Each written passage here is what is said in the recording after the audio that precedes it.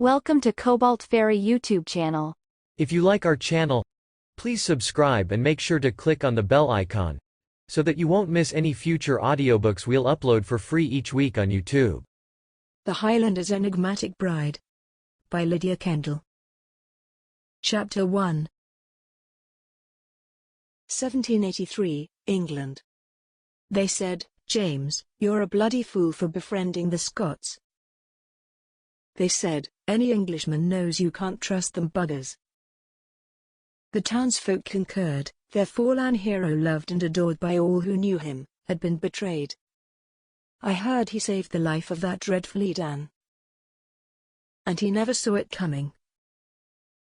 How could he know the very life he saved would be the hand to end his? May the good Lord bless his soul, and may he be with the Browns who bear this pain."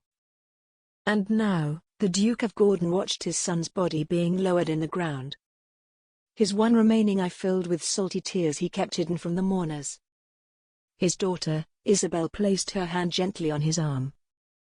"I know, father," she hushed so no one would hear.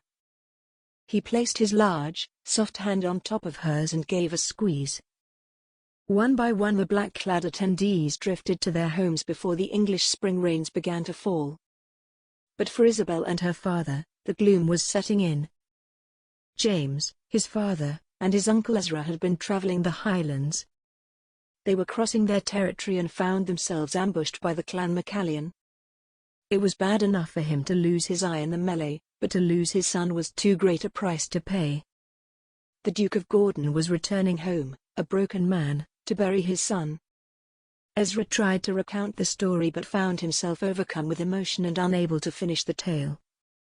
Isabel Brown will never forgive this heinous act of violence, and she will never forget. This was to be a one-woman's war against the clan Maccallion. Upon returning to the grand house, Isabel entered her chambers with a stern determination to remain strong for her father. Although the sadness nearly broke her, she was stoic. She would be strong and brave. She missed James already. After all, he had been more than a brother to her. He had been a dear friend. Their childhood was punctuated by the knowledge of the battles fought with the Jacobites, but ultimately, they had been happy.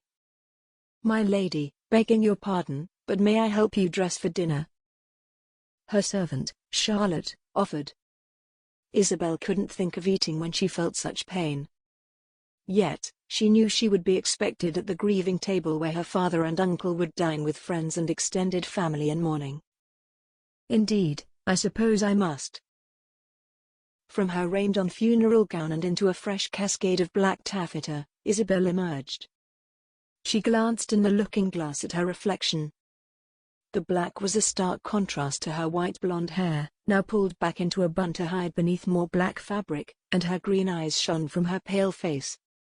She looked too thin in her grief, yet the eyes of her brother still shone back at her.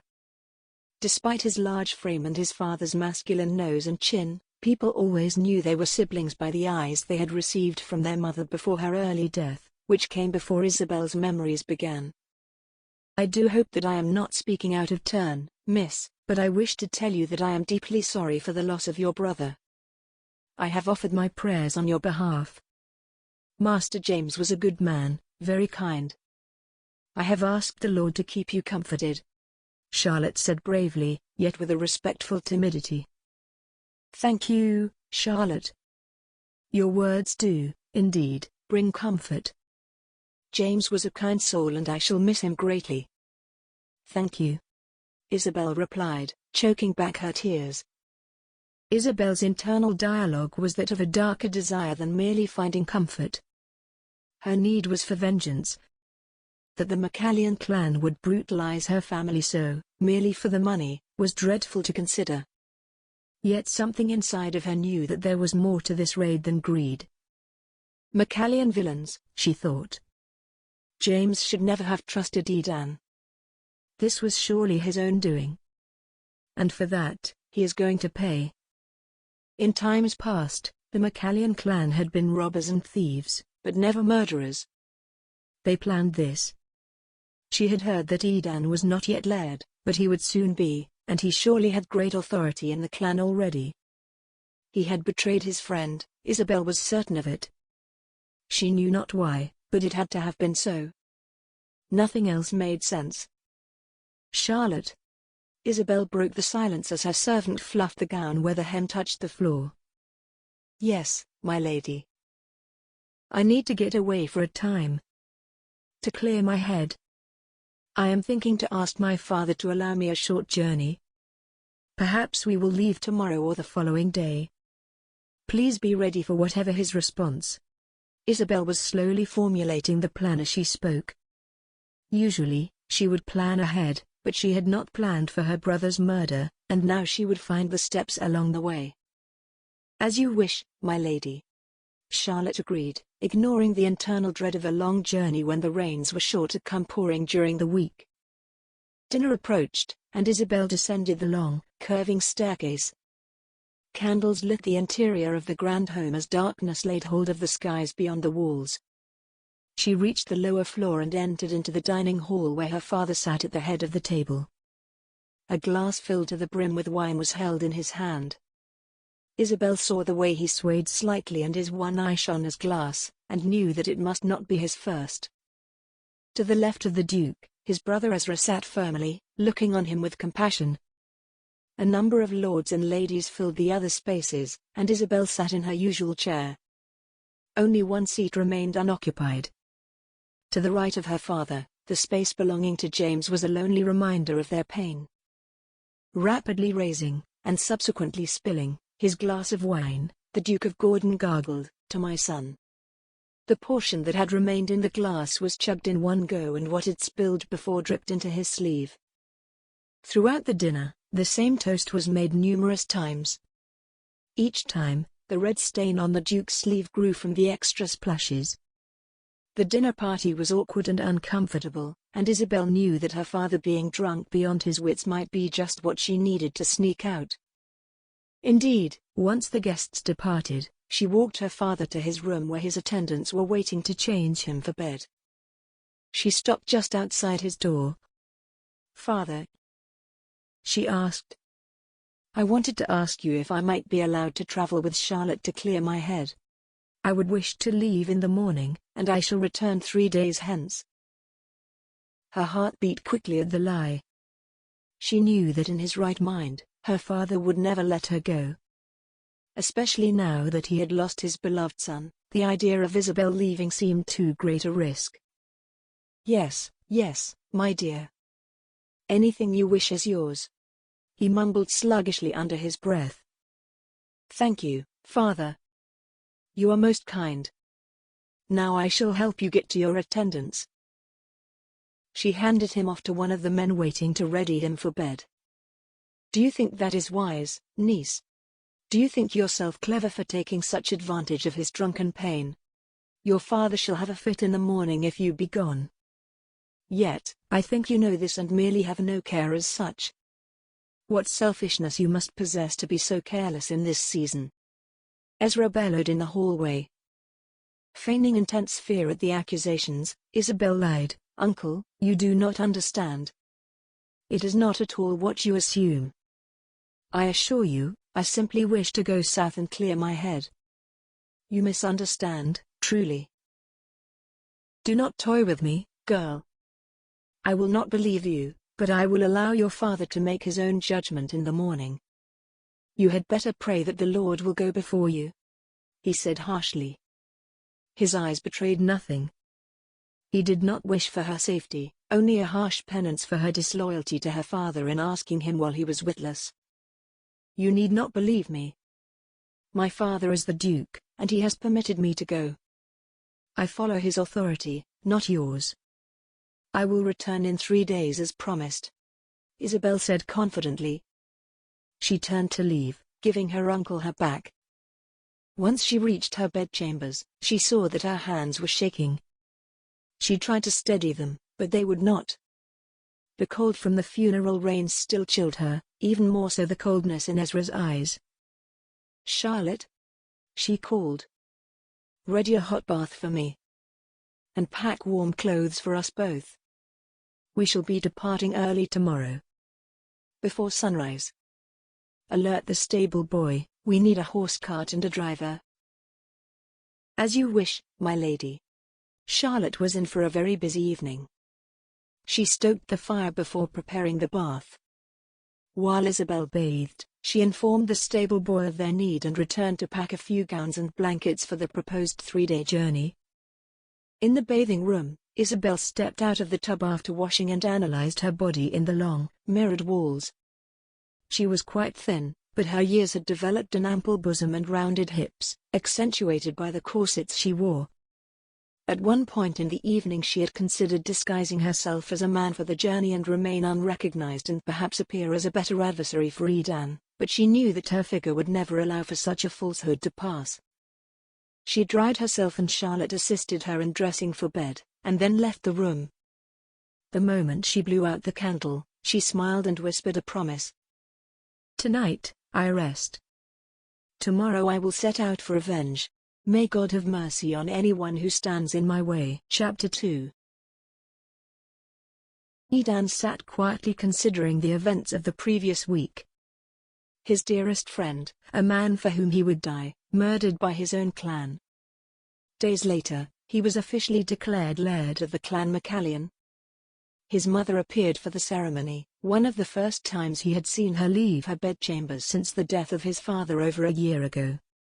It had been an overwhelming 6 days, to be sure.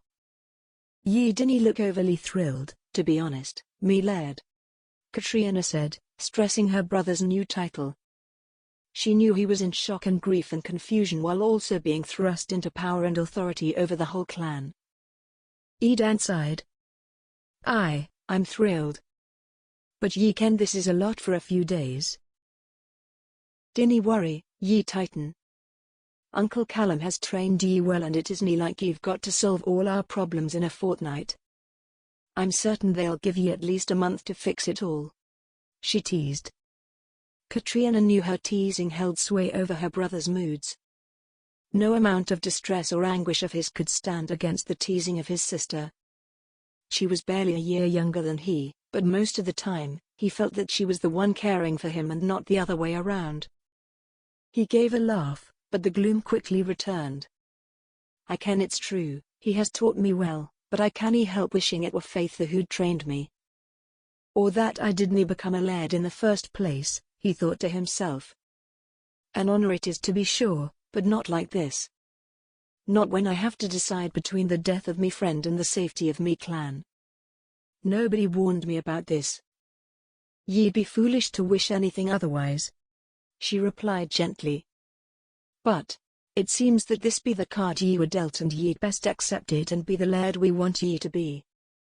My big brother, Laird of the Maccallion clan, ruler of the Highlands, a man among men. She burst with enthusiasm. Again, he found himself powerless to her joy. Ye are the most annoying sister ever, he joked. Aye, it seems likely, she replied. Now, come me Laird, join me in your kingdom, your subjects await. Katrina pulled his hand so that Edan would have to stand and follow her. She was small, but sturdy, with a stout frame and dark hair like their mother's. Edan had the burgundy shade that had once belonged to his father. Like both their parents, they each had light blue eyes, with the big and round shape of their mother's. Ye are quite the brute, Edan commented on her strength. And I'll be taking that as a near and dear compliment. I think I'll be a warrior, maybe even the next laird. I can chop me hair right off, she replied. Then adding in hushed tones, I can even stuff something into a pair of trousers, and everyone will believe I've got bullocks as big as yours. One of these days, ye'll have to start watching that mouth of yours. Ye dinna have any bullocks, but your mouth sure makes up for the lack. And it's certainly bigger than the junk I've seen on any bull, he teased back. Aye, it is rather large. But I haven't any intention of marrying soon, so I dinna ken why I'd need to change it now. I'll be a girl later. I'll parade me bosoms like that old hag Morvan and her daughter Lorna. Have ye seen the rat that mother passed to daughter? I could suckle the whole of the island had I those beasts, she added crassly. Will ye please, for heaven's sake, calm your tongue," he nearly begged. "I'll calm me tongue when ye aren't looking so knackered and miserable. I say it all to shock ye and it does the trick, dinna deny it," she justified with a twinge of seriousness. Deep down, Katrina was truly worried for her brother. His sadness had grown great since the death of his dear friend at the hands of his own clansmen. Their uncle, Callum, had been a temporary laird during the ambush, since the death of Edan's father until he was old enough to take the position. It was now up to Edan to deal with the matter, and there were still so few answers as to what truly happened and how it must be handled. Edan and Katrina went into the main hall where they could dine and drink with their friends and relatives. Their mother had returned to her bedchambers and not been seen again since the ceremony to give Edan his lairdship. He did not expect to see her again soon. Since his father's death, she had been inconsolable, and he was unsure if she would ever recover. If a year had not been sufficient time, how would 5? I can't blame her. I'd be hiding too if I had the option, he considered. Here he is. Cheers to the Laird, shouted one of the men in the hall, raising his cup of whiskey. The other men joined in raising theirs, grateful for the excuse to down another swig. "Aye, cheers to ye, me brother," Katrina whispered only to Edan amidst the vast noise and raucous activity in the hall. "Thank ye for the strength ye always possess," he replied, grateful that she cared for him so. "And for me wicked tongue?" she inquired. "Aye, thank ye for that as well," he said with a smirk. The evening commenced with festivities and drinking. Edan tried to forget the burden of what must be to come in handling the situation of the ambush and the injury of the Duke of Gordon and murder of his friend.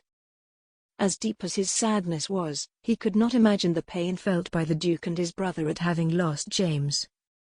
He also knew that James had had a sister who must now be in grave mourning for her heroic brother.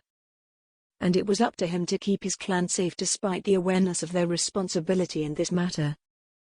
How could he support his family and friends when he knew they were the cause of James's death? Before the evening had finished, he had called for a meeting with his council the following day in which plans and decisions could be made how to proceed.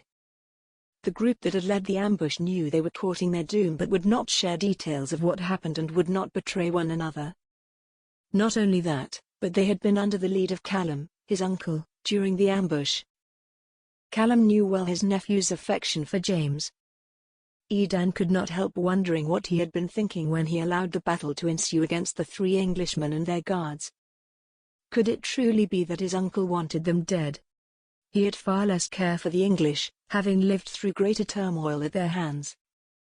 "Me Laird," came the hushed tone of Robert, his friend and confidant who sat in his council.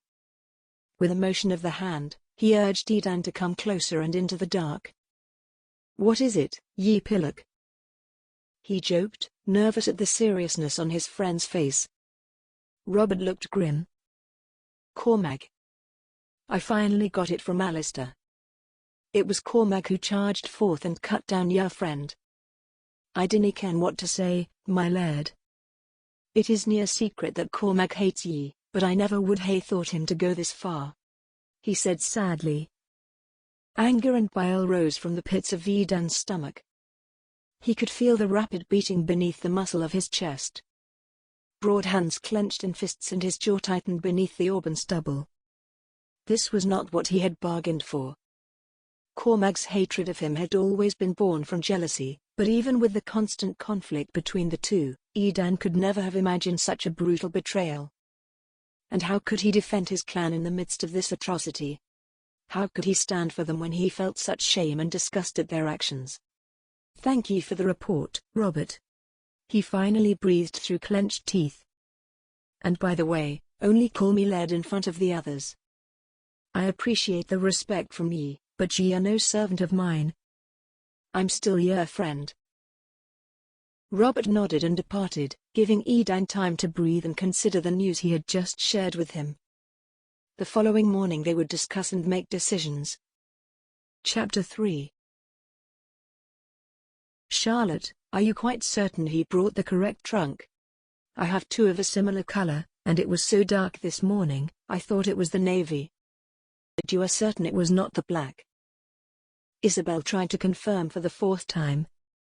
The black trunk contained trinkets from her youth, but after Charlotte packed the navy one for their journey, Isabel had snuck in a bundle of knives. I am certain, my lady. I packed it last evening and set it by the door. I do not think there would have been any way for the coachman to have picked the wrong one. The black was in your closets, Charlotte clarified, as she had done each time before. Isabel's love for planning was taking its toll on her now that she was formulating her idea as she went along. It was unusual for her, and she did not know if it would be her undoing. Perhaps my uncle was right, she thought. I haven't thought this through and there is so much risk. She had told the man to drive north, past the border and with great speed. Within perhaps another 3 or 4 hours, she knew they would reach the lands of the clan Maccallion. The speed made for a bumpy ride in the back of the coach. Outside they heard the driver pushing the 2 horses forward quickly. If all went according to plan, they would be spending the better part of the day at the mercy of the clan, at which point Isabel would try to get close to Edan. Perhaps it would take a day, perhaps it would take 20. Or perhaps she would be the next body lowered into the ground beside her brother. My lady, Charlotte began bravely. Do you think it wise to travel north? I mean not to question you, but considering the events of the past week, I worry for you. Isabel looked compassionately at Charlotte, thinking for the first time about the risk she was putting her and the young coachman at by bringing them on this journey. Fear not, I will do my best to keep you safe should anything occur. I am the only one who is truly in danger. It is money they want, and I am certain we shall avoid them at all costs anyway. Do not be afraid, dear Charlotte, she reassured, despite her internal awareness of the fact that she could make no such guarantee. The journey was otherwise quite safe for the continued bumps and snorts of the horses being pushed to their limits by the weight of the carriage. They had to make a stop here and there to feed and give the beasts water. They stopped, perhaps, more than necessary as the coachman was uniquely attached to the horses and he hated to see them working so hard. But just at the point when Isabel thought they might be traveling for an eternity, the sound of the coachman fearfully uttering a woe to his horses sparked hope in her heart. She peered out the window and saw that, indeed, a raiding party had come. The coach and horses were worth a significant amount and, for the first time, Isabel realized that they would likely go through her trunk as well. She hadn't planned for that, and she felt utterly senseless for not thinking it through further. Here they are, men. The scum of the Thames, laughed a fire-headed brute boisterously. There be no mistaking them. They're English. Please. Just let us pass. I am taking my lady on a journey, begged the coachman. Flutters of fear rippled through Isabel's bones. Your lady. Why, ye canny be more than a laddie. How's a laddie got himself a lady? The man mocked. Truly, we mean no harm. We just wish to reach the Highlands for a rest, he continued. Aye, so it's a rest ye want. Then a rest ye shall have, he called, pulling the coachman off his seat. The 20 or so men with him all laughed with the same fearless abhorrence. Wait, Isabel shouted, pushing herself quickly from the coach. Leave him. Allow him to return, along with my maid. You can take me to your leader, I care not. But please, have honor, men. Take me and allow them to leave. I am the daughter of a wealthy man. You shall have a great ransom if you take me. Taking them will give you only more trouble than it is worth. The group of men seemed to consider for a moment but turned to the brute that led them before they would answer. I will take ye to me, Laird, and I will let this man go with one of the horses. But the other horse, the grand little princess carriage, they come with us. So does your maid. That is, if she's bonny. I suppose I had best nae commit until I see whether she be a bonny lass. Little maid, he called. Charlotte timidly stepped from the carriage. Aye, right bonny enough she is. Men, get the boy and a horse. The rest are coming home with us," he ordered. The men cheered and got to work. Isabel stood with Charlotte close by her side. "Please, do not worry. I will ensure you get home safely," she promised again without the certainty held in her voice. The Scotsman released the coachman to ride back to English quickly, this time without a store of food for his beast. Then they loaded up the coach and led the remaining horse onwards with the two girls walking in tow. A band of 8 brigands carried the rear. "Aye, the rich lass has an ass I'd love to get me hands on," commented one of the men while the other seemed to hold his gaze at Charlotte's overdeveloped chest that spilled from her uniform. The men were not subtle in their conversing or the directions of their eyes. Now and then they would jeer at the girls if they began to slow. "Faster, faster, that's it. Dinny, stop," called one man in a voice to imitate an amorous woman. Isabel felt the blush rush to her cheeks. While she had no experience of such things, she had heard the servant men speaking crassly of women's calls in the night. "My lady, where are they taking us?" asked Charlotte again. Her voice carried tears on the brink, and her eyes had remained filled with fear for the entire walk. "To their leader, Charlotte. I shall appeal to him and have you returned home." "Do not worry," she said once more. With every plea not to worry, Isabel became less stable and Charlotte less convinced of her own safety. "See that, lassies. That be your new home," said the brute in charge once a village came into view. A grand home stood in the center of it all and surrounding was a wide, colorful meadow. "See that, Charlotte. It is truly beautiful." "A place of death would not be so beautiful," she said, suddenly relieved. "Miss, you say that, but I am a servant. Servant girls are warned about men. It isn't death I fear. It's him," she said, looking to the gangly beanstalk who could not keep his brown eyes from her figure. Isabel sighed. She had no reassuring words left to say. Instead, she plodded forward, knowing she would soon find her mission completed and she could either return home or face her own death, knowing she had at least returned the agony which she felt towards the loss of her brother. They entered the village, and the people watched as the band of men led the girls and loot to the shockingly large castle. Isabel had heard from James that the Highlands held stunning works of architecture and grand castles, but she had never imagined this towering, magnificent work. "Sit your buns here," the main brute said, gesturing to a marble bench at the top of the staircase and before the main doors to enter. The doors were made of oak and had a clever latch to prevent intrusion. Isabel eyed the men with the carriage as they pulled down her trunk. They did not open it, however, being too distracted by the uncomfortable English girls, one in a grand, taffeta morning gown, and the other with a gown that could not contain her chest. The men made grotesque gestures with their hands as a rude invitation and spoke loudly and explicitly. At last the doors opened once again and the brute gestured for them to enter. "Me Laird wishes to see ye," he said, leading them through a corridor and into a great hall with a large table and important-looking men sitting in each chair. Their kilts were all of the same tartans, representing their loyalty to the clan. "Thank ye, Cormag.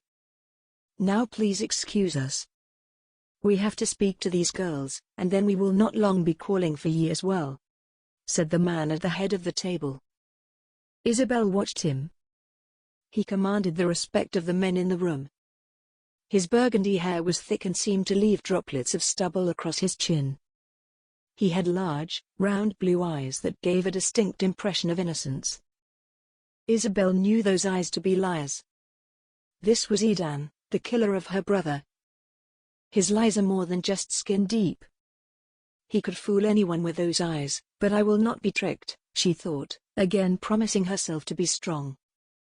"Uncle, shall we pause for a moment in our previous discussion and address the issue of our newest arrivals?"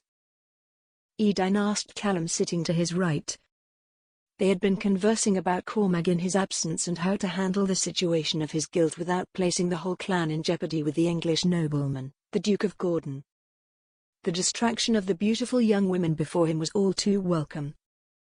He noticed especially the lady in mourning with her hair falling out of its captivity in little white blonde ringlets. As ye wish. Callum spoke heavily, his eyes nearly slits at the sight of the English women.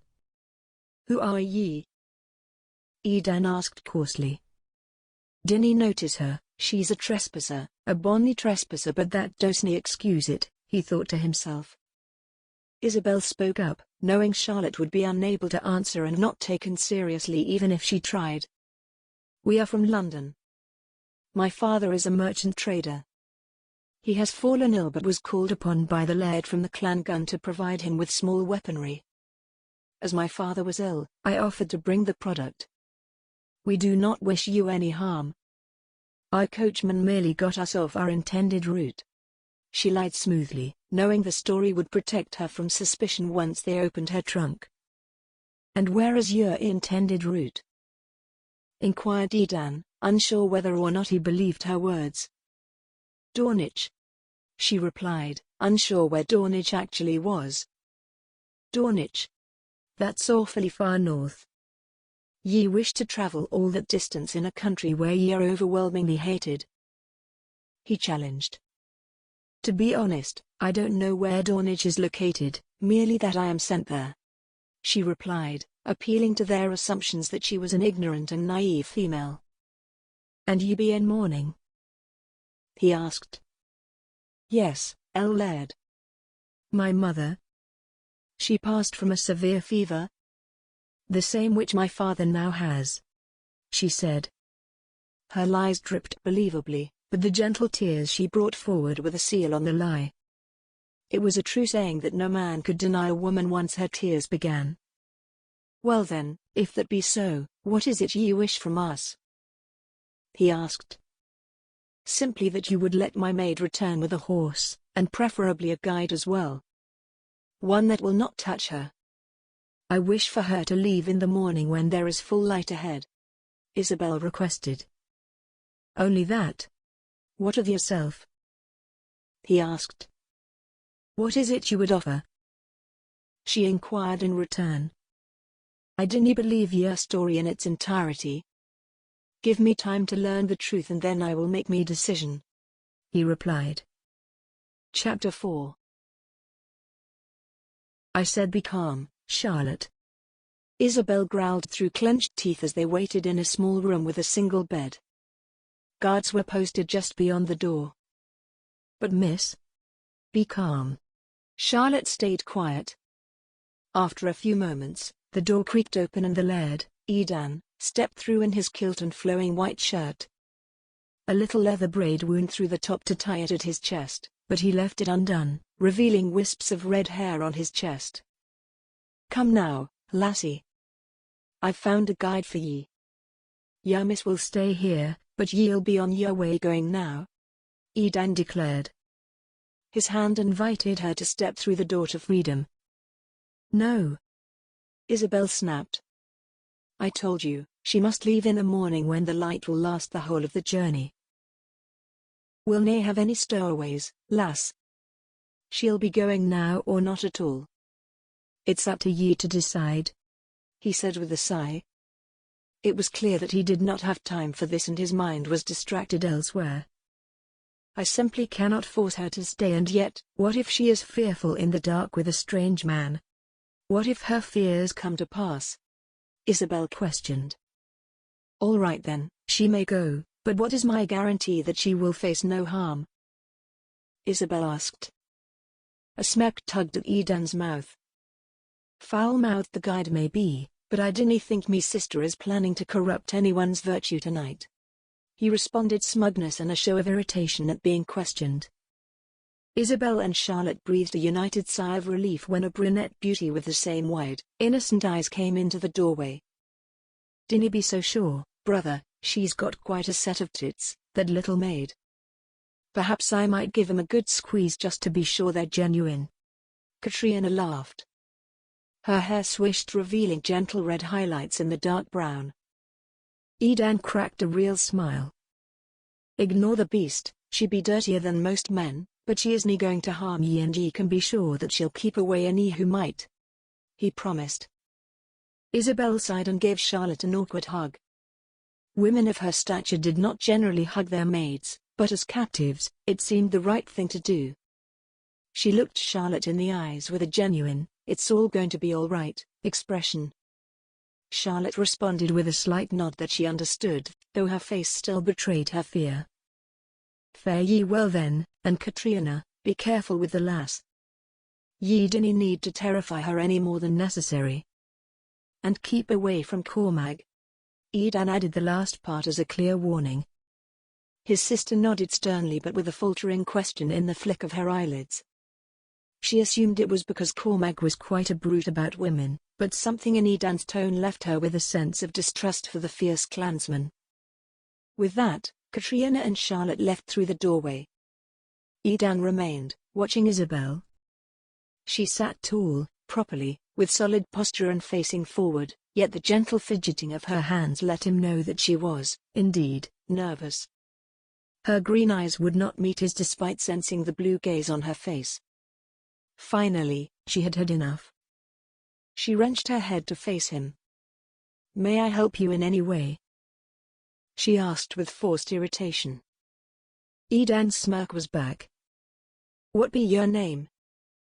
he asked gently, running a hand through his burgundy hair as he tended to do when he was nervous and trying to hide it. Isabel wavered. She did not know whether or not James had mentioned her to his friend. "Elise," she glibly lied. "Elise. There's a bonny name. Have ye any friends in our part of the world, Elise?" He spoke slowly, tasting the name on his tongue. "She doesn't look like an Elise. Too fair, indeed. And those eyes, I can't stop looking at them." God help me, he thought. "No, I do not.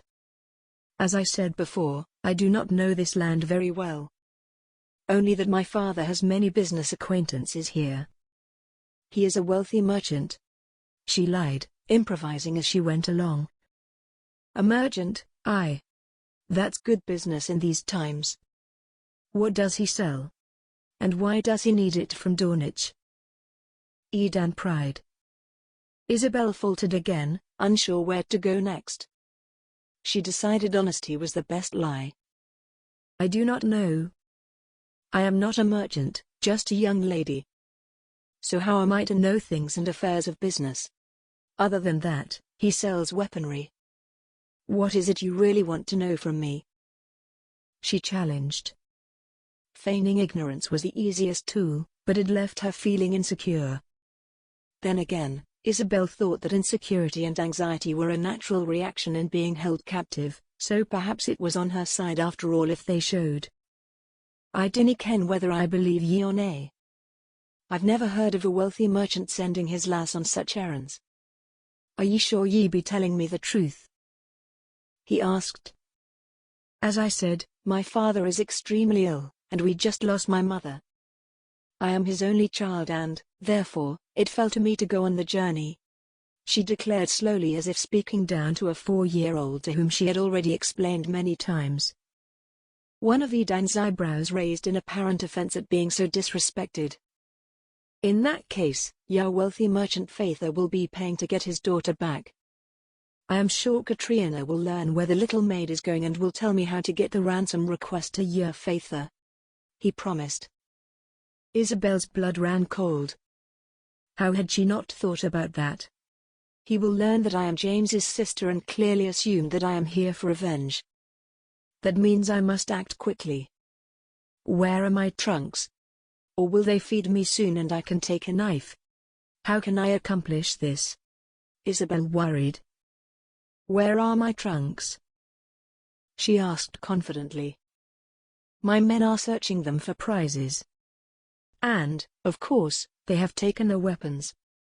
We can't allow a prisoner to defend herself. Surely ye understand, it isn't anything personal. Just a precaution," he said as if reading her mind about wanting the weapons. "Will you be feeding me any time soon? I am rather famished. I am sure most of what you have available to me will be completely inedible, like that atrocity, haggis, or something. Nevertheless, I am in need of food." she said. "We dinna waste haggis on English brats like ye," he said harshly in response to her offending his favorite dish. "I'll be having soup brought to ye shortly." "Soup?" she whined. "I would truly love some potatoes with pheasant, or some other fowl." The reality was that she needed anything that could be eaten with a knife. "Great, potato and pheasant soup it is," he replied before exiting quickly and shutting the door. Isabel heard the lock turn and the guards outside mumbling with the Laird. "Soup? How am I meant to stab him with a spoon?" she wondered. A half-hour later, it was not pheasant and potato soup that was brought to her, but a barley and cabbage broth.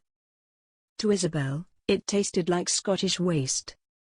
The large, wooden soup spoon was more like a ladle that barely fit in Isabel's pert mouth. She was angry and bitter that her thinly thought-out plan was so quickly failing her. Edan entered the room a few moments into her dinner. "How's your pheasant?" "Lovely," she replied with disdain. She followed by casting a sarcastic eye roll in his direction just to assure him she was unimpressed. "Do you think that perhaps next time you could pluck him first?" she added, just to give a dramatic insult. "Clever. Ye be quite a wit, lass," he responded with a dry tone to let her know that he wasn't remotely affected by her robust attitude. "And ye be quite a cheat, lad," Isabel mocked with a very poor attempt at mimicking Edan's accent. For a moment, he glared at her in the doorway. A twinge in his lips showed that he felt some emotion after all, and finally he could not hold it in until he began to laugh hysterically. The twinge had become a full, wide grin and staccato laughs produced from his belly. Isabel blushed with humiliation. Why should she care what he thought? She was here to kill him, and he didn't even know it. If anyone was a fool, it was him. And yet, she was a woman, and her pride had been wounded. She didn't want to admit that it was so fragile, but in moments like this, it nearly tore her down. Why does it matter? He's a killer. His laugh cannot harm me near so much as his actions already have, she reminded herself.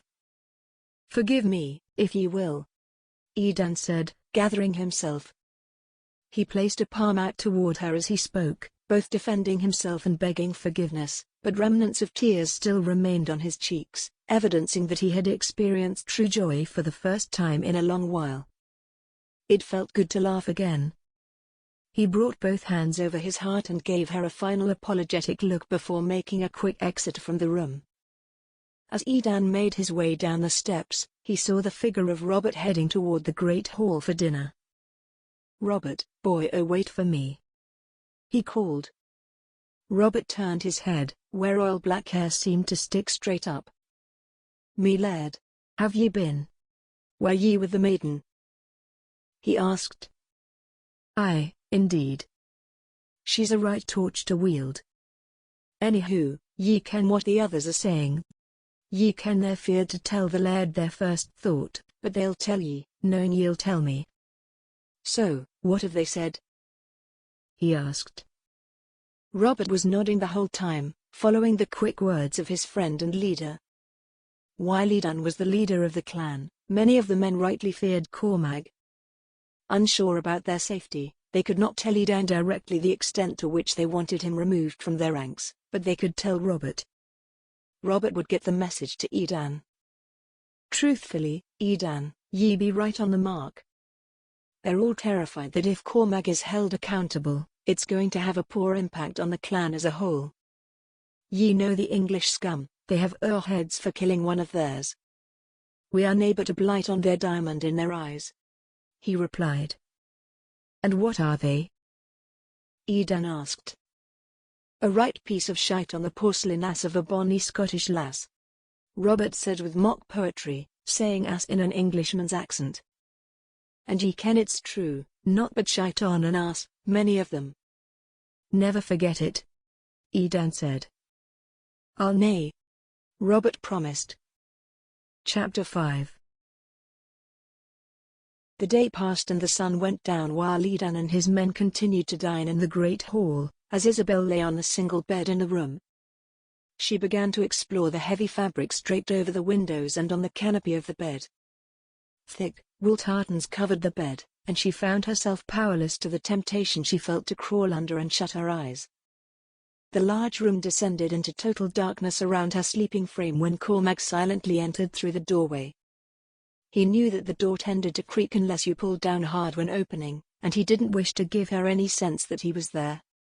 He had also told the guards that he had been sent by Edan to check on the prisoner and give her a scare for information if necessary. Truthfully, his intentions were of a far more urgent need.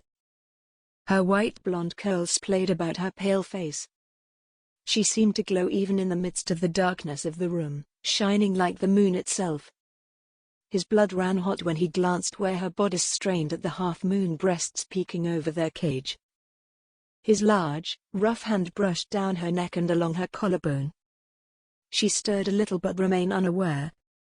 Then his hand began to travel down when a creaking sounded behind him. "That be right quite enough, Cormac," Edan whispered fiercely in the darkness. "She's English, ye really think she'd mind?"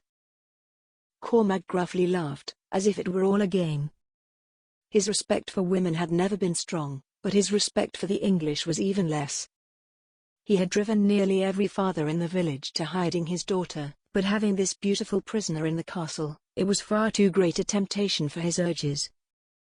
"Ye might have the others afeared for their safety if your rottenness should be revealed, but ye can I have nae worries about planting me fist right through your skull. Touch her again, and it's the end for ye. I'll have none of this. Stay away from the lass," he ordered with a low growl. Cormac shuffled from the room bitterly. "If ye want to cater to English scum then ye should have become a duke rather than a laird. Remember who ye are. Ye've gone soft on them. It'd be a real shame if we lost our manhood because ye handed your welly to their little blooming rose," Cormac added abruptly. The reminder to Edan that he had the responsibility of his clan at stake was more than he wished for, and Cormac knew it. "I'm nae soft, I'm human, and so are the English. Scum they may be, but they're still human. James was human, and this angel is clearly human. Cormac is dirt. I'll nae listen to a word the murderer has to say," Edan thought. His eyes strayed to the beauty lying on the bed. He could make out the outline of her rose-hewn lips and the blush in the softness of her cheek. Her lips parted just enough to allow a gentle breath to escape rhythmically. She was a wonder to him. Isabel's body seemed so small as she lay, like a child's doll. Were it not for her womanly curves, he might think her still a youth. "Elise, lass, what are ye doing to me?" he wondered. She began to stir, and her green eyes opened wide to see the silhouetted figure looming above her in the dark. A yelp escaped Isabel's mouth as she forgot where she was. "Elise, dinna worry, I mean ye no harm," Edan insisted, holding his hands out to show her there was no weapon held in them. "Who is Elise? Who are you?" she demanded forcefully. Lost to her dreams, she was completely uncertain of her surroundings now as she awoke. In the dark where she could not see it, Edan smirked. She had slipped up. Her name was not Elise after all. Shuffling toward the door, Edan leaned out and called for a light to be brought. A guard promptly arrived with a lantern that filled the room with a ghoulish glow. Isabel was coming back to herself by then and remembering where she was. "Ye may leave us," Edan instructed the guard, who merely nodded, kilt swishing as he went. "My apologies, I was in a heavy sleep. I did not remember myself when I awoke," Isabel said, feeling embarrassed for the ruckus she had caused. "Clearly ye dinna remember yourself if ye canna even get your own name right, Elise. Anything you wish to tell me?" he prodded. Goosebumps rose on the flesh of her arms. Isabel was completely infuriated at herself for having slipped up. Even more so, she was anguished that he had caught her. This man she so despised had gotten the best of her, and there was nothing she could do to help it. She spluttered for a moment, searching for words that wouldn't come. "It is none of your business what my name is. My telling you a false name has no bearing on the truth of the rest of my journey and its factors. Truthfully, I am the daughter of an ill merchant who just lost his wife," she said passionately. "I dinna believe ye. Of all the things to lie about, why would ye choose a false name? Who are ye really?" he implored, watching her with those light blue orbs of his. "I told you my father is a wealthy merchant," she began. "But what I failed to mention was that he has quite a high status, and the extent of his wealth is great. I fear that if you should learn my name, you might choose to exploit his status, his wealth." Isabel spun the lie further and further, wondering what other details she might be missing or fail to remember should they ever again be addressed. There was too much at stake to be lost in a web of lies that meant nothing. I see. Well, ye should ken that we had every intention of exploiting the situation even 'fore ye took to your lies. Ye didn't have to tell us ye were wealthy for us to see a prime opportunity at hand. So, lass, your father, whoever he might be and on whatever sickbed he may be laying, isn't going to get ye back until we have a ransom for our troubles. Understand, everything that belongs to the Scots has been stolen by English thieves. This is our way of earning it back. Hard work and dedication to keeping ye safe in a country that doesn't particularly like your type. It seems only right that we should receive a just reward for our efforts, ye ken." Edan reasoned. He knew it was a slim excuse, but it was one they had used many times for raiding English troops that passed through their territory. They had no reason to allow themselves to be taken advantage of. Isabel glared at him through green, slit eyes. Like a snake ready to strike at its prey, she responded, I ken." Edan smirked again at her mocking. At least with this subtle phrase, she was able to hide some of her poor accents. His eyes remained locked on her frame. His devotion to his clansmen, along with his hatred of the English, kept him strong. But she had wounded his pride with her mocking and, worse, she was a sight to behold. "I suppose ye'd better get some rest. In the morning, I promise ye'll have bread and even butter. By that I mean that the bread will already be buttered," he added, getting satisfaction at raising and subsequently squashing her hopes of even a butter knife. What a terror he is, Isabel thought bitterly even as she watched his strong frame exit the room in the dim light. His nightshirt clung to the muscles on his back in a way that shadowed every ripple. She found herself hypnotized in spite of herself and gazing while echoing insults paraded through her mind. After little rest, the morning light dawned, and Isabel woke feeling strangely rested despite the interruptions and sleeplessness. The bed had been shockingly comfortable, and her body did not wish to rise. A guard knocked and opened the door while silently placing a tray of buttered bread, scrambled eggs, and milk on the small oak table in the corner of the room. Isabel made her way to it, realizing that she was again quite hungry.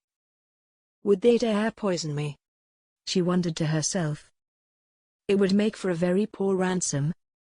No, they would not risk it. They have no care about my life or death. I am just a random English girl to them. They know only about money. They would never kill me and risk the ransom. After thoroughly convincing herself, Isabel dove into the breakfast. She used the bread to scoop the eggs into a sandwich and ate heartily, drinking the milk beside. She wished only for tea in addition but knew not whether it would be brought. After an hour the guard came, collected the tray and acquiesced to her request for tea. She enjoyed the warmth of it as she lay under the woolen blankets of the bed and felt actually quite comfortable. No, there must be something wrong with me if I am actually enjoying this. Really, Isabel, what are you doing? This is not your home. This is not a holiday treat. You are here for revenge. Do not forget it, she reminded herself, feeling quite foolish. Isabel stood and meandered toward the window. She opened it and looked out at the yard. She was maybe 6 or 7 floors up in the castle. There was no chance of escaping had that been her desire. Had she truly been a prisoner with no intent of remaining to kill the Laird, she would perhaps consider tying together the walls and climbing down. Alas, she knew better, and she knew that that was not her wish. She was here to kill Edan. At the first chance she had, he would be dead. Her eyes gazed over the view of green meadows and an elaborate garden. She had heard of such beautiful gardens in Scottish castles. She had seen beauties in England as well, but nothing so majestic as this. Roses and daisies and carnations, large bushes clipped into sharp-edged order. The colors rose and fell together, like individual brush strokes creating a fine masterpiece. The fresh breeze floated in around her. Sun shone in the sky, and the temperature had warmed for the day. It was beautiful, magnificent, and she felt refreshed. Losing James was a grief from which she would not soon recover, but she came to realize that her lie had become a truth. She needed time away from her home, time to feel at peace. And yet again she hated herself for considering this a place of peace. It was a place of bloodshed, the very land that murdered her brother, and in this castle, the very man that ordered it. Nonsense it was to feel otherwise. "Isabel, what is the matter with you?" she asked herself aloud, before quickly turning to ensure the door was closed tight and no one could hear her soft, self-identifying question. Gardens, meadows, fresh air, boredom, gloom, and murderers. This is truly a land of contrasts, she added bitterly. As if sensing her disrespect, a large grey cloud moved into view and an angry wind whipped through the window, forcing her to back up a few steps. Over the next 3 hours of rain and wind, Isabel lay in bed, bored and waiting for her next meal as the only hope to provide a break in the day. When lunch came, it was soup again. Isabel began to wonder if she would ever find the opportune moment she so desperately needed to finish her business, or if, perhaps, she would waste away here after all. Chapter 6. Edan finished a full meal and was ready to leave the great hall. The rack of lamb with neeps and tatties filled him well. "Me Laird, have ye any news from your sister?" "None, Robert.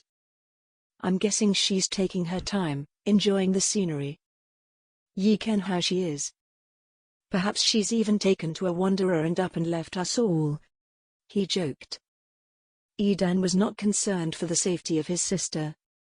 Katrina was far more fearsome than many of his bravest men. She could handle herself in a fight. "Have ye any further thoughts on what to do about Cormac?" He added the name in a low voice. Edan sighed. I ken it's me duty, I haven't made me decision. Truthfully, I think it best we deal with it privately. It doesn't feel right to me, not with what the blighter did to me friend, but I cannae put the rest of ye at risk because of it. I cannae let ye all suffer at the hands of them rotten English because of his disgraceful choice. He knew we had chosen to not be haters of all the Englishmen, only for those who chose to rise against us and seek our death. But James was none of that. Yet Cormac still did what he did. So now it be up to me to defend our clan while we quietly punish the man, ye ken. I understand ye, Laird, Robert replied. For heaven's sake, Robert, call me Edan still. I haven't any crown on me head now, do I? He asked.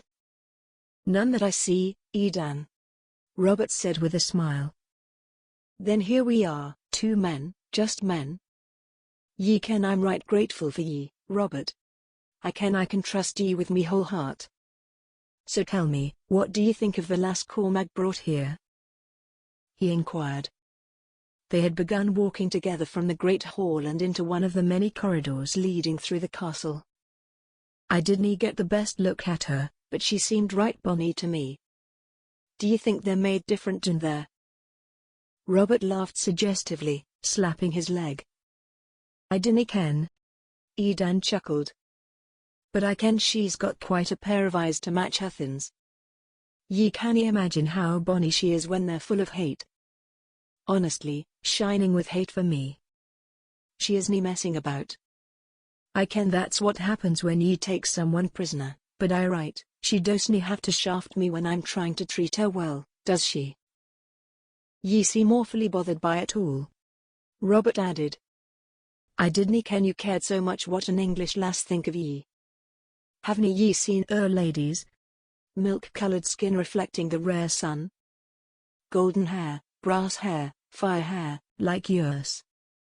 Ye canny deny our ladies are ripe pickins, Robert remarked. I'll nae deny it, but did ye see her? She has the same skin, rosy cheeks, and that little mouth of hers with rosebud lips. She's right bonny, and there's a truth to be had, Edan defended. Robert laughed again. Whatever ye say, ye are the Laird after all. I dinna ken why ye'd notice her, but ye have, and that's all there is to it, he said with resignation, shaking his head in amusement. I canna explain it, Robert, there's just something familiar about her. It's like she reminds me of someone I knew, someone who is lost from me. I dinna ken, really. She's just stuck with me is all. Perhaps I need to be seen by one of their old vicars who can cast this spirit out of me, this thing causing me to be drawn to her, Edan said dryly. It was meant as a joke, but he didn't have the energy to say it with any humor, and Robert didn't take it as such. They both seemed lost in different worlds. Since we be on the topic of bonny ladies, Robert began with apparent hesitation. So long as ye never ask for me sister's hand, ye know I'd love to see ye married off, Edan inserted, bringing a genuine laugh from Robert. Sunlight was shining through one of the windows, and it brightened both their faces for a moment before retreating behind another cloud. The rain and sun had been battling the whole day. I haven't the stones for a cockfight that vicious, he defended. Nay, I'm speaking of another sort. One with brass curls and eyes like moss. A true Scottish lass. Aye, and who is she? Edan prodded. Lorna MacDougall, Robert said with poetry and flair. Lorna? Edan asked, surprised. Why are ye stunned? Is she not beautiful? Robert asked, offended at Edan's reaction. Aye, but is she not kind? Aye. Does she not have tits carved by angels out of alabaster? He asked breathlessly. Aye, that's certainly true, but then what are ye about with all the buts ye're inserting? Have ye any problem with her? Is there something I cannae see? He asked with rising anger. Her mother? Edan said cautiously, as if he were soon to be beaten to death. Robert's face softened. Oh, of course. Well, she's older than Moses. She'll be dead soon enough. Edan burst out laughing at Robert's deadpan, matter-of-fact expression, as if he had just shared the most natural information possible to share. What are ye laughing about? Did I say something wrongly? He asked. Robert, ye be wishing death upon your mother-in-law before ye even started pursuing the bride. Of course ye said it wrongly, he replied between gasping breaths. Ye're a right twit, ye ken. Sure, but I still dinna see what's so wrong about it. She's a right old hag. Lorna thinks so too. Old Maid Morvan and her swinging bells, he said in disgust. Ye ken Lorna's going to have the same swing when she gets to be that old, Edan reminded him. Well, that's easily solved by the fact that I'll be dead before she gets that old. So ye see, it's all perfect. I'll get to be with her during her prime when her mother is long dead, and then I'll die before she becomes her mother, he justified, finally seeing the comedy of his inordinate wishes and releasing the laughter Edan had already been indulging. Well then, I guess ye've got it all planned out. Anywho, ye can go see your belle before she starts to swing. In the meanwhile, I'm planning to charm the English right out of the blondie upstairs, Edan declared. Tell me if they're made different down there, Robert called back over his shoulder as he walked out of the hall toward the door of the castle. Down a few streets, he would find the woman he was searching for. Edan, on the other hand, had only to go a few floors up. There he stood outside the door of Elise, or whoever she was. The guard awkwardly tried to look straight forward and not notice his Laird at the door, not moving forward. Edan was lost in thought. And what exactly might be the best approach? Sorry for allowing me men to kidnap ye and for choosing to keep ye here. How's the soup? No, she isn't going to swoon for me with that. What might be the best I can say? What might give her grace to look at me? He asked himself. He knew he couldn't very well stand there forever. He could turn back. But no, the guard had already seen him. It would wound his pride to look so unsure of himself before someone who was meant to obey him. Open it, he said quickly, unceremoniously. For a moment, the guard was unsure if he'd heard correctly. His eyes asked for confirmation and Edan gave him a nod of the head. The door opened. Isabel sat up quickly from her position on the bed. She had been lying back, staring up at the ceiling. She looked comfortable with her hands folded across her stomach and legs stretched out, the right crossed over the left. Bored maybe, but comfortable. Now she looked feral. Her bottom half remained in its cross-legged position, but her eyes were ready to strike, and her hands held her in a firm position as they pressed against the mattress to hold her torso strong. Edan took a deep breath in. "And how is your fair English lass?" he asked casually. "Bored." "How is the Scots scum?" she replied pertly. "Amused," he replied with a curt smile. He had no intention of letting her see when she wounded his pride. It was his turn to win this time. She would not get one over on him. If he had to, he'd remind her of her slip in her cover story. Anything to wound her pride in return. But he hoped he would not have to sink to that, after all. "Well, I suppose you are very fortunate to be so. Life must be awfully dire here. I cannot imagine one would possibly enjoy all this rain," Isabel said. "Aye, because England be the very portrait of sunshine," Edan retorted. "Do you think a lady might be afforded a book at the very least? Surely there is nothing violent I could do with a book, save for outwitting you." She justified the request. "A book? Why, of course, I can get ye a book. Why didn't ye ask sooner? I'll say that I am rather surprised though. For one, I didn't think ye were bright enough to read, and for the other, I thought by now ye'd be asking for a bath. Have ye no knowledge of your scent?" he asked, wrinkling his nose. Truthfully, he couldn't smell anything but the post-rain aroma seeping through the windows, but he knew by now she would be wanting to bathe. Isabel's nostrils flared slightly, and her jaw clenched. Narrow eyes shot daggers at Edan. "Aye, a book it is. I take it ye'll not be having the bath after all?"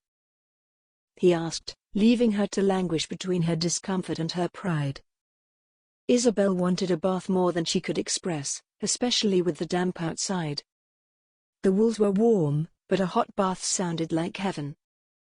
However, acquiescing to his insult was too great a wound for her to bear. Underlying it all was the fear that if she refused a bath, Edan might think she did not bathe. He may think she was dirty or uncivil. And a small part of her, a part she tried to bury, didn't want to be seen that way by him. Her pride relented to her desire. "A hot bath would be nice, thank you," she said, instantly berating herself for the politeness at the end. Chapter 7. "Where be the Titan Laird in all his glory?" echoed a voice in the corridor the next morning. Edan had remained resting longer than he generally stayed. He'd felt a monstrous headache pounding, and his body started to ache, but the rest had done him good. The door to his room swung wide open with no knock and Katrina bounded toward the bed where she lazily dropped her body. "What are you doing laying about like this? There's work to be done. Lives to save. English to kill," she said exuberantly. "What in the actual hell are you doing, waking a laird like that?" he asked, eyes still half closed and pulling the wool over his face. Using his position was meant simply to amuse her, but despite feeling better than before, he was still in no mood for his sister's overwhelming energy. "Forgive me, Laird brother, but we haven't all day. I dropped the maid, met with a few travellers from the Gun clan, and we made a right ruckus in one of the alehouses. But by then we were back in Land, so we didn't have to deal with any Englishmen at that point." Last night we were too far, but I had nae desire to keep riding. Me arse is aching like ye'd not believe. So, we rested the night, and I came in the morn. Anywho, how's ye? She rambled, using great hand gestures that disturbed the solitude Edan wished for. Ye ken I'm knackered. Will ye leave me be for just a few hours? We can deal with the rest later. He begged. Whatever ye say. I'll be out and about, I'm sure ye'll have an easy time finding me. Katrina said, lifting herself from the bed and preparing to exit the room. Or hear ye? Edan mumbled into his pillow as the door closed. His head began to pound again. All he could think about was Isabel. He had so many other things to concentrate on, like dealing with Cormac and keeping his land safe and accepting his grief over the death of his friend, but that blonde beauty whose name would not be known, she was his only thought. Edan. Katrina loudly whispered, knocking on his door urgently. I told ye to be gone. He muttered.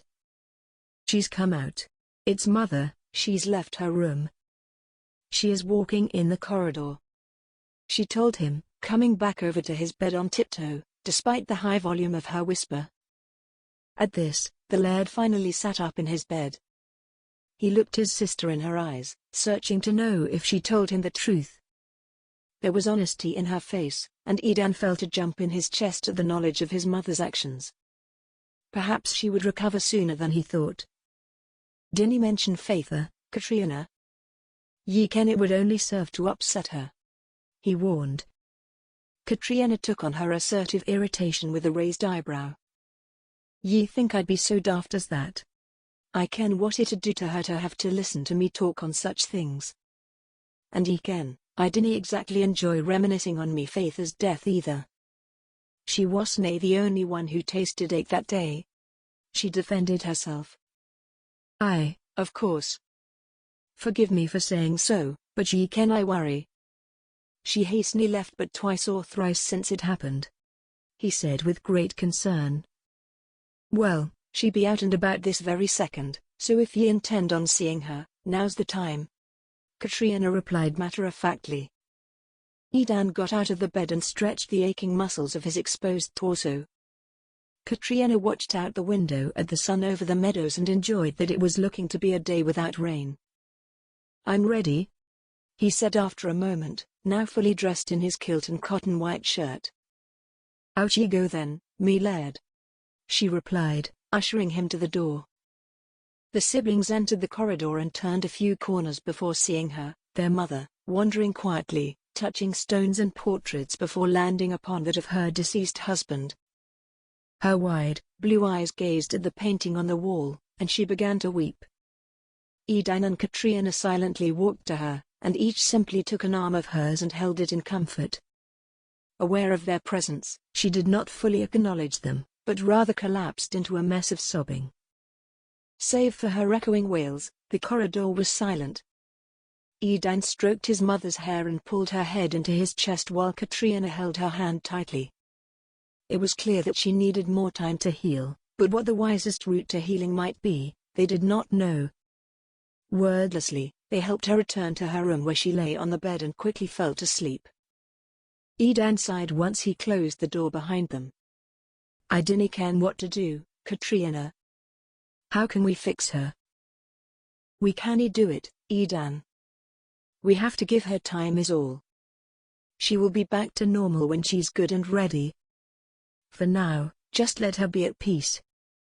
Ye ken I'm right. We're a stubborn lot, Katrina responded. Aye, right we are. But I have nae clue as to what will make her happy. I'm meant to be Laird, but I'm not exactly doing much it seems. Faither is gone, mother may as well be. Cormac is off killing folk. He trailed off. Who'd Cormac kill? Katrina asked with alarm. James. It was Cormac. I dinna ken what to do about it now because we canna be having the Duke and all of England on our doorstep to seek revenge. What am I to do? He asked. Ye have to deal with it here. Ye canna do it publicly. they'd murder the lot of us. Deny it, lie, whatever ye must. Dinna ye bring the English to our home? She said with resignation. I can. I'd rather murder Cormac myself than watch the English come in and kill us all with him. Edan said. So why dinna ye do it? Kill him, I mean. Or have someone else do it. Public execution. Duel. Whatever ye want. Katrina suggested. If we do that, word will get out. There's no hiding it if we take such measures of justice, and ye ken it's true. I dinna think it'll work. Even putting him in a dungeon has risks. People ask too many questions, and I can't answer them without the English knocking on me door. He justified. True. Hey, I forgot to ask ye. Edan began. Tell me about the maid. Where's the girl from? Who's her faither? We can ask a grand reward, ye ken. What can ye tell me? Very little. The maid was cleverer than I'd given her credit for. I truthfully thought I'd be able to get the best of her, but she's slippery. Had me drop her at a right grand home. She entered, and I watched, waiting to report to ye. Something didn't sit right with me, though. So, after a wee while, I put on me best English accent and changed into one of them gowns I lifted from the rich one's trunk. Then I went to the door and asked for me friend, the maid who'd just entered. Katrina added the last sentence with a well-executed English accent. And then Edan prodded. Well, they told me she'd only come for a brief tea with her friend who worked there, and she'd left out the back. Slippery weasel she was. And I felt right daft for falling for the trick. Katrina said with light bitterness. Clearly, it was not her first priority in the world, but she still felt ashamed for letting it happen. So ye dinna ken who the girl's faither is? Or her home? He asked again. Me Laird, I ken only that ye seem to be awfully distracted by the English wench, and I'm nae the first to say it. She said with a laugh. Why is everyone on me case about her? I'm a man, she's a woman. How can I ignore that? It's only me natural instinct to notice her backside and that right bonny mane of hers. As if ye've never noticed a man before. He defended. Not an Englishman. Katrina practically howled.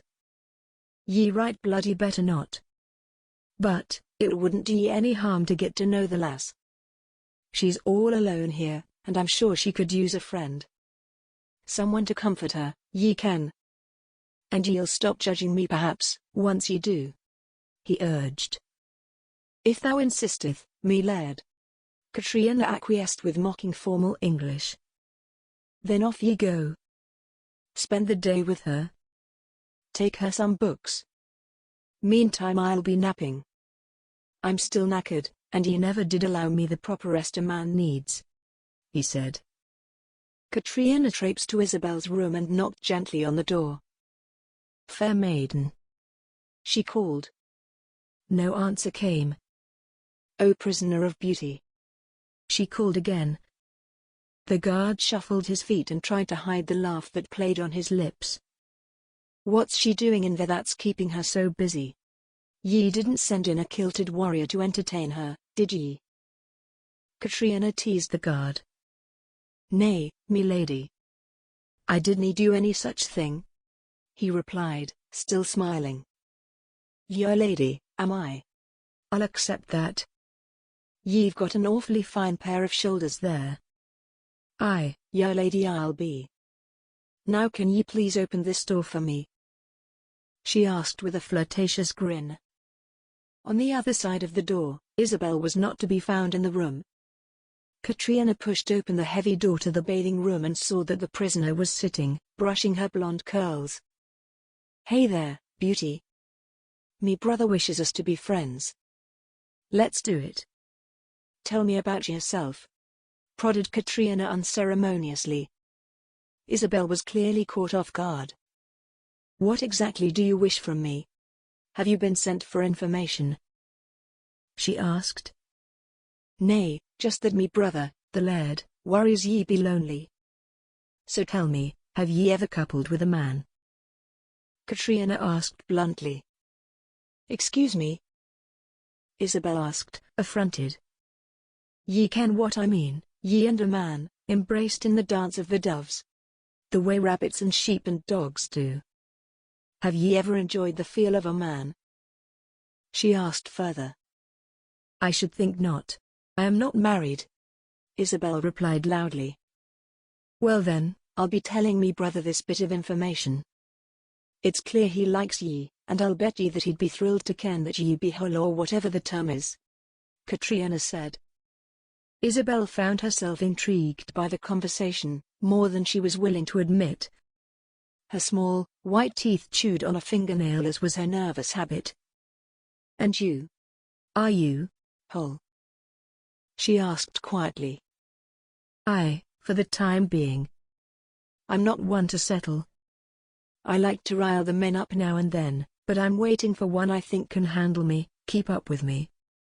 No sense in being with any old brute the first time. That nasty Cormag, he kissed me once. But I'd never let him again. And I've taken me own fair few kisses. I just like to tease. I need a man with as much fire in his blood as I have in mine. She reasoned. And your brother?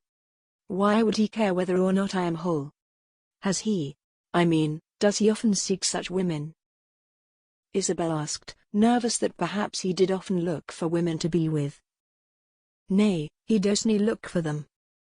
Plenty of women come searching for him, though. And if ye be asking me whether or not me brother has done the deed, that is nae anything I'm ever wanting to find out. It's nae an image I'd like to consider.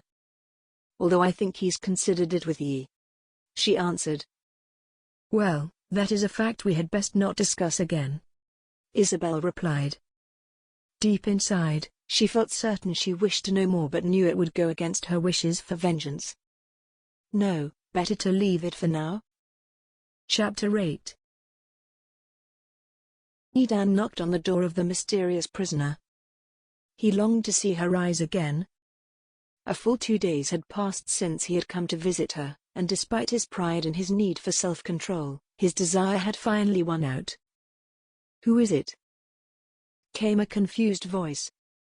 Edan hadn't previously waited for her approval to enter the room. The Laird, Edan. He replied. You may enter. She responded with false bravado. The guard unlocked and opened the door, allowing Edan to come into the room. The curtains were open, and the bright light was filling the space. Isabel was standing beside the window as she had grown accustomed to doing. She turned to him and placed a dainty hand on her womanly hip as if challenging him to say the right thing for once. I trust ye had a good night's rest. He began, standing tall and confident. I canna be weak because of her. I be a man and I'll always be a man, woman or nay, he reminded himself. Isabel took in the sight of him standing there. Her eyes drifted from the thick, burgundy hair on his head to the stubble along his sharp jaw. His eyes could not be ignored, but for a quick moment, she allowed herself to steal a glance that ran from his solid biceps straining at the fabric of his shirt and down to the muscled legs that edged out of his kilt. For a moment she flashed in her imagination the sight of him running for miles on those legs. They could carry a man across the seas. And then she was back to herself. Edan was watching him, and a light of hope shone on his face through the arrogant smirk he had become so accustomed to showing her. "Ye eyes are beautiful, but they seem to like to wander," he mocked. "I know not what you think you saw, but perhaps I was searching for a weak point, a place I might kick in my efforts to escape," she replied with equal haughtiness. "Right, of course, ye were," he said, grinning widely. In reply, he allowed her to watch as he took in the sight of her, long white blonde curls, green eyes, full lips, and a slender neck. He trailed his eyes to her full breasts and small, corseted waist, then to her wide hips that looked so inviting. Beneath the extra gown they'd allowed her to keep, he knew her legs and another mystery were hidden. "And what of your eyes?" she asked. "I'm a man, me eyes will travel on any woman with as fine a figure as ye have." No sense in denying ye are a right bonny lass. Doesn't mean I would ever sink to the point of romancing with an English brat. But having ye here, locked in a room where I can come and enjoy the vision any time I wish, well, that's something I'm all right with," he said. "You are just as much a brute as the others," she accused. She shifted her weight and sat on the bed, still watching him. "At least she doesn't think I'm soft," he reasoned. "Aye, right ye are, lass. I'm a brute. And ye are English. So that makes us equal then, now doesn't it?" He laughed. "And you have never cared for the English?" she asked, thinking of James, wondering how much of their friendship was truly an act. Edan's face became serious. "Well, now, there's a little more to it than that, lass.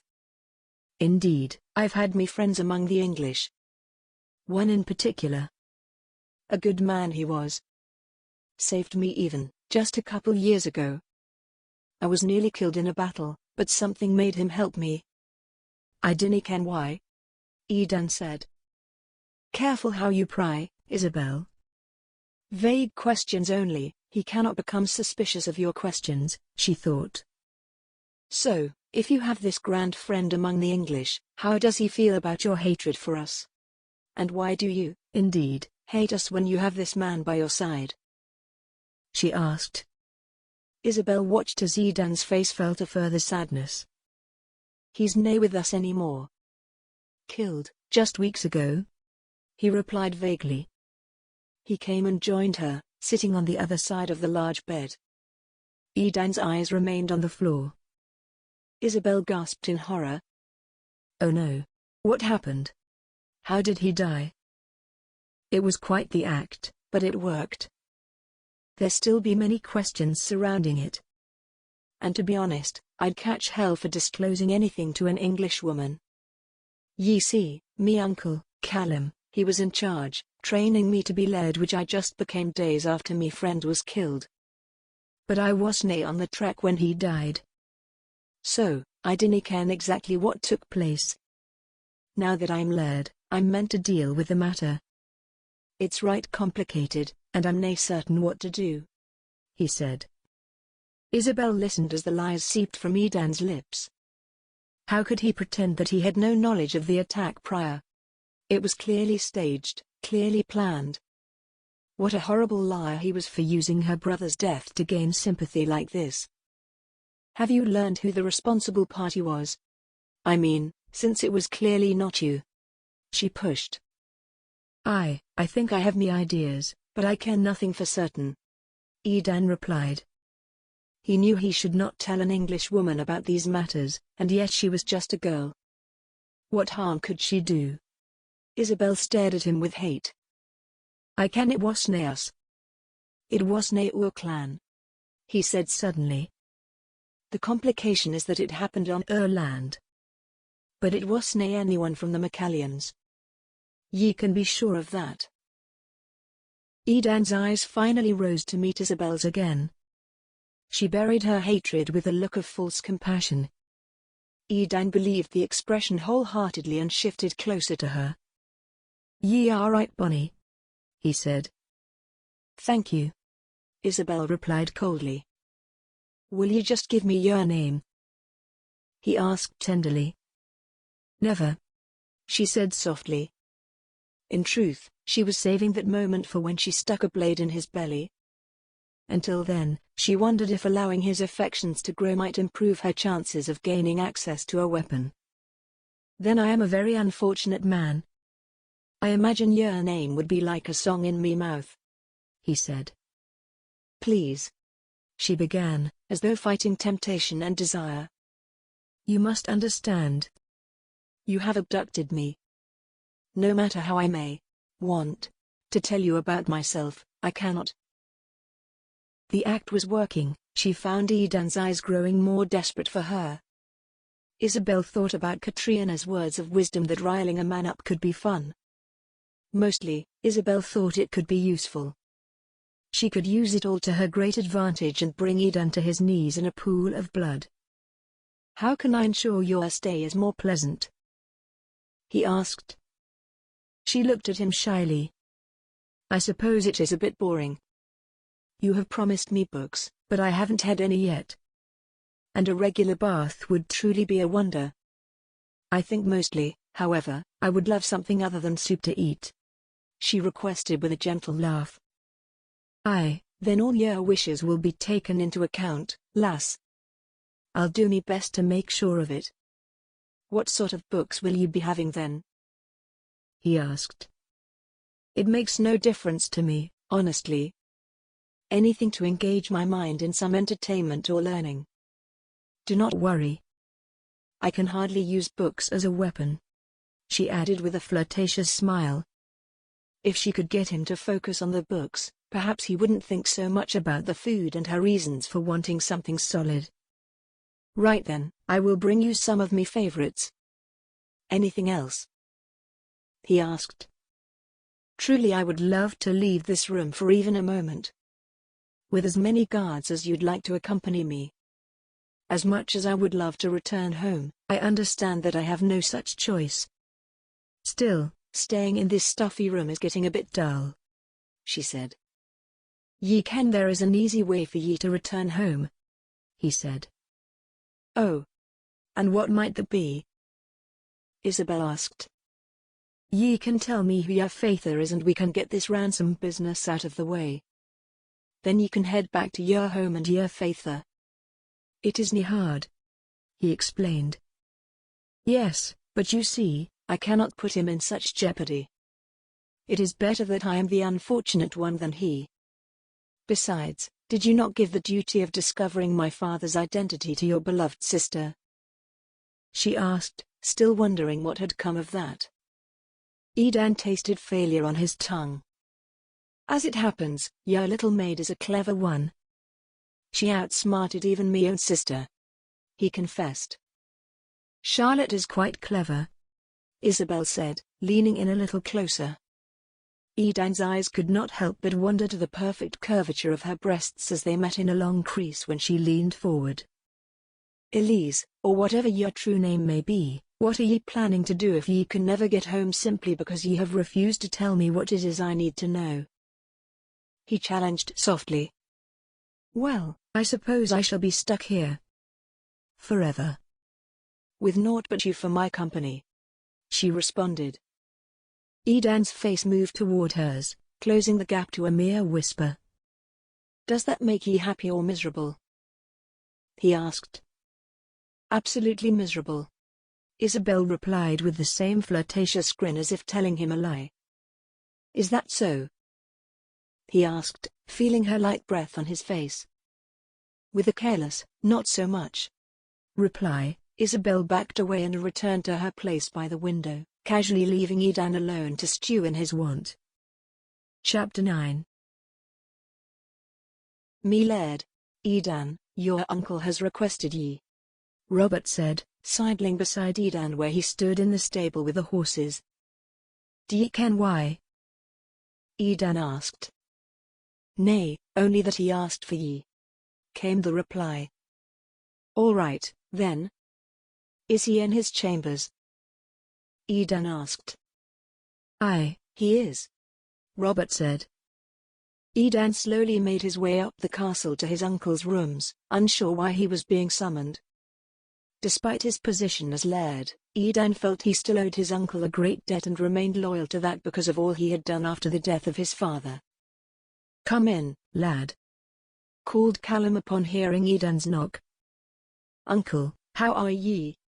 I've not seen ye in the hall the last few days. Ye were on a journey north, Edan asked. Aye, only for a brief visit to Loch Lomond. And how are ye? No trouble has come to ye, has it? He inquired. Edan sighed. I am merely trying to take care with this business about the death of James and the wounding of the Duke of Gordon.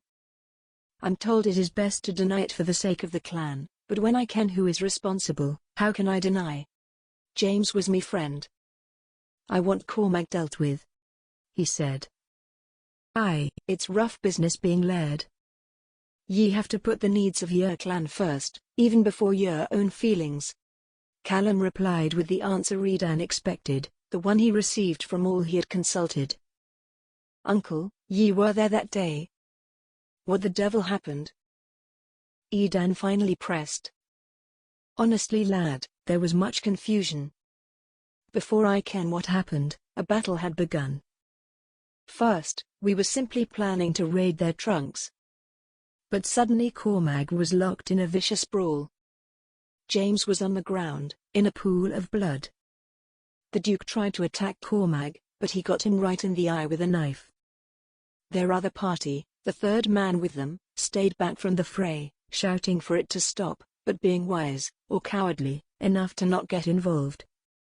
By the time I ken what happened, it was all over. The Duke and the other man were pulling the body into the carriage, and they left off without us taking the loot that initiated our attack," Callum explained. Something didn't sit right in Edan's gut. He wondered if perhaps there had been something else to it. For a flicker of a second, he even wondered if his uncle had ordered the attack. It seemed impossible that it had all been a matter of chance and Cormac's uninhibited bloodlust. He'd have no reason to do so. There's naught between him and the Duke. Why'd he ever order such an attack? He thought. "I called ye up here for another reason, me lad," Callum said.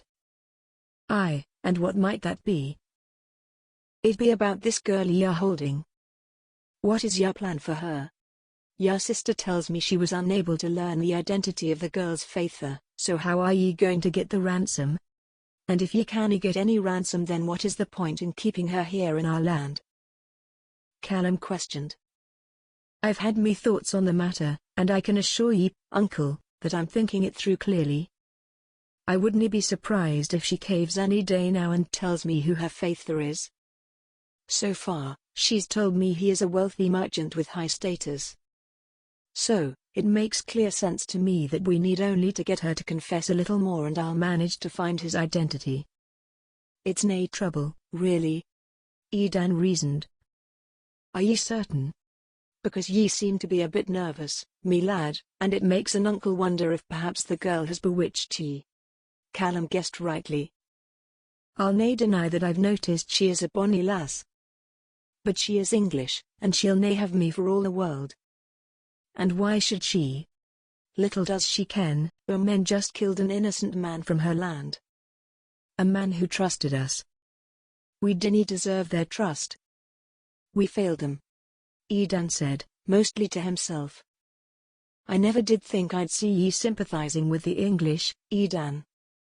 Ye had a soft spot for James, and that was all right since he saved ye once, but now ye are speaking like a madman with your compassion for them," Callum accused. "Dinna misunderstand me, uncle. It's nae compassion that makes me feel like this, just guilt. It's nae about the English, it's about me friend. It's about a man who was innocent dying at the hands of me clansmen. Believe me, I've nae compassion for the land that has tried to steal ours. I'll never trust them on the whole," he promised. "Right and good, me lad. But ye cannae forget that they'd murder ye in an instant. Dinna give them the chance," Callum warned. Edan left his uncle feeling the same familiar weight tugging him down. It wasn't doing him any good to pine for the girl or to ache for his lost friend. Perhaps he was beginning to crumble in his stance against the English. And that was something a laird simply could not be allowed to do. He met Robert near the Great Hall as he was preparing for his lunch. "How was your chat with your uncle?" Robert asked. "I dinna ken, he wants me to solve all problems, to deal with Cormac while keeping us all safe, to decide what to do with the prisoner. He keeps warning me about my affections for the English when in truth it's a mere two bloody people. Me friend and the bonny lass. I'm a man, how can I ignore that she's bonny? I didn't say I'm falling in love now, did I?" he asked. Without his uncle present, he felt angry and ready to defend himself. "If you want to see Bonnie, check out those tits," Robert said, nodding to Lorna through the door to where she was seated with her mother. Indeed, her full breasts nearly sat on the table before her plate of food. I still think ye be a madman for getting yourself involved with that family. Honestly, her mum be the type that'd have ya bought if she found ye were snooping near her daughter. Edan warned. Then she shouldn't have gifted her daughter with such twins. Robert reasoned back. I perhaps.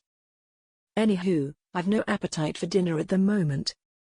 How would ye feel about a ride through the woods? I can call the stable boy and have horses readied right quickly.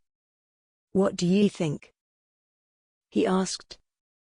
Robert looked longingly at Lorna, then turned to his friend, caught in the decision. All right, I'll go with ye. But I'll be famished once we return, so I dinna expect any more excuses from ye after. We ride, we come back, we eat, ye ken. He bartered. I ken. Edan agreed. He went to the stables and had the boy ready the horses. While he waited, his eyes drifted to the castle. His wide blue eyes locked on the window of his uncle's room. From a distance, he could barely make it out, but he saw the animated form of Cormac, seeming agitated or angry. Callum came in and out of view as if pacing back and forth. The breeze whipped around Edan, and he heard only the wind in the birds, and the occasional stomp of a horse being groomed, but what he saw was enough to make him wonder about the suspicions stirring in his gut. What reason would me uncle have to meet with Cormac after our conversation earlier? Me Laird. Robert called, bounding toward Edan, using the title for the sake of others present. Are we ready? Edan was shaken from his thoughts, though his eyes still remained fixed on the window. He tore them away and turned to his friend. Aye, we are ready, he said. They climbed on the beasts and readied their posture before beginning the canter toward the woods. The wind was refreshing against Edan's skin. The temperatures remained unpredictable and the light cold of the day awakened him. He looked down at the dappled grey horse he rode, one that had been stolen from another group of English nearly 6 months ago. She had become his favourite.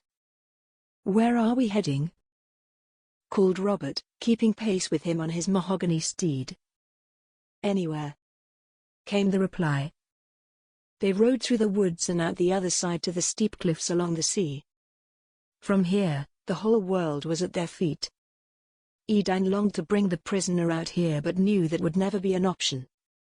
Edan dismounted and tied his horse to one of only 3 trees, mangled and growing sideways from years of winds warping the bark. His feet took him near the edge of the cliff. Land, Robert said, coming up beside him. Well, see, I guess. But it's ours. No one can take that from us. The calm, blue waters spread as far as their eyes could travel. Little white crests of waves were the only sign of disruption in the stillness. Do you think we made the right choice? About Cormac? Edan asked suddenly. I think we made the only choice, Robert replied.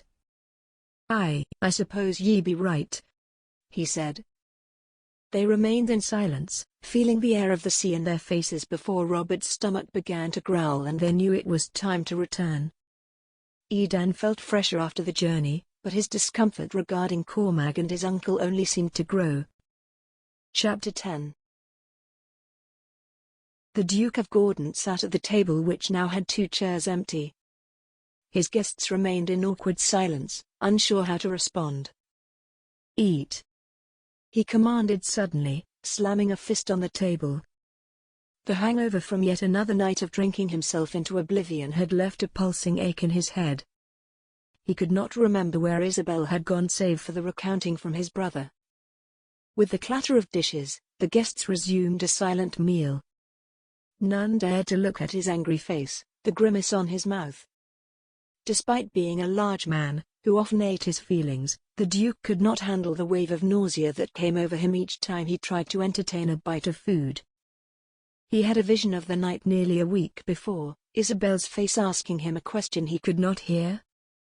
He mumbled an agreement and stumbled to his rooms with her help. And then she was gone. His brother, Ezra, had briefed him that he gave permission to Isabel to take some time away from their home to recover her thoughts after the plague of grief. The Duke could handle the silence no longer. "I ask that you would all excuse me. I am unwell. I must return to my chambers," he said.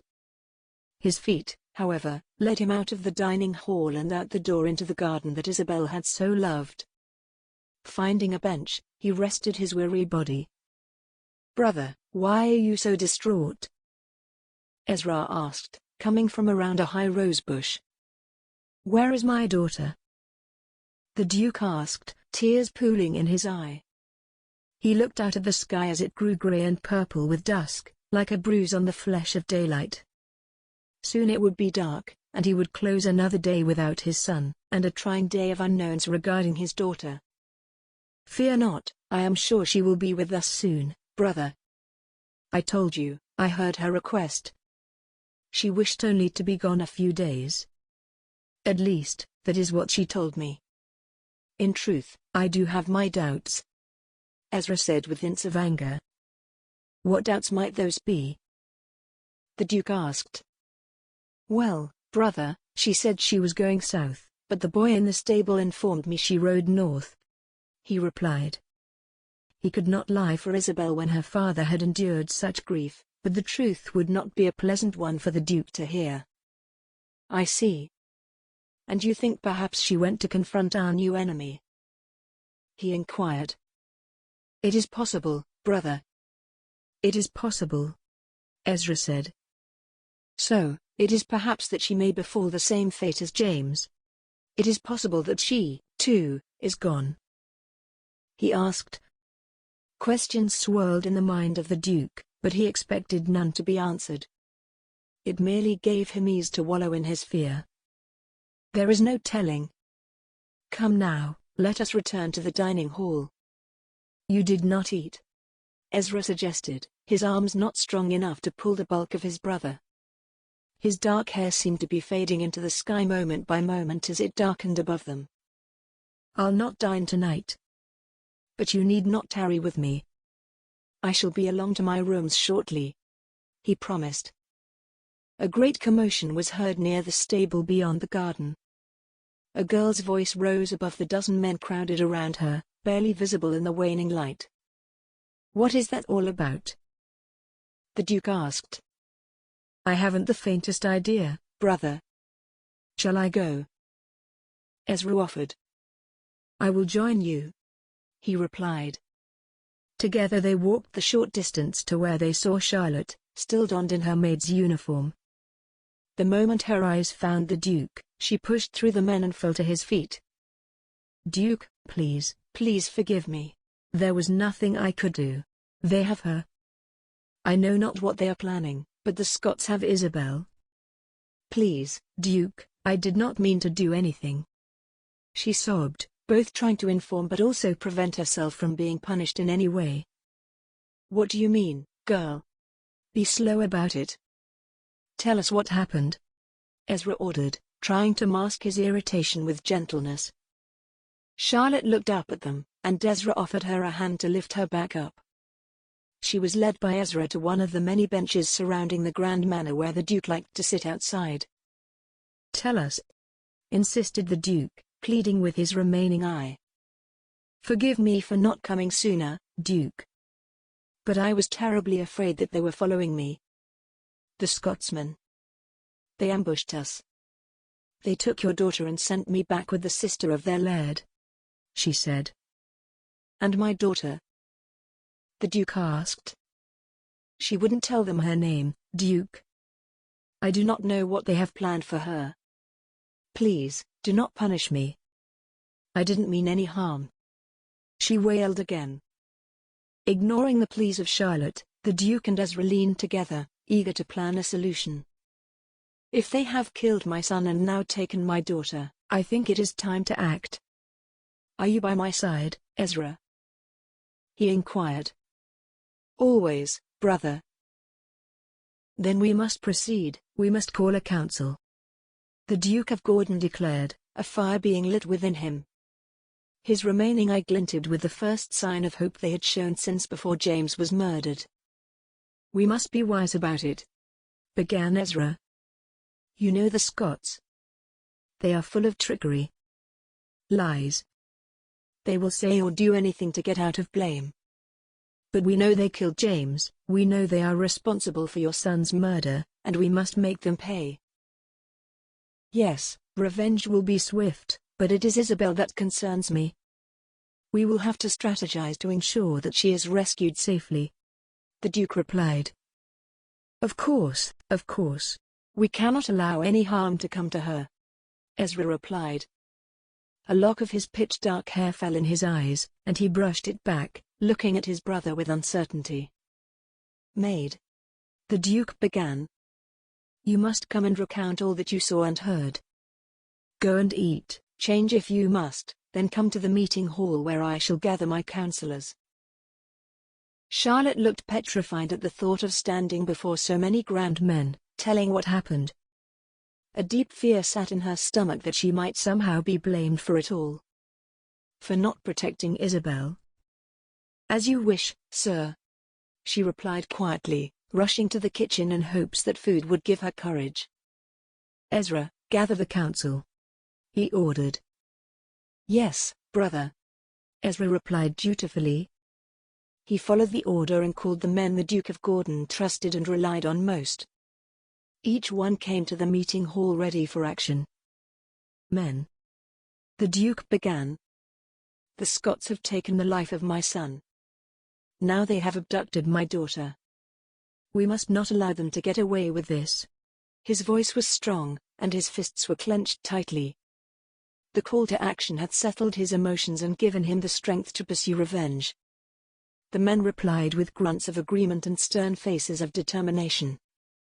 What shall we do, Your Grace? How can we be with you in this? Asked William, one of his advisers. I need an army. He replied. We are with you. An army is certainly something we can provide.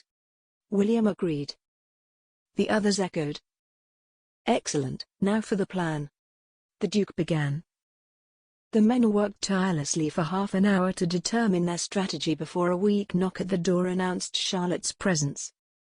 The door was opened, and she entered the room, standing before the dozen men. Maid, what can you tell us? Ezra beckoned. While he and the Duke had heard part of the story, they wished to know more and for the whole council to understand what happened.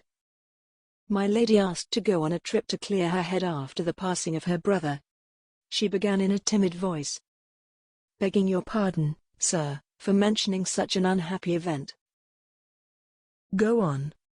The Duke said, unnerving her with his one-eyed stare. Charlotte gave an overview of what happened, and the men gasped in shock that Isabel had been taken so cruelly. All for a ransom. But I made sure no one followed me. I promise. I was very clever about it. She added with a plea. I am certain you were, maid. Thank you for telling us what happened. Now, leave us, ordered Ezra. As you wish, she replied before exiting the room. So, you see, men, the Scots are seeking to destroy us all for a paltry sum of money. We must act. The Duke insisted again. Ezra watched his brother passionately plan. A gnawing of concern began in him. The Scots could not be trusted. There was no telling what might come to pass from their plan. I shall have the army ready by week's end, promised William. And I will send a spy ahead of us. I will have the weapons readied. Excellent, the Duke said. Monday then.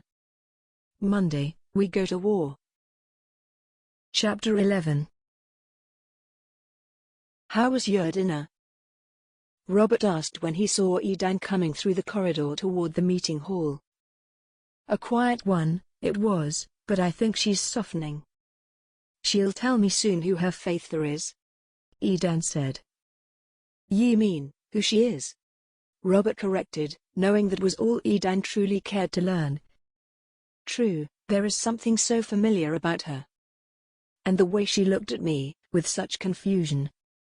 She canny life along, I ken she isn't as callous toward me as she'd like to be, Edan told himself. Dinny be a brat, was all he said to Robert in reply.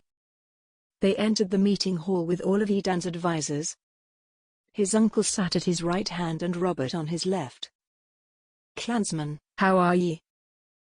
he began. The men responded in varying levels of enthusiasm that they were well. Cormac was absent as had been previously determined. He would be unwelcome at all meetings for the time being. "Laird, what is the news on the prisoner?" asked Finlay, one of Edan's cousins.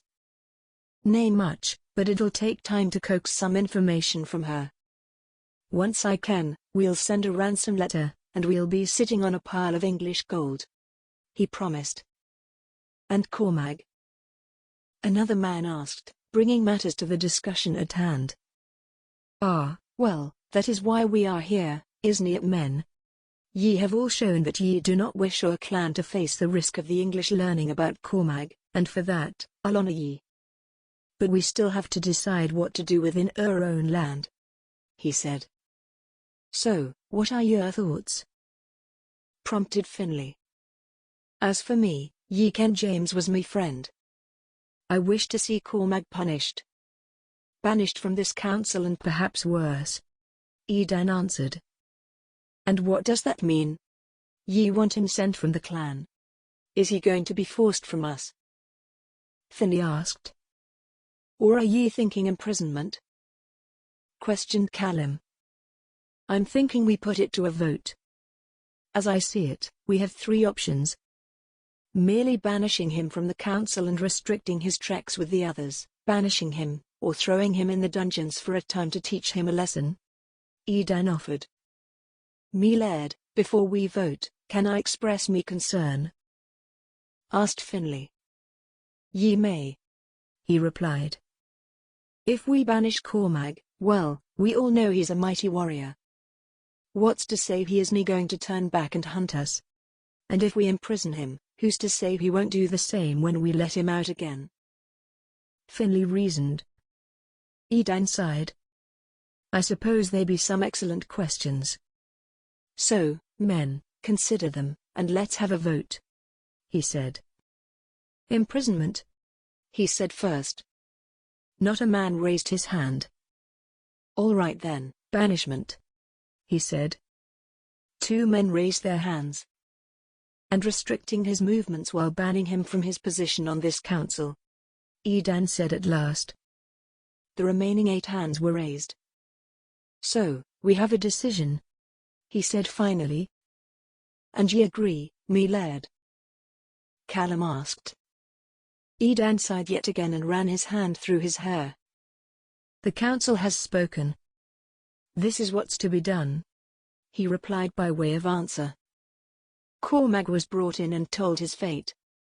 While his red face raged, he spoke through clenched teeth, "As ye wish, me Laird." A pitying justice it was, but Edan was relieved to have it over with for the time being. The council could move on and now only need fret about the usual worries of the English invading and this confusion with the prisoner. "What happened in there?" Katrina asked the moment she saw Edan. "Ye should have seen Cormac in the hall. He was drinking his weight and falling all over the place about how English scum had it coming and it wasn't his doing anyhoo, and all that nonsense. He's been banned from the council and he isn't allowed to join any raiding parties. Course he's bitter than anything about it. But it's what must be done. He killed James, wounded the Duke, and terrified the girls he brought here," Edan said. "Aye, and it worked out well for ye that he brought the bonny little rich lass. I'm shocked ye haven't said a thank you to the man," Katrina replied. "Ye are the worst. Ye ken I never said I like the lass, just that she's bonny. Can we leave it at that and move on?" Edan asked. "Aye, quit your whining. So, on to this business with Cormac. I'm right proud of ye for dealing with it. Sounds to me like he's nae happy, but it's right time someone put him under their thumb," Katrina said, giving a little applause of her hands. "Thank ye, I cannae say I'm fully satisfied, but it's right to have at least done something. And something that makes me clan satisfied and also safe," Edan said. Edan returned to the dining hall and had another tray prepared to feed him as well as Isabel. By now he had his men convinced it was all just a way of tricking her into giving him information. Despite their suspicions and misgivings, it seemed the best route to take after all. So, Edan made his way to Isabel's room. He'd begun to consider the possibility of allowing her to join them in the Great Hall for meals, but there was still an uneasiness about allowing her so unsupervised. Additionally, if he did so, he would miss their stolen moments together alone. "Come in," Isabel called after Edan's knock. The guard unlocked the door and let him enter. "And to what do I owe this visit?" she asked him. Isabel was lying lazily on the bed with a book in her hand. She'd been afforded regular bathing, and her wet hair was wrapped up on her head with a thick strand holding it in place like a knot.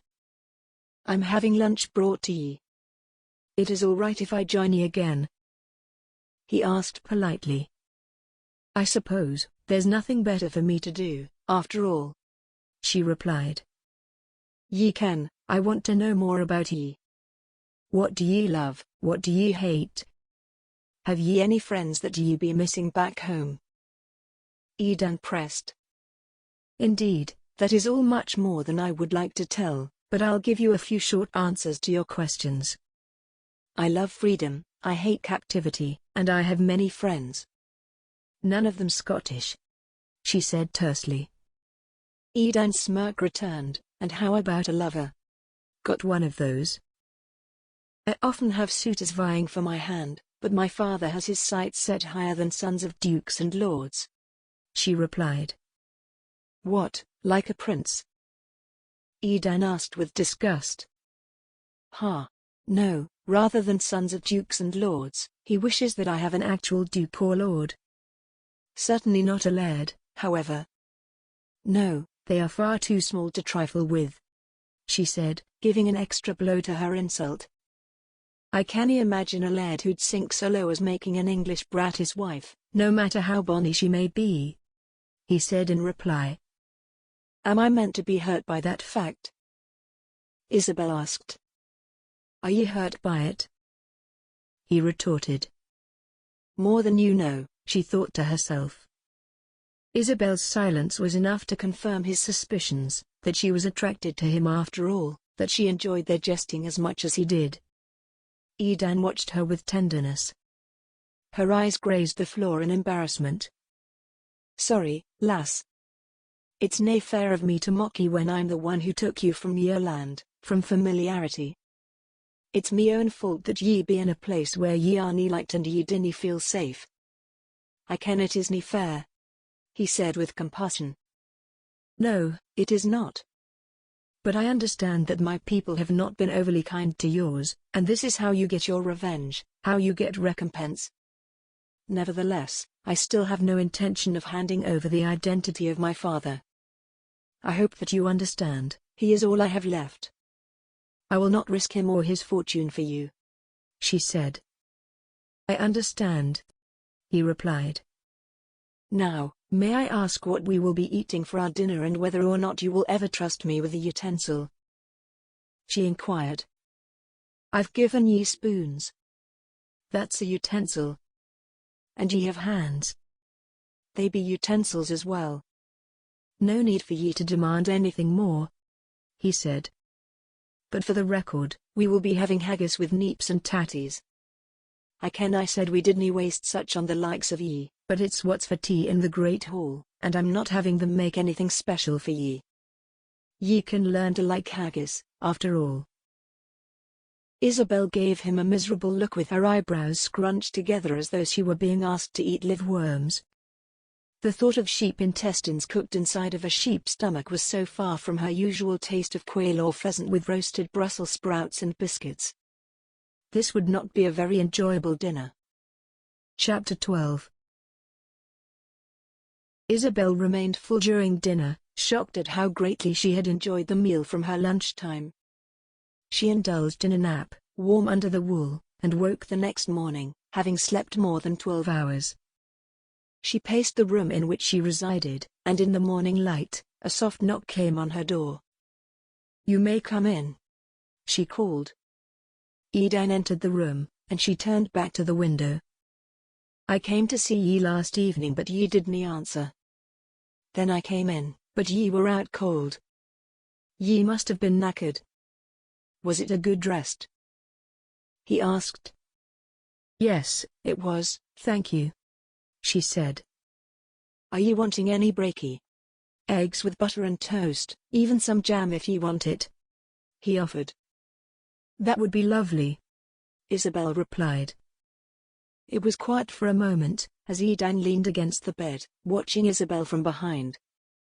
"So, ye still have nae intention of telling me your name?"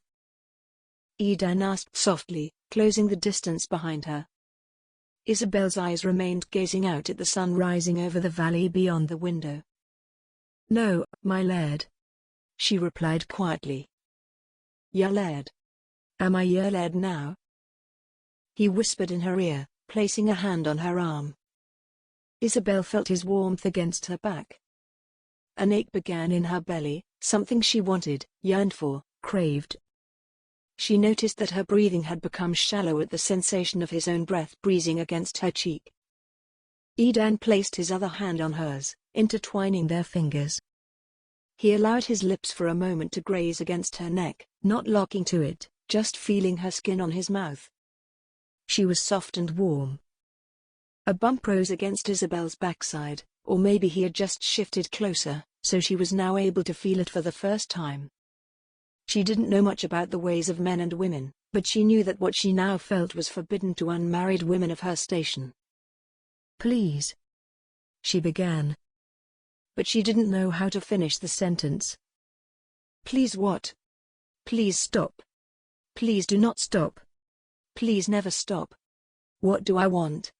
she asked herself. Edan took it as encouragement to proceed. The kiss they had shared before had been magical to him, despite Isabel's apparent misgivings. He could not resist tasting her again. He could not resist seeing whether or not she would respond more enthusiastically this time. He knew she wanted him, but he also understood that he was her captor, and as a result, she hated him. He pressed his body to her. Isabel tried to remind herself the truth of her dislike for Edan, remind herself that he was a traitor and a murderer. But a part of her could not believe he was any such thing. Not as the man she had seen. He was far too kind, too gentle. He was a man, no doubt, as she was being reminded through a prod in her back, but he had a beautiful heart which seemed incapable of murder. Lips trailed along her neck as Isabel was still faced away from him.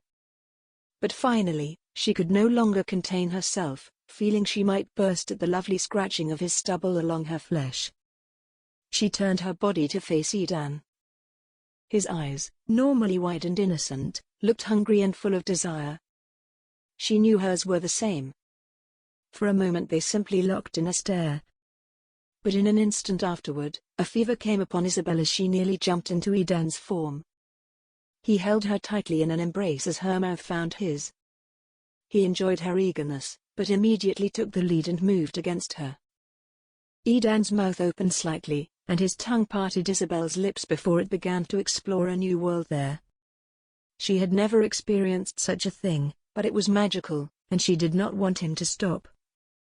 With one hand firmly gripping her hip, Edan's other hand slid to the curve of her buttock where he pulled her in closer, parting her legs slightly. Isabel moaned in response to the rising heat she felt with his manhood against her. In their call and response, it encouraged Edan to pull her even closer, pinning her to the wall with his weight and lifting her body so her left leg was wrapped around him. She felt that mystery rub against her in a way that sent a shock through her body.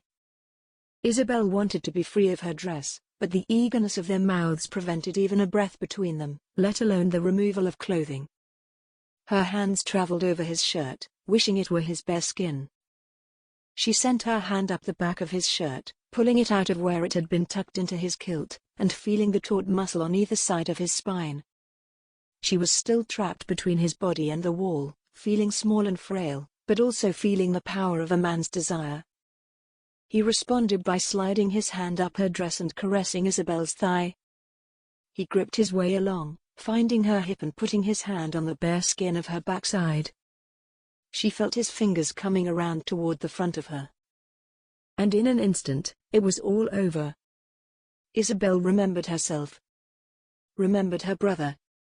A tear trickled down her cheek and into their kiss, and with strength she was unaware that she possessed, Isabel pushed Edan off her. Her leg came down hard. "Get off me!" she shouted through angry, bitter tears that had no place in the realm of romance. "Stay away from me, Scotsman. You are a murderer, a kidnapper," she added through heaving, sobbing breaths. Edan looked bewildered and embarrassed. "Lass, I didn't mean anything. Ye ken, I just cannae help the way I feel for ye. I'm sorry, I ken ye can't want anything to do with me after we took ye hostage this way. It isn't that I dinna care for ye. It's just me first duty is to me clan. But I shouldn't have taken advantage, and for that, I am truly sorry," he said, unsure of what to do next. "Be gone from me. I do not wish to see you again. Please," she said, again unsure of what it meant. Deep down she knew what she was requesting. "Please forgive me." Edan walked out the door, crushed, disappointed, and with regret etched on his face. "I honestly didn't mean to harm ye. Truly, lass, ye are me world now. I hope I can show ye one day," he said, closing the door behind himself. Isabel threw herself on the bed and wept. She had betrayed her brother. She had found herself drawn to the very man that caused his death. She was a terrible girl. Even more, she had wanted it, had initiated the act. "I'm sorry, James. I'm sorry," she whimpered into her pillow, saturating it with her tears. Outside the door, Edan stood miserably. The guard shifted uncomfortably once again. They could hear the prisoner weeping, mumbling something through her tears. There was no telling how much the guard had heard, but Edan chose not to consider that just now. He was anguished at causing such grief to this woman he found himself unexpectedly smitten with. Overwhelming regret hovered over him for the rest of the day. Isabel cried herself to sleep and woke an hour later, her body having had too much sleep to stay under despite the emotional exhaustion she felt. She bathed and read, trying anything she could to distract herself. Breakfast, lunch, and dinner passed, but Edan did not make his appearance to dine with her. In the great hall, he drank with each meal, more than he typically enjoyed. Edan had determined not to be a fool and go to her chambers again until he was sure she would have settled. Perhaps he would wait a few days. "I didn't mean to hurt her, upset her. Me stupid bloody hands. They wanted too much. Or maybe I wanted too much. Maybe I've kept her prisoner for too long. If she doesn't tell me her faither, how am I to keep her here? How am I to convince me men that it's worth it after all?" he asked himself. Hopelessness was weighing him down. That night, Edan dreamt of Isabel, of her hips moving against his, of her bare body being pressed beneath his. She was a vision, and he could not be rid of her. He woke the next morning with a familiar need but knew that this time, he would be unable to coax it from her, unable to encourage her to be his. Perhaps she was lost to him for good. Isabel woke and saw that the rains were back. She wondered if it had done any good for her, coming and being captured. She had failed so far to kill Edan but instead found herself longing for him in impure ways. She found herself wanting something that was not hers to take or taste yet. Her father was surely worried for her. What had Charlotte told him? She had promised to return, but her father and her uncle undoubtedly knew that she had been captured. What a foolish plan it had been. And yet, deep inside, Isabel longed for Edan to join her again. She waited for the familiar knock, the vision of his brass-colored hair and his wide blue eyes. She hoped he would ignore her cries to be left alone, that he would take her in his arms again, and that she would feel him against her. The ache returned to Isabel in that foreign part of her body. She replayed the scene again and again from yesterday until she was nearly driven mad with want for him. "No. He is a killer. You cannot do this to James, to his memory. You are his sister and revenge is all you need, she told herself. Isabel spent the rest of the day forming a plan to quickly kill Edan and be free. She had to get a knife. Even if it meant playing his game, even if it meant indulging in her enjoyment of his form, if she lured him well enough, he would trust her. She could gain access to weaponry, and this would all be over. She could return home, duty finished, and James would be avenged. It was not long after she felt satisfied with her plan that the opportunity came to put it into motion. The knock was on her door. She invited him in. If she played well enough, he would be dead in a week. Chapter 13. The hooves pounded the grass in a violent rhythm, and the horse began to sweat. The sound of his snorting breaths was the only other sound in Charles's ears as he rode with urgency.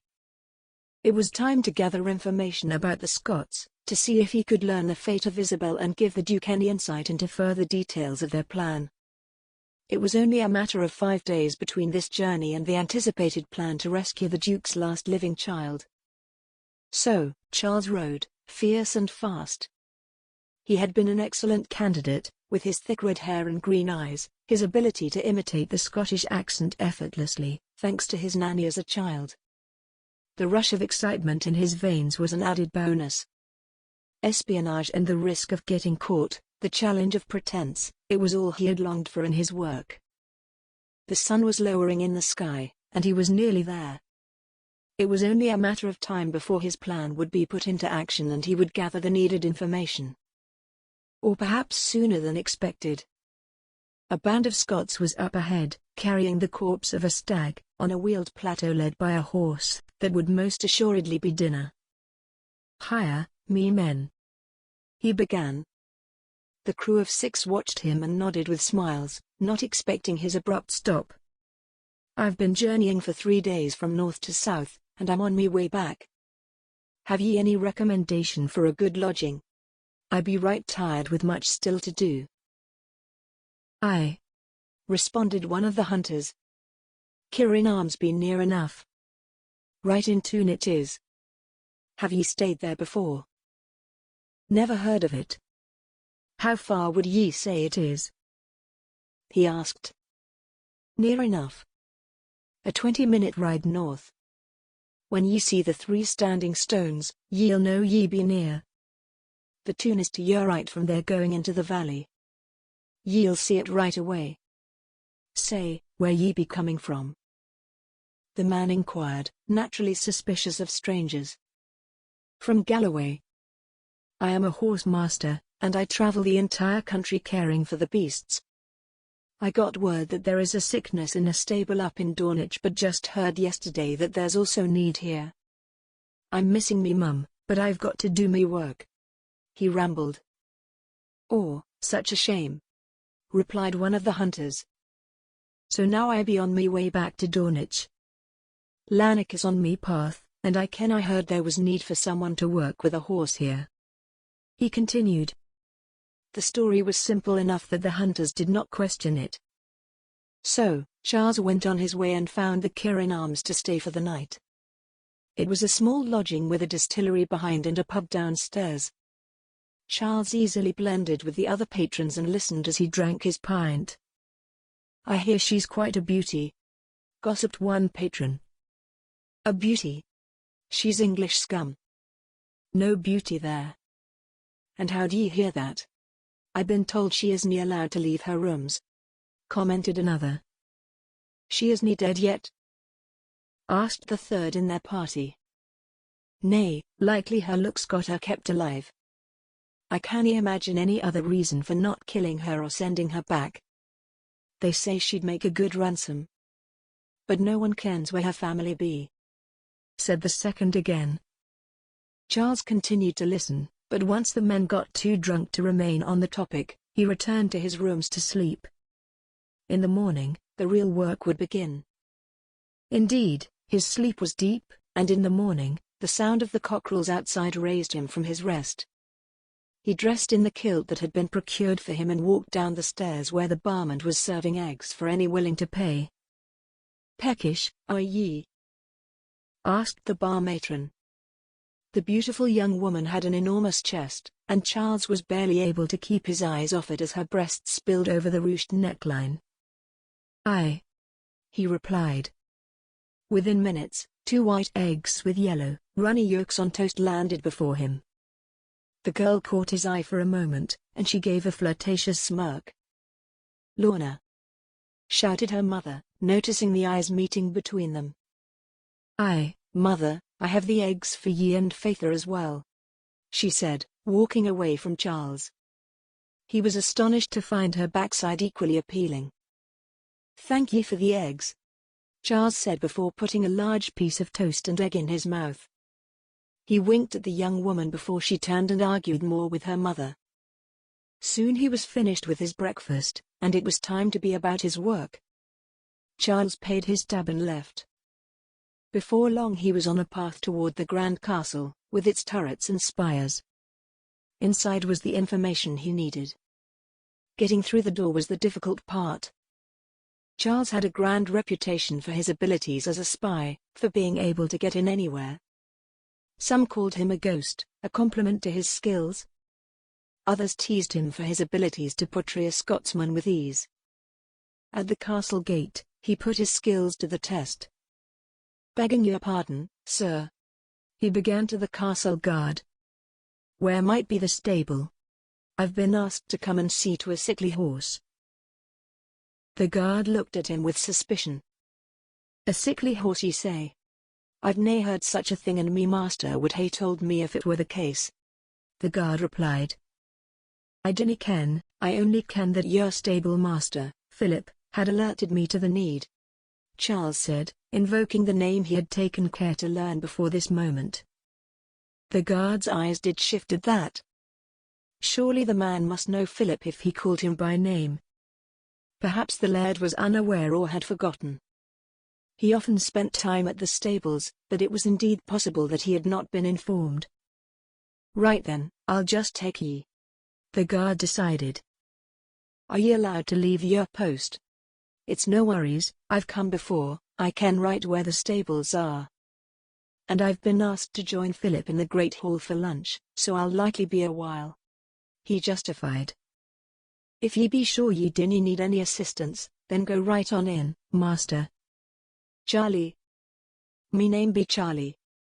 Should anyone ask whether Charlie has arrived, ye can tell them, indeed," Charles replied. He walked confidently through the gate and toward the clearly visible stable as the guard continued to watch him. Once inside, he made his way to the groom. "Hiya, lad.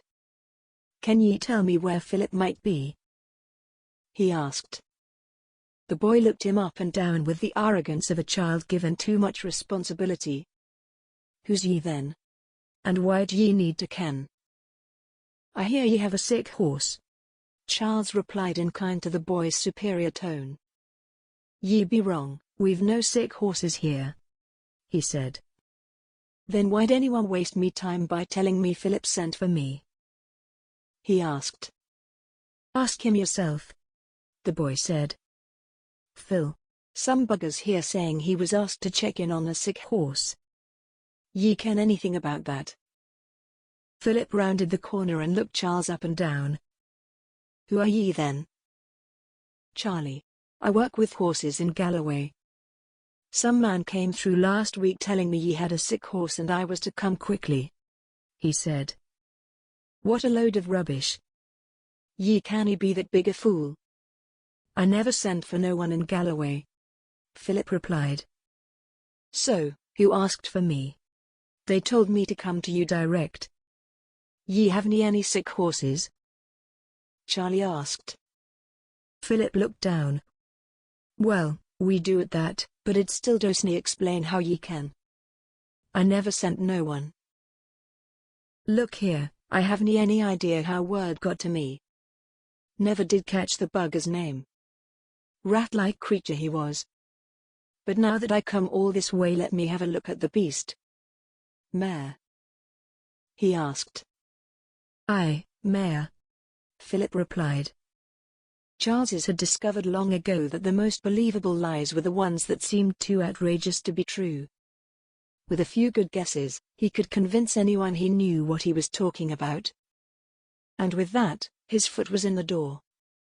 He would spend the next few days looking after the mare while choosing another horse to slip small doses of hemlock. With another sick horse at hand, he would have to stay a little longer, allowing him plenty of opportunity for spying. Indeed, at lunch, Philip invited Charles to join him in the Great Hall for a meal. It had been a long morning of working the mare, and he hoped for something to give him a bit of extra strength to get through the day. More than that, he needed a way into the castle. Chapter 14.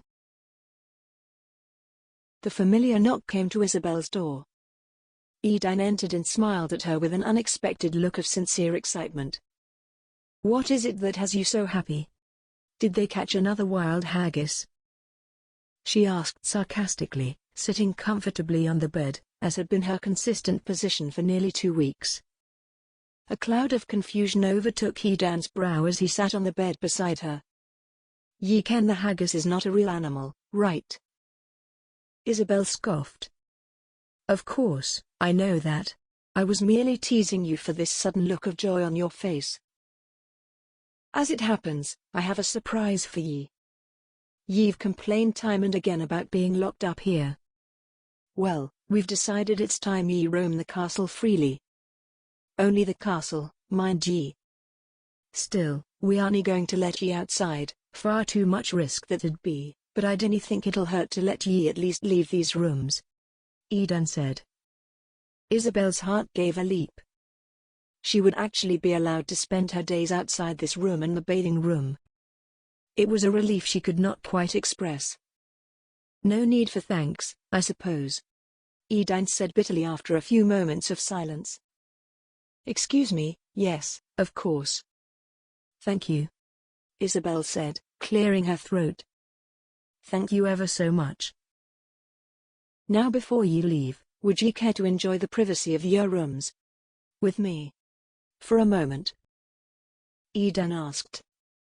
"No," she replied flatly, before remembering herself and her decision to seduce. After all, that was how she had gained this new freedom, perhaps it was how she would have to thank him for it. "That is, I am ever so eager to see the whole of the castle. Perhaps later we can enjoy the privacy, but for now, I would love to see this home of yours." "Aye, and that ye may," Edan said. He leaned closer to Isabel. "I think ye will find her bonny." "Will I?" Isabel asked, moving her body closer to Edan. "Fake it. Push away the temptation and indulge the lie," she told herself. "I ken ye will," he promised, nearly closing the distance between their mouths. "Then I shall have to trust that you are right," Isabel whispered. Swiftly, Edan's mouth was on hers.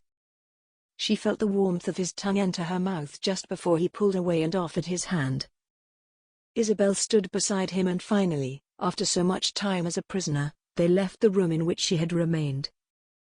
The hallway was lengthy with an abundance of twists and turns that led finally to a grand staircase, a place where many hallways met. They descended the stairs that seemed to take a significant amount of time. Isabel dreaded the thought of climbing back up to return to her prison. "Right. So, the wing to my chambers is just through there. Ye can also find Katrina's rooms that way. But down here," Edan said, rushing to the next floor, "is the library. Care to take a peek?" "All right, so long as the books aren't in Gaelic, then I would be delighted to see," she replied. Edan opened the doors to reveal a glorious library, walls lined with books of all sorts. Isabel gave a genuine smile and inhaled the scent of musk and pages. "Nearly 5,000. He bragged. It was not the largest library Isabel had ever seen, but it was more impressive than she had expected, and she understood why Edan was so proud. It was truly beautiful. "Ye can come and go as ye please. There will be no restrictions on ye coming in and out of here," he promised. "Thank you, that is ever so generous. I think I will enjoy this very much." "You are very kind, my Laird," Isabel said. She smiled at Edan, and he beamed back, proudly. "And now, if you will join me, I think it might be good for ye to have your first meal in the Great Hall. I dinna ken what's on the menu for today, but I'm sure ye'll enjoy it," he said. Isabel was rather hungry, and the thought of eating at a real table was thrilling. Even more so was the thought that she would now, finally, be near a knife. It would be so easy to tuck it into her dress and save it for Edan's next visit to her rooms. "Yes, thank you, I am quite hungry," she readily agreed. They descended the remaining 2 floors and entered into the large banquet hall. The walls were lined with grand candelabras, and enormous wooden tables ran the length of the room. One table sat at the front facing the others, and Edan's place was clearly marked by an elaborate chair, more like a throne. "Care to sit with me and me sister?" Edan offered. "Would your subjects not object?" Isabel asked. Edan threw his head back with a laugh. "Me subjects? I'm nae anybody's king, lass. I dinna call them me subjects. And they will right hate ye, but no one is going to hurt ye. They'll merely call ye names. True ones most likely," he said with a laugh, watching her squirm. "Well, if you insist and you are certain that I'll not be injured," she agreed. They walked through the hall with nearly 100 pairs of Scottish eyes trained on her with disgust. "Well then, on ye go. Have yourself a nice, comfortable seat," Edan said, leading her to the chair on his left side. Robert and Katrina entered then, laughing about something, and saw the 2 sitting at the table. "Oh me, what have we here?" Katrina asked with a boom in her voice. "Looks like she's taking me chair, at least ye haven't any reason to worry about your own chair," Robert replied. "I'm very sorry," Isabel said nervously, backing out from the table. Robert and Katrina laughed even harder. "Sit your ass down, lass," Robert bellowed. "I'm only badgering ye. Foolish English. Ye never ken when to take a joke. That's because they are the joke," Katrina replied, causing a new round of hysterics joined by the others in the hall. Isabel's cheeks glowed red. Edan felt sorry for her, but also knew that his reputation was at stake if he showed too much kindness or leniency. "Sit, ye'll be fine," Edan whispered. Isabel sat in the chair and tried to sink as low as she could to avoid being stared at.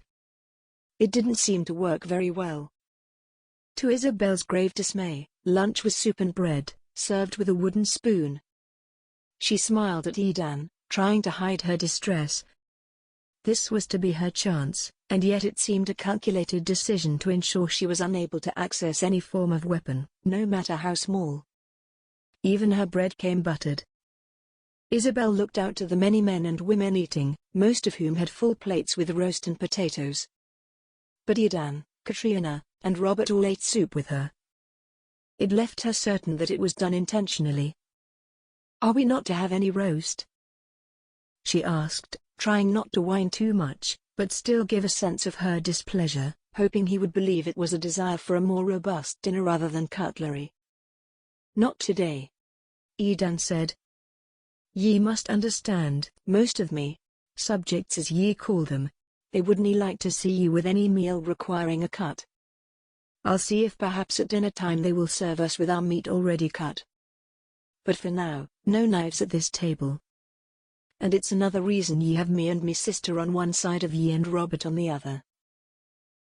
"I see," Isabel said. "You do not trust me." She deliberately pouted, and it worked. A sympathetic look came over Edan as he watched her. "Now, ye dinna need to be so sad. It's only a matter of time before ye have them all wrapped around your little finger. Now, eat your soup," he ordered, the last part sounding like he was talking to a child. Isabel found that she didn't mind the taste too much. She ate and, this time, quite enjoyed the soup. Isabel remained bothered throughout the dinner that she still had no chance of finding a weapon, but it was at least a sure sign that she would not be stuck in her room, and that more freedoms were coming to her. and at that moment, her eyes caught something unusual. A man with red hair, a man extremely familiar to her. A man that she had seen in her father's estate many times. Charles. Could it be? Was it possible that her father had already sent a spy after her? That she hadn't been as clever as she'd hoped? Charles met her eyes and gave a quick dip of his head to avoid notice from others in the hall. She kept her eyes trained on him, feeling both suspicious and insecure that he should see her with Edan so comfortably. "What is it?" Edan asked, leaning over and trailing after Isabel's gaze. "Oh, nothing," she replied. "I am just noticing how all you Scottish folk seem to have red hair." "Folk? Did ye just call us folk? Perhaps ye ain't as English as ye think. Forgive me." Isabel laughed. "I suppose perhaps you were rubbing off on me after all." "Ye haven't any idea how much I want to," Edan replied suggestively. Isabel's stomach flipped, and she stared at him for a moment while he went back to eating. She watched his lips, the opening and closing of his sharp jaw lined with coarse red hair. She gazed at his wide, blue eyes. She wanted it, too. And she knew she would not be able to deny it much longer. He had to die. And quickly. Chapter 15. Where she be? Where is the bonny English lass? Katrina called from the hallway. "Ah. And there she is." "Yes, hello, Katrina." "How do you do?" Isabel asked. "How do I do what?" Katrina mocked. "Where are ye going?"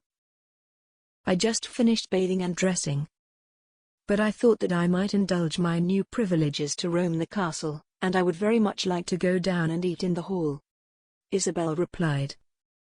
"Aye, indeed. And ye shall. But first, ye must come to me rooms. I want to talk to ye. I have something I would like your opinion on." Katrina said. My opinion?" Isabel stuttered. It seemed strange that this brazen, outspoken Scottish woman might need the opinion of Isabel, a seemingly weak, spoiled English girl. "Aye, ye seem the type who could help me with a little project," she declared, whooshing out the door and expecting Isabel to follow behind. They walked the 2 floors down to Katrina's level and went through the hallway of the wing until they came to an ornately carved door. "Here we are," she said, pushing it open vibrantly. "How lovely," Isabel declared, trying to be warm but having no real opinion at all and no idea what to say. In truth, Katrina's confidence startled her. "Thanks. Now, I have to tell ye the truth," Katrina said with an unexpected seriousness. "What is it?" Isabel asked with concern. "I lied. I have nae reason to bring ye here to me rooms, nothing I need your help with. Me brother wants ye to have a friend while ye be his prisoner, and I figured I'd bring ye in here to chat and learn more about each other. I dinna ken anything about ye except that ye are also a virgin," she said bluntly. "Oh, yes, well, I suppose that is something to know about me," Isabel said cautiously. Katrina collapsed and sprawled her body across her large bed, and Isabel sat stiffly along the edge. Her discomfort was evident in her stance, but she wished to remain proper. "Have you ever kissed a man, at least?" Katrina asked. Isabel thought of Edan's lips on hers, the feel of his body pressing against her. She guessed his sister would not want to know about that. "No," she said.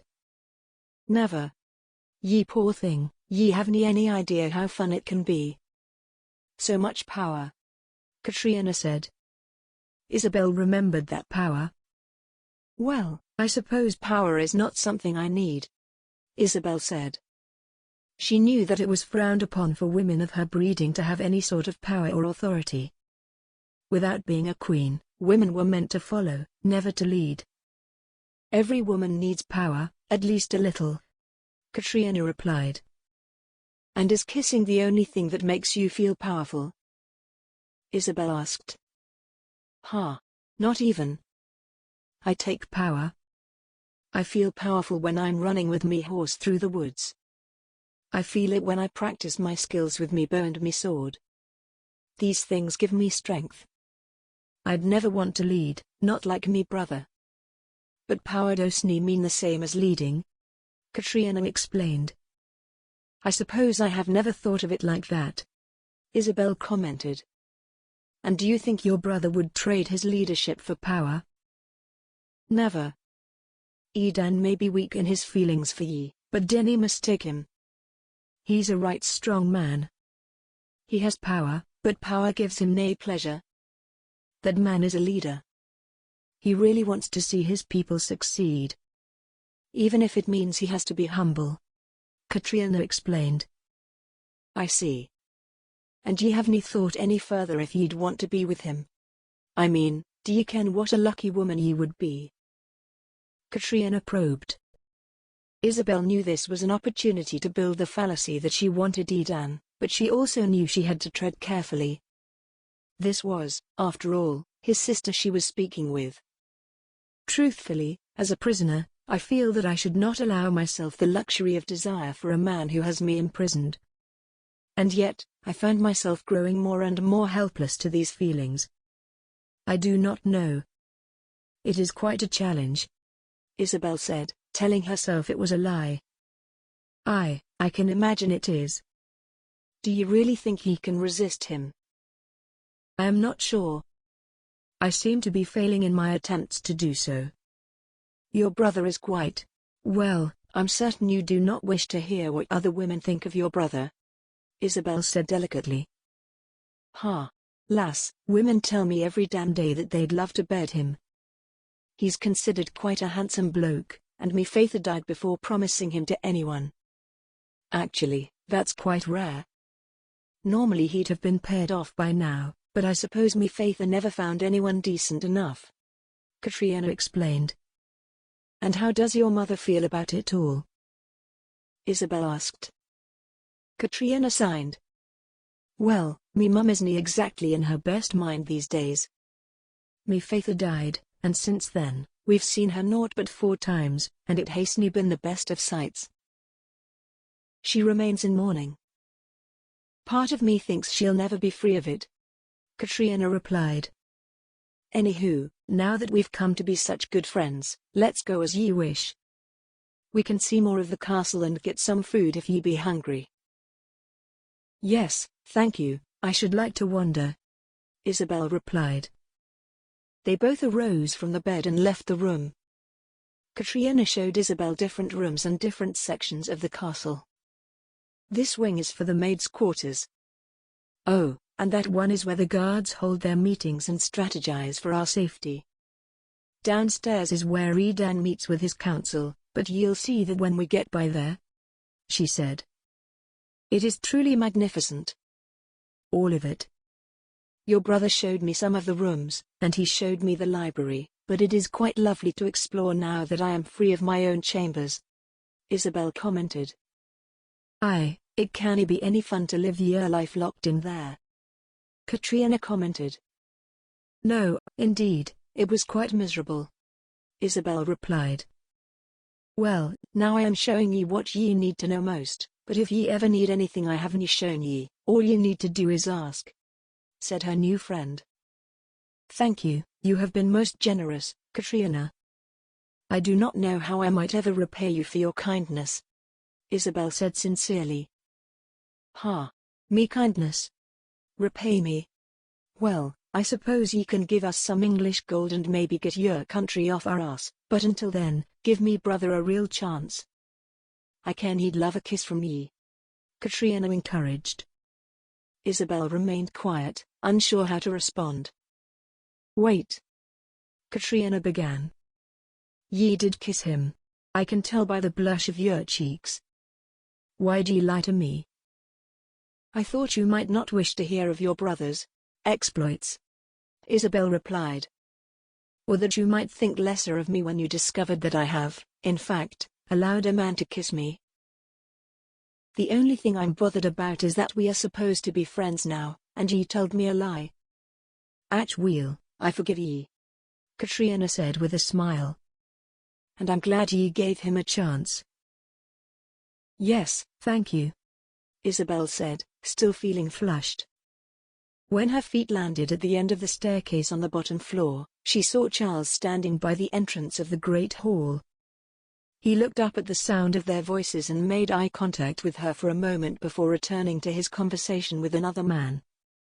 So, who joins for meals in the great hall? Isabel inquired. Most anyone who works on the grounds, like guards, come in and out when they have changed duty. Even the maids and cooks. The stable hands. The council. Family? Have you met me Uncle Callum yet? No, I have not, Isabel replied. Ye will love him. Everyone does. He trained Edan after me father passed, and he watched over our clan until Edan was made Laird. Katrina explained. I see, Isabel said. And perhaps he even helped Edan plan the attack. Maybe I will need 2 knives rather than 1, she thought to herself. She watched Charles as the men laughed and joked before parting ways. He risked another glance at her. Mercifully, Katrina was too busy talking to notice what went on between the 2 English bodies. Isabel knew that she needed to get him alone, that Charles would have answers for her about her father. That he would be able to give her a timeline of how long she had until her plan would have to be fulfilled, and Edan needed to be dead. It was undoubtedly only a matter of time before her father brought an army. At least, if Charles was here, that must be why. Katrina went on to describe Callum's skills in hunting pheasant, but Isabel interrupted her monologue to catch up with Charles. You know, I don't actually feel very well. Such a shame. Poor pet, ye ought to return to your room for now. Can I bring ye anything to eat? She offered. No, thank you, I will come later, Isabel said. And as Katrina went into the hall, Isabel slipped around the corner where Charles had disappeared. Chapter 16. Ezra, come, ushered the Duke, who was sitting on his bench in the garden after a long day of worry. Yes, brother. What is it? Are we moving forward? I have seen the weapons. Are they in the hands of the men? Ezra sat beside the Duke on the bench. He eyed his brother uncertainly as the Duke stared into the distance like a dazed cyclops. I have seen to it, Ezra replied, scratching at the back of his head through thick, dark hair. And how are you, brother? Have you slept? There shall be time to sleep when my daughter is home, he said. Perhaps I could supervise for a time. Allow you a chance to rest, Ezra offered. What? You think I need assistance? The Duke retorted aggressively. I am more than an old man with one eye, Ezra. I am a man with exceeding authority. I am a man of power. And you think I need your help? I meant no such thing, Ezra replied, masking his anger. The Duke scoffed. So you say, Ezra. But I am wiser than you expect. I know that you all see me as incompetent with my new injury. But I assure you, even with one eye, I have greater capacity for strength than you might ever know. Yes, that is my thought as well. In fact, I am certain you are correct. You are the Duke of Gordon, a man with great skill and authority. And I am naught but your brother. And as your brother, I say good day, Ezra said, taking his leave. The Duke watched with his eye trained on Ezra's back. Yes, right you are. Be gone with you, he shouted after him. The Duke remained in the garden for 1 more hour before another courageous soul crossed his path. How is the plan coming on, Your Grace? Have you had any word from your spy? William asked, walking the garden with the Duke of Gordon. Indeed, we received word just yesterday. He will be meeting us as we come upon them on Monday. He has seen Isabel and assures me that she is being kept well in the castle, the Duke replied. Very well, Your Grace. I am glad to hear it, although I know we shall not have justice until she is free and your son's murderer is dead," William said. "Right you are, William. Soon enough we will have my daughter back. And the Scots will pay for everything they have done to my family." It is rather soon, now. 2 days. "Do you think it shall be a fierce battle?" asked William. "I think it shall be a quick one," replied the Duke. Isabel grabbed Charles by the shoulder and turned him to face her. In a harsh whisper she asked, "What are you doing here?"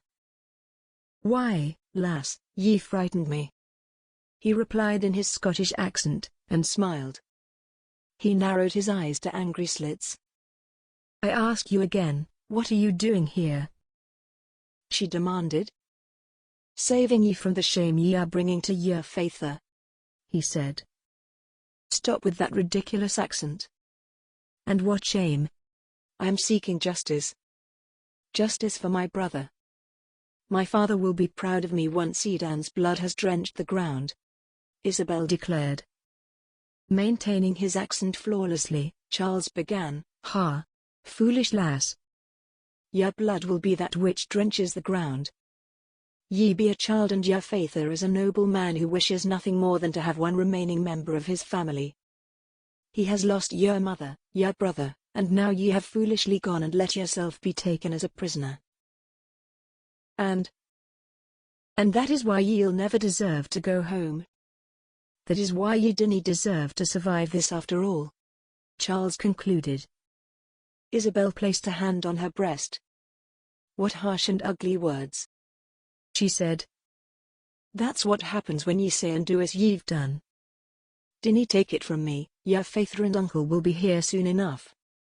And if ye think I am angry on their behalf, just ye wait until your uncle gets his hands on ye. I've heard him call ye selfish and spoiled for doing such an unconscionable thing to your poor father," Charles warned. "It was not unconscionable. It is justice, vengeance. I am seeking to end the life of the man who destroyed my family," Isabel justified. "Are you truly that blind? Foolish girl." They were quiet for a moment. Isabel finally worked up the courage to ask what she truly wanted to know. "And how is my father?" she asked in a small voice, trying not to choke on the tears she felt spring to her eyes. "Sad," was the only word that came from Charles's mouth. "Why?" she asked. A silent tear spilled over the edge of her lower eyelid and another pooled behind it. "Why do you think? His only son is not long since dead. His daughter has run off to be captured by the very same killer. It's a wonder he hasn't died himself, lass," Charles replied. "That is a very harsh thing to say. But it's true. Your father is miserable without ye," he told her. Isabel's heart sunk. The weight of guilt was crushing her as she thought again of her father. She had tried so many times to push through her thoughts, to set aside the guilt of leaving her father, of lying to him. She set aside the guilt of her growing feelings when her eyes lingered on Edan. Isabel began to wonder if it was all worth it. "And what plans does my father have?"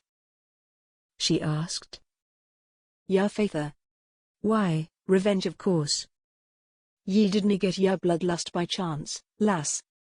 Ye came to revenge your brother. Your father is coming to revenge ye," Charles said lazily. But what if he should fail?" she asked. "Isabel," Charles said in a low voice, using his English accent for the first time. "Your father has never failed in battle until your brother lost his life. Your father has a strong reputation. But his love for his children is far greater, and that puts him at risk." "So, what are you saying?" she asked, the tears coming all over again. "I am saying that you had best prepare yourself for a messy battle.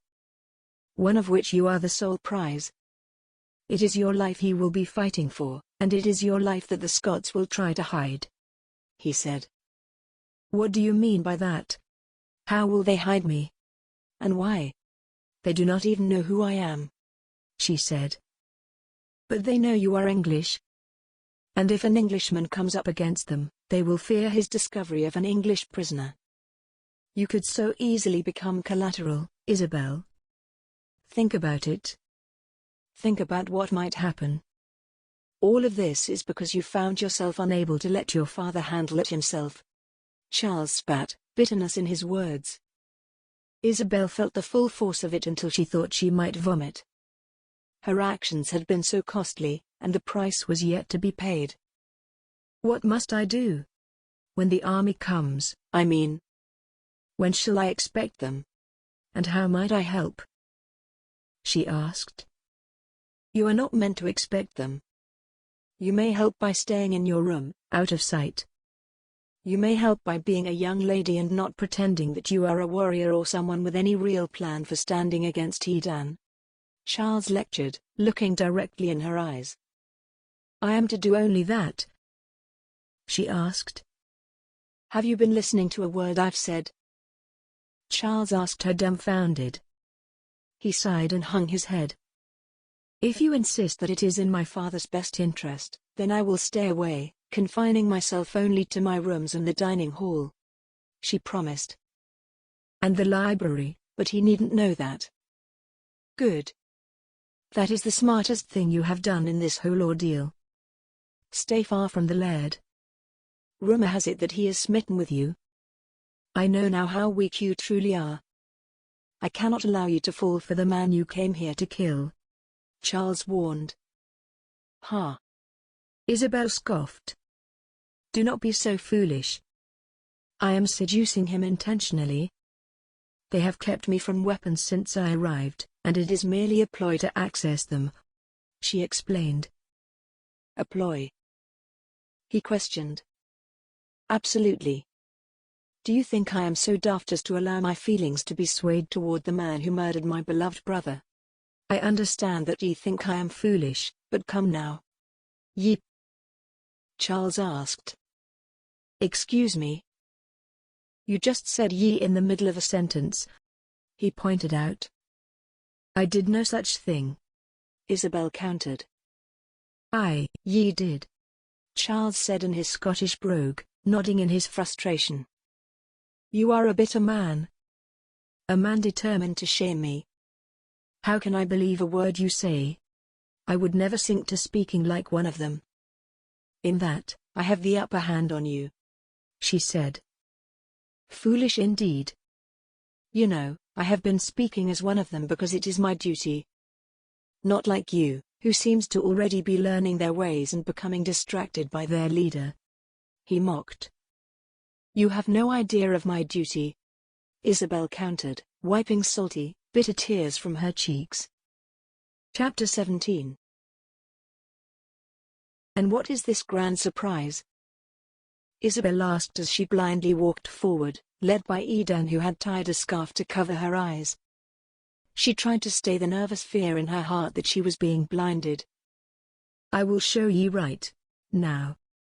Edan exclaimed. He pulled the silk scarf from her eyes, revealing a horse had been readied at the stables for her. She was finally outside, no longer with their drab ceilings and hard floors. She saw a boundless sky above her and felt the lush grass under her feet. Walls were no longer closing in on her, and the stuffy odor that permeated the air in the castle was fading. She could now savor the panorama. She took it all in, beaming from ear to ear. So, it is true. I really am outside. I felt the breeze in the fresh air but did not wish to believe it until I knew for certain. Isabel marveled. It was time. Edan replied.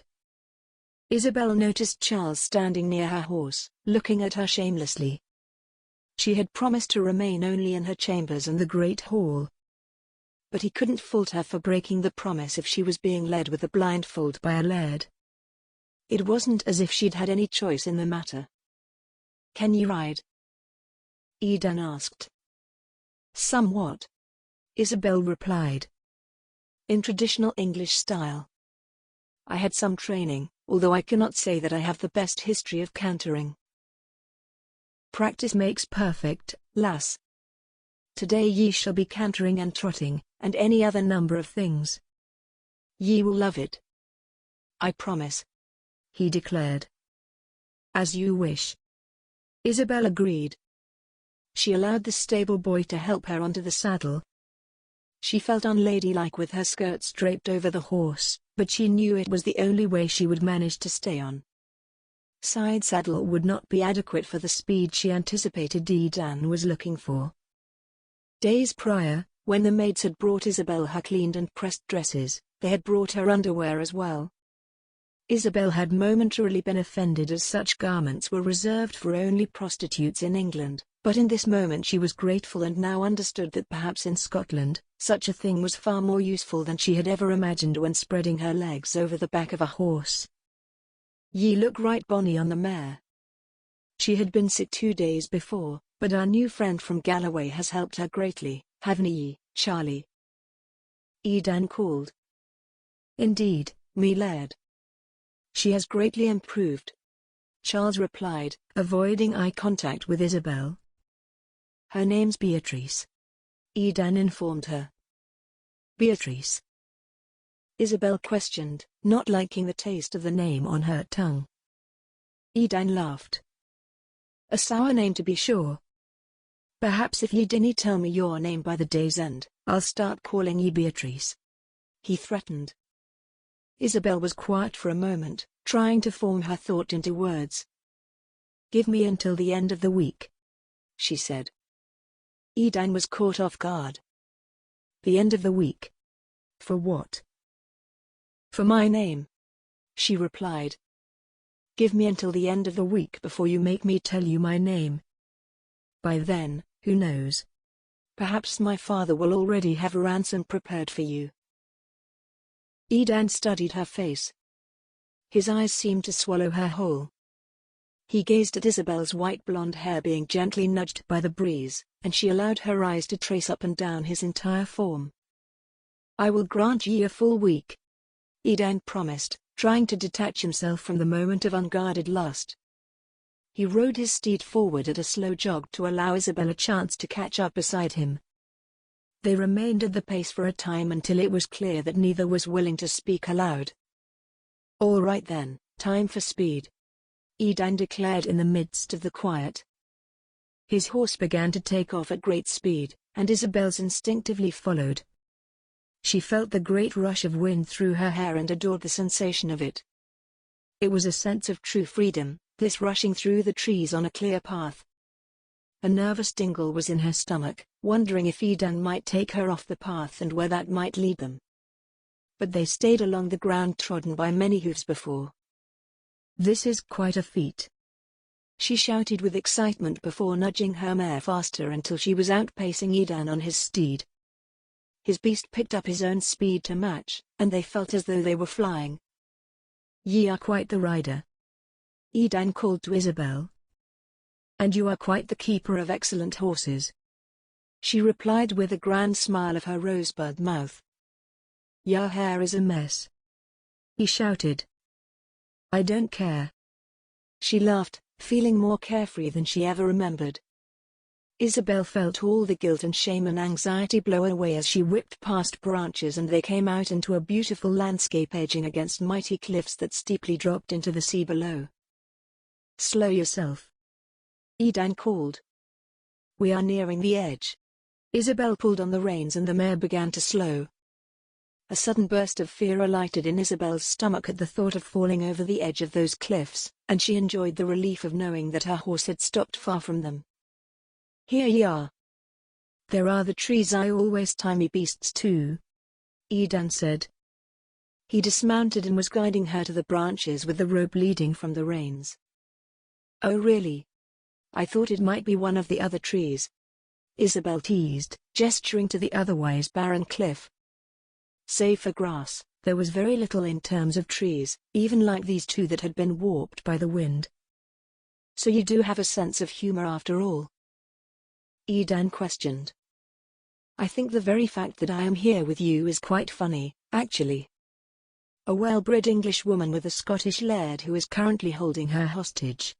Why, that would make for a fine opening to a story with a lesson in piety. I might be called upon to answer the question, who is my neighbor? And you might be called upon to treat me as a sister with only the purest of intentions," she said. Edan listened to this, watching the way her lips moved when she was uninhibited and truly enjoying herself. "Come to me," he urged, standing before her. What do you mean?" Isabel asked. Edan answered by circling his strong arm around her waist and pulling her closer to his body. He captured her mouth with a feral intensity and she melted into his embrace. Edan felt the warmth of her response. He was confident that she really did want this, that she enjoyed it every bit as much as he had. Raising his mouth from hers, he saw the glow on her face. He placed her face lightly against his chest and held her tighter for a few moments more. Finally, they separated and stood before each other. The mare snorted, and it broke Isabel from the momentary awkwardness at her willing response to the touch of his lips. She quietly turned in the breeze and walked toward the cliff. Edan followed at her pace, catching up to walk silently beside her. They stood at the edge of the cliff, and the sea breeze blew in their faces. The air was crisp and clean and smelled of salt and moss. "What do you expect of me?" Isabel finally asked him. "What should I expect?" he asked back. "I only wish I knew." "Do you think I will grow to love you? That I will be as smitten as you are? Do you think I will ask my father to allow us to marry? You know, surely, that I must remember that I am merely a prisoner of yours," Isabel said in a rush. "Yes, I can ye feel that way. But I dinna think of ye as such. Ye are so much more than a prisoner." He reached out and caught her hand in his. "I have watched ye, your dedication to learning through books even when ye didn't ken what ye were likely to face as our prisoner. I've seen your spirit, your strength. Even me sister seems to like ye," he said. "Well, that is some small comfort I suppose," Isabel replied. The sound of girls below led Isabel to creep closer to the edge. It was how she seemed to continually feel nowadays. Ever present at the edge. The edge of her lies being discovered as truths. The edge of falling for this man who had murdered her brother. It was all far too much trying to walk along the edge. "Dinna get too close," Edan warned. He moved behind Isabel and wrapped his arms around her waist. She leaned back into him, sighed sadly, and together they watched the sun begin to set on another day. "It is quite beautiful here," Isabel finally said. "I do love to spend me time here when I can. Most often alone, like. But now and then I come here with me sister or with Robert," he said. "And do you think your sister and Robert might feel for one another?" she inquired. "Ha, never," Edan scoffed. "How can you be certain?" Isabel asked. "Because they wouldn't make sense," Edan said matter-of-factly. "And us? Does this make sense? That you are standing here with your arms wrapped around me as though we belong to one another? As though our countries are not bitter enemies?" Isabel said passionately. "Tell me, lass. Am I standing here anyway?" "Yes," she replied. "And are ye fighting to get away from me?" he asked. "No." "Can ye imagine me sister standing here, allowing a man to wrap his arms around her?" Edan asked. Isabel gave a light laugh amidst her choked anguish. "No, I suppose not." "Then I think we have an answer. Me sister and Robert would never be a match. But ye and I, no matter our rival countries, we have something. Am I wrong? If ye dinna want it, tell me now. Otherwise, I'll nae let ye go ever again," he said. "I am here. With you. And I cannot fight that," Isabel promised. "But I shall continue to try." "My God, these lies are too much." Isabel was anguished. "This man is too much." Chapter 18. Edan stood in the hall outside his uncle's rooms and heard the voice of Cormac infuriated and yelling. I dinna ken what ye want me to do about it all. It wasna me own fault. Say what ye want. Blame me, lie about me. But I only did as I was ordered, and that's a right and true fact. Cormac said at the end. That may be so, but your behavior has remained inexcusable. My nephew is growing weary of ye and your antics, Cormac. Ye are not a healthy member of our clan. Callum replied. Me? Me? Ye are the worst of men, Callum, if ye are going to try and have me lowered even further. I ken what ye be hiding. And ye dare to tell me that I'm nae a healthy member of the clan. What a right bloody scoundrel ye are. Cormac burst. Edan did not dare turn and face them, but he also knew they might overhear his steps walking away. He effortlessly shifted himself into the shadows beneath the stairs to remain hidden out of sight. Calm yourself and quiet your voice, Callum ordered. I am still your superior, though I am not Laird. But do ye wish ye were? Ye would do just about anything to prove yourself worthy, wouldn't ye? Cormac suggested. Even going so far as killing my friend because he was English? Edan wondered. What are you implying? Callum asked.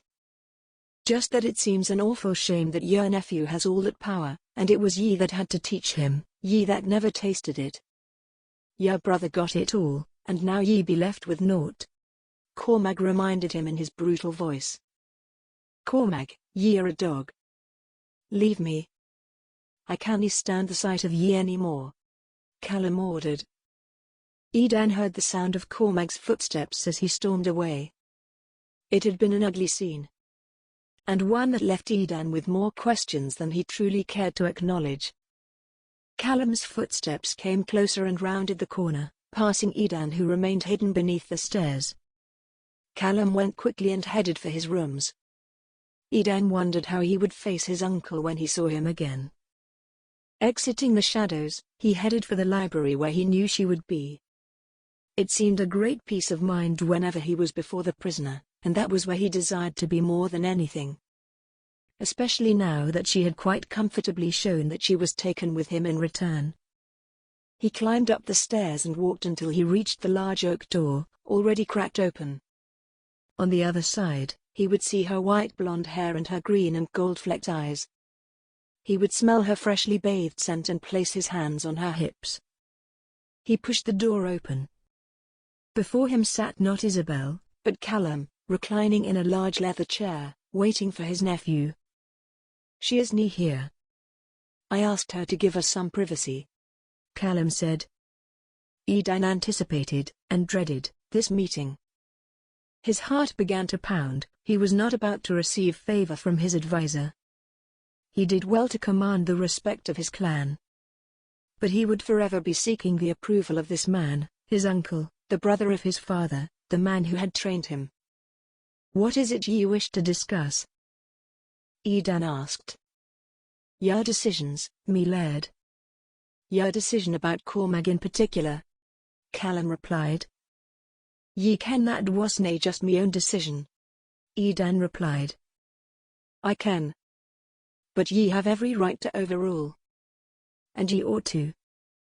I ken we dinna want the English blaming us for the death of their boy, but by now, ye really think they have nae begun to blame us after all? Callum asked. So, what is it ye suggest? Callum put his hands together and spoke casually. He ought to be executed, me Laird. A life for a life. He cannae be trusted. Edan had a sick feeling in the pit of his stomach. He hated Cormac even more so since the murder of James, but this ultimatum seemed an unexpected twist.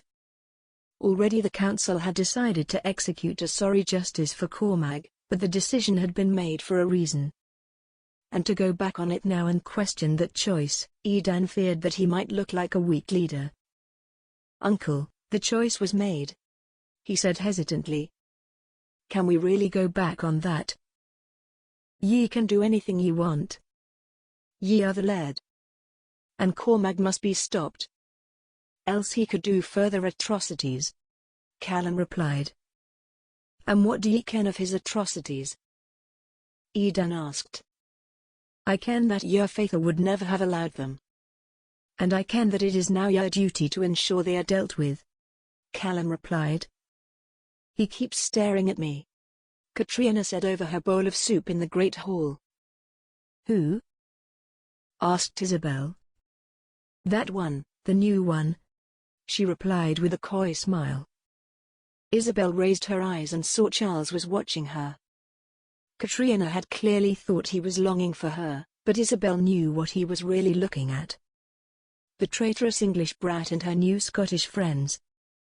That was his focus. They say he is a great horse healer. He helped a mare upon his arrival, and then one of me brother's steeds became ill, and he is working to see improvement. He seems awfully skilled. And awfully handsome, Katrina said, continuing to believe she was making eye contact with Charles. And you are so brazen about being seen by him? Asked Isabel, watching Katrina preen. May as well let him know I notice. Else how is he going to be encouraged to move forward and come introduce himself? She asked. True, I suppose. It may help, Isabel replied, thinking there was no way Charles would likely show interest in a Scottish woman while working as a spy among them. What are ye on about? Came the voice of Edan behind them. He was watching Katrina with amusement. Just trying to get me a steed, she replied. Ye are no mare. Ye have neither the elegance, the grace, the innocence, Edan replied. And where have ye been? Katrina inquired. Edan shifted uncomfortably and glanced at Isabel for a moment. She had been surprised when asked to leave the library, but had done as she had been told before meeting Katrina on her way to the hall. I've been with Uncle. Just gleaning more wisdom from they that came before, he said vaguely and casually. I write, a good man from which to glean, said Katrina, raising her cup to no one in particular and taking a swig of the scotch within. I love a good Saturday. Have ye ever noticed that Saturdays are the best days? Asked Katrina, already a little bit tipsy from her previous glass. She was nearly leaning on Isabel, who sat with her typical sturdy posture and appeared greatly uncomfortable at having Katrina upon her. Indeed, they are lovely, she replied awkwardly. Oh, brother, what do ye ken of the horse doctor? Katrina continued. Very little. There was much confusion about his appearance here, but it would seem that he is quite excellent at his craft, Edan replied. He is also quite excellent at getting me hot and bothered, Katrina slurred. Sister, I dinna need to hear that, Edan said. He keeps staring at me, though. I think I may need to spend some time practicing me riding, Katrina said, discussing horses. When she realized the double entendre, she began to laugh hysterically.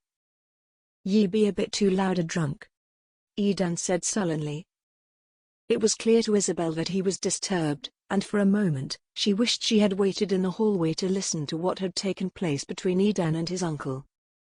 But it was too late now, and she would have to trust that she was not in jeopardy for the time being. Cormac walked into the great hall and sat near the door beside Charles. The two did not speak for quite some time, but eventually, Cormac, drinking twice as much as Katrina in half the time, was also in a state of high volume and low filter. Edan ate quickly and left, disappearing somewhere unknown. Isabel watched him with concern. Why do I feel that once again I am betraying my brother? Her eyes scanned the tables for a knife. She had neglected to even look during the previous day, which now caused a new wave of shame flow inside her. How could I have forgotten? Am I so distracted by this man that I am letting him draw my focus away from my duty? She wondered. Katrina, do you really think that that man is someone you would admire? She asked, referring to Charles. Aye, he's a right sturdy build and I'm sure he can ride, she said, again invoking the unspoken meaning. Perhaps I can speak with him. Ask if he has a wife. Isabel suggested, thinking it would be helpful to have an excuse to speak to him without arousing suspicion. But before she could finish the thought, 2 guards in kilts came and stood beside Charles. Edan followed. Something was not right. Chapter 19. What is it? What is happening? Katrina begged of Robert when she and Isabel met him in the hall. She had been shocked out of her drunken stupor when she saw her new love interest being led away by 2 guards.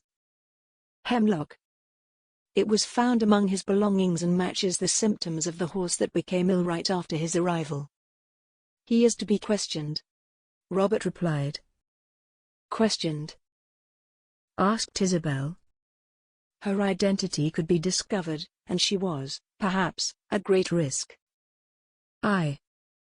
Excuse me, I have to go, Robert said. He left the 2 women standing outside the hall and followed Edan and the guards to a room below, a room most often unused, with shackles and chains. Robert stood with Edan as the guard questioned Charles, who was now bound in metal. What do you have this for? He asked, showing Charles the hemlock.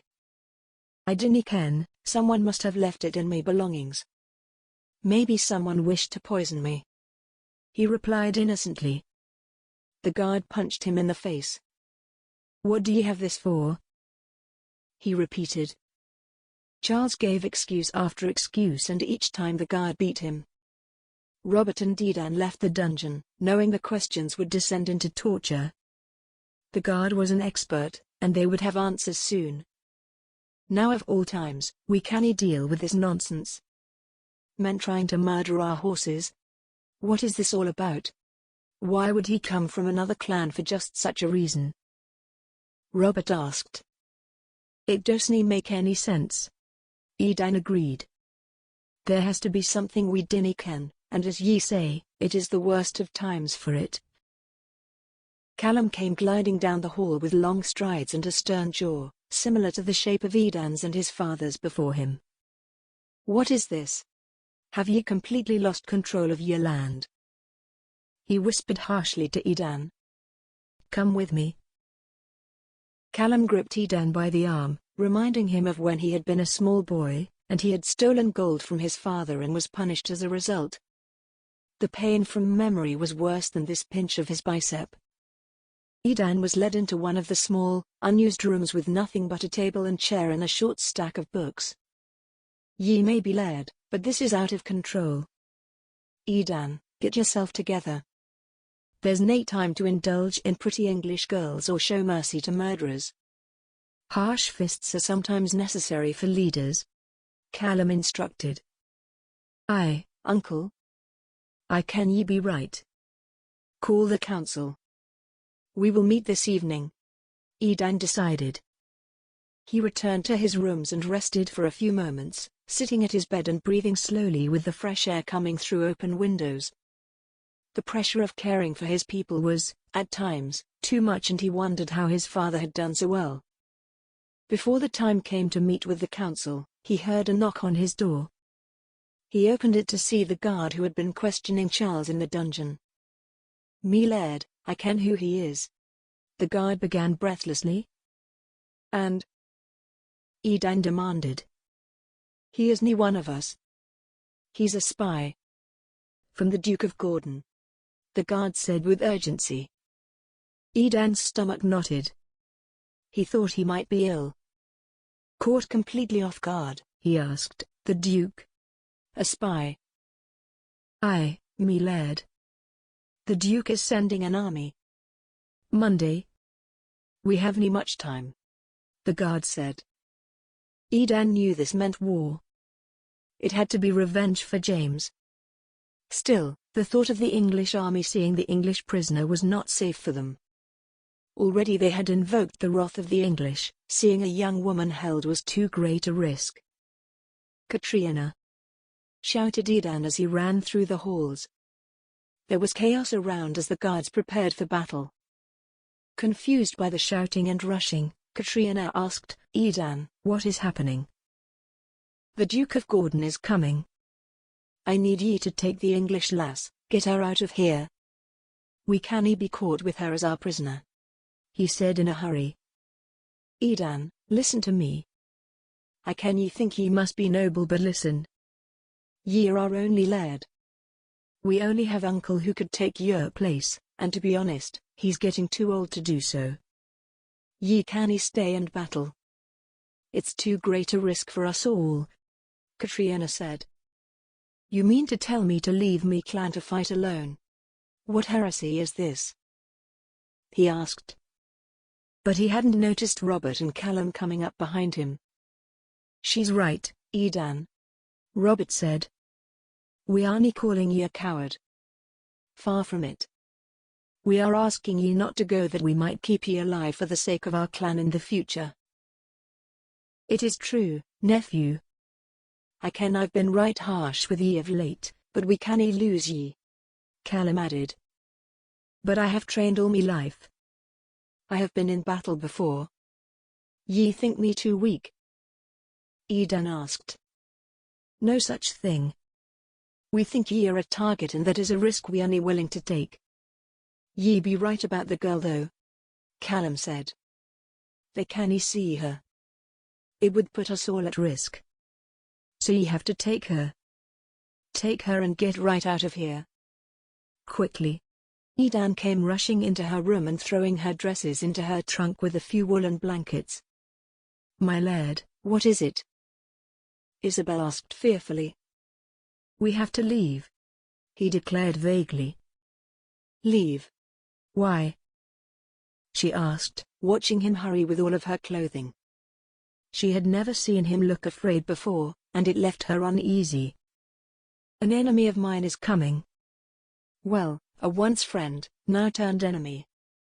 He is coming, and I cannae allow him to see that we have an English prisoner. Edan replied. I see. Isabel responded. How do they know? She wondered, thinking of the plan Charles had told her. He must have given in to the torture. He must have confessed. Her heart sank, and yet, she knew that if Charles had been right, it would be dangerous for her to stay during the battle. But here she was, the cause of it all. The cause of men who would likely soon die. And Edan thought it was all for James. It was, initially. But he would have no idea that it was now because of her. Unless Charles told them about me, as well. But Edan gave no indication of knowing her identity. He merely rushed to gather her belongings and ordered a maid to carry it down to the carriage. Edan pulled Isabel by the hand to follow along after him. She saw that the whole castle was in a hustle of anxiety and preparation. And she knew it was entirely her fault. They loaded into the carriage that the clan had stolen the day Isabel was captured, and Edan drove them forward with Isabel sitting inside. She watched as the castle shrunk into the distance and felt the familiar sensation of the horses pounding quickly, gaining distance. There was a part of her that was greatly pained to say goodbye. Edan ran the horses with the same adrenaline pumping in his veins. He had abandoned his clan. He'd been told to, but he thought he might never overcome the guilt at leaving them behind to fight alone. And with a mere quick goodbye to his sister and his dear friend, it seemed as though he had left everything. He wondered who might be left when they returned. They rode forward for 3 hours, both lost in their own guilt and shame. The English would be attacking in a day and a half. They were far ahead, and it was small comfort. At last Edan stopped as they were passing through a larger town. Triggered by the stress, both were ravenous. We'll stop here for a bite. I'm right peckish, Edan declared, handing a few coins to the man who would watch their coach. As am I. Thank you, she said. They entered the pub, and each received a plate heaped with meats and potatoes. A knife appeared at Isabel's plate side. She eyed it for a moment while Edan distractedly dove into the food. She wondered whether it was wise to kill him here, in public like this, and decided a public execution of a Scottish laird by a silent English girl was not the best choice. She would have to take the knife for later. They ate until they were full, and Edan drank a good amount as well before urging Isabel to finish so they could travel a bit farther north before the darkness full settled. She finished her food and cautiously tucked the knife into a fold in her skirts. Once they were on their way again, Isabel began to fall asleep in the coach. Edan finally stopped and tied the two horses to a tree before climbing inside the coach with her. "Where are we?" Isabel asked, waking from her sleep. "Dinny worry. We are far enough that we are safe from the battle. And I've kept us well out of the way," he assured her. Edan came to sit beside Isabel on her seat in the coach, and she leaned into him. He held her until they both fell into a deep, fitful slumber. Chapter 20. "Have you heard anything more from Charles, Your Grace?" asked William, standing with the Duke of Gordon in his rooms. He was beginning to get nervous about their journey for the next day. Their goal was to arrive at sunrise, but everything had to be timed perfectly. "No, he has not sent any word to me since. But he has said that he would come to meet us as we march on toward the castle. So, I am sure he will come to brief us of any changes. Of course, his duty is to ensure there are none," the Duke replied. "Yes, Your Grace. I am sure that all is well," William replied. "And have you seen the army?" the Duke asked. "Indeed. They are a fine bunch of men, and I have no doubt that we will be the rightful victors. You have excellent men at your disposal, and they are extremely loyal to you. We will all be ready to march by your side and bring your daughter safely home," he promised. "Excellent. And that boy will be as good as dead for all he has done to us. For the murder of my son and the captivity of my Isabel. He shall be put in the ground," the Duke declared with passionate hatred gleaming from his eye. "Brother," called Ezra, entering the room. "We have gathered the extra horsemen. The Earl of Lancashire has sent an entire fleet for our use." "Ah, this is good news indeed," the Duke said with delight. "I feared we may have to move onward with only our limited supply. But the Earl has quite skilled horsemen, and this is excellent news." "We are ready then, sir. Weapons, armor, we have it all. We are ready for battle," William said again, with greater confidence. "William, please leave the Duke and me to discuss a matter," Ezra requested. William looked to the Duke, who nodded before he took his leave. "What is it, Ezra?" the Duke exclaimed in irritation. "I only wondered, what is your primary objective? We are moving to rescue Isabel, but is that your true goal? Or are we aiming at revenge?" Ezra asked. "Can we not choose both?" the Duke asked. "Indeed, brother, but hear me. Our army needs a focus. As it is, there is some confusion as to what their purpose must be.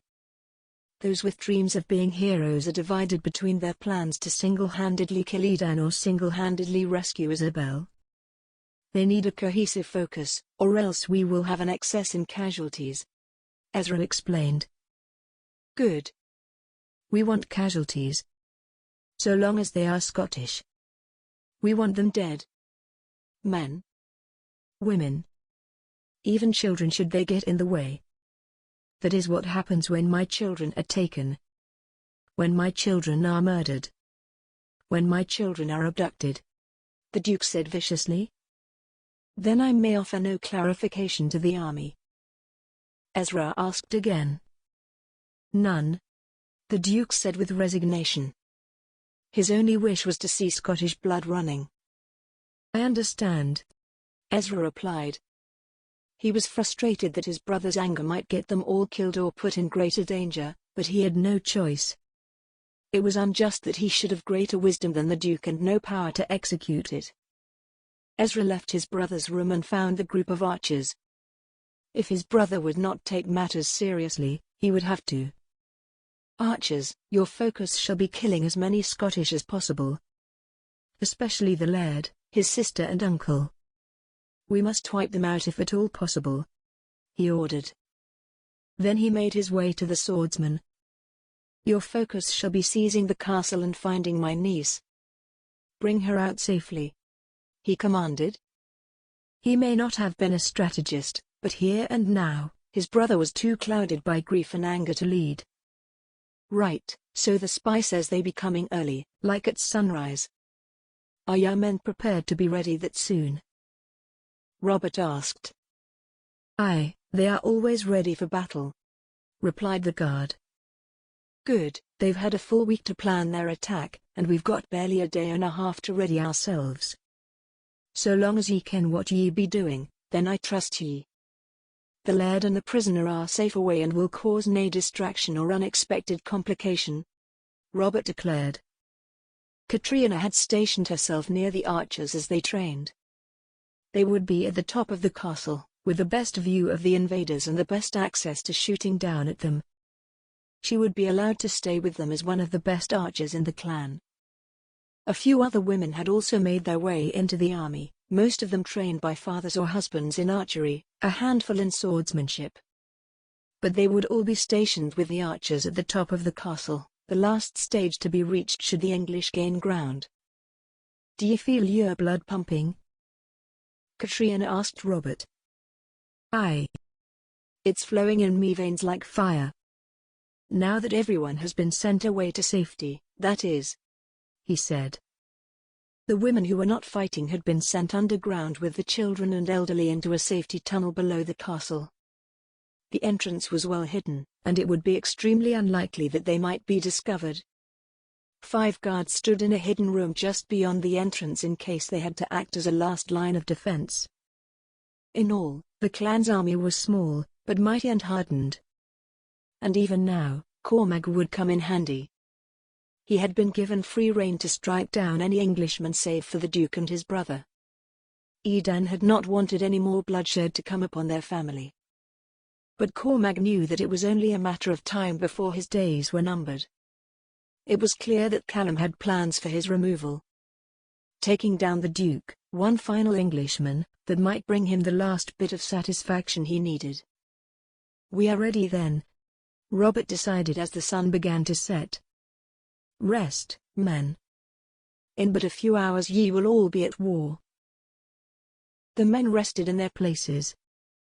The first line of defense, a group of 100 men hidden within the forest along the path that would be taken by the English, rested among the trees. They waited in the dark until their watchman would alert them. Edan could not close his eyes. All day he and Isabel had ridden, and they were now drawing near to Land's End. He knew they could reach it before noon the following day. The day that his castle would be attacked by his enemy. Sun would rise in but a few hours. His blood pounded in his veins. Fear rattled him. He knew that the terror was greater being away than if he had remained behind to see what would come to pass. Isabel stirred in his arms. He had not kissed her since they departed for their journey. He longed for a taste of her comfort, for a touch of her lips on his. And yet, he knew that his fears were too great to allow him the full pleasure of her. Those green eyes opened, and she looked up at him. "What is it, my laird?" she asked with concern. "Nothing, lass. Ye are bonny when ye sleep is all. Rest your head," he said softly. "No," she said, rising to sit, her face close to his. Tell me what concerns you the most." "I am afraid for me clan, and I wish only to be with them. I ken they wanted me away to protect their leader. But how am I to lead when I cannae even be in battle with them?" he asked. "Are you always sent away?" Isabel wondered. "Nay, I am right with them most times. This time is different. This time, the enemy believes I am responsible for something I had nothing to do with. And ye? We cannae let them see ye. They only to ken we've an English prisoner," he said. "So, they do not know who I am." Isabel exhaled with relief. "Well, do not fear. I am sure your men are well trained," she said, hoping he would deny it. She worried for her father, knowing how his anger could lead his mind. "Aye, we are right warriors. Rarely have we failed, and rarely have we left many survivors. But I've always been there. Now, I'm nae with them," he said. Isabel was stuck. She feared for the safety of her own countrymen, and that of her father and uncle, the only family she had left. And yet, she realized that she was growing to love the castle and the friends she was beginning to make. Like Katrina and Robert. "Well, I suppose we shall just have to wait and see what comes of it," she said quietly. She curled herself into Edan's chest, and he held her close, kissing her forehead lightly. Isabel looked up at him, and he stared into her eyes. "Kiss me," she said, before accepting how deeply she meant the words. His lips were on hers, a warmth against the cold of the night. They were in the coach, blankets covering their bodies, but Isabel could not think of a greater comfort at that moment than Edan's lips and hands. His fingers drifted to her waist, and he gripped her close. Isabel melted into his form. The kiss did not make her feel powerful as Katrina had described. Isabel realized that when she truly wanted it, when it was not a tool for seduction, the kiss itself had power. The kiss was magic she had never dreamt of. "What shall become of us?" she asked when Edan broke from her. "I dinna ken, lass," he replied with a sigh. Isabel felt the weight of the knife in her skirts. It felt as though it had stabbed her through her heart. Chapter 21. A sound broke in the gentle pink light. The sound of feet and horses. It was rapidly growing in volume, and the Scotsmen were in position within an instant. Charles had not come to meet the English as anticipated. Yet they marched forth, a vast army ready for revenge. Archers hid in the trees and swordsmen behind them, lining a distance of half a mile on either side. They waited until the English reached the end of the line, and the first wave of the army was surrounded. "For Scotland!" rang the shout of the kilted general. The swordsmen leapt from the forest onto the path and began their massacre. From the trees, the archers shot down any man without a tartan. Cormac remained hidden, waiting until he saw the Duke.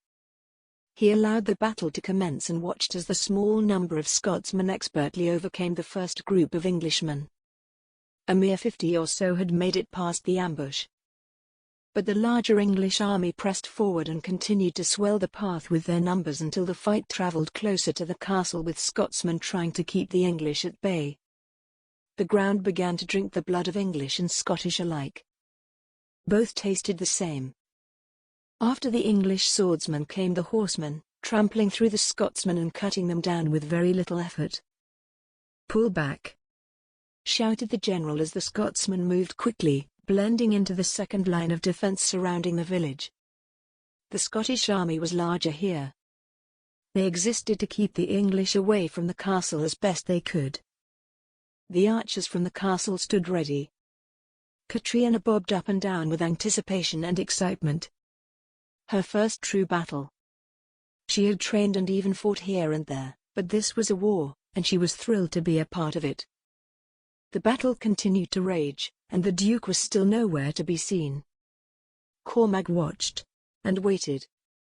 "Ye look so bonny when ye sleep," Edan said again. Isabel stretched and sat upright. "You are awfully comfortable to rest upon," she replied. Edan smiled. It had been a comfortable night for him despite his anxiety. The presence of this beautiful woman seemed to continually bring him strength. "Did you can hear that?" she asked suddenly. "Hear what?" he asked. It was too late. The door of the coach was flung open and a burly man, who reminded Edan much like Cormac, stood with his meaty fists clenched. The door on the left was then wrenched open, and Isabel gasped to see men on that side as well, 3 of them. They were trapped. The burly man pulled Isabel out of the carriage, wrapped in the wool tartan she had taken from the room, and Edan followed after much protesting. "What in the actual hell are ye doing?" he demanded. We heard an English voice. "Didn't ken she'd whipped one of our own," the man said with a Scottish accent so deep it was barely understandable to Isabel. "I'm nae whipped. She isn't what ye think," Edan defended. pulling Isabel back to his side. "For your sake he ope not," the man said. What is he saying?" Isabel asked Edan quietly. Edan tried not to laugh. "Just remain quiet," he instructed. "We're taking you a right fancy carriage, me lil lassie," the man said. "Can he be having ya strong gentleman kumaye for me No, can we?" I just do not understand," she said to Edan again. By this point, Edan couldn't hold in his small burst of laughter at Isabel's inability to comprehend what was being said to her. "They be taking the coach, lass." "Calm yourself," he explained. "It isn't hard to understand." The man sneered. "All right, forgive me," Isabel said with worry. "Get your salute the way," the man shouted, pushing Isabel aside and jumping into the coach with his brigands. "Wait. My trunk," she called after, but the men were already gone along the road, the horses being whipped into speed. Edan cocked his head back, and he gave a laugh. Isabel stared at him as though he were mad. "What is so funny? I can't possibly understand why you find this so amusing," she shouted. "Perhaps that's part of it, lass. Ye just kept asking me what he was saying. And it only makes sense that now we've been robbed of the same carriage that brought ye to me in the first place," he said. Isabel sat on the ground and pouted, feeling the hardness of the knife pressing against her thigh. Perhaps now was not the best time to kill Edan. She would be lost and alone in a land where she'd been kidnapped and now robbed. Twice. "Anywho, we'd best start walking," Edan declared. "Walking?" Isabel asked. "Ye dinna have legs?" he asked. "Why, of course, I do. It's just so very far in any direction." "We are out in the middle of nothingness, Edan," she said. A blush came over her cheeks for the familiarity she had shown in using his name directly. Edan smiled, glad that she had felt so free despite her embarrassment. "Forgive me," she said nervously, looking any direction but to his face. "There be nothing to forgive," he said, coming closer and placing a hand on her cheek. "We must walk," Isabel said, leaving him stunned before he followed her. He took her hand so that he might lead. The army had drawn nearer the castle, so Cormac knew he had a clear chance when he saw the Duke and his brother coming side by side on their horses, surrounded by 30 swordsmen. He left the trees and cut down 2 men before the others realized what was happening. The path had been so quiet a moment ago with the battle far ahead. "Ye slimy English, I'll kill ye all," he yelled. Ezra looked to his brother. "You are protected by your men, brother. He is but one Scotsman." "I will ride forward to the battle," he said. "Go," agreed the Duke, who had unsheathed his sword, but had not yet any need to use it. He watched as his 30 men dwindled, being cut down one by one at the hands of the brute. 3 English men came upon him at once, and Cormac created a momentum the Duke had never seen, as he used his weight to spin his sword in a circle that cut through the middle of all 3 men. Their armor had not protected them. "Ride, your grace," shouted one of the men. The Duke prepared to charge forward when Cormac cut into the leg of his horse. The beast whinnied and fell.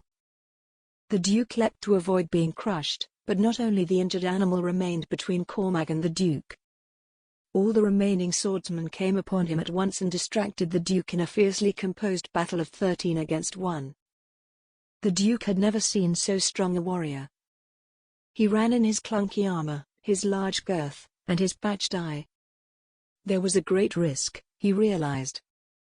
He was no match for the Scots. But soon he came upon the battle, and quickly he was given a horse from the Lancashire army. From there he was able to cut down some of the men and truly be a part of the fight. Still, they had not reached the castle. The Duke watched the battle with his eye and saw that it was unlikely they would. The English army was great, they were large in number, well trained. But they were no match for the Scots. They were hardened and strong. They knew how to use the ground to their advantage. They knew the land and had maneuvered accordingly. "Pull back," the Duke hissed, but no one heard. "Pull back," he said a little louder, heard only by the nearest of men. "Pull back," he shouted. The English paused in confusion before starting their retreat. The Scots began to cheer and celebrate. The English had all but surrendered. They began to ride back, only a quarter of their number remaining. The Duke rode through tears that his daughter had not been recovered. Through the path in the woods, 30 English bodies were piled, and the brute was gone. Failure hung in the air with the stench of death. Chapter 22. Isabel and Edan continued to walk, but the sky was turning to the color of a bruise, and clouds were moving in. It did not take long for the rains to begin to fall with gentle drops splashing on leaves. They sought the cover of trees and sat against a trunk. Their lips met again, and Isabel settled against Edan. His invitation was a sensual challenge, and at this moment, hard to resist. She rested her head in the crook of Edan's elbow. His muscular biceps acted as a pillow for her pale curls. "Nothing in me heart could hae prepared me for this," he whispered. "Nor I," she replied softly. He moved just slightly, cautiously, then with intensity, pulling her under the weight of his body. He gently rested her head on the grass beneath, and she looked up at him with her green and gold-flecked eyes. The deep blue of his gaze held her. In a fever, his gaze drifted to her neck, followed passionately by his lips. First, it was hungry kisses, but quickly changed into licks and light nibbling with his teeth that had no desire other than to devour her. Isabel moaned at the sensation of his mouth, the stubble at his jaw scratching soothingly along her collarbone. Her fists tightened around the white of his free-flowing shirt, and she felt the fabric give way to her strength as one of her fingernails tore right through it. He pulled off the inconvenient cloth, exposing muscle tone upon his bare chest. Quickly he returned upon her, the weight of him being something she needed and could not breathe without. His scent was surrounding her, and she inhaled, deeply and desperately. Isabel rolled over on top of him for a moment, with her skirts hiked up. She slowed the pulse as she sat straddling his waist and feeling the pronounced bump against her. Her hands kneaded up and down his chest, feeling the smooth strength against her palms. She found his eyes again, the blue of 1,000 oceans came over her like waves. She recognized the natural movements of her body as the waves became pulses of excitement. His breathing became shallow, and his eyes blinked at the sensation of her until he could hold them open no more. Mouth open to inhale, Edan wrenched the dress over her head and pulled her torso against his.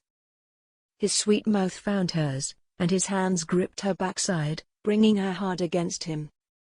Isabel gasped in the same moment Edan moaned. Despite their shallow breaths, they continued to kiss lips, necks, cheeks, ears, eyelids. Both were hungry. The waves continued to roll through her body, growing in strength. His trousers and her undergarments remained a barrier between them, but she felt her wetness in the fabric as he pulled her deeper into the grind. Edan moaned again.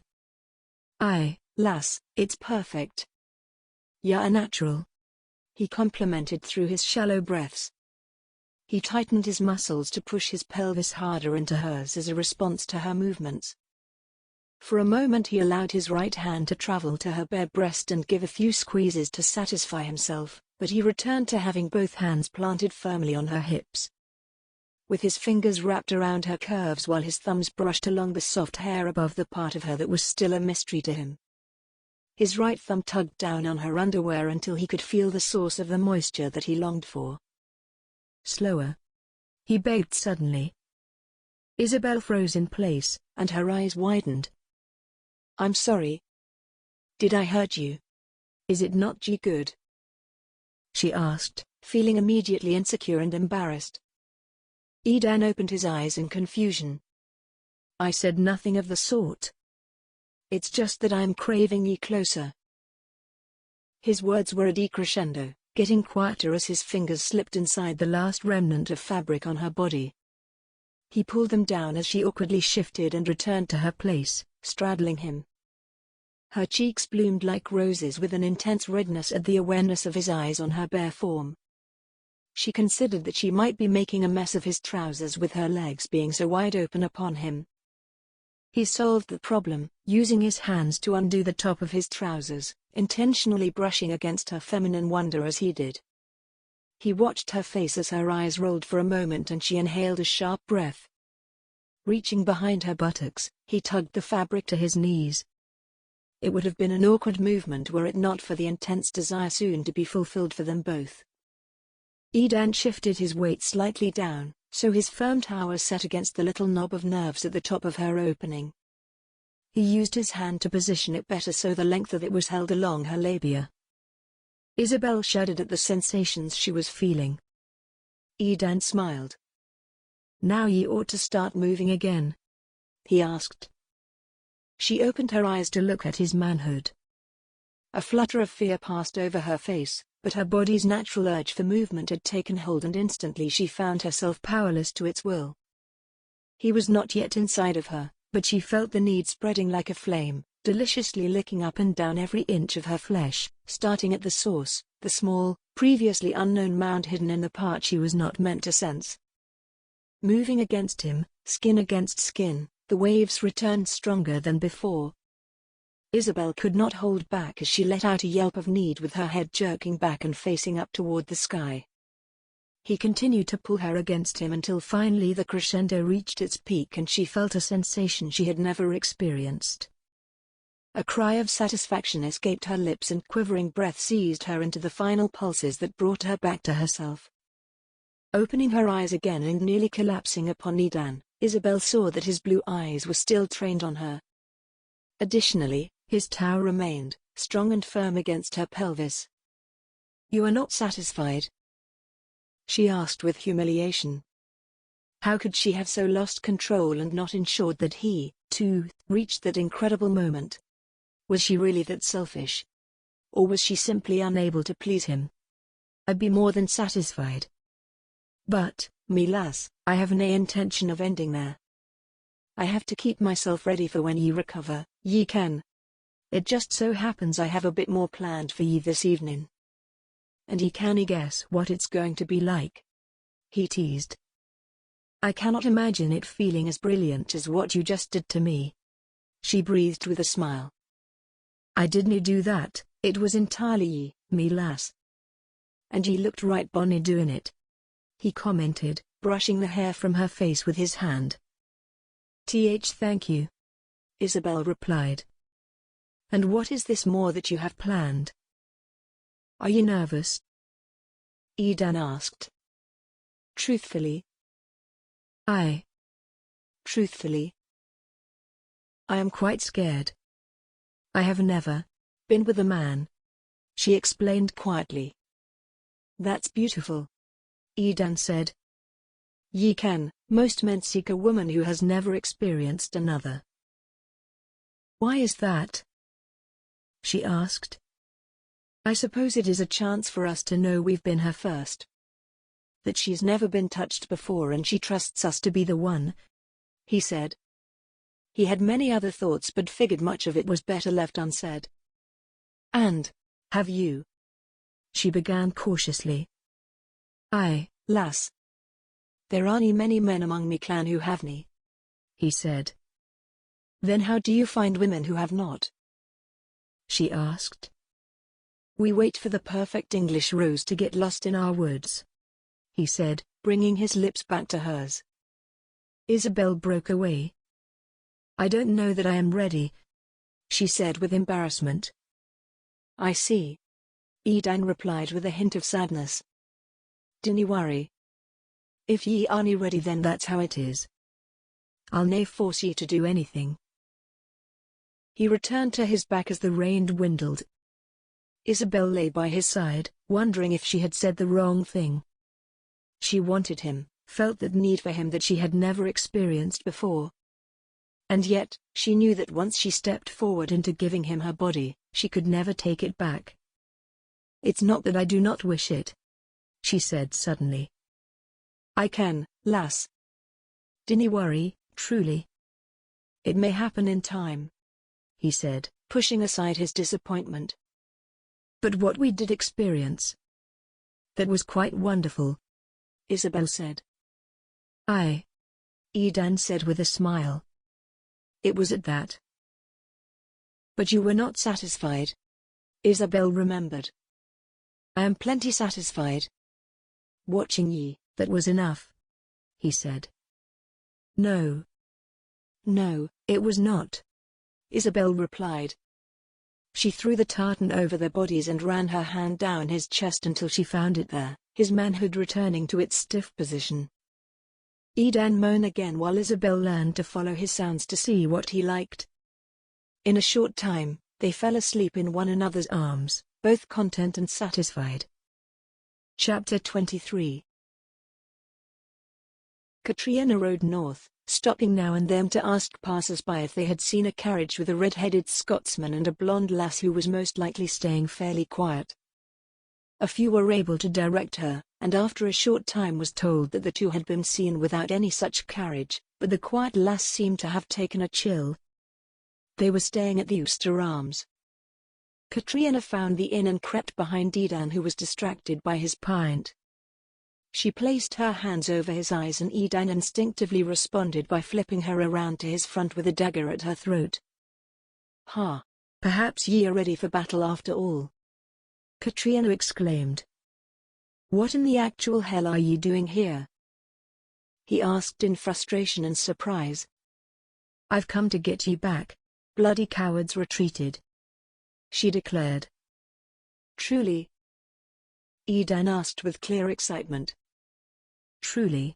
Now where's your little wench? Katrina asked. She is upstairs. In our room, he replied. Katrina cocked an eyebrow. In your room, eh? And what, may I ask, occurred in your room? Nothing I wish to tell you about. She's ill, so ye can be sure I've not taken advantage of her. At least not since we got here, Edan replied. I was told a handsome Titan had been seen with a pretty little quiet lass who'd taken ill. Nothing serious, I hope? She asked. No, just a cold from the chill. We were caught in the rain at one point. Our coach was stolen by some brigands, Edan said. Ye mean like the brigands who stole it from her in the first place? Asked Katrina. Ha! Those brigands were a far better sort, he said, defending his clansmen. If ye insist. Anywho, I'll head up to see her if ye think she'll have me, Katrina declared.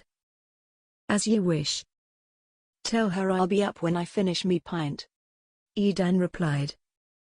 Katrina took the key from Edan and went up the wooden staircase to their room. She unlocked and opened the door to receive quite a shock. Isabel was posed naked on the bed.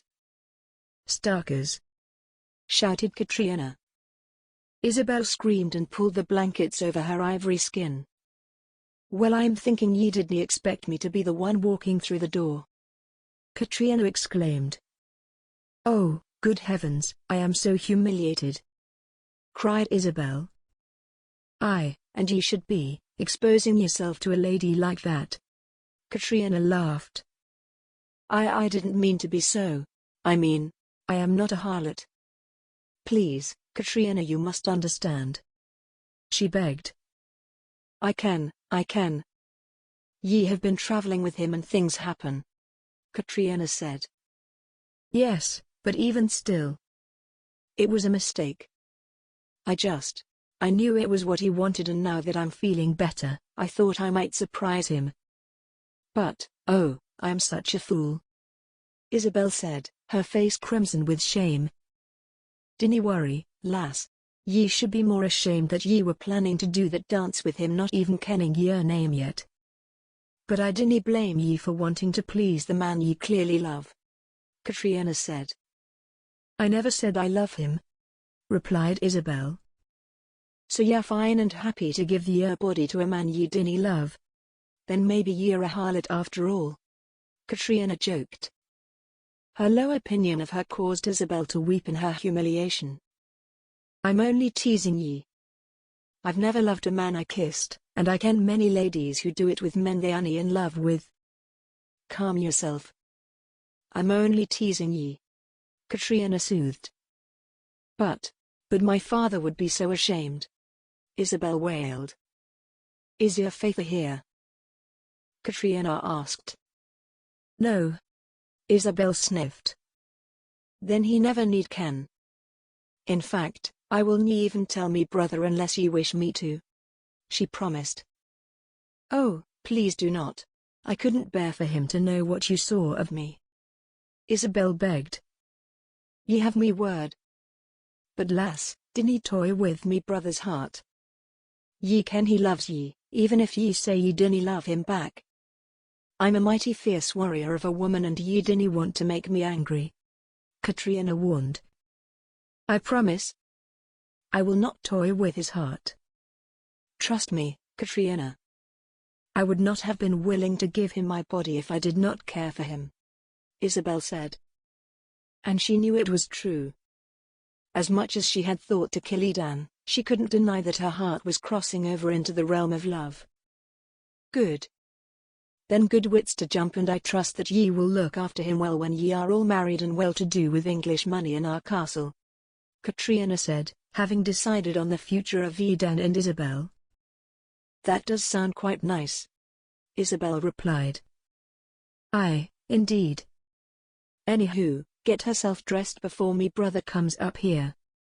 I suspect that if he sees ye, he'll be shaking in the sheets, and I'd rather not be present when he does that.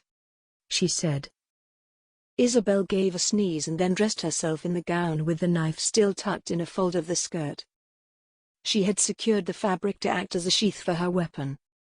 At this point, she was completely torn between her duty to her family and her daily growing affections for Edan and her weakening in attraction. What is the matter with me? It is simple. Seduce him and kill him. Do not let yourself indulge in anything beneath that. That you are stronger than this. That you are stronger than your body. Isabel reminded herself. She pushed away the real question. Am I stronger than my heart? Edan joined them before long, and they left the inn before realizing they had only Katrina's horse. She had brought money and bought another horse for Edan, allowing Isabel to ride with her. This beast better be worth it. As if we didn't have plenty of them back home. Katrina complained. Aye, but we've two less now than we had before. Filthy heathens, stealing from us poor travelers. Edan said. Aye, poor ye. With your castle and your bonny lass and your small army that slaughtered hundreds of English filths. Katrina offered as an aside to Isabel, no offense. I take no offense. She replied. Aye, and right ye shouldn't. Ye ken I'm a beast of a woman. Katrina replied. Oh, I can. Isabel replied with sarcastic enthusiasm. And what can ye tell me of the battle? Interrupted Edan. It was fierce, but we were mighty. Ye should have seen us. At the castle we didn't even get to fight because the first and second fronts came in so strong. And now we've sent a spy to the Duke's home to ensure we can if he tries it again. Katrina said. And how many were killed? Anyone of importance? Isabel asked. The question had been ringing in her head, but she was unsure how to subtly learn the fate of her father and uncle. Well, we took out easily 3/4 of their army. We lost a great number in doing so, but still, their remnants were our beginnings. We were a fraction of their size. The Duke and his brother were not among their number. Katrina added to Edan. Excellent. He replied. I am relieved they honored me wishes. Isabel looked at him, her face betraying nothing. She was surprised to hear this from him, uncertain why he would have ordered specifically that no harm should come to her father and uncle. You did not wish for the English to die? She asked nonchalantly. I didn't wish for the death of any. But I did wish for me clan to be kept safe. That meant those who attacked were at risk. However, no, The man who came to kill me was doing so to revenge his son. He believes I was the cause of his son's death. Edan said. Ah yes, I remember. But you are now. Isabel stated flatly. No. He was me friend. But it doesn't matter because they'll nae believe me. Edan said. Isabel pondered this for a while, unsure how to respond. She knew he was likely saying that only because she was English. He probably worried for her to learn that he had killed an Englishman. That had to be the reason. She knew he had to be the cause of James's death. That certainty was all she had to cling to. It was also the only thing stopping her from indulging her love. Chapter 24. Leave me alone. Callum shouted at Cormac. Ye didn't do as ye were told. Ye are a disgrace to your clansmen. Me? Disgrace? How dare ye? I be the finest of warriors, the most brutal. Cormac defended. And ye are proud of that. How can ye love death so much? Callum asked. I love what gives me what I deserve. Power, authority. Ye should ken. I ken ye are wanting the same. Cormac spat. Ye dinna have the foggiest idea what I want for me life. Callum replied. The two stared at one another with hatred, bound by the truth that Cormac held over Callum's head. I want me due diligence if I'm to keep quiet. Cormac said. Callum scoffed. A bribe? Truly? He asked. Aye. If I'm to be stripped of me duties here, then I wish to leave. But I need a few things if ye are to be rid of me. He replied. Ye are truly the worst of scoundrels. Callum said. Perhaps. But it doesn't change a thing. Cormac replied. Callum was quiet. Fine, give me a few days. I'll get what ye need. He promised. Much obliged. Cormac replied with a grimace before skulking back to the shadows cast by the candles lining the walls. What are ye doing? Asked a frail female voice, startling Callum. Me lady, forgive me. I didn't hear ye. He said. I imagine not, having a wee chat the likes of that. Rose, Edan's mother said. What have ye to do with that brutish man? Cormac. He is to be banished, but he is trying to scare me. Ye ken I dinna scare easily. He said. And what does he have on ye that should bring ye fear? She asked. Nothing, me lady. Nothing at all. Only his own silly theories. Callum replied. Rose gazed at him with her innocent eyes. She saw the lie but did not push. Like a ghost, she retreated into the darkness of the hallway, and a faint wind caused one of the flames lining the wall to go out. Callum shuddered. He breathed a sigh of relief knowing that the woman was barely in her right mind and would likely think it all a dream anyway. Not that there was anyone she was likely to tell if she felt otherwise. He retreated to his room and slept a heavy sleep as he had done the 3 days since the battle. His body remained weary and sleep was a scant comfort. Leave me! Shouted the Duke in his dining room. His drunken rages had increased since their failure in battle. The servants cleared the room, as did his friends. Only Ezra remained. Brother, you must settle yourself. He urged. How? How am I to settle myself? The Duke wept. My son is dead, my daughter still missing. We failed in battle. Lost most of our men. I failed. Ezra sat quietly. It appeared to everyone in the Duke's community that Ezra had become a sort of father figure to his older brother. Ezra's thin frame so contrasted the Duke's full one. His dark hair contrasted his brother's light. And now, their moods contrasted greatly. Ezra pushed down all the feelings that stirred within him, and he put on a display of how he cared for his brother as many were growing concerned with his outrages and anger. Brother, come, you ought to rest. Ezra said, coaxing the Duke to his room. He ushered him with gentle hands, guiding him, and hoped for nothing more than his brother to rest. It had been far too great an emotional journey in the days before. Fine, fine. I shall go. But leave me once I'm there, he said. They stumbled through the hall until Ezra bid him good night. Then he turned and walked to his own rooms, shut the door, and sat in the darkness, listening to the cries of the families who had lost their sons and husbands in the battle. There would be no peace until Isabel was returned. There would be no peace until Edan was dead. Rulers come and go. And sometimes, rulers have to die. Edan returned to the castle with Isabel and Katrina at his side. There were shouts of triumph upon their arrival, but also the bitter disdain in their glances at Isabel.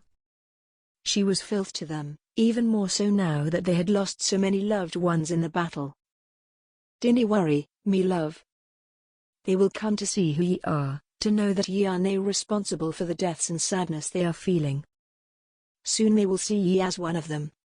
Edan promised. Despite his own concerns that she would in fact be hated forever, he could not allow her to feel that. I am glad to hear it, she replied. Ye are like me sister now, Katrina said excitedly.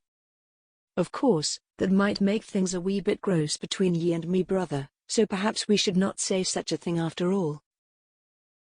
Agreed, Isabel replied. But ye will be loved by them soon enough. For now, they see all English as a part of the deaths we have experienced. I will be sure to tell them ye had nae responsibility in it all, Edan said. Isabel thought about the grave responsibility she held, the fact that the whole battle had been caused by her wanderings and running away from home in her vendetta. It was absolutely her fault. Edan could never know that. But her father already did. The thought made her heart ache. Edan noticed that she had grown pale. What is it, me lass? Edan asked. Nothing, she replied. Nothing at all. Are you still sick? He asked with concern. Perhaps, yes. I think that must be it, she said. Anyway, I will be better once we are indoors, and we have eaten. Then we shall give ye even more than mere soup today, me lass. Since ye've been right ill-like, Edan said with encouragement. He ensured that she was well looked after and wrapped in more wool tartans to keep her warm in the midst of her illness. They sat in the great hall. It was almost strange to be back after all that had occurred. So many were dead. And even within Isabel, she knew that she had changed so much in the previous days that she had spent with Edan. It will be over soon. The confusion, the struggle, it will all be over soon. All of this sacrifice was for revenge, Isabel thought. Here we are, lass. Pheasant. Just what ye keep asking me for, Edan declared. It was clear that he, too, had been greatly changed in the days of her sincere affections. Perhaps she had him wrapped too closely around her. Yes, thank you, Isabel replied. She was quiet, and it suddenly left Edan turning from thrill to anxiety. It seemed she was pulling away after having so recently come close to him. He knew he could not handle her drifting from him. They feasted on pheasant, and Isabel felt the knife between her fingers. She knew she still had the blade tucked in her skirts, but considered whether or not she might need a backup. As she gazed at the blade, Edan rested his hand on her back and looked at her. Are ye sure ye are all right? He asked. Yes, I am very sorry. Please forgive me. I am quite distracted from the events of this past week. I am well, though. I am looking forward to spending more time with you now that we have returned. Perhaps you can come to my room this evening? She asked. A flashing image of a blade sliding into Edan's chest appeared behind her eyes. She felt queasy that it might come to pass. Edan looked deeply into her eyes with his wide-eyed innocence of her plan. I would love nothing more than to be with ye on this night, he replied. Ye are the only dream I wish for day in and day out. Indeed, you are my dream as well, Isabel replied. The same image flashed again. Perhaps tonight would be a nightmare. Chapter 25. Shall we, lass? Edan asked, leaning toward Isabel in his now drunken state. He was looking toward the door, hinting that he desired to go to her rooms. Isabel hesitated for a moment. Wait for a time, will you, my Laird? Allow me to go and ready myself for your arrival, she requested. A look of dashing hopes passed over Edan's face. As ye wish, me bonny gem. I will be with ye soon enough. Thank you, my Laird, Isabel replied. Feeling ill, she departed from the great hall, leaving Edan behind to drink further. It seemed to her that he had already had a significant amount. It meant that he would be exhausted enough once in her room and may even fall asleep in her bed. His blue eyes gazed upon Isabel as she left the great hall, trailing her form with its elegant sway. He was enthralled by the way her hips moved at the point where they rounded into fullness before tapering down into slender legs beneath that dress. Where is she headed? Katrina asked him loudly, further along in her stupor than he. Her rooms, Edan drawled. He could not get his mind to shift from the image of her pale and beautiful body on him when they were out in the rain. And why are ye not following behind? Katrina inquired, making a rude gesture in tandem with her comment. She wishes to prepare herself for me coming, he said, delighting in the double entendre. What are ye on about? Robert interjected loudly. The alcohol had been flowing more freely since the whole of the clan was caught in the battle of mourning their lost ones while celebrating their victory. Merely what's in store for me brother tonight, Katrina said. The three laughed with merry smiles and no shame. Ye better tell the guard he has the night off. He isn't going to want to listen to the sounds ye make when ye be in the throes of passion, Robert warned. But I bet he wouldn't mind listening to her, Katrina added. True, Robert agreed. Her guard doesn't need the night off because she no longer has a guard, Edan informed them between laughs. No guard? Robert asked, suddenly serious. I told him we've no need for him now. She isn't going anywhere. If she wished to, she would have gone when we were off and away during the battle, Edan justified. Brother? Katrina began with concern. What? He asked. That may not have been the best plan, Robert said, finishing Katrina's thought. What makes ye say that? Edan asked. Ye have the blinders of love, brother. But she is still a prisoner. An English prisoner. And no matter how much ye enjoy getting busy with her body, it doesn't exactly mean safety for all of us. It is still a risk, Katrina warned. I ken exactly who she is.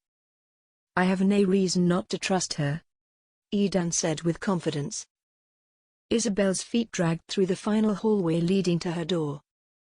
She did not want to pass through it, not after so much had gone between her and Edan. Tonight was a dread. In her room, Isabel readied herself for Edan's arrival.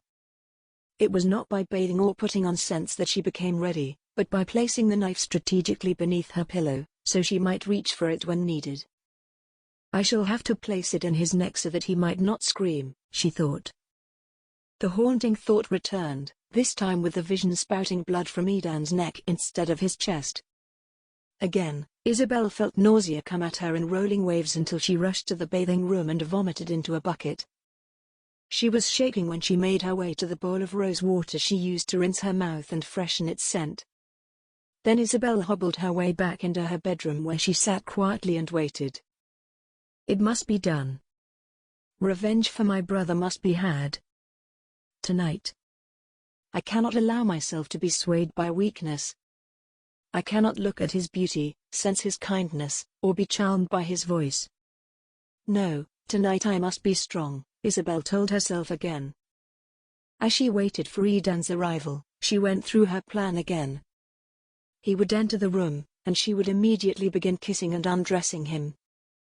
It seemed he enjoyed when she offered herself as being more forward than passively allowing it to happen. She would pull him to the bed and allow him to be on top of her.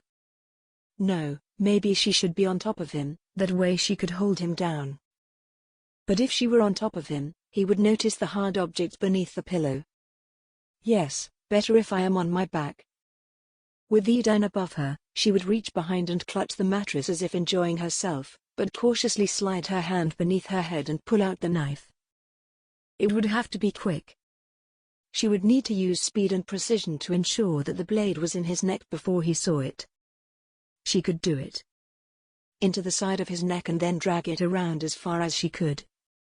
Isabel knew she was not strong enough to bring the blade around far, but perhaps enough to sever his ability to scream, although in this part of the castle and without a guard, perhaps no one would hear him even if he did. If she pulled out the knife, he would assuredly bleed out. She had another option, she remembered. Edan had been deep in his alcohol-infused state when she left him. Perhaps when he arrived, she would allow him to have his way with her first. The thought inflamed her momentarily, and she let her mind linger there, with his hands upon her. She could feel his lips one last time. Perhaps then, after she allowed him to indulge, he would fall asleep. Then, drunk and heavily unconscious, she could end his life. It would be simpler. Yes, it made more sense. She would wait until he had exhausted himself. Then she would find it easier to kill him, in his sleep. Too many ways. Too many options. How am I meant to plot an execution when I've never fought in my life? This is much more difficult to plan than I had ever anticipated. She was nervous. What I do know is that Edan must die. But could she really do it? I'm only saying, ye should have talked to your council first, Robert said. They had continued to argue in the Great Hall about whether or not it had been wise to remove Isabel's guard. Edan felt that Katrina and Robert had come against him. His stomach churned with tension and frustration, and he wondered if perhaps he had indeed been blinded by love. Or Scotch whiskey. They can't be serious. She's me English lass, he thought. The unbidden response came without warning. You're English lass who still hasn't even told ye her name. Why does it matter? I trust her, and I ken she is a wonderful lass, Edan declared, finishing the last swig of the amber liquid in his glass. So ye have no concerns at all? Katrina asked. None, he said with confidence. Does it make me weak to trust her like this? Edan wondered. Then I hope ye are right, Robert said, passing another glass of whiskey to Edan. He drank it in one go, and another was soon on its way. Of course, I'm right. Ye doubt me? Edan asked. I said no such thing, Edan, me Laird, Robert replied. Then what is it? He asked. It's everything I just told ye. It isn't ye that worries me, it's her. And ye should have consulted the council. I'll stand by that no matter what. It wasn't right to remove her guard without telling us all first, Robert said with a slight offense. Katrina went into an inexplicable laughing fit, pointing at something across the room. Robert and Edan did not know what had caused her such humor, seeing nothing of what had sparked it, but it led them both to laugh as well. Before long, the three were all stumbling their way through the halls, forgetting any argument or any pre-arranged appointments. Sleep came on hard and unbidden. Oblivious to any reason for a delay in Edan's arrival, Isabel finally drifted to sleep, enjoying peaceful dreams of a living Laird with fiery red hair and ocean blue eyes. Chapter 26. Behind the castle, and just beyond the meadow, the forest stood tall and imposing for any stranger who wished to cross it and enter into the clan's territory. Under cover of trees, two figures stood in the midst of a heated debate, silhouetted by the night sky and the waning moon. I will tell them everything if ye dinna get me back what is mine, Cormac threatened. I want me place back. I want to be the same fierce warrior ye ken me to be. Ye should have seen me during the battle. Callum sighed, and it turned into a cough. Cormac eyed him with a vicious smirk before Callum was able to speak. I ken ye are a great warrior, but there is so much more that ye ar'nae. Ye ar'nae a good man, ye be a killer. Cormac scoffed. Me? A killer? We're all killers. We kill the English in defense of our land, and ye have the sense to call me a killer. Then what are ye, Callum? Have ye ever asked yourself that? Callum clenched his jaw and focused on the ground for a moment with a penetrating stare. He knew it was not wise to respond to Cormac in a rush. Tempers flared too easily. There is a difference between being a killer who enjoys it and being someone who has to make the difficult choices on behalf of his family, he replied. Whatever ye say, Cormac replied. But ye are nae more innocent than I. And, Callum, I ken your secrets. Ye cannae hide them for long. And if ye dinna get me back in me place, your secrets will come tumbling out of me mouth faster than I can stop them.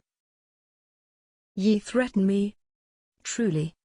As though I were a simpleton without any power over ye. Callum replied. Ye have nae power over me. That's me point. Ye wish for power, certainly, but when all is said and done, ye ar'nae Laird and I'm nae your subject. Have ye thought about that? Cormac challenged. And ye believe that ye have the power over me merely because ye ken a secret that ye be holding over me head? Cormac, a right pillock ye are, Callum said. Aye, and I'm nae ashamed for it. If I be a pillock, then I'll be one forever. What I want is to be a pillock with the honor of the warrior I am.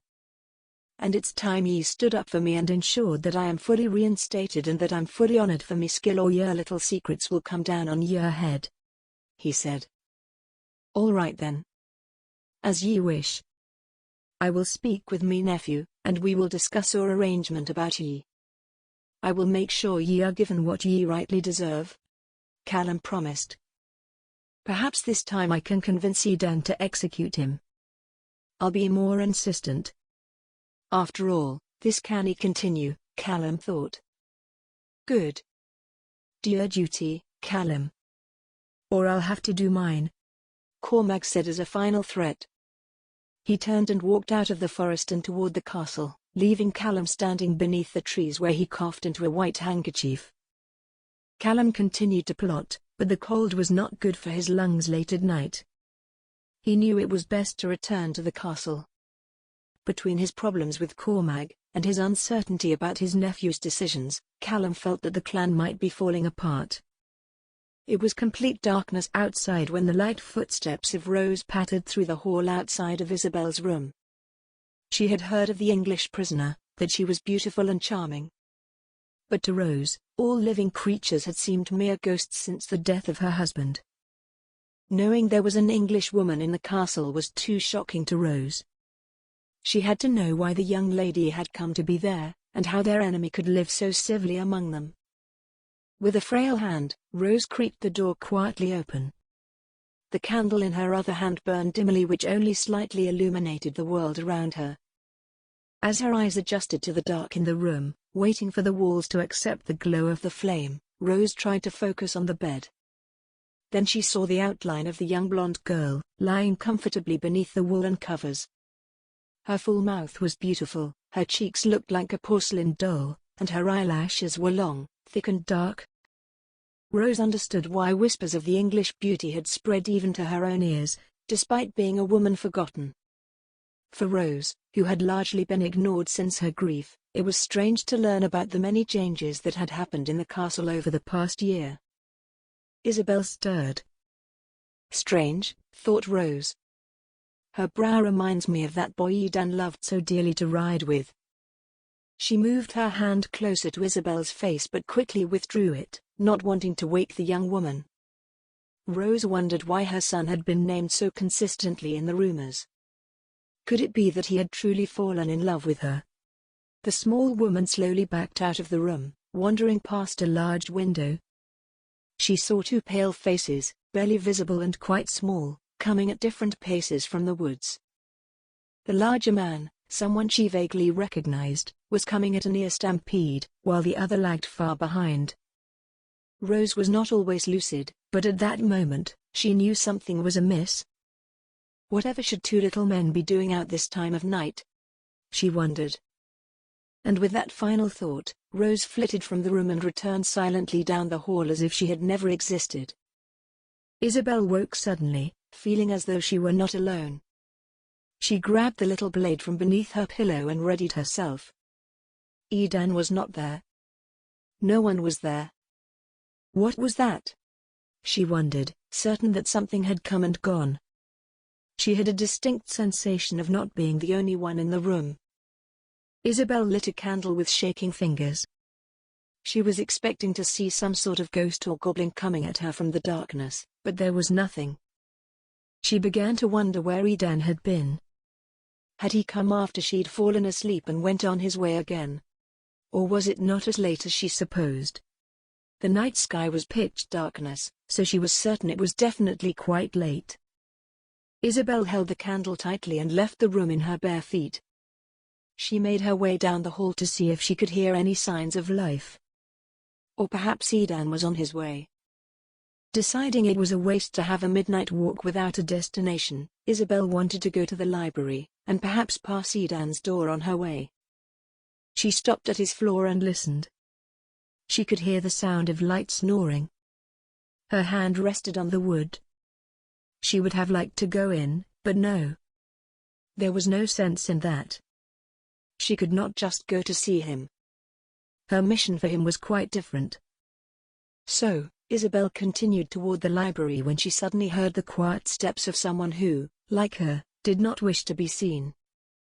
She hid behind a corner, blowing out her candle quickly, and watched as Callum passed by and into his room after checking to make sure he was unseen. In the shadows, Isabel remained hidden. But she wondered why he would be so desperate to remain unnoticed.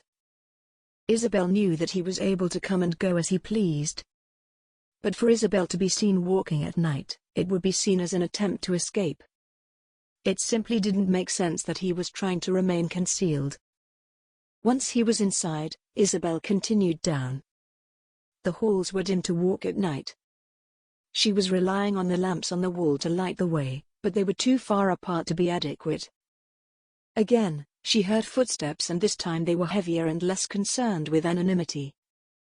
Hiding again, Isabel watched Cormac snort and walk through the hall. She did not know where he might be going, but it seemed strange that he and Callum were both out so late.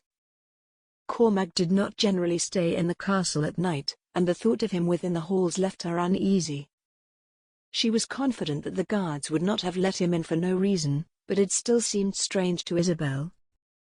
Exhaustion swept over her, and she remembered again that it was unwise for her to be wandering the castle so freely in the middle of the night. Should she be seen, who knows what might be said. Abandoning thoughts of the library, Isabel retreated to her bedroom. Despite suspicions raised, and doors closed, the castle was finally ready to sleep. If you like our channel, please subscribe and make sure to click on the bell icon, so that you won't miss any future audiobooks we'll upload for free each week on YouTube. Chapter 27. Early in the morning, Isabel was in the library. She had not gone to breakfast. Her stomach still felt raw since the fated evening 2 nights ago when Edan had not come to her rooms.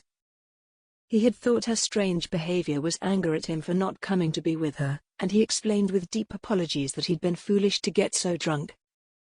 Since then, she had kept her distance and Edan had not felt welcome near her. It was his deepest desire to bring her back into closeness with him so they could have the night he had dreamt of. But seeing she had not come to eat, Edan found his way to the library hoping to see her there. He had not been disappointed. "Lass, come with me to the market.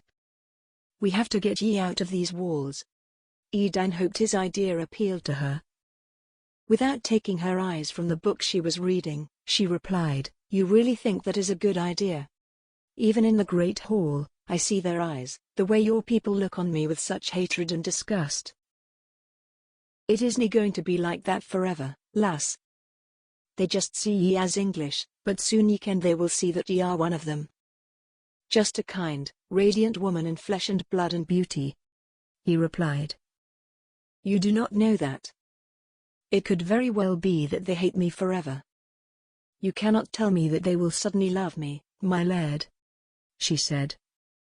Edan placed his hand at the small of Isabel's back, pulled her into an embrace and looked down on her face as she gazed up at him. Ye have the most amazing eyes, lass, Edan said, looking into her green irises. Thank you, Isabel replied softly, her breath catching at his nearness. Edan's lips were on hers, warm and full and comforting. He forced her lips open and his tongue explored her mouth with yearning. Edan found himself utterly forgetting about the market, and he hugged Isabel tighter in his grasp. And with one swift motion, Isabel was airborne. She felt so light in his arms. Edan lifted her effortlessly and set her on the chaiselong. He moved his body on top of hers. The weight of him was what she needed to soothe all of her fears and anxieties. This was all she craved, this was what she wanted. For a moment, just for a moment, I will indulge in this. The knife is not here to tempt me anyway. So just one last time I will enjoy his body on mine, she promised herself. And for a mere second, Isabel believed the lie that she could indulge only once more in her need for Edan. Their lips were like a magnetic force that drew them together, and they were unable to separate. Feeling the eager movements of Edan's body, Isabel wondered if this would be the moment they were meant to have under the trees just 2 nights before. But he slowed his body down, much to her displeasure. With a final few light kisses, Edan separated his mouth from Isabel's and withdrew. He pulled his body up to a standing position and helped Isabel to her feet. We really do need to get to the market, if we are to get ye anything, he said apologetically. There is only one thing I need right now. Isabel tried to ignore the burning sensation she felt. She could not help noticing the bulge under Edan's kilt and felt certain that he, too, needed it. Whatever you wish, my laird, Isabel said obediently. Ye dinna have to always be submissive, Edan said, catching Isabel off guard. What do you mean? She inquired, trying not to show her offense. I mean, I love that fighting spirit ye have. I love the way when we first met, ye were openly disgusted by me. Dinna get me wrong, lass, I have nae interest in ye hating me again. But it was quite lovely to watch your independence, he explained. Ah yes, Isabel replied. She didn't know what else to say as she considered his words. Well, my laird, I suppose it is like this, she began more confidently. Being your prisoner makes it all quite challenging. At first, it was being your prisoner that gave me the fuel for my hatred. But now, my laird, I am trying to find my place here. I am still, after all this time, a prisoner. Eventually, that becomes discouraging. And yet I am also your lover. And being the lover of a man who is ruler over his people, that also brings me to uncertainty in my independence. Edan considered her words as carefully as Isabel had. Perhaps I have allowed myself to play the doe-eyed lover too well, Isabel wondered. That's why I have to keep my distance now. If he had come that night, would I have really executed him? I have to think first.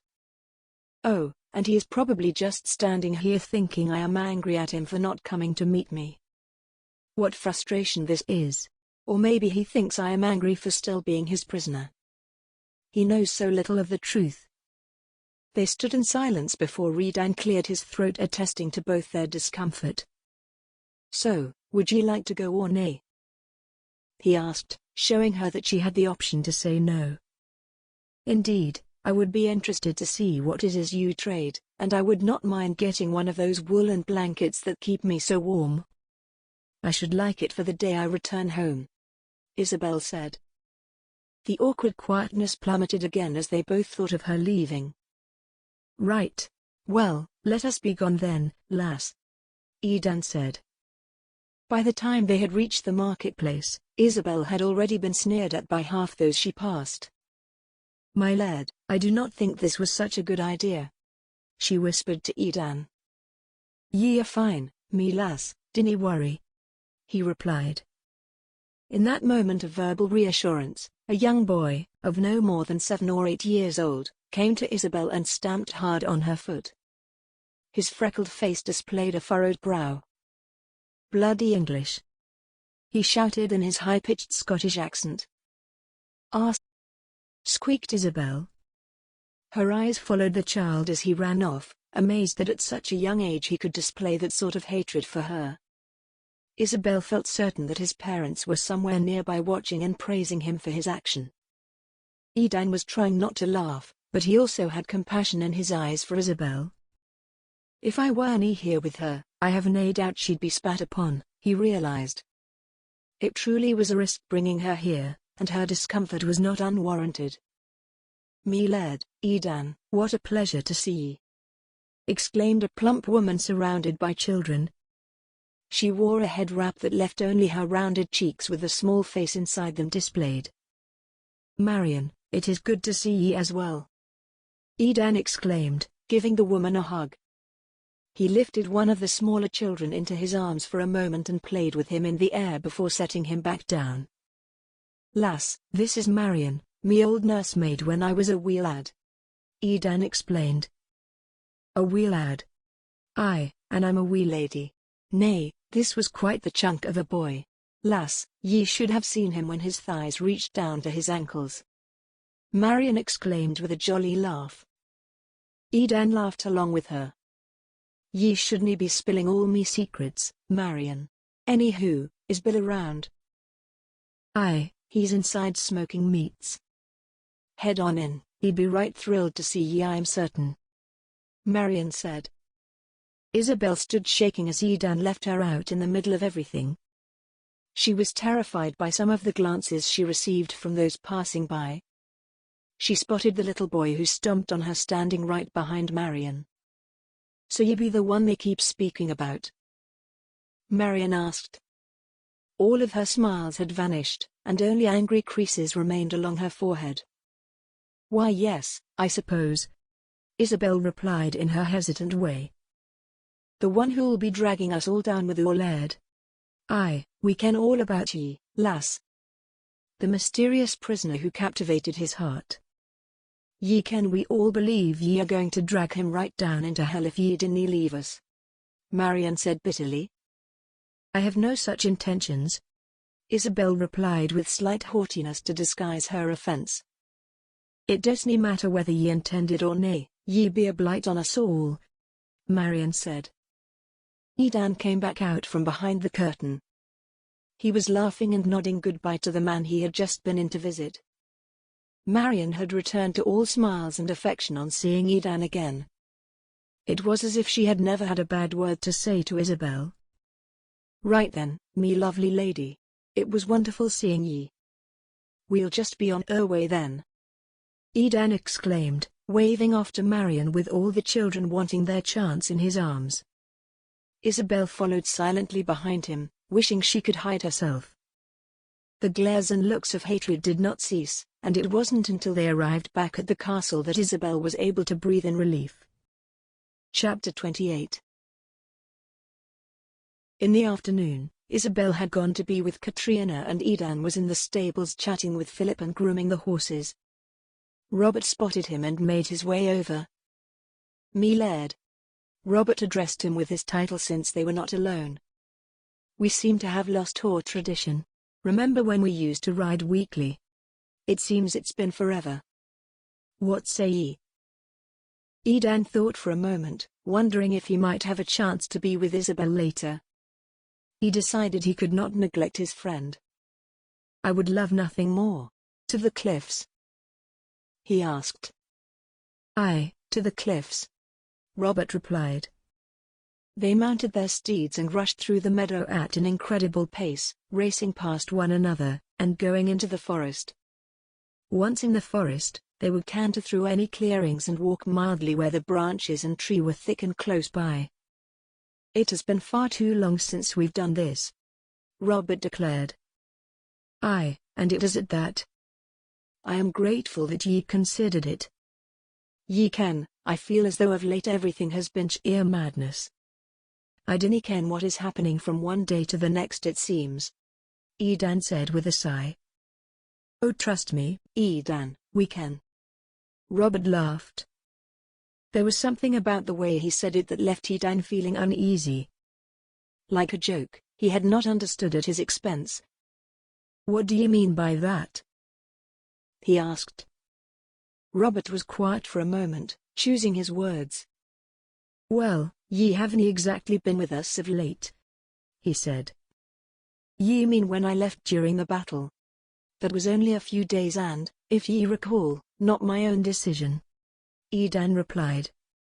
Aye, ye left then, and sure, we gave ye reasons to go.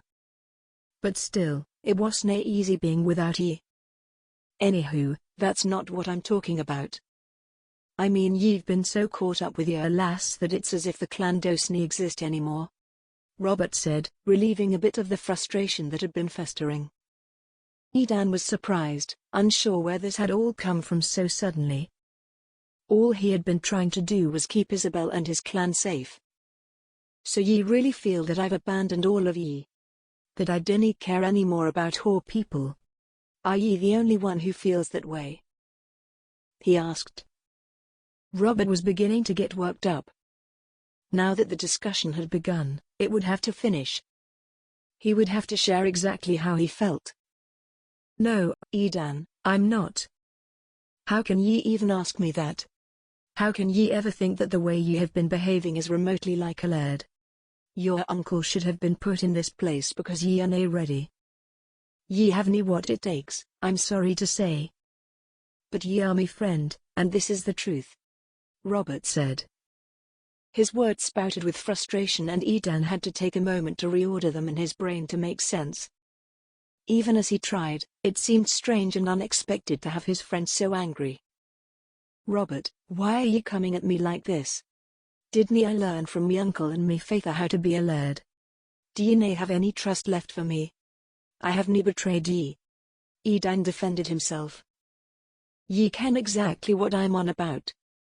All ye can think of is the English lass. We dinna ken even her name and yet she's all ye want. Do ye really think it's good for us? Are we safe? Have ye even thought of the consequences? Robert challenged. What consequences? Edan demanded. Edan, what consequences? Really? What consequences do you think I'm referring to? We lost hundreds of men when the Duke of Gordon came to revenge his son. Ye think it will be any different for the family of this girl? Robert asked. His typically pale face was red from the anger stirring within him. If you really think they would, then why haven't they done it yet? Edan asked in reply. I dinna ken, but there's one thing I want ye to consider. It isn't just about the girl. It's ye. Ye are being reckless, Edan. The alcohol, the English lass. I mean, I ken we told ye to leave before the battle, but ye did. Ye left us. No matter what we said, I never thought ye would actually go. Robert said. The words punched Edan in the pit of his stomach. They all think I am a coward, he thought to himself. Every one of them. They believe I ran away. Even the ones who told me it was better for me to go. They think I am a coward. I'm sorry, Edan. I ken that isn't what ye wanted to hear, but it's the truth and ye have to realize it. Ye be like a brother to me, but we cannae let whore people be driven off by the English because ye are too drunk or too involved with the lass to defend us. I ken it was hard for ye, when your father died. Then James getting killed just as ye become laird. I ken it wasna easy, but leadership never is. Robert finished. So what do ye suggest of me, friend? Since ye seem to have all the answers. Edan asked with bitterness. All I want is for ye to stand up and protect us like a laird is meant to do. Like your father would have done. Robert said. Edan felt ill. They were nearly through the forest and just beyond. They would have a short distance before reaching the cliffs, but he didn't know if he could continue long enough to reach them. "Perhaps I should leave ye," he said to Robert. Otherwise, he remained speechless. "No, Edan. Ye really shouldn't. Because that's the problem. Ye've been running away from problems, running from people who might be a support to ye. Ye have been running to her for comfort instead of the ones who have known ye forever. Like I said, perhaps ye just aren't ready and your uncle should still be acting as Laird," Robert said. The last part was the thought that continued to ring in Edan's ears. "Have ye spoken with him about this?" Edan asked. "Perhaps a little. It's not that we want ye to be gone forever by any means. We just can't understand some of the decisions ye've been making.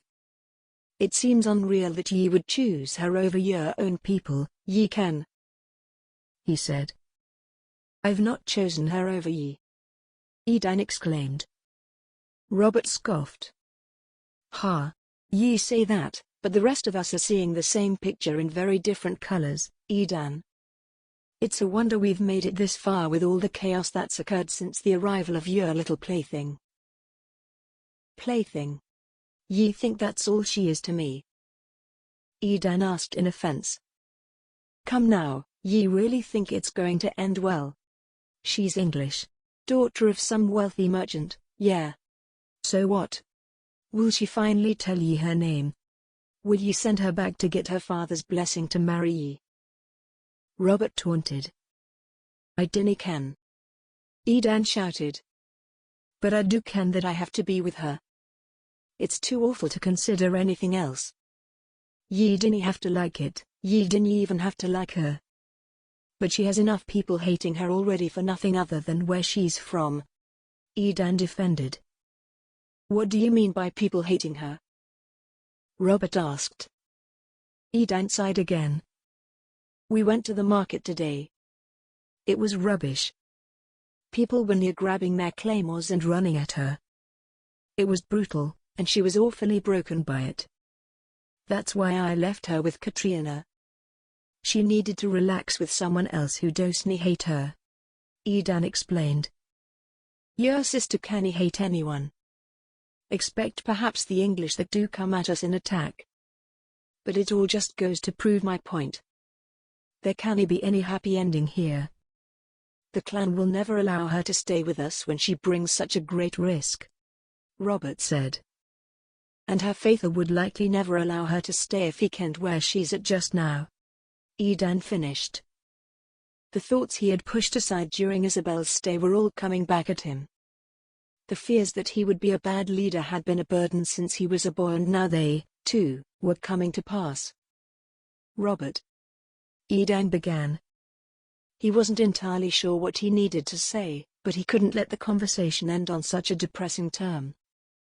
"Aye," Robert replied in a clipped way. He was clearly still angry. "I dinna want it to be like this. But I cannae shut off me heart. I dinna ken what to do next if I'm to set her aside. She has become such a gem to me and I do wish to marry her. I've never met a woman like her," Edan said. "Then ye have quite the troubled road ahead," Robert replied. "Mixing two people at such odds. It isn't going to be easy, ye ken. Ye might get lucky and or people might learn to accept her one day, but that would be a mighty miracle of God." "Then we had best start praying," Edan said with a light laugh. Robert remained stone-faced. He was clearly not yet enthused by the idea of Edan marrying the English girl without a name. "Ye had best start praying. I'm still nae convinced and I dinna ken if I'll ever get there," he said. The two friends reached the cliffs and dismounted, letting the sea air spray up at them and cleanse their fresh wounds. Chapter 29. Ezra jumped at the sound of his brother barreling through the corridor in another drunken stupor. He was growing continually reckless from his grief, and the whole staff at his estate was increasingly concerned. "Leave me. I must see my brother," the Duke of Gordon bellowed. "But, Your Grace," began a maid. But, you question me," he roared. Ezra had heard enough. he rushed out his door and into the hall where his large, One-eyed, red-faced brother was fuming. His clenched fists began to release as he saw Ezra from his peripheral vision, clouded though it was from the volume of wine in his veins. "Brother, what are you doing out here?" he asked with ease and calm. He had hoped his tone might appease his brother into taking on a similar character. "Ezra, there you are. I have had an idea. I think you will quite agree that we must try again to rescue my daughter.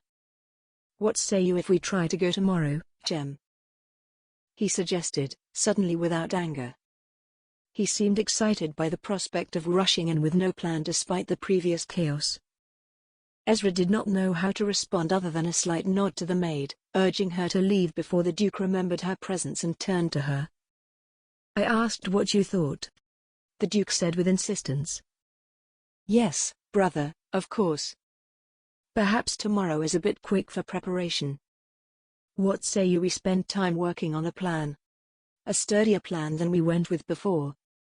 "If you insist, you know I am with you, but we must ensure that we are better prepared this time," Ezra said comfortingly. "We cannot waste time." The Duke insisted loudly. "Agreed, brother. I am not simply your brother," the Duke growled. "Refer to me as you ought to have done all our lives. I am more than a mere man, don't you realize?" Ezra's eyes slit for a moment. Being considered such a weak sliver of a man had always bothered him. He knew that his brother had the title and the authority, but he had never accepted that it meant he was truly inferior. "As you wish, Your Grace," he added at the end. "If you cannot respect me, acknowledge my lordship over you, then you cannot be a part of my household. It would be better that you had been born in the streets than be on the wrong side of me, little brother. Remember that," the Duke threatened. Ezra turned his face down to gain control of his stirring emotions. He had been learning each day how volatile his brother could be, and it was agonizing to handle such behavior day in and out. "Yes, Your Grace," he said through gritted teeth. "How do you wish to proceed with the rescue of your daughter?" "We charge forth tomorrow," the Duke declared. "If I may, Your Grace," Ezra said slowly. "Yes," the Duke allowed. "Would you mind if perhaps we discuss with your advisors and decide what the best option might be for recovering Isabel?" The Duke seemed to be considering for a moment. "Well, I suppose we had best do that after all. It would do us no good to go just the two of us, and we would have to have my advisors at our sides," he determined. Ezra knew there was no way the advisors would go along with him rushing in without a plan. He had become too reckless for that. The trust of others in the Duke of Gordon was waning. "Did you hear the Duke and his brother?" asked one of the maids, Gloria, who had been cleaning in a room near to them during their heated conversation. "No, but I've heard an awful lot coming between them during these times. It seems like all they can do is argue of late. The Duke's grief has changed him beyond recognition. Just a couple months ago, he was a doting father, loving gentleman. Now look at him," replied another. Charlotte stood by quietly and listened. Since Isabel's captivity, she had been working with the other cleaners and cooks. She, too, had been concerned by the erratic behavior of the man they had so greatly loved and respected. No, it was more than that. They didn't just respect him, they were respected by him. He had truly been kind and considerate of those in his house. Now, all were afraid of his drunken outbursts. It seemed to be that he could not control himself as they had expected. His determination to wreak destruction on the English had grown into a malevolence that served to only drag him further into his personal hell. "Lottie, what do you think? Has he gone mad as a hatter?" asked Gloria. "No, I think not. He is merely overcome by grief. He cannot be blamed for that. And I am certain that once we get Miss Isabel back, all will be well." He will remain grieved over his son, but at least he will have her back. Charlotte reasoned.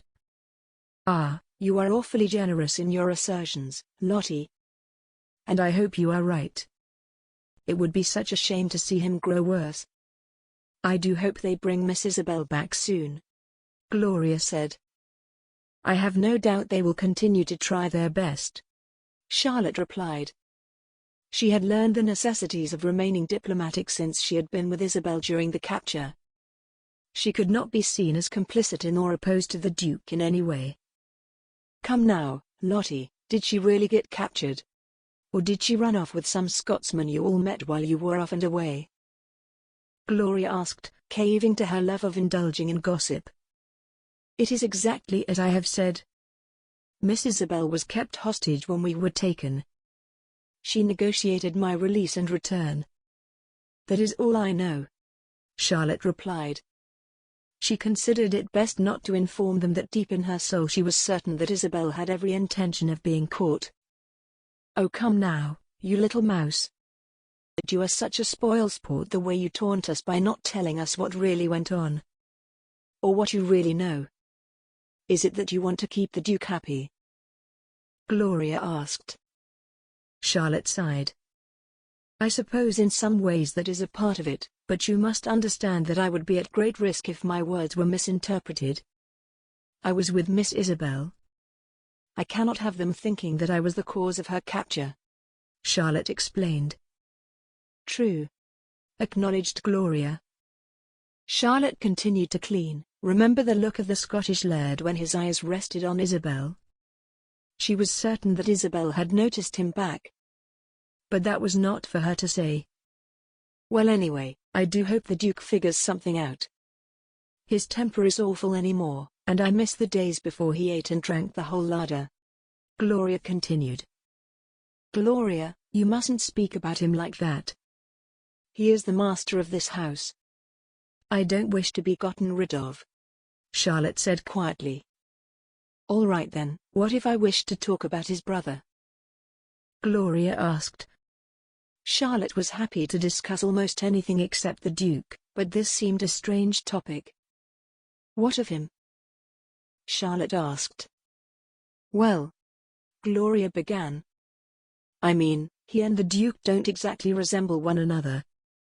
The Duke is so large and imposing, as well as being fair-complected. But Ezra? Slender, tall, dark hair cut in a fashionable way. Oh no, Gloria. Do you mean to tell me you find him attractive? Charlotte laughed. Perhaps just a little, Gloria replied with a smile.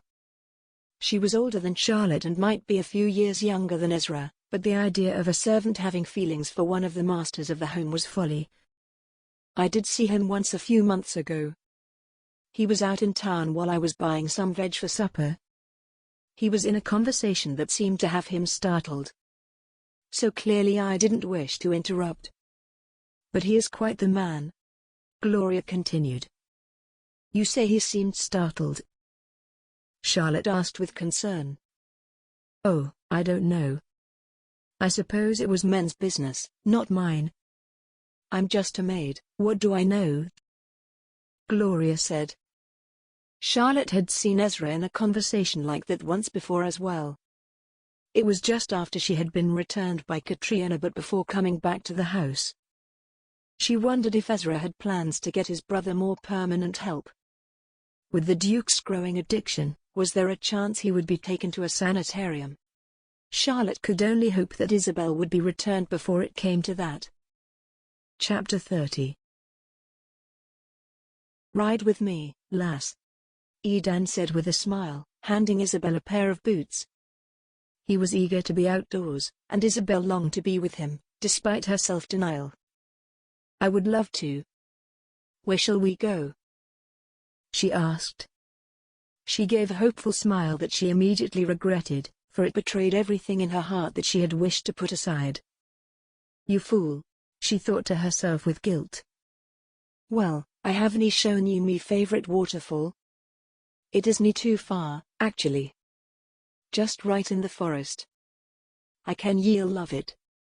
It's right beautiful, and so are ye, Me lass. Edan said. His ability to romance her had Isabel constantly on the edge of joy and grief. Why? Why is he everything I could ever have wanted in a man? Why is he so good and so kind and so romantic? Why is he all of these things when I wish to see him merely as James's killer?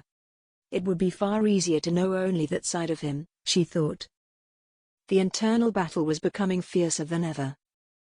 A waterfall sounds absolutely perfect, my Laird, Isabel said.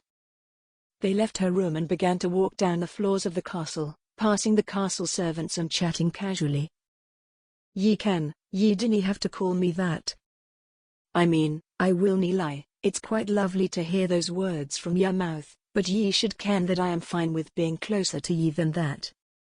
Me sister and Robert dinna call me thy Laird. Ye dinna have to either, he said. Well, then, what should I call you? Isabel asked. What do you wish to call me? He asked back. Isabel looked up and down this man that she had grown so fond of over the past 2 months. Finally, the name came to her. My Titan, she said playfully. Edan stared dumbly for a moment. Ha! He finally shouted. Really? That was the best you could come up with? Only the most popular nickname for all of us with red hair in this country. Isabel was embarrassed. Well, it makes the most sense. Ah, lass, ye are awfully adorable, ye ken that. Perhaps we'll find another name another time. For now, stick to my Laird, he said in a proper English voice. Isabel smirked at his impression and felt her stomach do a flip. She found that she enjoyed his teasing, even if it was at her expense. She supposed this was truly the difference between mockery and flirtation, and Edan had struck a balance expertly. Well, my Laird, it appears that we have made it to the stables. Which beast have I the glory of riding today? Isabel asked. That one right there, he said, pointing to the same speckled mare she had ridden before. Perfect, she replied. Ye ken, we discussed what ye ought to call me, but we haven't returned to chat about what I'm to call ye, lass. Ye were supposed to tell me your name by week's end a while back, but with all that happened, it didn't come about again. Edan reminded her as he mounted his steed. Isabel also climbed up, taking her time in the effort to avoid his question. Perhaps I need a bit longer, she said. Lass, it's been 2 bloody months near enough. How long do ye need? It's only a name, ye ken, he said, showing his irritation enough to make Philip leave them and distract himself grooming another horse. Isabel sighed. It is not merely a name, my Laird. It is my identity. It is a gateway to my father's identity. It would put his life in danger, and you know it. You would be charged with sending him a ransom for me, and your people would demand action be taken. It would mean separation from you as well, Isabel explained, adding the last part quietly. Edan considered the truth of that. Once Isabel's family had been determined, she would be sent back to them. He would no longer have an excuse for keeping her hostage. His clan would expect her to be sent away so they could be rid of the responsibility of her.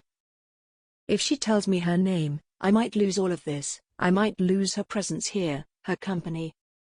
She would return to her father and I'd nae see her again, he thought. Right ye are, lass. And I quite like that name, too. Lass. Bonnie lass. Bonnie. What about that? I can just call ye Bonnie, he suggested. Isabel laughed. You have already had to call me Elise, then just simply lass, and now you wish to call me Bonnie as a name. No, I think not. We ought to just stick with lass for now. As ye insist, me lass. Just any go getting it into your head that it's your real name. Once we figure out a way to keep ye here as me wife, then I'll learn your true name, agreed? He asked. Agreed, Isabel said softly. So, you truly want me as a wife? Would he want me if he knew what I have done? or what I plan to do. She wondered. Nothing in me heart could ever change the way I feel about ye, me lass. Ye are truly the greatest gift and joy I could have found. Ye can, it's been a difficult time. But there ye were. Like a vision, just when I needed ye. He said. Isabel could not respond, for her emotions were so overpowering that any word she spoke would come out a cry. Anywho, we can't spend the whole day up here on our horses. Let's go, he said, using his foot to signal to the horse that he was ready to move forward. They went along at a trot to begin with until Edan looked at Isabel with a mischievous grin. He kicked a little harder, and his steed charged forward at a rapid pace. Isabel's mare, Beatrice, tried to follow behind. She kept pace fairly well, considering the differences in the physique of the two. After the meadow, they rode straight into the forest, where Edan slowed his steed to walking. Breathless with excitement, Isabel was disappointed to slow down, but also knew the dangers of whipping through branches at a canter. That was lovely, she exclaimed. Wait until ye see the waterfall, lass, he replied. I cannot hear any water nearby. You said it was close, right? She asked. Aye, lass. Not too much further.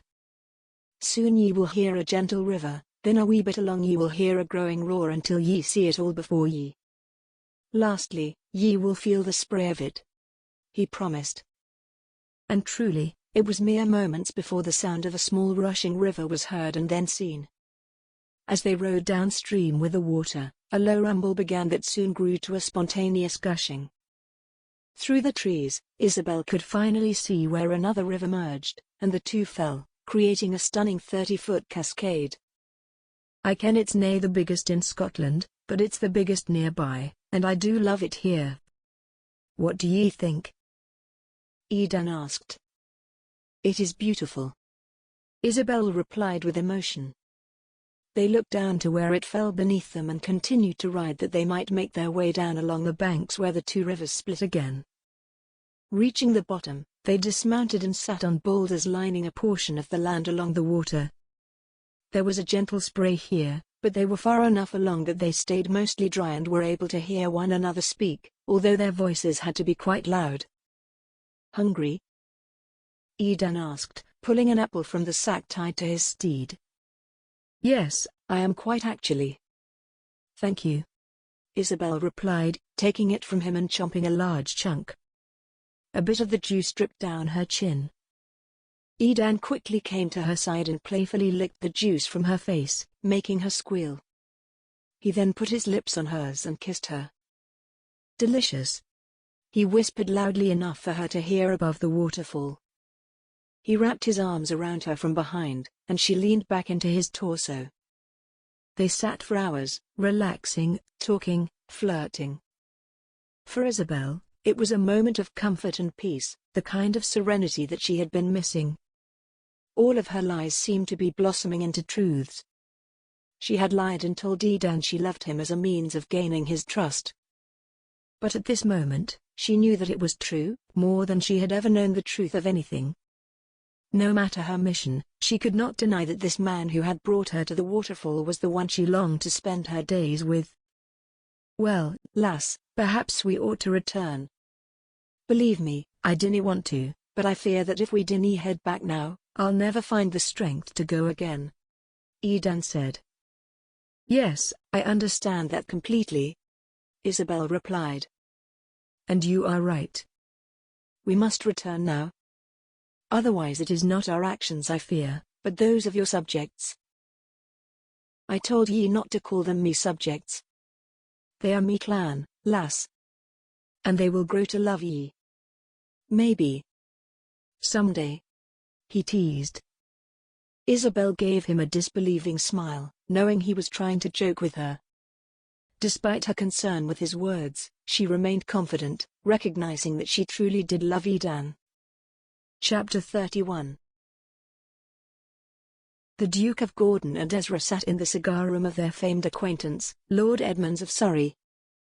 As a man of strategy, decorated for his outstanding bravery in battle. Lord Edmonds was the perfect choice for help with their second campaign to retrieve Isabel from the Scots. Despite his ferocity in battle, his mannerisms and slender physique seemed better suited to a man of science than of war. His hand held his cigar in a way that seemed to flutter. "And your Grace, you are certain that this is the very same young Laird that so cruelly murdered your son and took your eye?" he asked in a slow, superior way. "Yes." "Well, no. That is to say, he was assuredly the one who made the order.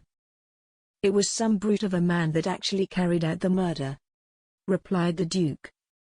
"Ah," said Lord Edmonds, exhaling a bit of smoke before proceeding. "So, what you really mean to say is that it is merely a suspicion that causes you to think this man killed your son, who would have been the future Duke of Gordon?" The Duke's eye narrowed. "I mean no such thing." Lord Edmonds chuckled with condescension. "Oh no, my dear friend. I can see that you are quite stuck in your ways on this. Perhaps that is why you were not successful the first time." "How dare you?" shouted the Duke, standing to his full height, which was significantly more than that of his newest adversary. The military man was far from intimidated and merely sat with a gentle bounce of his crossed legs. "Brother, we had best leave," suggested Ezra, who was feeling more and more like a nanny for his brother. It was nearly more than he could handle now. "Ah, yes, perhaps it is better that you do," Lord Edmonds taunted. "After all, it is nearly dinner, and his Grace needs his wine." Ezra clenched his jaw at the comment but kept quiet while the Duke had not registered the insult at all. Rather, his mind had turned to the thought of wine and his desire for it. The knowledge that the Duke of Gordon's reputation had fallen so low was of great disgust to Ezra. He was furious at his brother for allowing himself to become such a pathetic figure. The brothers left the mansion of Lord Edmonds, and Ezra convinced his brother to accompany him to a quiet pub rather than his usual high-class gentlemen's club known for high-stakes gambling and, in the back rooms, opium. Perhaps I should take him there, after all, thought Ezra. He had found himself, more and more frequently, wondering if there was a chance his brother was unfit for his position. The Duke continued to plan and strategize throughout the evening until some semblance of a plan clocked into place. At Ezra's insistence, the Duke agreed they would call his advisors to form a more thorough plan. The next day, the advisors to the Duke of Gordon came together as they had planned. The majority were uneasy at being together, wondering what it would mean as the Duke had lost the faith of the majority of them by this point. Ezra stood to lead the meeting as the Duke was running late, having slept in after the evening spent indulging in drink. Ezra had hinted at such as the men took their seats. "Thank you all for coming and your devotion to assisting my brother in this matter. I understand that you are all men of wisdom, grace, and generosity. I ask that you would be merciful with my brother this last time as we attempt to bring Isabel home. Be on guard, my brother is feeling rash in his urgency to get her back. She has been gone longer than we ever dreamed. He has experienced so much loss, so understand that this is painful and difficult for him." Ezra finished. "And what is it he wants now?" asked William, seeming far less generous than Ezra had given him credit for. After the failure of the previous attempt, the men were clearly jaded. "He wants to try again, use a different tactic, make better plans now that he knows how they fight. And truthfully, this time I will be taking more energy in the planning. We want my brother to know that he is still the great Duke of Gordon, an honored man, but we have to go about this differently and more thoughtfully," Ezra said. "Well, yes, there is no chance we are going to follow him in the same way as before. Things have to be different this time if we are to lend any aid," William replied with venom. He had lost 100 men and nearly as many horses in the previous battle. Telling the families of those men that their husbands and fathers were dead had not been his favorite moment in life. "I assure you, it will not be the same as before," Ezra promised them. "You must understand," began the Duke's friend Edan. "We all lost so much during the previous attempt to rescue Isabel. asking us to charge forth with him again is a lot. It is more than we can potentially handle. Yes, I understand, said Ezra. We do not want to lose the lives of so many we care about. William added in haste. Agreed. We do not want to lose them either. That is why we need men of strategy. Men like you, Ezra said. The sound of the Duke of Gordon came as he shuffled his feet through the hallway. His frame seemed to be growing with every glass of wine he drank, and he had grown fond of comforting himself through food. The door to the room opened, and he entered, wearing his finest clothing, although it was stretched at the seams. Gentlemen, how honored I am to have you here, he said with enthusiasm. He seemed in good spirits, having no knowledge of the conversation that had just taken place. Sit, Your Grace, Ezra said, pulling his brother's elaborately carved chair out for him. Thank you, he replied. Now, my friends, I am so glad to have you all here with me. You see, I have had some ideas regarding how we might try again to rescue my daughter. I know you all sacrificed so much before. Yes. We did, said William with sternly faced resignation. I want to make sure that does not happen again. We have to come at them with surprise and from all around. This means we will need a bigger army than before. Not for more casualties, but for more defense. This is the best option we have for getting her back, the Duke said. Yes, but how many have to die to get Isabel returned to you? Asked William. How many other lives do we need to sacrifice because your daughter is unable to keep her head about her? Do you think she will learn from this? The Duke stood with confusion in his eye. He had not anticipated any pushback from the men. Why, of course, she will. Isabel would never knowingly have wandered to the clan's territory, the Duke said. Ezra looked at him with a flash of anger, knowing the Duke was well aware by now that Isabel had made the choice to go. It seemed that he had chosen to live in denial to avoid placing the responsibility on her shoulders. In his mind, Isabel was a helpless victim, the Scots were vicious kidnappers, and he was a great hero. Then how did she come to accidentally be among her brother's killers? Really now? Have some dignity, cried Ian. A few of the other men gave their agreement. Truthfully, Your Grace, I cannot be a part of this any longer. And perhaps that means I should not be among your advisors any longer, William said. The Duke of Gordon stood to his full height and puffed out his chest. Then go, he growled in a low voice. Unafraid, William stood and left the room in silence. Two others followed behind him. The Duke's face turned weak and helpless for a moment before he regained himself and looked at the remaining men. And you? Are you to stand with me? He asked. I have a daughter, you know, Your Grace. I cannot imagine the pain of losing your son and then having her taken. For that, I am still with you, said Ian. But I must insist that you allow myself and your brother to head up the strategy and planning. Ezra nodded ever so slightly. All right. The Duke relented. You may strategize together. But understand that I am determined that we must get her back this time. I cannot go further without my daughter. Please, Ian, bring her back to me. Yes, Your Grace. We will. But I do have a second condition, he added. And that is, you will be at the very back of our unit again. And you will not have any wine or spirits for 3 days prior to the attack, Ian said. The Duke scoffed. And why is that? Because, Your Grace, as you know, I am a medical man. I do not like what I have seen from the effect of spirits on war. These are my terms if you would like me at your side, he replied. Then that is how it shall be done, said the Duke of Gordon. Chapter 32. She's awfully bonny, Edan said, grooming a new colt who had come later than expected. Her solid black coat and mane seemed to reflect the sun. "Aye, me Laird, and she is at that," replied Philip.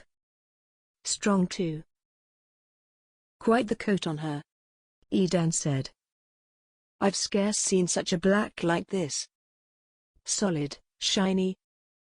She will make a fine horse in appearance and in use." "We've got a real winner here," Philip responded. "Do you think?" Edan began. "Laird Edan," shouted one of the young guards as he came running toward the stables. Like so many of the guards, he was barely coming into his manhood.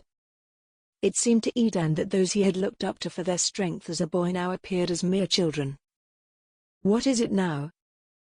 Edan asked, surprised by the urgency in the guard's face. He had already grown weary of dealing with urgent news from his guards. He had only been Laird a short time, and already the clan had faced so much.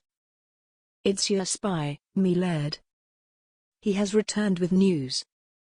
He's gone to have the council gathered, and he is asking that ye come at once," he answered. Edan knew that news from his spy could not be good. While Donald had been in England since his father was Laird, Edan had sent word after the attack that Donald needed to be on guard for news from the Duke of Gordon. Now he was back, and it couldn't be good.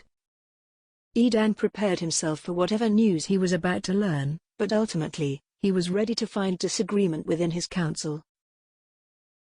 "Donald, ye've called us all, and here we are. What news have ye?" Edan urged.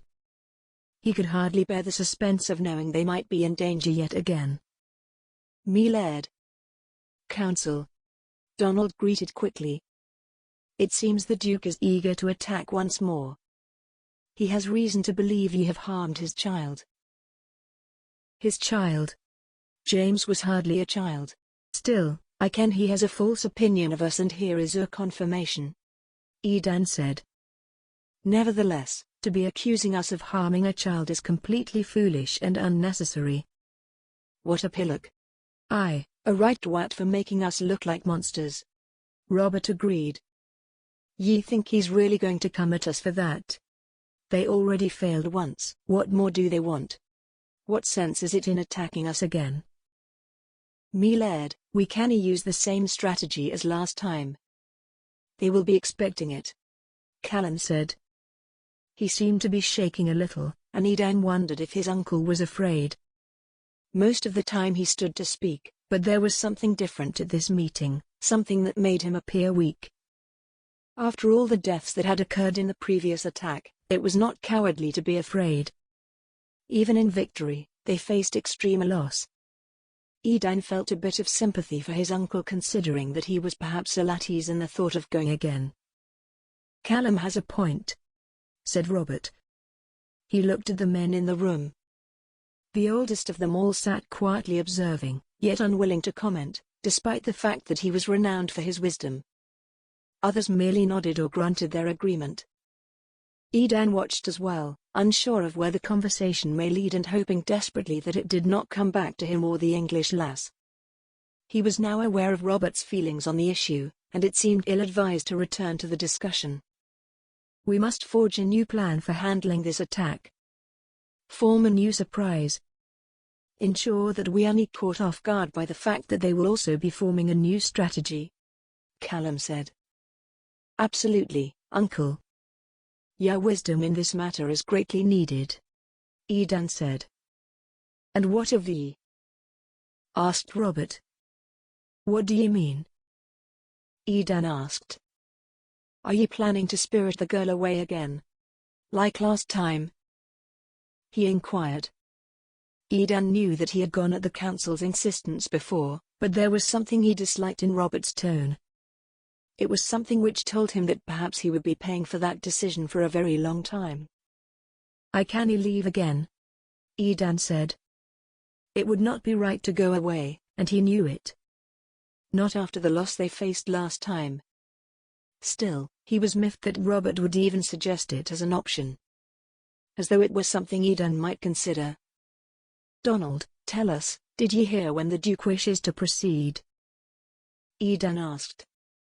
He was desperate to change the line of thought for his men. "No, me Laird Edan, I dinna ken for sure. But based on the rumors that he's grown drunk and erratic because of losing his children, I'd say he's awfully unpredictable," Donald replied. "Ha! Children," scoffed Callum. James was a grown man. "What a crazy spin these rumors take." "True," Donald agreed. "Right then," began Edan. "She will nae like it, but me sister will take the English lass this time and get her away. I cannae be gone again during a fight. No matter the risk," Edan said. "There is no one to take your place if ye befall harm," Callum reminded him. "There are plenty who could lead and care for the clan," Edan said. "Ye can see them all in this room. Leaders. Leaders with sons who can take up the mantle after ye. The clan will nae be left unguarded, of that I am certain." "Then we are with ye, me Laird," said Robert. The other men all mumbled their agreement. The decision was made. The men seemed to file out slowly, but Edan remained behind with Robert and Callum.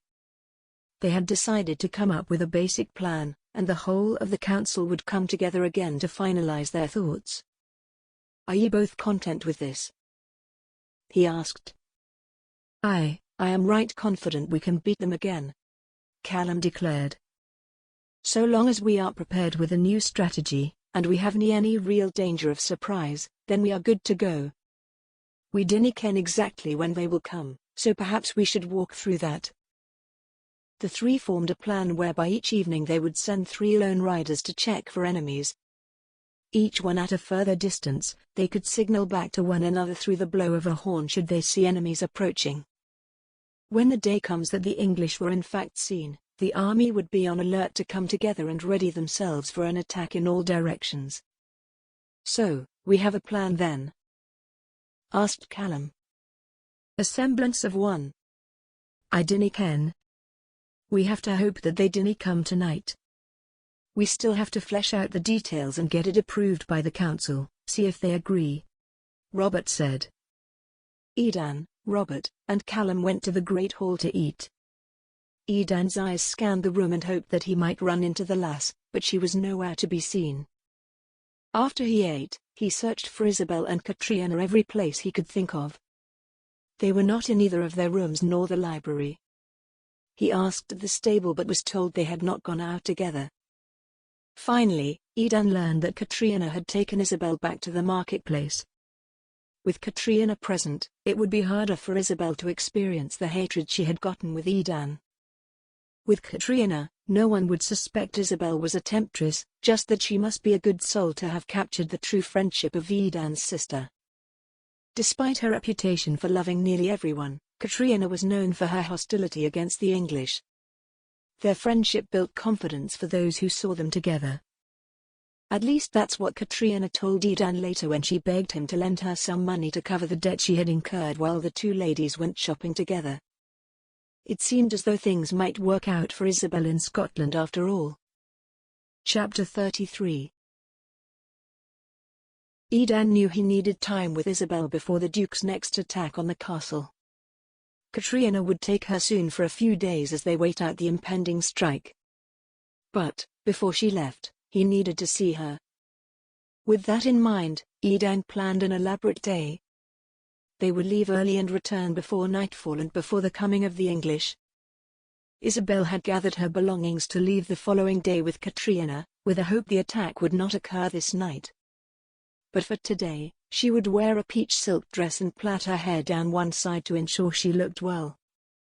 Every morning since Edan's drunken mishap, she would hide the knife under her pillow, and she was glad she had no need to use it so far. However, her duty to family still left her with shame, and she needed to be ready to strike. When Edan came for her, they made a beeline to the stables, mounted their horses, and Isabel followed him through the meadow and into the woods. "Today we are going west," Edan announced.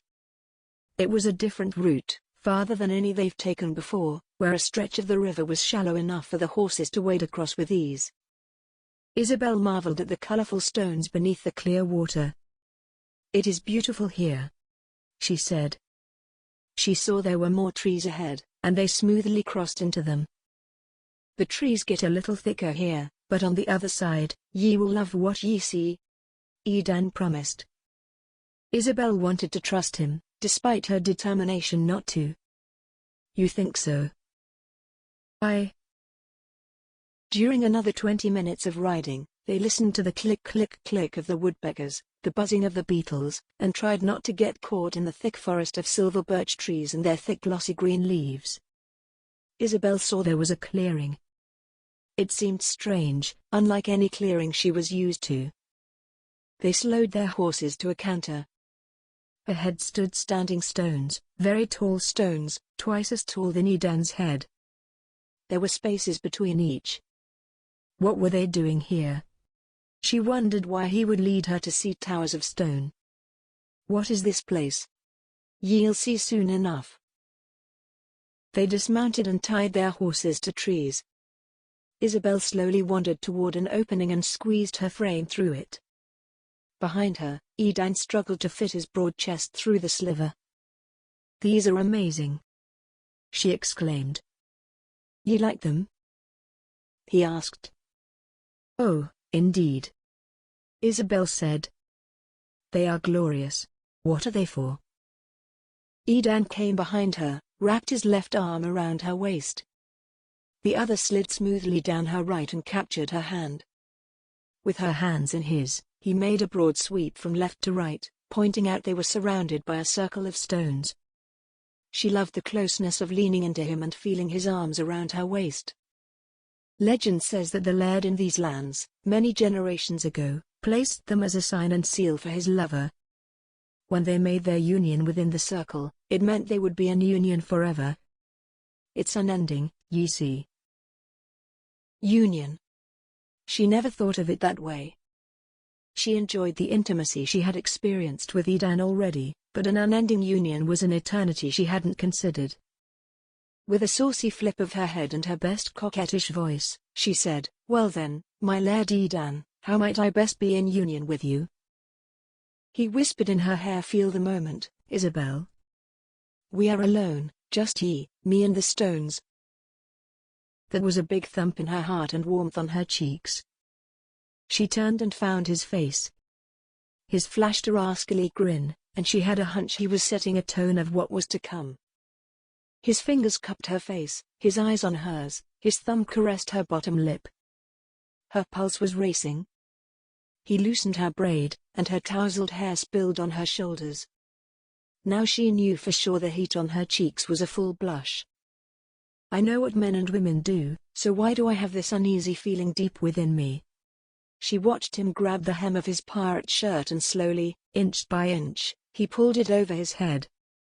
He lay it on the ground as if spreading a tablecloth for a feast. Her heart was somersaulting. Was there a chill in the air? She raked her fingers through his thatch of red hair to find his broad chest was as firm as the alder trees they passed along the way. She looked up and noticed the ridiculous grin on his face. She licked her lips. As he flopped to the ground, he grabbed her arm, and she came tumbling next to him. He couldn't tell if she shrieked or giggled. Either way, he had come to love her laugh. "I know this would be a moment that changes everything." He fulfilled his promise to do more to follow that incredible moment. "I am not afraid. It's going to happen.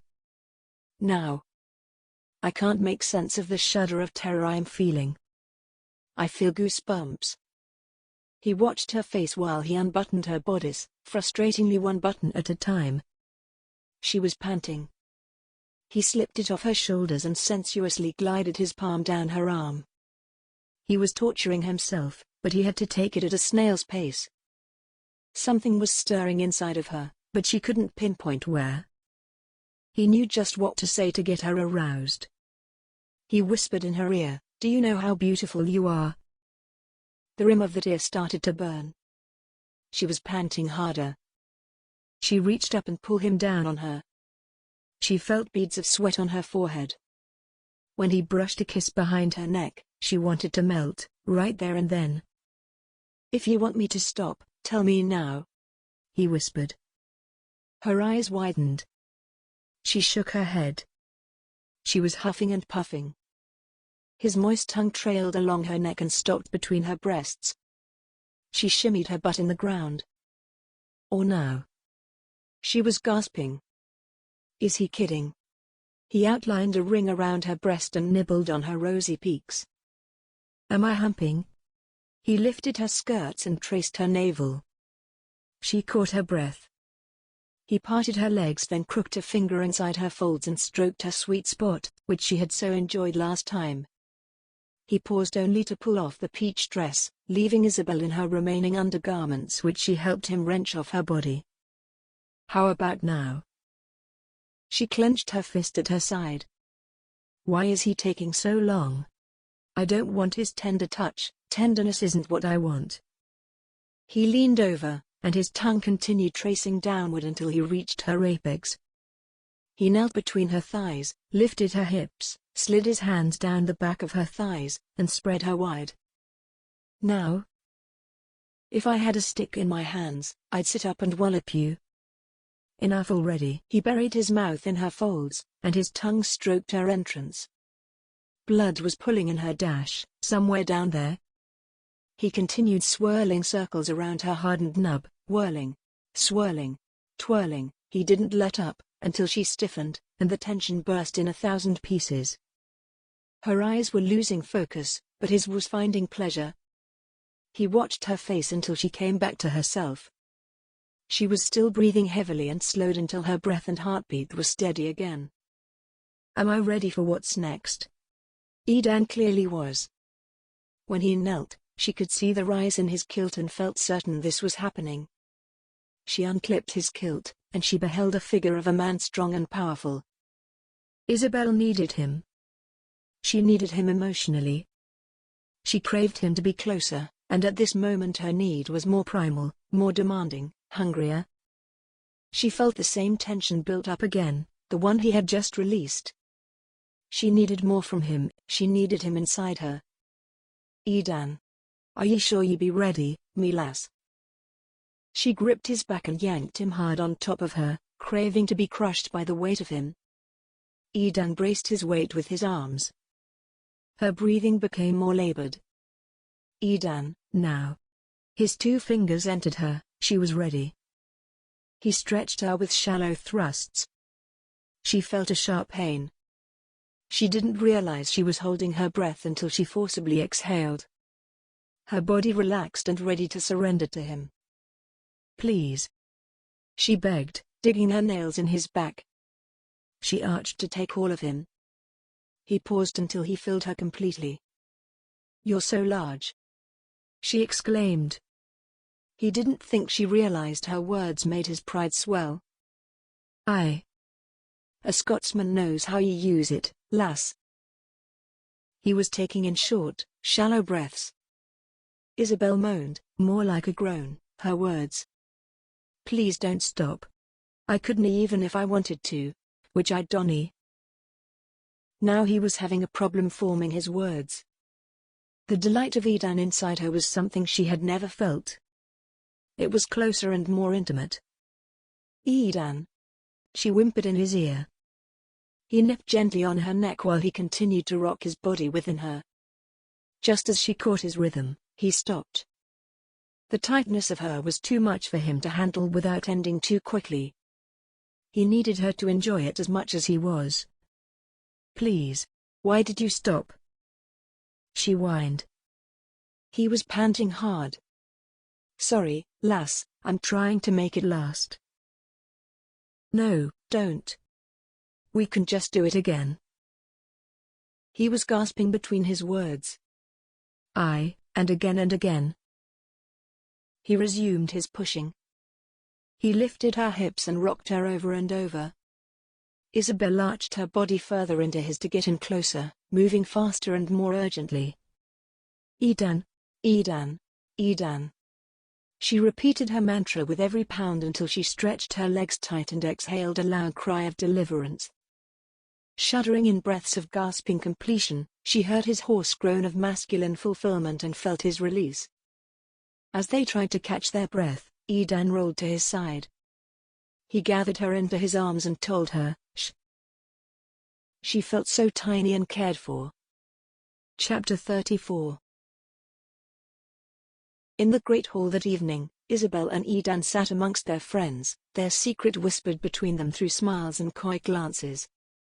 It seemed to only increase their thirst for one another. "Lass, today was amazing.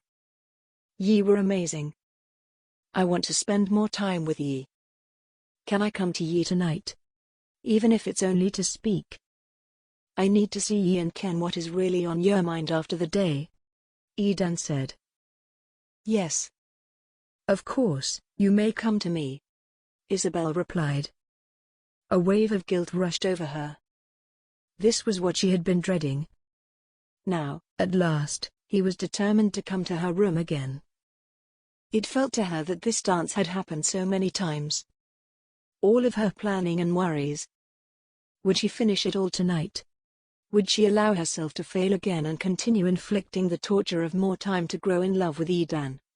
"Ye haven't any worries, lass? It seems to me that something's on your mind," Katrina said. "Whatever do you mean?" Isabel asked dumbly. It was clear that her anxieties had been noticed and were causing Katrina alarm. Isabel stood by her window but turned to face Katrina. "It's easiest to appear strong when facing your challenger," at least, that was what James had always said. Facing Katrina meant deflecting suspicion. "Well, ye didn't seem yourself as ye left dinner this evening," Katrina said with some hesitation. Isabel put a trained, casual look on her face and worked to instill doubt in Katrina's perceptions. "I am very sorry for causing you any concern. I cannot think of anything that would make me feel so much distress, truly," Isabel said. The lie felt thick on her tongue, and her heartbeat quickened. "Please do not push me, Katrina. I don't wish to do it, believe me.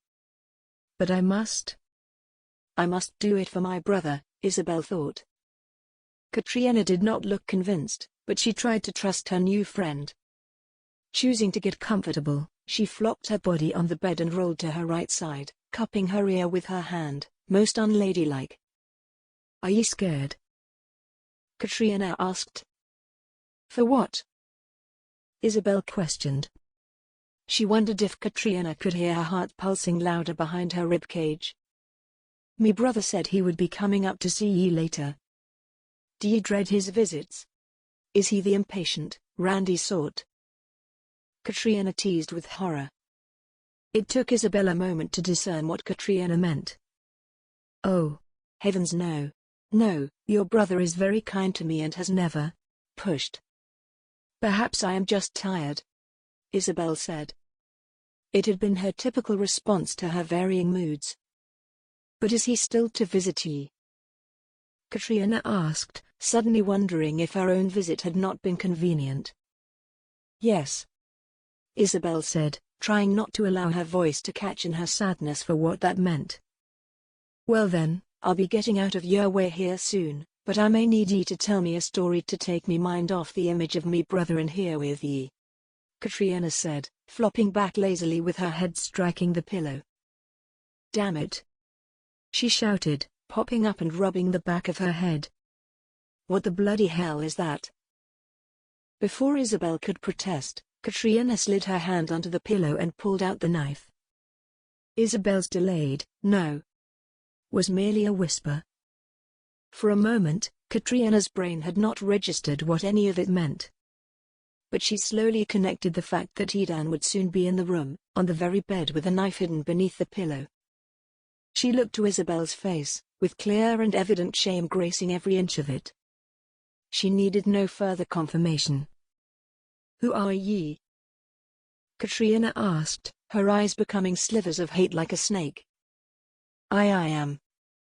"Who are ye?" she repeated with venom, closing the distance between Isabel and the window. She fiddled with the latch and the glass opened outward. As Katrina pushed further, Isabel's torso was leaning through it. Isabel realized that she would soon be made to lean back far enough that her legs would give way over the ledge and she would fall the 6 stories to her death below. She could not let herself be killed that way. Isabel stabilized her body. "I am Isabel," she said with unexpected strength, pushing back against Katrina. "I am the daughter to the Duke of Gordon. Sister to James, murdered by your brother. I am a daughter of England," she ended. Katrina scoffed and opened her mouth to speak when another sound struck their ears with a deafening crack. A lone applause was heard just beyond the door, growing until the hands of Edan could be seen, followed by his smoldering face. "Bravo," he said. "That was quite the performance ye put on for me, lass. Yes, ye are quite the actor. Ye truly had me. I believed it. Every last word." He spat with pain. "Edan, I am sorry." Isabel choked, frightened from being discovered. Her eyes were wide with the horror of what he had heard. At this moment, realizing what she'd done, what she'd been planning to do, it hit her that she had ruined everything she ever wanted. "Sorry. Ye be sorry.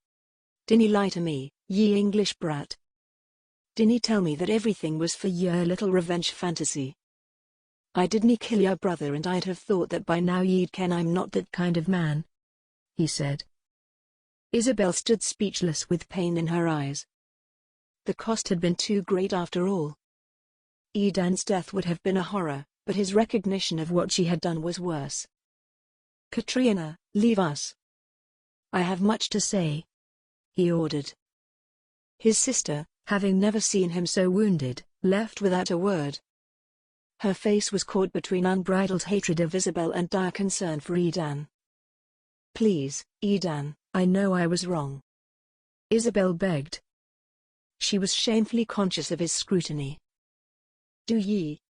Because I heard the little speech ye gave me, sister, and that was not the speech of a woman who can admit her failure. That was the speech of the very English bullshit that we dinna have time for any more. Ye could have left me to deal out the justice due a man who hurt your brother. And we did. But ye didn't have to hurt me," he said. "I am truly sorry," she said, throwing herself at his feet and weeping. "Dinna touch me," Edan shouted. "Ye think I am a murderer? Ye think I am a man whose heart is to be toyed with for your own pleasure and gain? Tell me, why did ye pretend to love me? Was it nae enough to just kill me?" Isabel stared up at his face from her place kneeling before him. Her eyes reflected the redness she saw in Edan's as both wept because of her mistake. "I do love you, Edan. I do. And if you tell me you did not kill James, then I will trust you. I will believe you. Just tell me you did not kill him and I will tell my father. All will be well," she promised him. "Lass, it's too late for that. Ye see, ye shouldn't have to ask me. Ye should ken I'd never do that. But more than that, ye aren't the one who needs to trust anymore. Ye tried to kill me, that breaks the trust just a wee bit," he said. As he began to back out of the room, Isabel gave a weak, "Please." Edan called for a guard, spoke to him in the doorway, then stood as the guard closed and locked the door. "No, Edan," Isabel cried. She listened to the sounds of his feet depart, and she continued to scream after him. "Do not leave me. Let me explain. I'm sorry, Edan." Banging on the wooden door was useless against the deaf ears of a guard, trained to watch over prisoners. And now, Isabel had become that all over again. Before, her attraction to Edan had been new and unexpected. She had kept herself busy by planning his murder and then falling in love with him. But having actually tried to convince herself to kill him had left her broken-hearted. Deep down, Isabel knew without a doubt that Edan was innocent. She had known it all along. Her stubbornness and devotion to her English ancestry had led her to a prejudice she was completely unaware of. If Edan had not been Scottish, she would have admitted much sooner that he was no killer. She would not have destroyed her only happiness with the man she loved more than anything in this world. But she had allowed the world to fool her, to make her believe they were really that different. and that left her here, without Edan. Alone. Chapter 35. Well, here we are, men, Edan said, addressing his council. What is it ye have called us together for, me Laird? Asked Robert. It would seem that I was blinded after all. For this, I must ask your forgiveness. But I do have news which will bring some joy. We need not worry about the next attack from the Duke of Gordon. I know now what he was after, and it was not revenge, Edan said. Then what, Laird? Isabel, our prisoner, Edan said. His daughter. The men showed their shock and amazement at this news, which was both a relief and a threat. While they would not need to brace for another attack, they had to wonder whether or not the prisoner had learned anything that might hurt the clan against the English. So, what is your plan? Asked Callum. It was apparent that he was seething beneath his respectful veneer.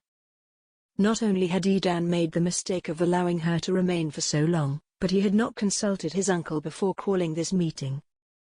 An angry cough rattled him for a moment before Edan was able to move on. We will hand her over when they march on us tomorrow. From afar we will send her on a horse, and we will remain on guard, but I am certain that her return will appease the Duke of Gordon, Edan said. Ye speak often of certainty, came the rickety voice of Wally. Wally had been friends with Edan's grandfather before his death. And yet, despite your certainty, ye tend to not always make the best choices, lad. I ken ye are still fresh at this, but do not think it will always be easy to expect forgiveness for such an oversight as letting in an enemy to appease your Willie. Edan felt the whole room turn on him. It was the first time he recognized the reality of their questioning him as a leader. So ye all doubt me, he stated. It was no longer a question.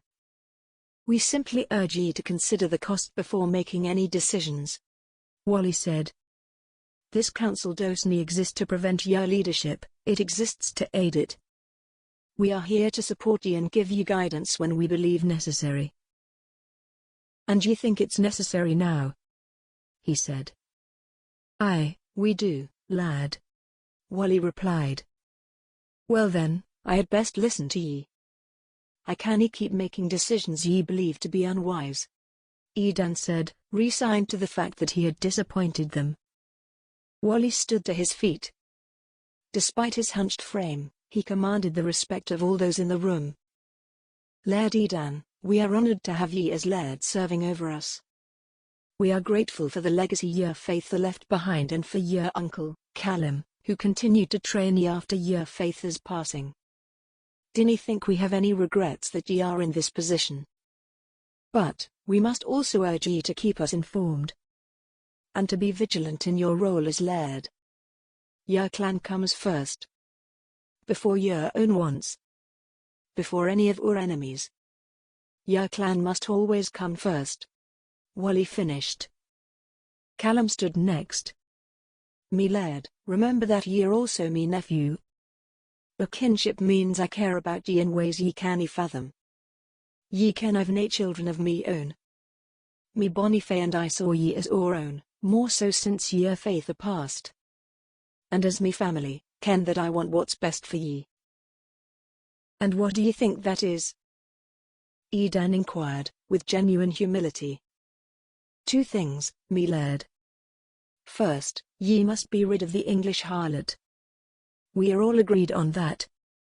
The second is that I would like to propose that we again discuss the fate of Cormac, he said. The groans and mutterings of his fellow council meant he had to speak louder to say what he wished. Now that we ken that it was the death of James that brought his sister into our home and put us all at risk, we must reconsider his execution. We cannae do that, shouted Robert, banging his fist on the table. A few men voiced their agreement while others sat silently, biding their time to comment. And why not? Callum challenged. We've already determined his case. It's finished. Why are ye so sure this needs to happen? Robert asked. Because Cormac is a liar and a threat to us.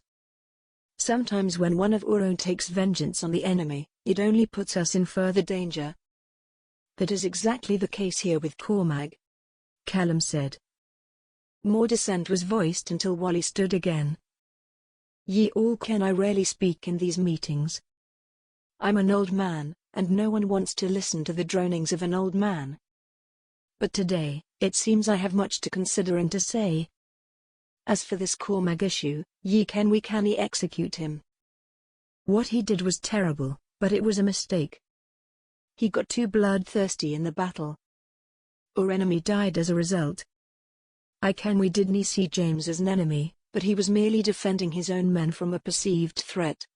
Wally said. As my council is at odds, should we vote, men? Edan asked. They all agreed. Right, who votes to reconsider the execution? Edan asked. Callum raised his lonely hand. Edan's eyes traveled the table from man to man, but it wasn't until he reached the end that another hand shyly came up from Alistair. 2 votes to reconsider. All right, and who votes to keep the consequences discussed? Edan asked. The other hands all raised quickly. I'm sorry, Uncle. It would seem that ye and Alistair are the only ones who feel that execution is the necessary step. We will surely keep an eye on Cormac, but for now, there is no more to be done, Edan said with finality. In truth, he was surprised that his uncle had returned to the issue of Cormac, but he trusted that there must be a reason. Callum nodded his head in surrender before releasing another of his coughs and saying he needed a bit of whiskey to fight off the flu he was dealing with. And what of the girl? Asked Robert. What of this Isabel? Edan remained quiet, allowing his council to make the decision as he could not bring himself to do so. He trusted that they would not call for her execution, but he did fear the consequences they may suggest. We could lock her up, keep her as prisoner and go forth into battle for her. But I think we all ken that it's a great risk and it'd likely leave the lot of us dead. We beat them back before but it wasnae without sacrifice, ye ken. Callum said. Aye, locking her up isnae the answer. It isnae final enough. Dinnae worry, Robert said, noticing the worry on Edan's face as he added this last part. I'm nae suggesting execution. There was an uncomfortable stifle of grunts as the men felt it was a direct mockery of Callum's suggestion, but they all kept quiet, and Callum chose not to argue. Then what? Edan asked. Wally finally spoke up again. If we wish to avoid battle and we wish to be rid of the problem with the girl, there seems to me to be only one solution. We give her back. Just as ye said. But while I believe we should go with your solution, we ought to discuss the full plan. Edan nodded in appreciation to Wally for using his wisdom and words to help. He was in pain that he was considered so weak because of Isabel, but grateful that he had learned of his limitations. Wally was by his side, a support that would call him out when he was wrong but regard him when he made decisions well. Callum was also someone he trusted to give him advice. However, he still felt uneasy about the interactions he had seen between Callum and Cormac. Robert stood by, his friend and companion. Someone he had always been just ahead of. In academics, in power, in love. Edan had been beyond his friend's reach in all areas except for battle strategy. Yes, with these 3 men and all the others in the room, Edan knew that no matter the failings he exhibited, he was in good company. He was with men who would ensure the clan was protected, no matter what. So, what is your plan for handing her over? Edan asked. Well, first we threaten her. Then we put her on a horse and send her for the approaching English army when they come. Wally said. Threaten her? Edan asked. Aye, me Laird. That she must go directly to the army. If she doesn't, it's an arrow in the head, he replied. The men agreed and fleshed out the details to ensure that all would go well. The worst-case scenario was that the English might strike anyway. If that were the case, if it did happen, they would be ready for battle. their army would be in defense from all sides. Edan stood with his lips tightly shut, wondering if all the world around him were wont to crumble. I have misjudged the woman I loved. I have done poorly at leading me clan. I have failed. In all of it. I dinna ken what's left for me if I've lost me way this much, he thought. The knowledge that Isabel was soon to be gone made his heart ache like he had never thought possible. But it was for the best. Either she must go now, or he would never be strong enough to resist her cries for forgiveness. Chapter 36. Edan made his way to Isabel's rooms where she was again a prisoner, although it would not be for long this time. The guard opened the door, and Isabel instantly flung herself at Edan's feet as if she had been waiting all along for his arrival. My Laird, I beg your forgiveness. I was wrong. I was utterly and painfully wrong. I love you. I am so sorry, please forgive me. Isabel sobbed. Edan tried to make his face a stone, but he flinched in his own anguish. It was horrible to watch her so desperately plead, and yet his pain was great enough to keep him strong. I am here only to tell ye that we will be preparing a horse for ye. We believe the English, ya people, will be coming in evening, and we need ye to be ready at all times. Our plan is to send ye off with an arrow directed at your skull. Edan said. It hurt him to see her fear, and yet in a way it gave him a sense of satisfaction. Then, ye have two choices. Ye can ride straight for your own people and urge them to retreat and take ye home. Or ye can try to run and be shot dead. It's up to ye, Isabel, he said, giving her name a wretched taste. Isabel nodded in obedience, the tears still streaming down her face. She could not believe it had come to this. Ye will take Beatrice. No need to send her back, he said quickly, pushing his way out the door. It had been a small kindness, but he knew he wanted her to have something to remember him. Isabel wept again as he left. The fact that he was giving her the mare that she had ridden with him so many times had touched her. But the knowledge that she might never see his face again was agony. An hour later, a soldier was sent to get Isabel. She was taken to the stables and told to mount the horse, walk slowly to the forest, and wait for the signal. As darkness began to fall, the Scottish army was preparing itself. A single rider was sent out, knowing he would be fast enough to ensure that Isabel could go before the whole of the castle was attacked. It did not take long for him to send a confirmation signal of 2 brief blows that the army was approaching.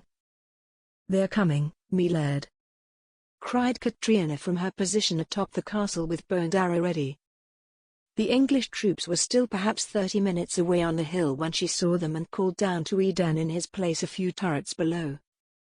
Edan's heart ached as he put the trumpet to his lips. A harsh, long blow was heard just beyond the meadow and into the forest where Isabel waited. Her signal had been sounded, and it was time for her to endure the punishment ahead. Acutely aware of the distant, unseen rider behind her, Isabel ensured she was not straying even a little from the center of the path. She had no intention of running away and could not bear the thought of an execution after all of this. Perhaps I deserve it, she thought to herself. For all I have done. For the lives lost in the first battle. For the way I broke the heart of an innocent man because I sought revenge before love. I should be killed. And yet, if it happens now, at the hands of the Scots, then a whole new battle will commence. Isabel felt agonizingly stuck. Still, despite everything, she knew her father needed her home. It was the only answer, although it left her with a million other questions. Will they accept me once they know the truth? Will I be executed there after all? For causing so much bloodshed? Or will they still return and battle the clan? Even now they may. Oh, Isabel, what a fool you were to ever step into that carriage with Charlotte beside you, she thought with shame. The ride in the darkness was frightening, but she realized that she was likely going too slow. Her father and his men would have learned from their last attack that it would be wise to disperse sooner, into the woods even. There was no telling that they would see her before launching their mission against the castle. With that, Isabel turned behind her to the pitch black of the forest and tried to mime to the invisible tracker that she was going to ride faster. If they did not understand, she would have an arrow in her head the moment Beatrice began to canter. Isabel struck the speckled mare's side with her heel and they took off. No arrows flew past her. It had been understood. Riding swiftly through the forest, twigs cut against Isabel's dress and left scratches on her skin. A solid, sharp branch ripped against her bicep and Isabel let out a gasp. She continued forward, bristling at the pain on her arm where blood began to soak through the torn fabric. Suddenly she heard noises all around. "Riders!" shouted the voice of an English soldier. "No, no, it is only me. It is Isabel. They let me go Free. Do not attack them. I have much to explain, but it is not what you think," she shouted, riding toward the dark figure she saw. Confusion raged around Isabel as she saw silhouettes of men on horses or hiding with their swords in wait for an ambush. The English had indeed spread out in preparation for this battle. They encircled her, not believing she was who she said. "A spy. She is a Scotswoman pretending to be His Grace's daughter." "Don't believe her," shouted one soldier. "That is not true. I am Isabel," she cried. "I don't know, we need confirmation," said another. "Please, take me to my father, and let us return home. There is no need for bloodshed tonight," she begged from her position on Beatrice. The soldier agreed to take her to the Duke and allow him to decide whether or not the siege would continue. Edan waited in earnest, wondering if his people would be attacked after Isabel had been returned to her own family. He was feeling anxious when so much time had passed. Will they take her back? Will she even be accepted once they can that she's the reason for their losses before? Or is she going to be a fool and run off to avoid facing them and us? Perhaps she's been struck down already. Or maybe they're still planning to attack, he thought. Anything. He called up the turret to the archers who were in the prime location for a lookout. "Nothing, me Laird," Katrina replied. She was outfitted in her favorite battle gear, prepared for any enemy that may come. "Wait. I see something. It looks like they are moving back, me Laird. I think they are retreating," she called with excitement. Katrina began to jump in both excitement and also to get a better look, making sure her eyes were not deceiving her. A signal was heard from another rider they had planted to keep watch from the woods. It was the sound they had hoped to hear. The English were, indeed, retreating. All would be well. Cheers resounded throughout the castle and in the air. They had come so closely to another battle, but the relief was palpable. Calls for whiskey and wine were heard from the turrets, and even within the castle, the news spread fast. The women and children were let out of their safety zone and all celebrated. Katrina came to Edan. She had barely had a chance to speak to him since Isabel's identity had been revealed. "How are ye, brother?" she asked, laying a hand on his shoulder. Edan closed his eyes for a moment as if trying to blink away the negative thoughts. He opened them again, and all thoughts remained, bombarding him at every side. "I will be all right. It isn't easy, Katrina, this whole love thing. It isn't easy and it isn't always good. Ye ken I would have done anything for her. I defended her from so much. And this was what she had planned from the start. She came here only to execute me. She saw me as the enemy, pure and true," he said. "And do you think ye will ever see her again?" Katrina asked. "I can't imagine how," he replied. "Well, ye could always follow her to England and force her to tell ye why she did such a cruel thing," Katrina suggested. Edan scoffed at her as though she had gone mad. "Chase after her by going to England, where I am hated. For someone who used me and plotted to murder me," he thought to himself. "What makes ye think I want to ken?" She kept apologizing and trying to defend herself, but the fact is, Ye canny defend yourself for trying to kill a man that loved ye over a murder that he didn't commit. Ye are mad if ye think I'll follow her. What she did was completely wrong, completely unforgivable. Edan said. I canny deny that. But I want ye to consider how much she meant to ye. Because it was clear, brother, that ye had every intention of marrying her before ye kenned that she was who she was. Ye didn't care even that she was English, she said. Aye, and look where it got me. Look where it got us. We lost so many lives of all people because of her actions. And on top of all of that, she came here for no other reason than to kill me. And she wasn't going to quit until she had. We were lovers, Katrina. I truly loved her, and she didn't trust me. She was still planning to kill me for her brother long after she should have known I would never have done such a thing. Edan said with vehemence. True. Katrina began. But at the same time, ye love her. Ye love her quite significantly, in fact. Dinny misunderstand me. I think she was a right bitch for doing what she did. But it doesn't change the fact that ye love her. But what does that matter now? He asked. Maybe nothing, Katrina said. Or maybe everything. Chapter 37. The soldier took Isabel to the carriage behind the army troops. All the men watched her. Some were in awe of her beauty, having known nothing of her existence until they were ordered to fight. Others were hurt, having known that she was the reason they had lost friends in the previous fight. Your father, my lady. He is here, the man said. Isabel opened the door and saw a large, slovenly creature snoring. He barely resembled her father. She noticed the black patch over one eye and saw that he had a large bottle of wine near empty. Forgive me, my lady.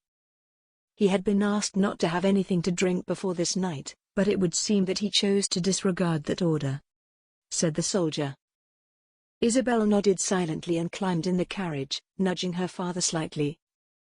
Father, please wake up. It is I, father, she said. The Duke of Gordon continued to snore. Outside the carriage, Isabel heard the sound of a horse and her uncle's voice. She climbed out and saw him atop his brown steed. He gazed down at her with resignation. Ah, you are here after all. After all this time. Come, get back in. We are in retreat. Your father will have much to discuss with you when he is woken, but for now, there is no need of remaining here any further.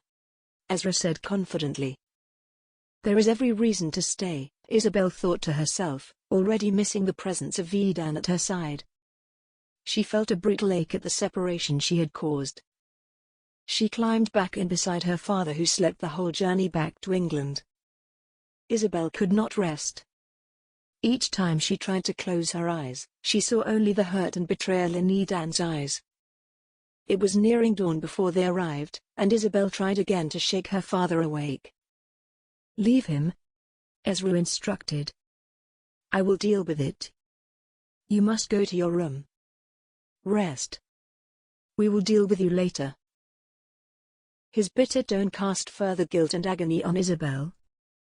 She had done so much wrong and could not fix it. Her family, her lover, all were victims of her selfish whim. Yes, Uncle Ezra, whatever you wish, she replied. Isabel's feet dragged through the door, past the maids and the butler who all stared at her, speechless.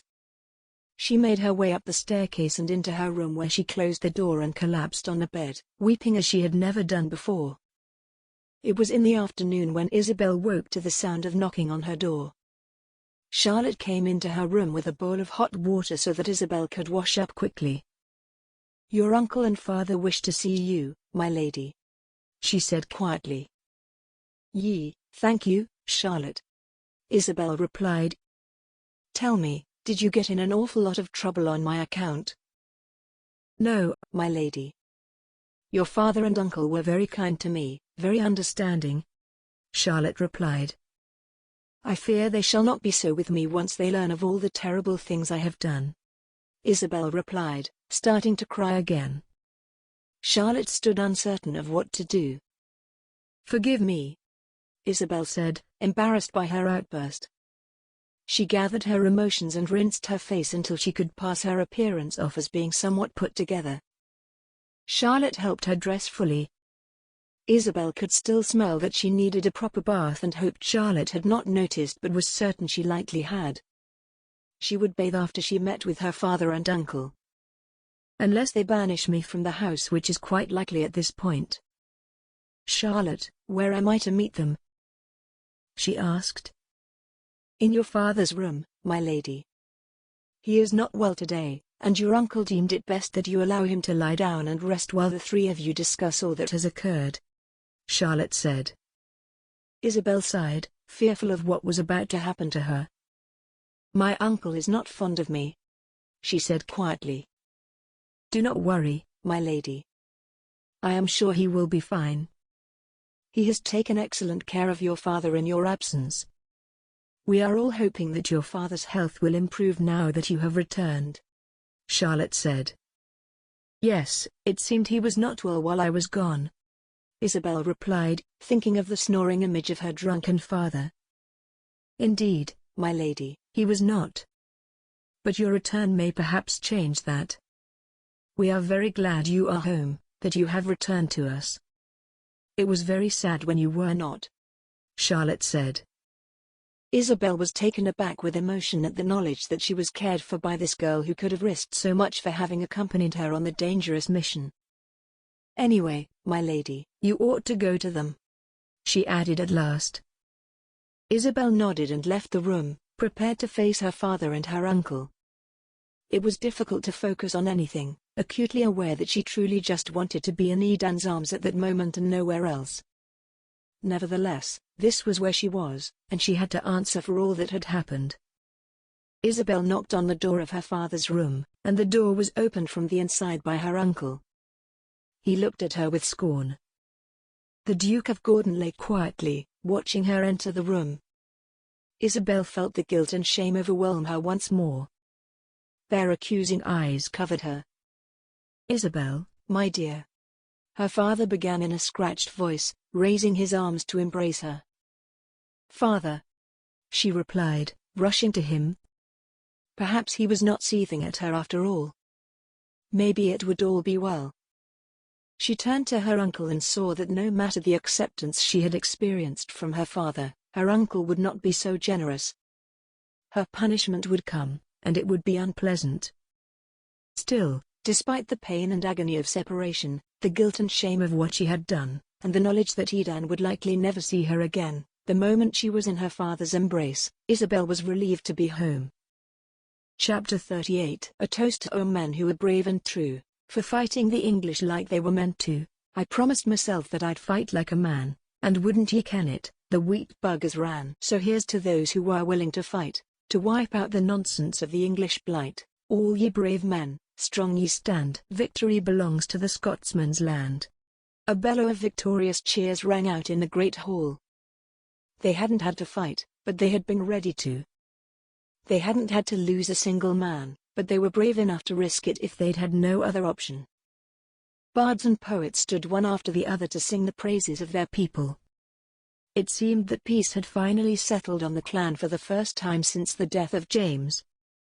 They were no longer concerned about the Duke of Gordon. He had his daughter and no longer had any need for vengeance. But in Edan's heart, a fresh storm was brewing. He had moments of ache and want, instances of forgetting that she was gone. Isabel. He could call her that, now that he knew her name. The separation was greater than he thought he could bear, and yet his anger kept him driven towards a hard bitterness that he craved as a means of easing the pain. If only he could forget her. If only he could make her disappear. Is it better to have lost her? To ken that I got to feel that way? Or would it have been easier if I'd never seen her, never kenned her? Aye, that would be so much easier. Kenning what I've lost, that it was all a lie, that is more painful than anything, Edan thought. He was certain that he would never be able to love again. But before him, in the great hall, life was abundant. Katrina danced with many different men and Robert held Lorna in a close sway. It seemed that everyone in the clan was full of joy, except for him. "Stop being a sod, feeling sorry for yourself," he internally scolded. "Rejoice with your people, ye haven't any reason to be so sad." Despite their joy, Katrina and Robert looked on at Edan now and then, knowing that he was facing great pain. Between the agony of Isabel's betrayal and his duty as their leader, they had come to realize how lonely his office left him. Suddenly, Callum came up beside Edan and rested a hand on his shoulder. "I ken it wasna easy," he said. "Aye, right brutal it was, but there we have it. It's over. She's gone and it's better that we move on without nonsense distractions. The clan is me bride," Edan responded. "Besides, ye hate the Brits. Surely ye are terribly glad to see her go." "I am glad to hear it, to be truthful.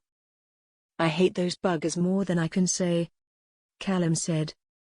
"But still, I ken it hurts ye. And I do believe ye. I fully trust that ye mean it when ye say the clan is your bride. But if it's true, then we should really discuss further this issue of Cormag. Ye ken he's a wild thing, a dangerous thing." "The issue has been settled, uncle. Twice. It was voted that he be removed from his position and monitored in battle. True, we were not diligent when the Duke attacked, but it all turned out. Now we've voted again." "Ye heard the results," Edan said decidedly. "But ye can override them," Callum urged. "Why? Why are ye so determined?" "I dinna understand," Edan said. Callum sighed. "I just dinna think he's safe for us." "No one does. But this is where we are with it, so we've got to move on," Edan told his uncle with slight irritation. "Please dinna think I'm not appreciative of all you've done to help the clan. But I canna go against the council. Not now. I canna overrule them for ye. I have to gain their trust." "Aye, now that it's about someone else's wish and not your own?" Callum asked. "What do you mean by that?" Edan asked with offense. "Ye ken exactly what I mean. Ye were fine to ignore them when ye wanted to be with the English lass, and look where that got us. But when it's standing up on behalf of another man of the Maccallions, ye aren't willing," Callum said. He seemed to be shaking with the anger. "That's not at all what it comes down to, and ye ken it," Edan said. But deep down, his uncle's words struck him. Was it true? Was he only willing to disregard them if it was for his own selfish reasons? "Ye dinna ken what Cormag is really like. Filled with lies and manipulation," Callum said. "About what, exactly?" Edan asked. Callum was quiet for a moment. "Just promise me you will nae accept a word from him without asking me whether or not it be true." "He tells lies about people, uses those lies to try and cover for his own errors," Callum said vaguely. Edan watched him for a moment. Something wasn't right, he just didn't know what. Cormag and Callum hadn't been on good terms since the death of James, and they had been seen a few times in heated discussions. The thought tore at his gut, making him want to lurch with vomit. He maintained control and decided to push the suspicions from his mind. "Anywho," Callum began, "I had best be going." He quickly rose and left Edan sitting on his own, watching the clan around him as they enjoyed the music and drinking. It was just the sort of merriment he needed, and yet he felt deeply unable to engage in it. As he stared at the clan before him, Edan thought about where Isabel might be in that moment. Was she telling her father about everything she had seen? Were they perhaps considering an attack to revenge James after all? Had she been a mere spy? Or was she lying in bed remembering their time together? Was she thinking of the sweet gift she had given him within the Standing Stones? When she yielded to him to be the first to fully take hold of her body. It didn't matter. She was gone. And the songs continued to resound in the hall. Callum was leaving through the door, taking his hatred of the English with him so that his nephew didn't have to listen to it anymore. Edan had no stomach for those words now. No desire to listen to more against the people his friend and lover had come from. Suddenly, in the midst of his thoughts, Edan noticed the small frame of his mother entering the great hall through the doorway. It would not be easy to get to her, but he didn't trust her to be alone. He worried that someone might accidentally bump her frail body or say something painful with good intentions. He knew she could not be spoken to of his father, it was too much agony for her. And yet, people always wanted to tell her how sorry they were for her loss. It didn't help. Edan sidled against the wall past the dancers and merriment until he found his way to her. She looked up into his blue eyes with her own. The same wide-eyed innocence that people always saw in him was a reflection of Rose's face. "Mother," he whispered, taking hold of her in his arms. The embrace felt to him like holding a short broomstick, but he knew her frailness was the result of the grief only. She could be strong again if she allowed herself to be. "Me son," Rose said in reply. She let her eyes gaze on all the people, and it was clear that she was anxious. "What are you doing here, mother? Is it too loud? Are you not able to sleep well enough?" he asked. "I am well, me son. I am well. And ye were victorious, it appears. What a man ye are, what a man. I am so proud of ye, lad. Your father would have been proud too. Now, I must go again. There are too many folk here, too many. Enjoy your party," she said, turning to leave. "Mother, ye will not stay?" Edan asked, knowing it was likely too overwhelming for her. "Aye, lad. But only for one dance." "One dance with me, lad," she replied. The crowds of people parted, and the hall grew quiet as the clansman noticed Edan coming to the floor with Rose in his arms. He held her gently, and she surprised him with her strength as the tune to a waltz began. Edan counted the 1-2-3 1-2-3 in his head and while sweeping his mother around the room. Everyone watched with joy to see her smiling broadly for the first time in over a year. Katrina was pleased at the sight of her mother dancing, and a familiar warm glow flowed through her. Slowly, more couples joined in the dance, and all too quickly, it had ended. Rose looked up at her son. "I think I should like to lie down, now." "Thank ye for the dance, me lad. Ye are a good lad. And ye are the most beautiful woman in the room, mother," Edan replied. "Ye charmer," she said with a smile that hinted at her former youthfulness.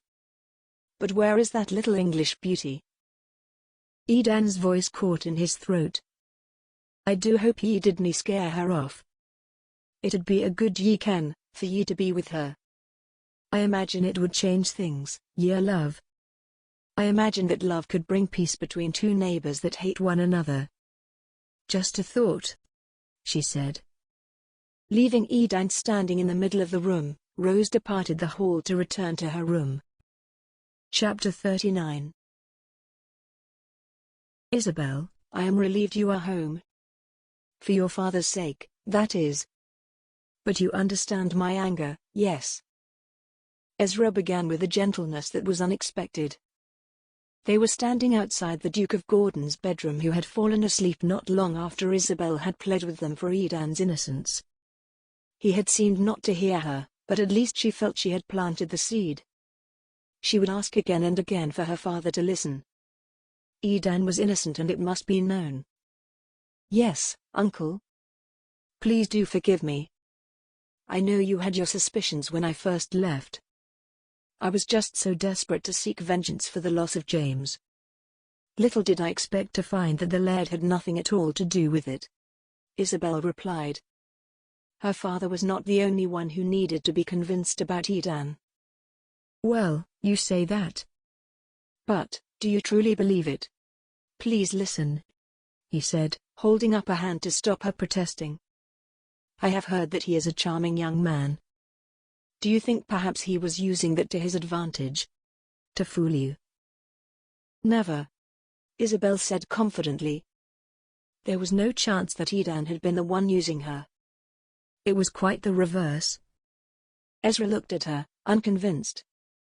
Isabel knew she was naive, that her family would have thought it would be easy for her to get caught up in the throngs of romance. She had never been allowed near a man alone before.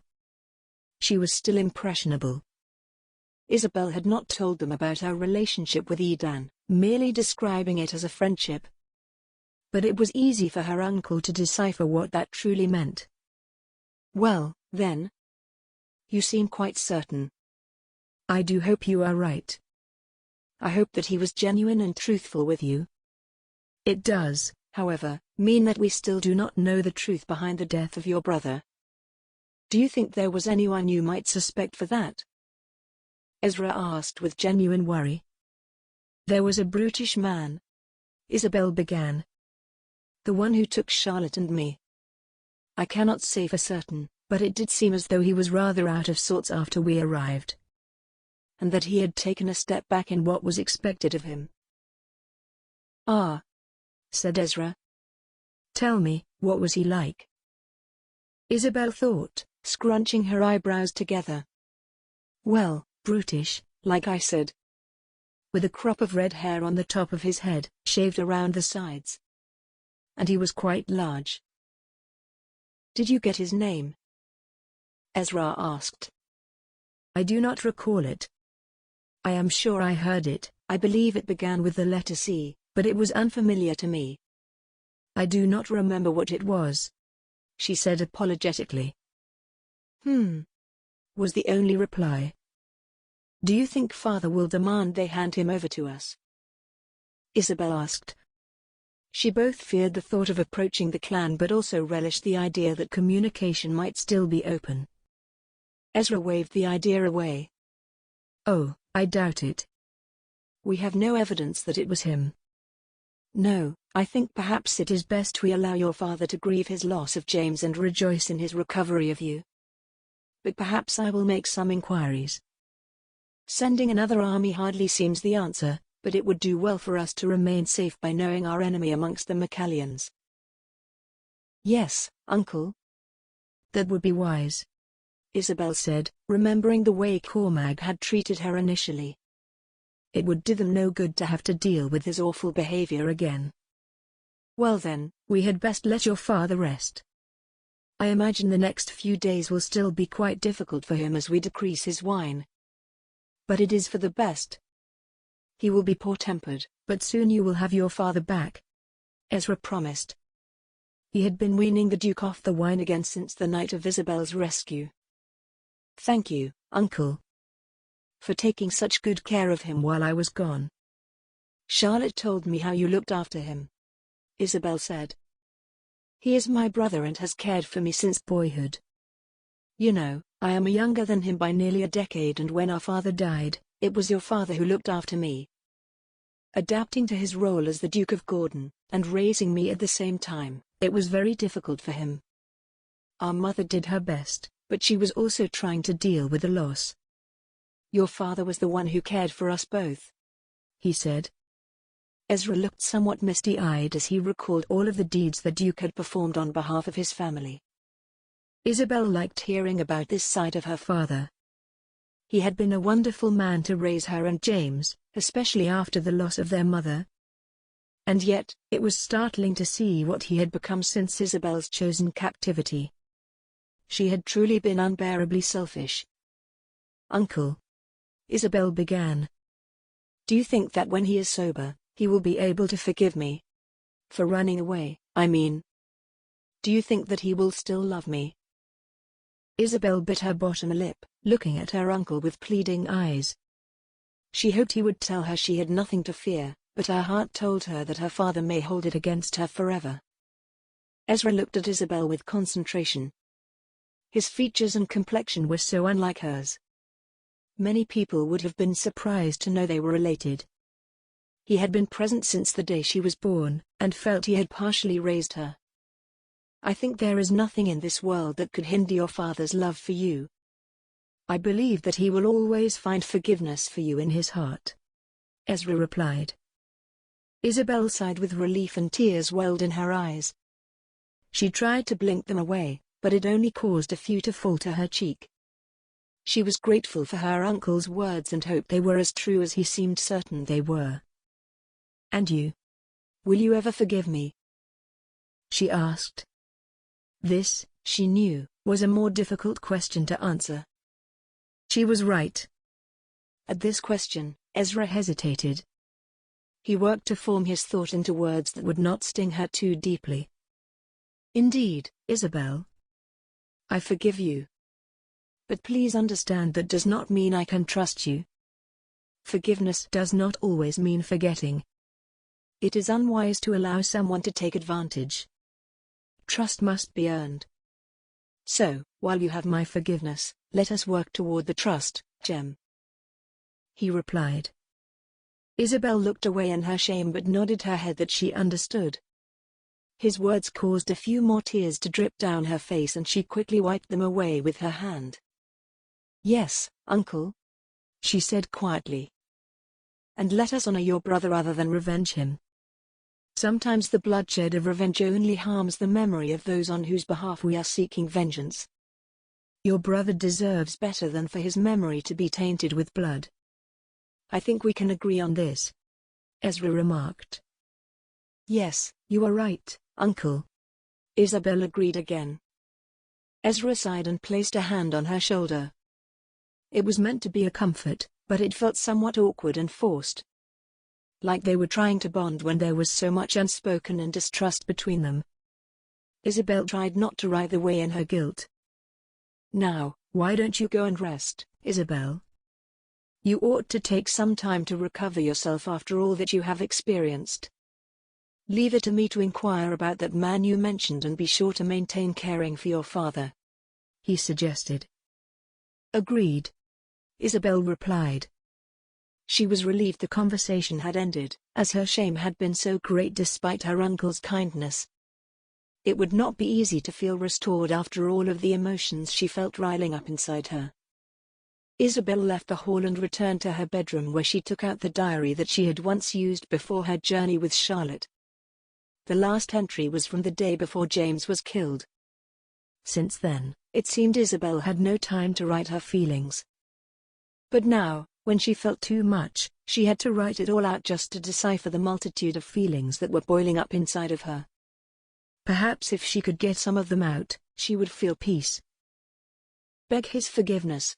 Father is so ill and I cannot imagine what led him to this point. I am the reason for the death in that first battle. Does Edan think of me now? Will he ever forgive me? Trust must be earned." The words scrawled upon the pages until Isabel had nearly filled the entire remainder of the book. All of her confusion bled out on the page and she sighed with ease once it was finished. Once she was drained of any more words, exhaustion took hold, and she fell into a deep sleep. In her dreams, Isabel saw the face of Edan hovering over her, felt his body against hers. She remembered his touch and a part of her burned for him. She would give anything to slip her body beneath his again, and in the dream that was exactly what she did. His wide eyes looked upon her with intense longing and then she sensed the firmness of his fingertips back in the part of her that had finally become his. With his lips on her neck, they eagerly nipped at her skin until he reached her ear and whispered the words she longed most to hear. "I forgive you."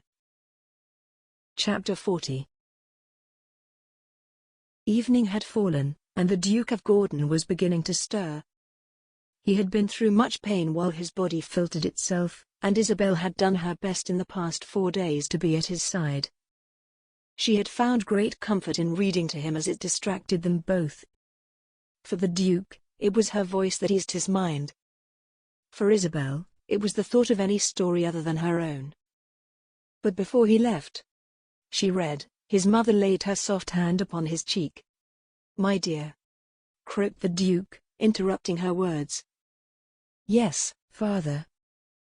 she asked, rushing from her nearby chair to stand over the Duke as he lay. "It is so good to have you return to me.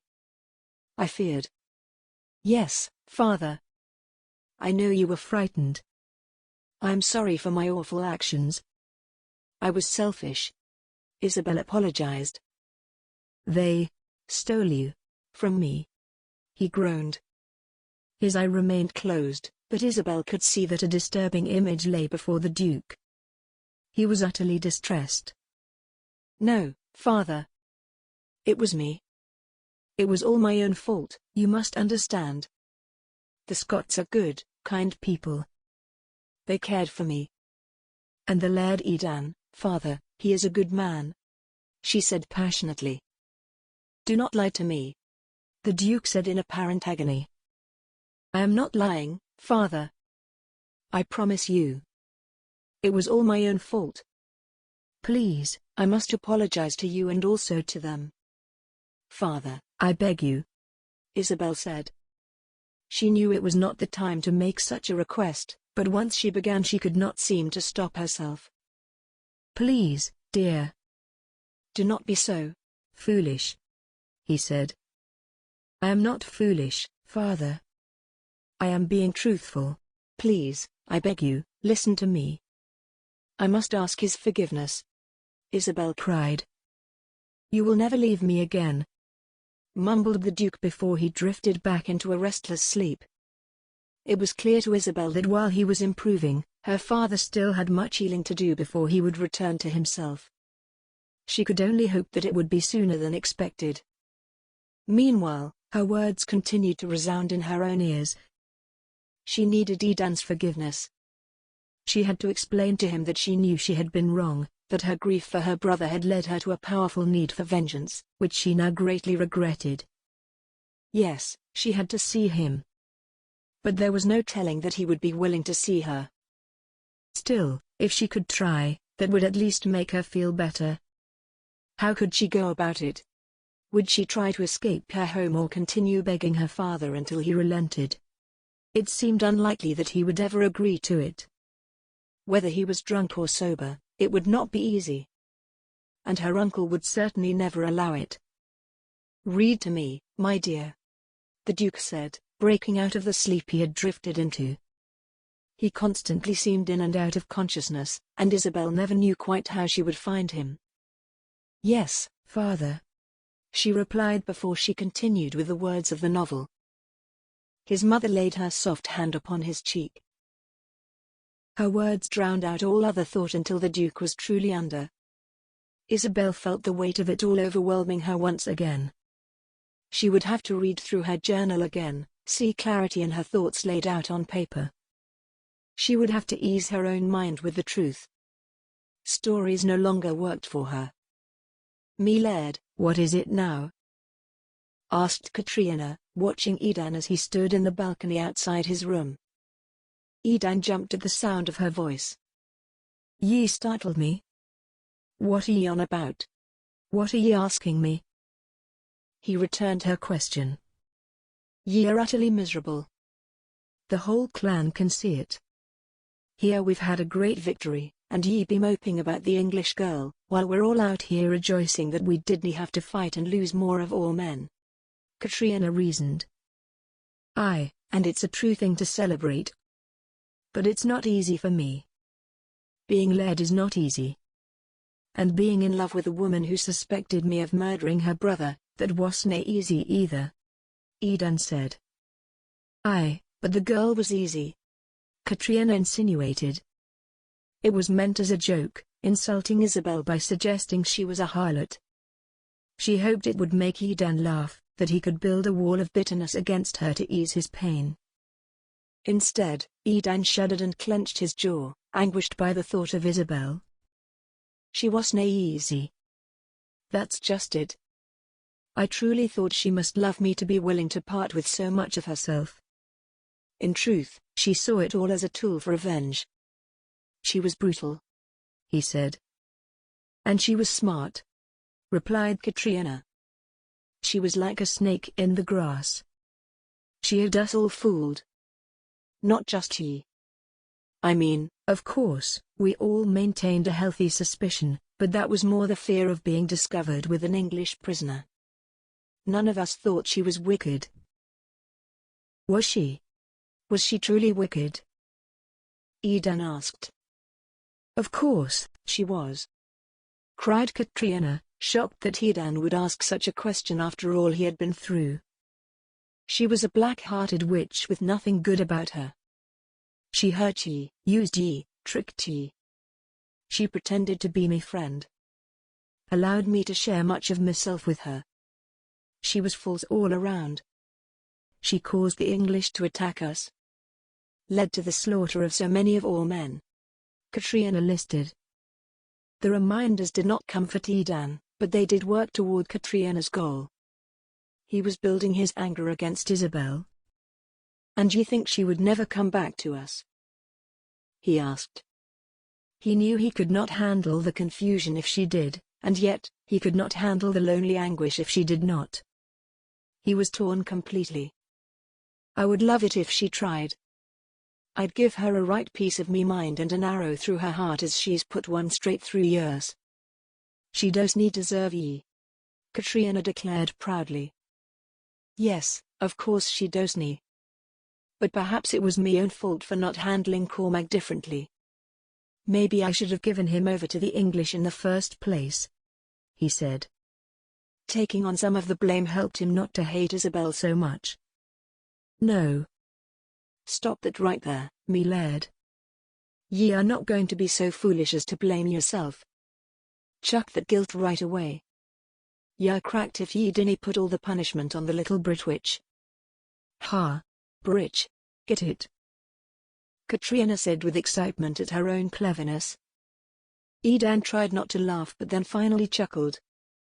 He did not wish to indulge in petty insults toward Isabel, but he knew his sister meant well, and it was quite a clever play on words. All right, listen here, Edan. Katrina began. When she called him by his name, he knew that she was going into her sister mode as opposed to her warrior clan member persona that she typically used. I cannae say things like, oh, brother, ye deserved so much better. She was a right little weakling and awful at that, she said in an airy voice. I cannae say that because it demeans how ye felt about her. If I insult her like that, it insults ye for choosing her. But I can say that ye deserve a woman who loves ye enough not to try and kill ye. Ye deserve a woman who trusts ye, Katrina declared. For the first time, Edan felt a small ounce of comfort. Thank ye, Katrina.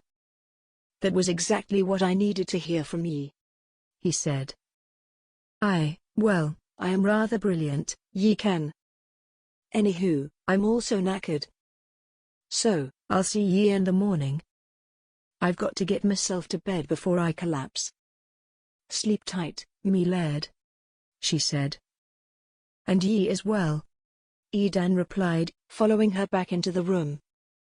Katrina walked out the door and closed it behind her, leaving Edan alone with his thoughts. He had felt better knowing that Katrina still respected him, but Edan wondered what the rest of the clan thought of him for foolishly falling for Isabel. Perhaps he was weak and unfit for his lairdship. But perhaps he needn't think about it. There was so much he needed to make right with his clan that this distraction could soon be forgotten. He was determined that he would focus more on building his army. They would have more and better strategies prepared in case the English ever attacked again. It wasn't only the Duke of Gordon he needed to worry about. It was a whole country. Edan sat at the table in his room and drew out a few sketches to map his strategies. He glanced up for a moment and saw out the window that his uncle was talking to Cormac again. What is it between those two? He wondered again.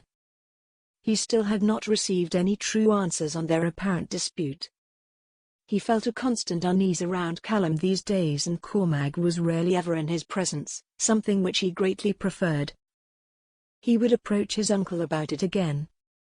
Or maybe he could go straight to Cormac to find out what they were constantly arguing about. Edan still wondered if it was related to James at all. The mystery surrounding the death of his friend remained.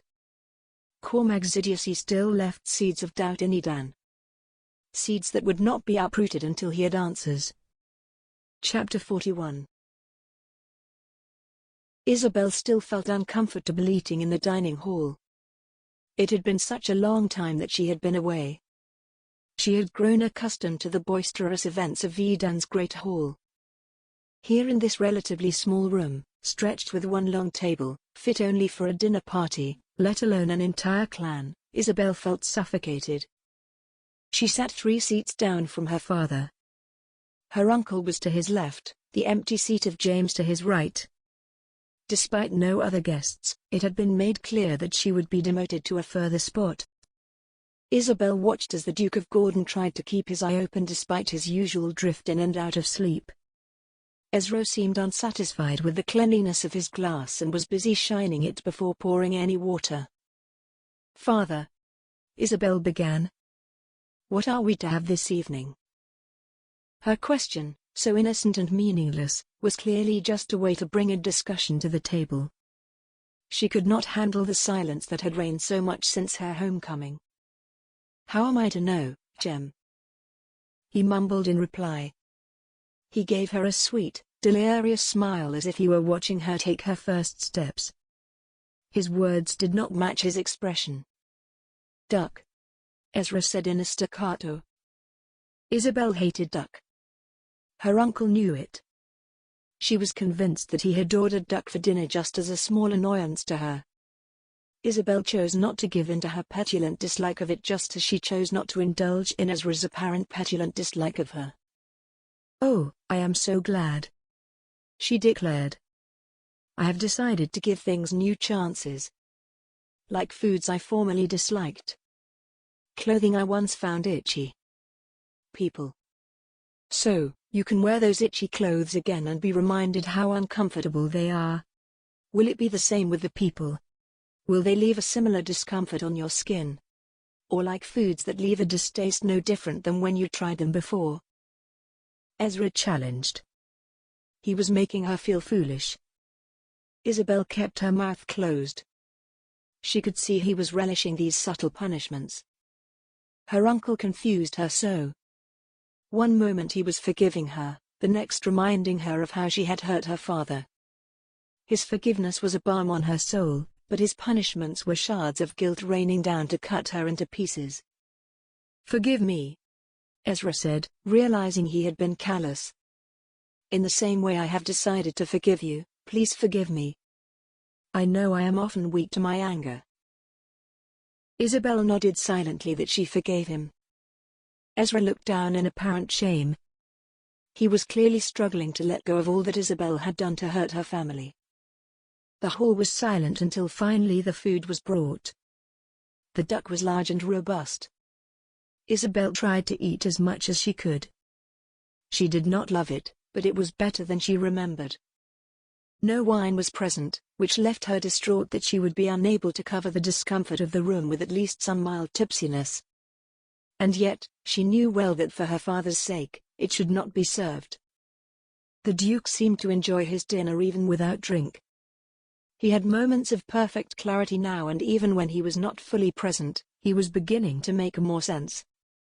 Still, he did not speak much during dinner. Only the occasional mumble of appreciation for the garlic in the potatoes or the sage to spice the peas. "Very clever, that is. Very clever," came out of his mouth more than once to express his opinion.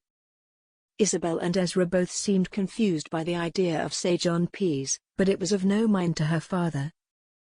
Finally, Isabel could not handle it. She had to think of something worth discussing. "Uncle, the season is about to begin, yes?" she inquired. London's season was never as fun for the siblings of those who held a title, but it was still a joyous time for any who indulged in parties. "Indeed." "Very soon," he replied. "Will you be attending any balls?" "I am sure there will be many lovely young women present," Isabel said. "Likely there will be. I will perhaps attend toward the end of the season. For now, I must remain here to care for your father," Ezra replied. He said it quite matter-of-factly, though Isabel wondered if he felt the martyr in doing so. If he did, it did not read on his face. Rather, he seemed quite content to care for the Duke. It warmed Isabel's heart. "You are still quite young. And I do recall that the Dorrits and the Minkoffs are presenting their eldest daughters this year," Isabel said. London gossip was always enough to distract one's attention. For women, It was time to indulge in fantasy, the dream that she might be swept away by a dashing young man. Perhaps the son of a duke or a lord. Isabel already held the titles of her father, so she did not need to marry for status, but she would likely be forced to marry for money. Title and wealth were often considered the best matches. For men, the London season was a time of showing off. Whose family was better off? Whose wife was prettier? Who had managed to acquire the best collection of brandy? Ezra was nearing an age in which most men had found a young bride. Still, he was attractive and youthful enough that it would not be difficult for him to ensnare a girl whose family was searching for the status of having a duke for a relation. The Minkoffs, you say? What is their daughter's name again? Pippa, is it? He inquired, fingering the scruff of his fashionable beard. She had piqued his interest. Yes, uncle. And you recall she is exquisitely beautiful? Isabel said, smiling to herself. Indeed, I believe she was quite when I saw her last, he said, lost in thought. It had worked. She had managed to broach a conversation. And are you wishing to discuss the season merely for my sake? Or is it your desire to return to society again this year? Ezra asked. Isabel's breath caught short. She was greatly disturbed at the thought of having to be a part of society this season. Oh, no, uncle. Not at all, she said. Why ever not? Are you worried of what will be said of you amongst your peers? It was quite a struggle to hide your whereabouts when we had to create an army from England's elites just to try and rescue you. Ezra said. Yes, uncle, I am aware of that. But it is not the gossip I fear. It is the thought of being married off when I am not ready, she said. Isabel had no way to explain that her heart was in Scotland. When she had entered society the year before, she had received the advances of many men. James, however, knew most of the young men and deemed them too immature for marriage. Her father knew most of the older men and deemed them unworthy. But now, would they keep such high standards for her? Or would Isabel be married off to the first man willing to take her off their hands? I find it amusing that you would think any man would be willing to take you now. Rumors spread, dear niece. No one knows what happened to you, truly.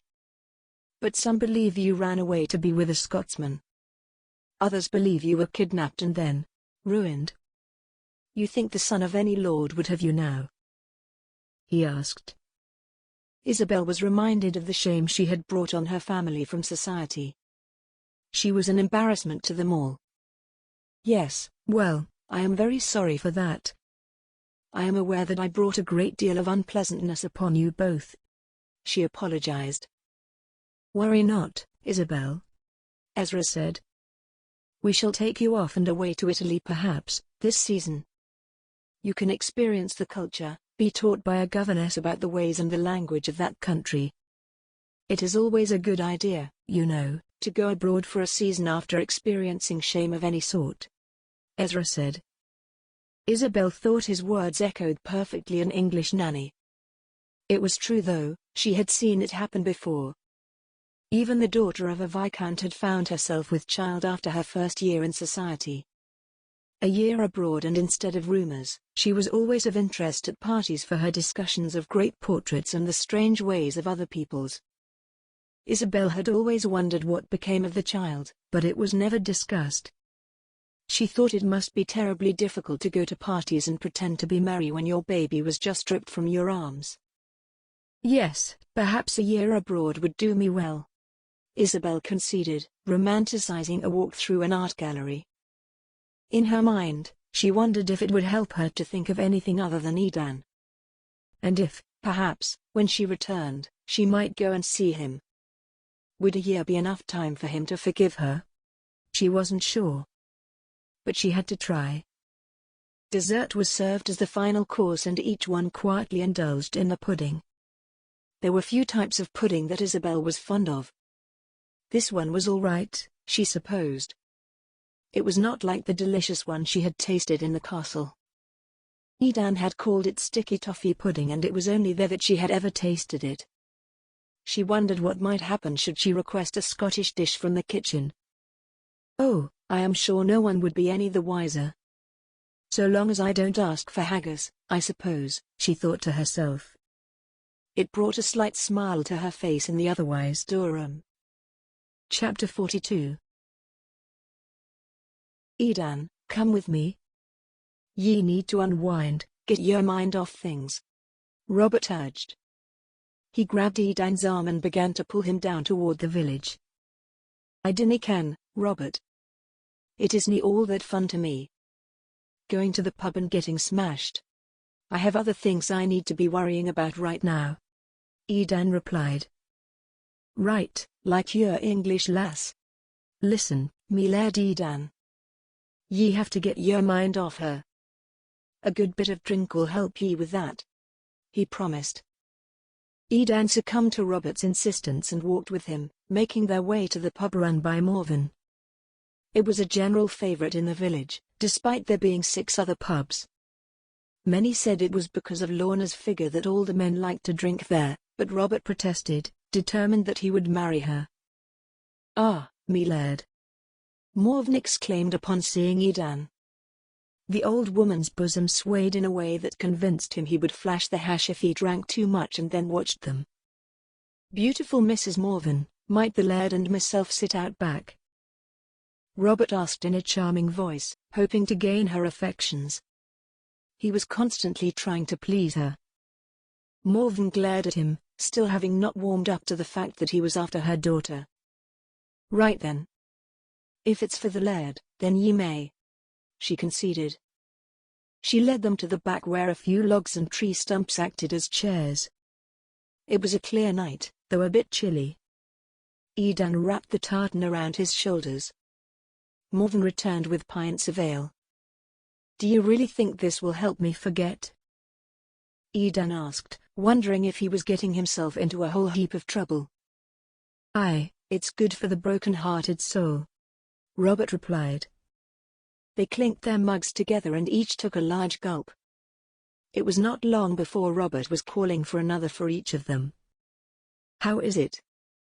Robert asked. A delight, Edan replied. Here's hoping that it will bring me delight beyond the taste. Oh, I imagine it will. Ye ought to drink up though. Delight will come soon enough. Ye'd best be ready for it, Robert replied. What does that mean? Edan asked.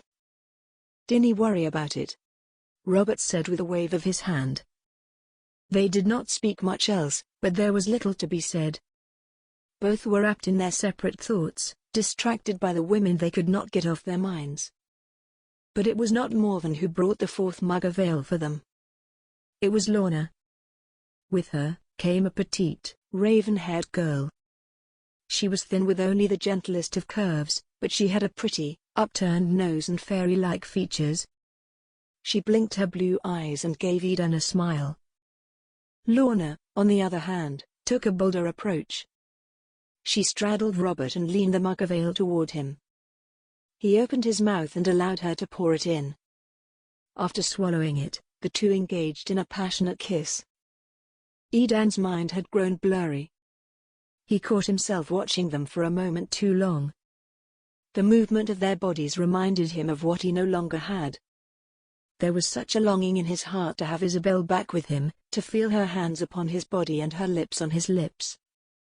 He missed her tongue being in his mouth and the way it felt to hold her sturdy hips. He missed tracing kisses along her pale skin. He missed the way she felt when they came as one. It was a shame he had only been able to experience it with her once. Lorna moaned, and it snapped Edan back from his fantasy. He looked at his friend again and saw that Robert's face was buried in Lorna's bosom. The fairy-like creature encouraged Edan to drink more from where she sat by his feet. He took another long swig of ale, guzzling it down to forget. He hoped that Robert's methods of relaxing would work for him as well, although at this point he was simply overwhelmed by a thickening fog of thoughts. Before Edan knew it, The young woman was finding her own boldness, running her hands up his thighs and bringing her tiny fists to rest in his crotch, waiting for him to encourage her to take action with them under his kilt. He did not expect the way his body responded, a visible encouragement for the girl to continue. She stood and copied Lorna's position, straddling Edan on the stump of a tree. He felt as though he were swaying under the spell of the drink. His arms were locked at his sides, but the girl did not need him to make any moves. She simply began kissing along his neck. A chorus of moans came from Lorna and Robert again, and the girl continued her trailing lips that grazed his skin, expecting Edan to respond at any moment. Edan felt his body's desire for a woman, for anything to ease his loneliness. And yet the image of Isabel was a strong force. His bitterness against her was not enough to allow him to relieve his desires. "Drink," whispered the girl in his ear. She could tell he was not going to take advantage of her unless he became far more incapacitated by the alcohol. This was what she had been asked to do by her friends, and for a man like the Laird, she was more than willing. In the swirl of thoughts, Edan tried to grasp one from the other before they all flitted away and were replaced by new thoughts.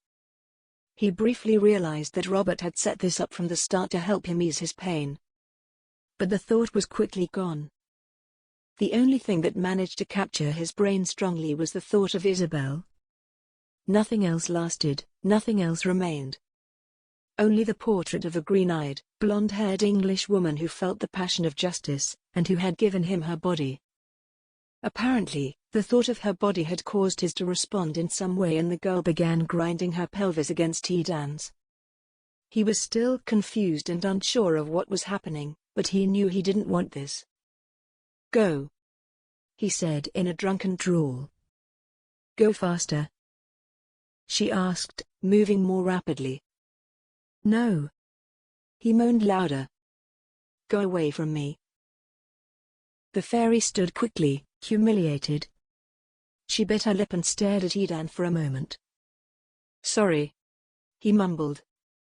Robert looked over at Edan while Lorna continued to kiss his cheeks and forehead and nose. "What's the matter?" he asked Edan, clearly drunk himself. "Why did you have her come to me?" Edan asked, batting away the fog with his hands as if it would help him to think more clearly. "It's for your own good, Edan," Robert replied. "She clearly wants ye. Take her." Edan was unconvinced. The girl had been set up for this just as he had been. Surely, she was not so willing to give herself over. "Ask her," Robert called. Edan kept his lips closed. "Fine then, I'll ask her. Abigail, do you want him?" "Aye, Robert." "What woman wouldn't want him?" she asked with a smile that Edan couldn't quite decipher. It was either devious and calculated or filled with desire. What he was now convinced of was that she truly did want him. Not in order to kill him, but to be with him as a man and woman. It felt so good to be wanted that way. And he wanted it too. But not with her. He wanted only one woman. And she was far from here. Edan stood, wobbling to his full height. He tried to lay a hand on the fairy's shoulder, but he missed. "Sorry," he mumbled. "But ye aren't her." "Pillock," Robert whispered. The fairy sat down on the tree stump and rested her chin on her fist in evident disappointment. But Edan did not look back again. No, it was to his great misfortune that Edan continued forward, where he stumbled through the bar and saw the swinging of bells of Morven's chest. Holding his hand over his mouth, he ran from the pub and vomited out on the quiet street. It had not been an evening that would make a Laird proud. Edan felt lost, anxious, and disgusted with himself. There was nothing of the night that he deemed respectable. He would discuss this with Robert at another time, ensuring there would be no such event as this again. It had not eased his sadness, but rather intensified it. Refusing the pretty little creature reminded him of his loneliness and the hopelessness that he might ever move on. Isabel was lost to him, gone home to the ones she called family. She had tried to murder him, but instead, she left him. And all he could do was stumble home, ignore the guards, and climb to his bed to collapse and forget about the world, until tomorrow came. Chapter 43. Despite the warnings that she should stay in her room except when called for dinner, Isabel made her way through the halls to pay 2 visits. The first visit was to the room that had belonged to James. She walked in the room and saw the heavy burgundy drapes were shut to all light. It was clear that her father had wished to forget the existence of this room. On the dresser, Isabel found small carved trinkets. Mostly sheep. She knew that he must have gotten them whenever he had visited Edan in Scotland. She opened his desk drawer and discovered a letter written in Edan's hand. It was a brief note, just something to invite him to the next round of Highland Games. It was dated 2 years before. The rest of the room was purely English. As was her brother. His shoes were polished and flawless, the closet filled with fantastic coats of the best fashions. It was as though James had simply gone out to pay a call to a friend and would return soon. Drawn to his bookshelf, Isabel ran her fingers across the titles. Most of them were on themes of medicine, but she did find one book of Scottish legends. That, too, warmed her heart. Perhaps it was in her blood, after all, to have an interest in the Northern Kingdom. James had no appetite for fighting and did so only as necessary to uphold the family honor. He was learned in archery and swordsmanship, but purely for sport. His true loves were science and medicine. Isabel wished she could listen to him drone on and on about chemical reactions within the body. It was something she had found insufferable before. She stayed only a short time before it became too overwhelming for her. Isabel then made her way up to the next floor to the room that had once belonged to her mother. Isabel could not remember the Duchess.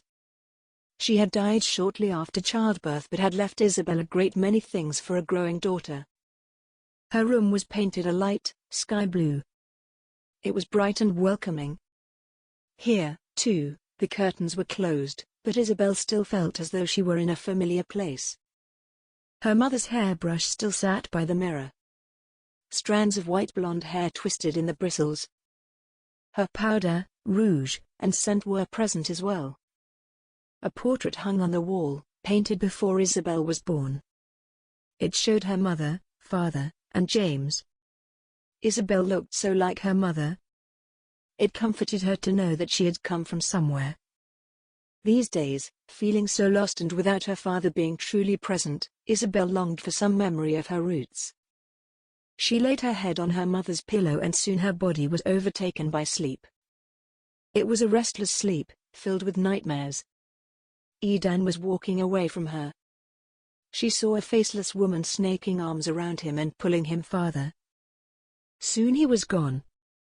But James took his place and walked towards her. He smiled and gave her a bear hug as she had always loved for him to do. When he pulled away, however, he was a walking corpse. Isabel sat up in the bed, gasping. She did not know how long she had been asleep. It was late evening when she wandered, but it was now pitch dark in the middle of the night. Silently, she tried to make her way back to her room, but there was an occasional creak in the floor, announcing her presence. At one step, the creak was too loud. "Who's there?" came the loud whisper of a guard. He came from behind the corner at the ready for a fight. "Excuse me. It is only me. I fell asleep in another room before. I am only returning to mine," she promised. The guard eyed her suspiciously. "Please do not tell anyone. I was only trying to return to my room. I was in my mother's room before," she whispered in a desperate explanation. The guard's eyes softened. "Be quick." She made it to her room with no further incident but was well aware that she was every bit as much a prisoner in this home she had grown up in as she was in the Scottish castle. In the morning, Edan woke to find his sister sitting on his bed with a cup of some watery concoction. "I hear you may need this," she offered. Edan took the glass, squinted his eyes, and took a sip. "Thank ye," he said. "I You're welcome. Anywho, your advisors are wanting to see ye downstairs. In an hour. Ye may want to get bathed and clothed in something that doesn't smell like a distillery, Katrina said. Do ye ken what they want to talk to me about? Edan asked. I dinna ken. I'm not one of them. But Robert asked me to come get ye. He said it wasn't anything serious. Still, be at your best, she said, swinging an arm. Katrina departed, allowing Edan to clean himself and dress for the day. He gulped down the rest of the water and saw that Katrina had also left him a bowl of oatcakes and nuts so that he could eat quickly before the meeting. With a few bites down his throat, he had barely enough time to make it down the stairs. Gentlemen, he greeted, realizing he was the last to enter. My lad, the men said in a chorus. What is this meeting about, may I ask? What would ye like to discuss? Edan asked. Wally stood. Me lad, we only wish to discuss whether or not matters are settled with the Duke of Gordon and his folk. Aye, of course they are settled. Why do ye ask? Are ye wishing to attack them? Edan asked. The men grumbled their distaste for that idea. Edan was relieved to hear that it was not an option being put forth. Certainly not, Laird Edan. But we wanted to be sure that ye also didn't want to fight and also that ye are sure they will not try to attack us again. Is there any possibility that the girl will lead them back to us?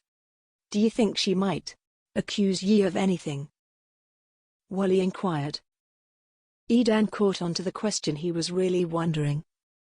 Ye mean, do I think she will say I took advantage of her?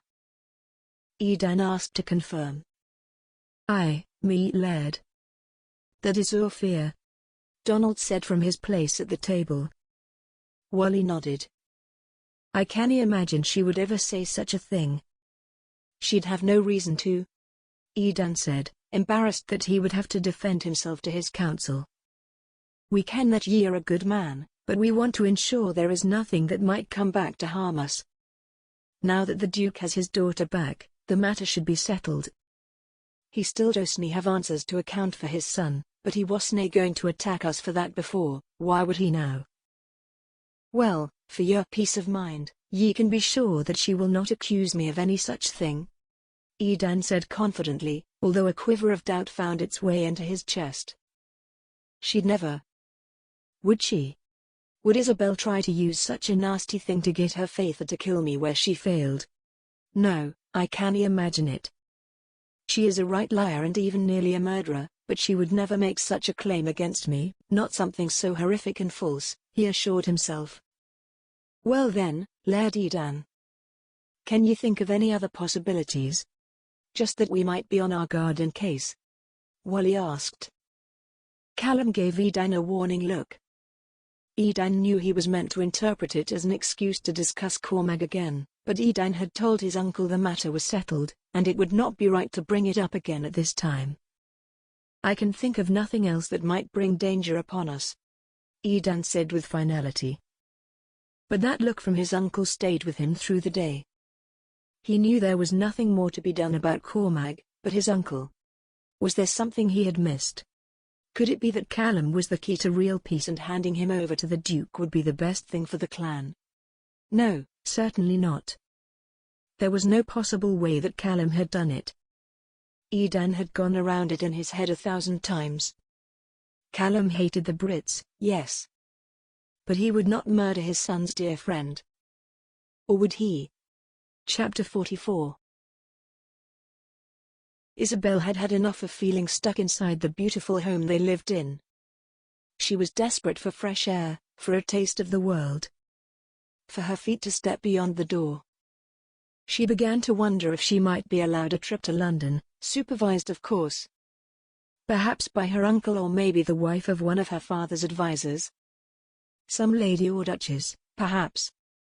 She knew she would not be allowed to go just with Charlotte this time, but she needed out. Staying in the manor was suffocating her. However, she still had not worked up the courage to ask to leave. It would be long before she would be allowed such a gift, and she had to concede to that. London was too great to hope for. It would be a wonder to take her mind off all that had occurred, but London society had probably already heard of her escapades, and society was often cruel. Nevertheless, the gardens just beyond the door were certainly within her reach. They were still a part of the grounds their home was on. She used to walk among them often, and it brought her peace to smell the flowers, feel the breeze, and be among such beauty. Isabel changed into a grey wool, something drab and uninviting, that she might not draw attention to herself. She knew well that everyone was watching her in the home, the guards and maids and butlers, but she looked innocent enough in her wool. Once dressed, Isabel left her room and made her way calmly down the stairs toward the door. Out of nowhere, footsteps clacked against the stone floors, and Isabel recognized the sound of her uncle.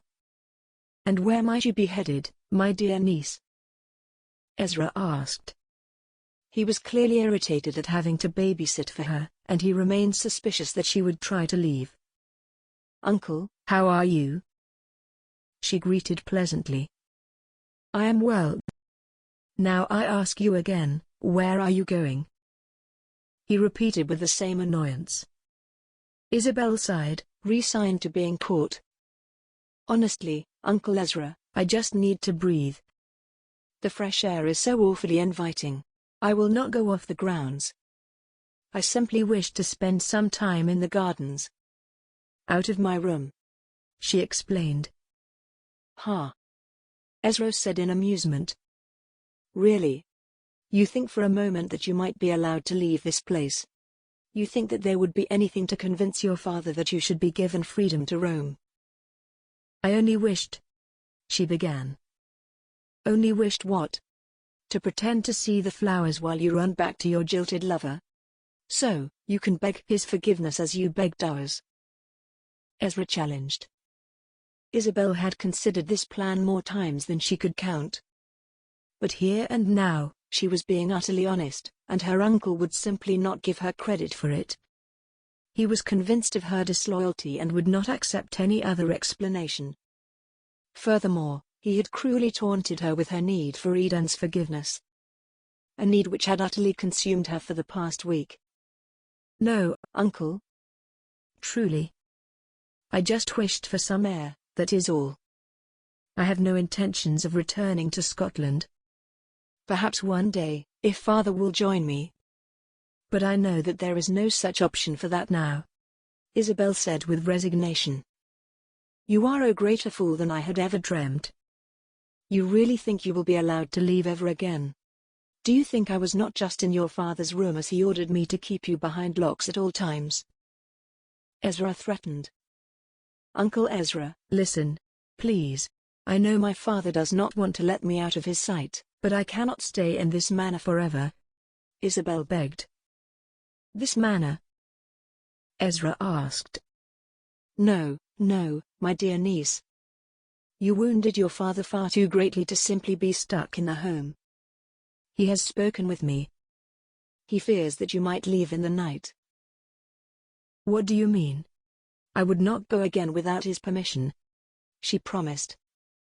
"As you had his permission before. Do not forget that I was there. I know how you tricked him.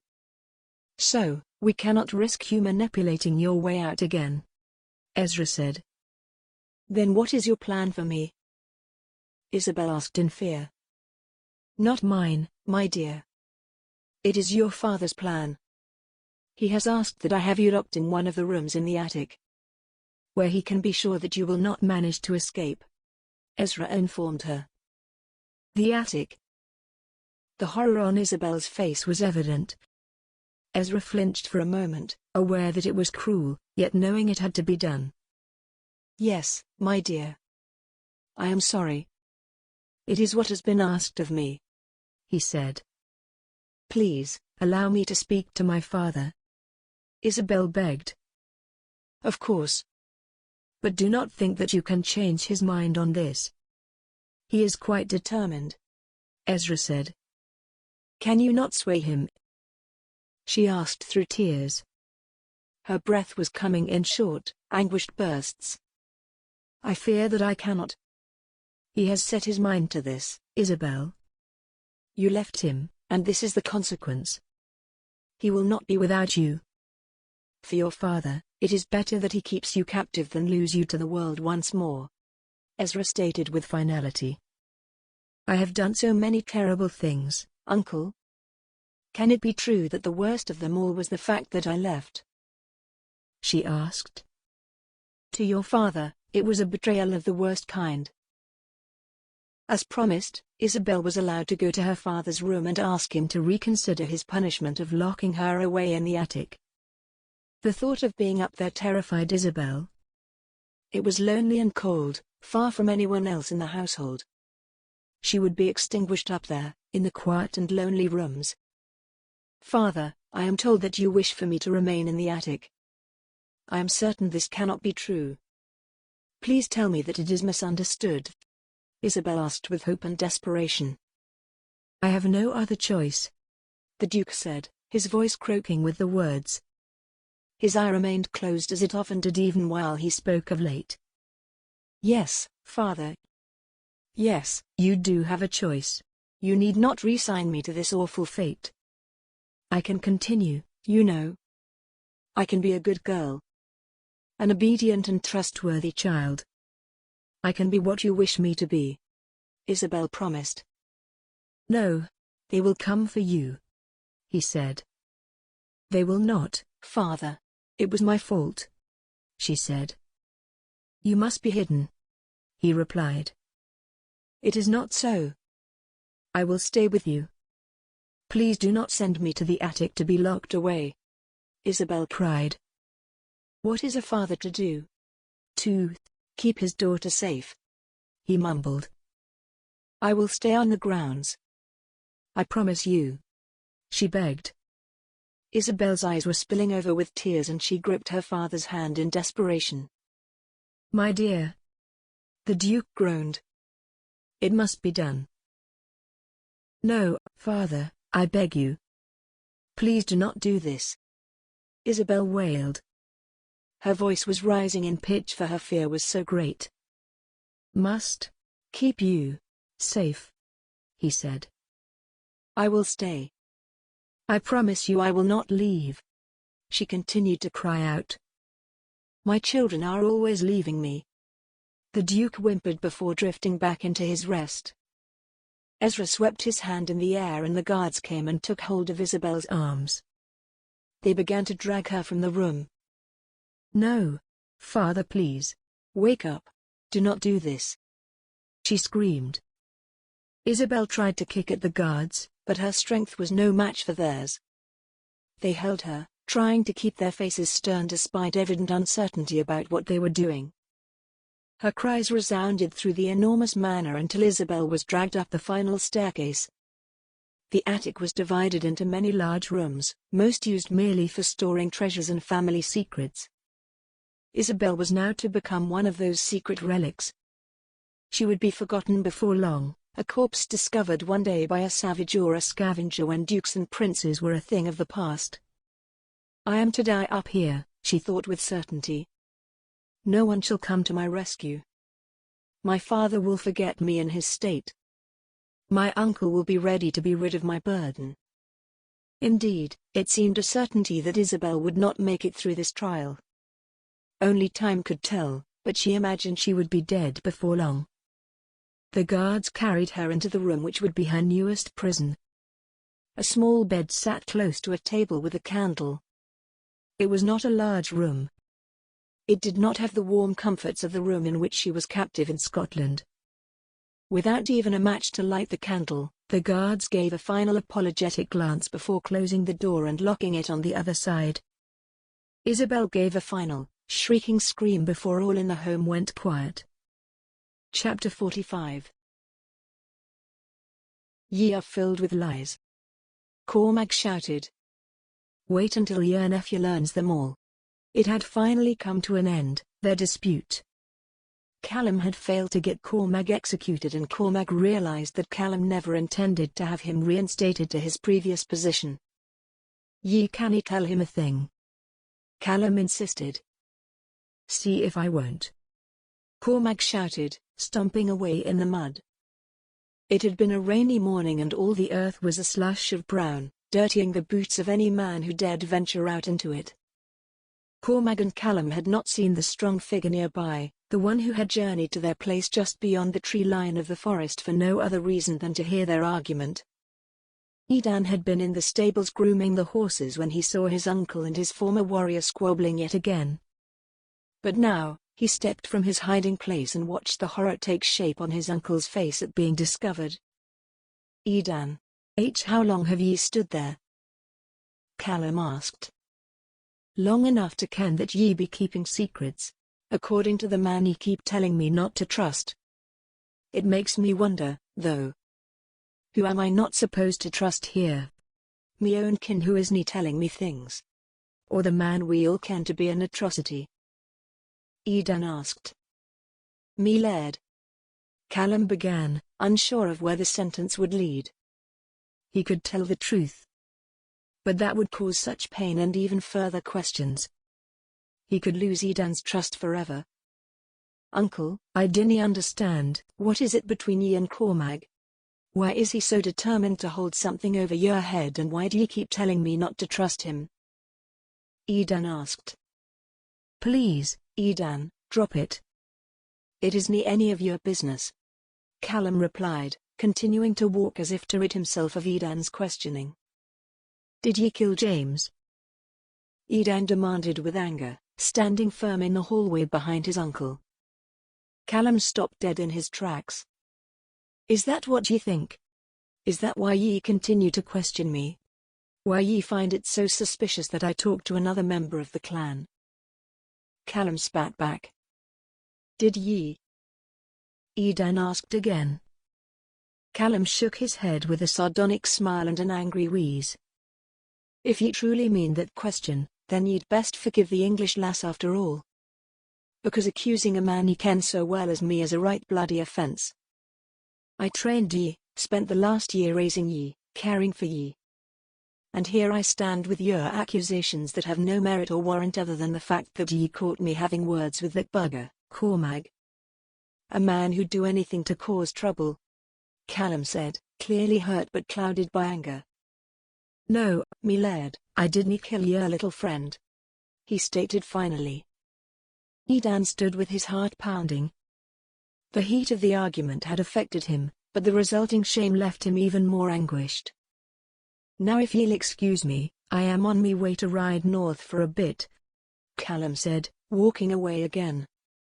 Edan, despite his shame for questioning his uncle, was still unsure about everything. "Wait, uncle," he said. Callum turned to him once more. "What is it, lad?" he asked sternly. "If he wasnae blackmailing ye about James, then what does Cormac have on ye?" he asked. "Why dinna ye ask him?" Callum said. "I will," Edan said, the last part sounding almost like a threat. He didn't want to feel such anger and suspicion toward his uncle, but there were far too many unanswered questions for him to feel settled. Cormac had spoken of lies. What lies? Surely this was just another lie. Someone was behind the death of James.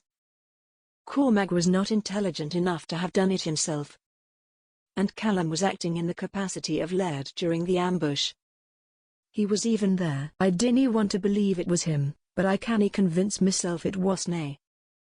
On the other hand, he's right. If he didn't do it, then my accusation is every bit as harsh as Isabel's was. I've known me uncle me whole life. He has done so much for me. But he did it all only to have me take me place as Laird. What if he wanted me to hurt since I was taking it from him?" Edan wondered. "It's as if there's a ghost up there in that attic," Gloria complained. What a horrific scream that was. And in the morning hours, all I heard was her cries. She's weeping relentlessly. "Tell me, Charlotte, do you really believe she's to be locked up there forever?" "I wish I knew," Charlotte sighed. It was likely that she would be the one to take Isabel food, to bring her clean clothing and prepare her baths. But no one had said anything yet. It was nearing noon and she was beginning to wonder if Isabel had been given any food. "Tell me, Gloria, were you to prepare breakfast for her this morning?" she asked. "Yes, Indeed. I'm told that only one of the Duke's guards is allowed to go to her. It makes one wonder. She's given food, but what about other comforts? Her room has a water closet at least, right?" Gloria wondered. Yes. But little else, Charlotte said. What an unfairness. "She made a grave mistake, but this is awfully harsh," Gloria said. Indeed. And it was her father's wish? Charlotte asked. Apparently so. He spoke with his brother to have it done, Gloria replied. Well then, I suppose it's not up to us, Charlotte said sadly. "Right. No business of ours," Gloria replied with resignation. You know, my Lady Isabel was always very kind to me. I wish that I could at least speak on her behalf. But it's not as though anyone would listen to me in my position," Charlotte said, wondering what might come of it if she tried. "Do you think you would ever make an attempt?" Gloria asked with concern. Charlotte hung her head in defeat. "No. I am certain I would never have that sort of bravery. But perhaps I could go to her room at least, even if I cannot get through the lock. Just to remind her she is not as alone as she must feel." Oh, dear Charlotte. What an angel you are, Gloria commended. As evening descended, Isabel languished on the small, wire-framed bed. It was the sort that peasants used. She kept trying to adjust herself to avoid the prodding of metal from underneath the thin mattress. There was a soft sound outside the door, as if someone had quietly climbed the stairs unnoticed. Isabel's room had been left unguarded as the lock was secure enough to keep her captive. She heard the gentle knock of a woman's small hands. "My lady," Charlotte whispered loudly. There was a small crack beneath the door, large enough to let in a good amount of sound. Perhaps large enough to let in other things as well. "Charlotte," Isabel called back softly, filled with hope for the first time since learning she would be locked up. She had thought of the time she was held captive in Edan's castle and how it had been mixed with her temptations and desires. This room was pure captivity. Here, all hope and excitement were gone. The sound of Charlotte's voice was a gentle reminder of life outside the dim room. "Yes, my lady. Are you well? Have they harmed you in any way?" she asked. "No, no, dear Charlotte. They have not harmed me. I am merely a captive here, but no harm has befallen me." "How are you? How is the world outside this room?" Isabel asked. "It is well, my lady. We merely feared for you. It is wrong and so unfair that this should happen to you," Charlotte said. Her words were clear through the thinness of the wooden door. "Indeed. Perhaps it is just the punishment I deserve though. I was terrible, awful." "It is a just punishment," Isabel conceded. "No, my lady. Not at all. It is nothing that you deserve. Please, tell me what I might try to do to help. Is there anything you need? Books, perhaps? I know how you do love to read. I can ask the guard to bring you a few of your favorites. The ones you keep on the shelf beside your bed," Charlotte offered. "Oh, dear Charlotte. You are so kind. I would be ever so grateful if you could try. I do understand if they say no. But your thought is so gracious," Isabel said. She salivated at the thought of having something to do. It was too tempting. Isabel briefly remembered her days learning to read and write with the governess and the way Charlotte had observed the lessons. She had grown to love the written word as dearly as Isabel. "Then I shall try, my lady. For you," Charlotte promised. "Charlotte?" Isabel asked after a moment of quiet. "Yes, my lady," Charlotte replied. Do you think I was utterly evil for going and trying to seek revenge on behalf of James? I know it was wrong, but do you think it was evil?" she asked. Charlotte was quiet for a moment beyond the door. She didn't know if she understood the extent of the question. Discussing evil meant that perhaps there was something she had been missing. "I do not think so, my lady. I cannot say for sure. I don't know much about evil. But when I think of evil, it is nothing like you," she said. Isabel released the tension held in her body. "Then I suppose I can rest easily, knowing that," she said. Charlotte was such a good young woman. If she trusted Isabel, then surely there was something about Isabel which warranted that trust. Chapter 46. "Robert, I have to ask ye a favor. And it isn't one ye are going to like, but I must ask it anyway," Edan began. Edan and Robert had gone for one of their rides. They were watching the ocean from above on the cliffs, feeling the sea air filling their lungs. The breeze that came off the water was exactly what Edan needed to feel refreshed from the staleness within the castle. "Aye, and what is that?" Robert asked. "I need ye to send someone to check in on her. I ken it's a risk and even maybe a bit foolish. But if I was so angry at her for what she did, I imagine her family must be angry as well. Can ye please send someone to her?" Edan requested. Robert sighed. He was annoyed by the request, but it was not entirely unexpected. "Aye, me Laird," he replied as he always did when he did not wish to obey an order. Edan was his friend, but he still had to follow his wishes, even when he disagreed with them. "Ye owe me after the shenanigans ye got me into the other night," Edan said. Robert laughed. "Poor Abigail. She thought she'd get to be with ye for a night. She's got it bad for ye ken." "I felt awful for embarrassing her," Edan said. "It's fine. I explained to her after. Told her that it wasn't that ye didn't like her, ye just find yourself distracted by someone else," Robert said. "Yes, that was a simple way to put it," Edan said. "Well, I'll send to check on your lass," Robert acquiesced. "Thank ye," Edan replied quietly, still gazing his blue eyes over the ocean. His frame stood tall and strong against the cloudy sky. He would not let himself drift so far as to fall back in Isabel's arms, but it couldn't hurt to ease his mind about her safety. "I can't go on wondering what has become of her there. If her father was angry at her for leaving, he must be rightly angry about the battle she caused. I've got to ken that she's safe and well cared for despite the nonsense she allowed herself in for," he thought to himself. "Have ye any message I'm to send to her?" asked Robert, expecting a trifle about forgiveness and love. No message. I dinna want her to ken that I'm thinking of her. I just want to ken that she's well. Her father canna be too happy.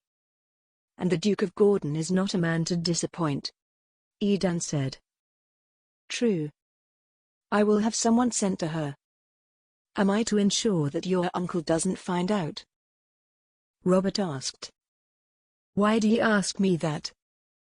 Edan replied. "Because the two of ye clearly dinna see eye to eye about her.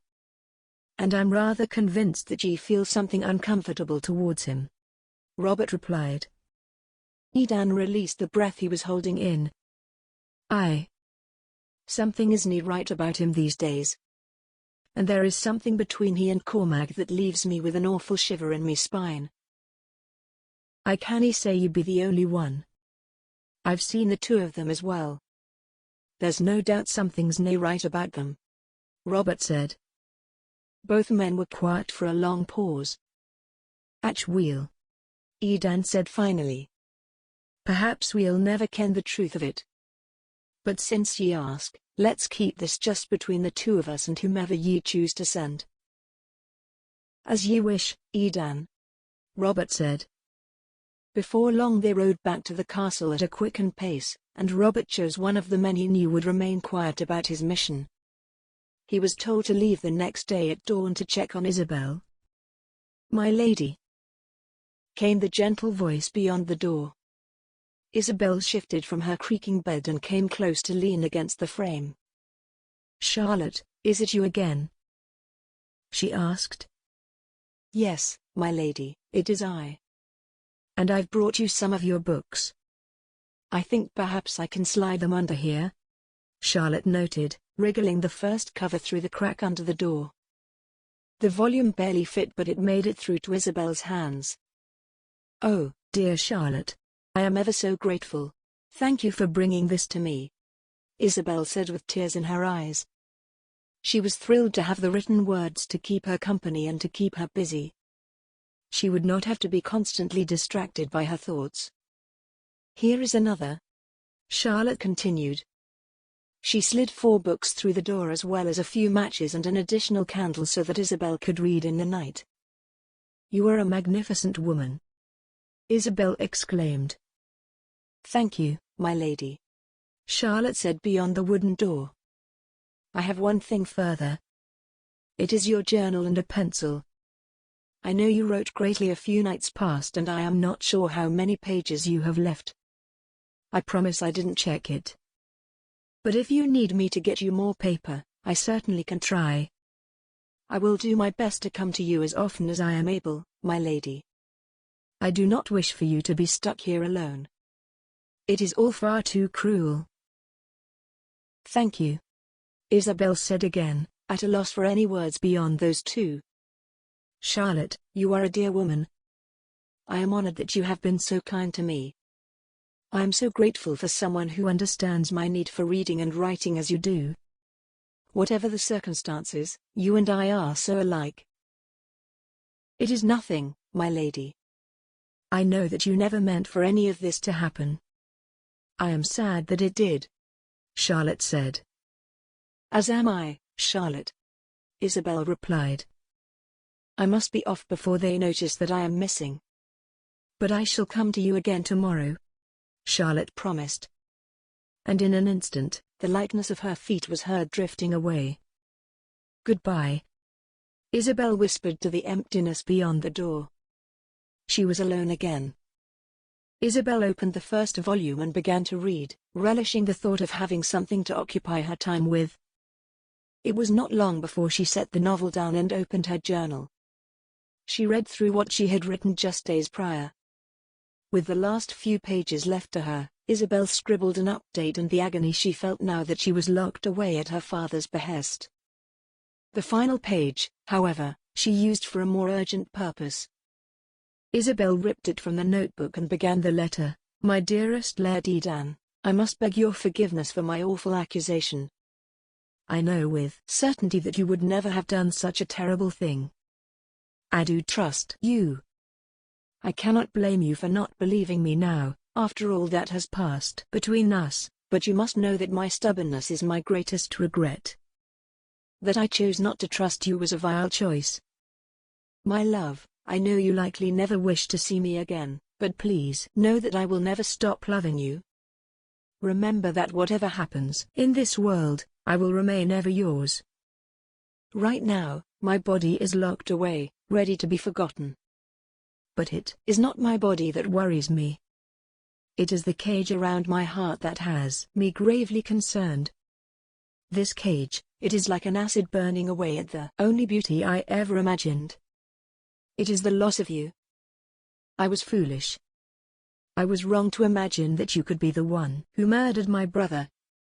Worse yet, I was cruel to use your love as a means of drawing you close to me even as I planned your murder. I never wanted to kill you, but I did believe wholeheartedly that it was my duty to do so. My brother had been a great fighter and I wished to honor his name. Instead, I merely bloodied it. Edan, I know you will never be mine again. But I ask you to consider forgiving me. I fully accept the vileness of my actions, but I cannot accept a life knowing that I am hated by you. And now I come to the end of my final sheet of paper. It will be a risk for me to get this to you, but it is a risk I am more than willing to take. I would risk anything to know your love again. With all my heart, Isabel. The letter was completed, and Isabel sealed it with wax, thanks to the provisions of Charlotte. She would have to ask Charlotte to find a way to have it sent, but Isabel did not want her to get in trouble if she were caught with it. It could be a risk for her, and Isabel was unwilling to ever put her at risk again. They would discuss it the next day and come to a decision. And if Isabel was unable to get the letter to Edan, at least she knew in her heart that the words rang true. Chapter 47. Angus Mackay rode hard for England. He had been told exactly where the Duke of Gordon's estate was, and he knew that it was urgent for Edan to be at peace about the fate of the English lass. Robert had told him to be quick about it and return to report as soon as possible. It was for the good of his laird that the matter be settled. Angus kicked his horse into high speeds and seemed to be flying over the green pastures and long roads leading south. Before long, he had arrived at the estate belonging to the Duke of Gordon. It was a large manor, tall and imposing. The grounds surrounding it were vast, and a stunning garden seemed to encase the man-made structure. Finding a way in would be a struggle.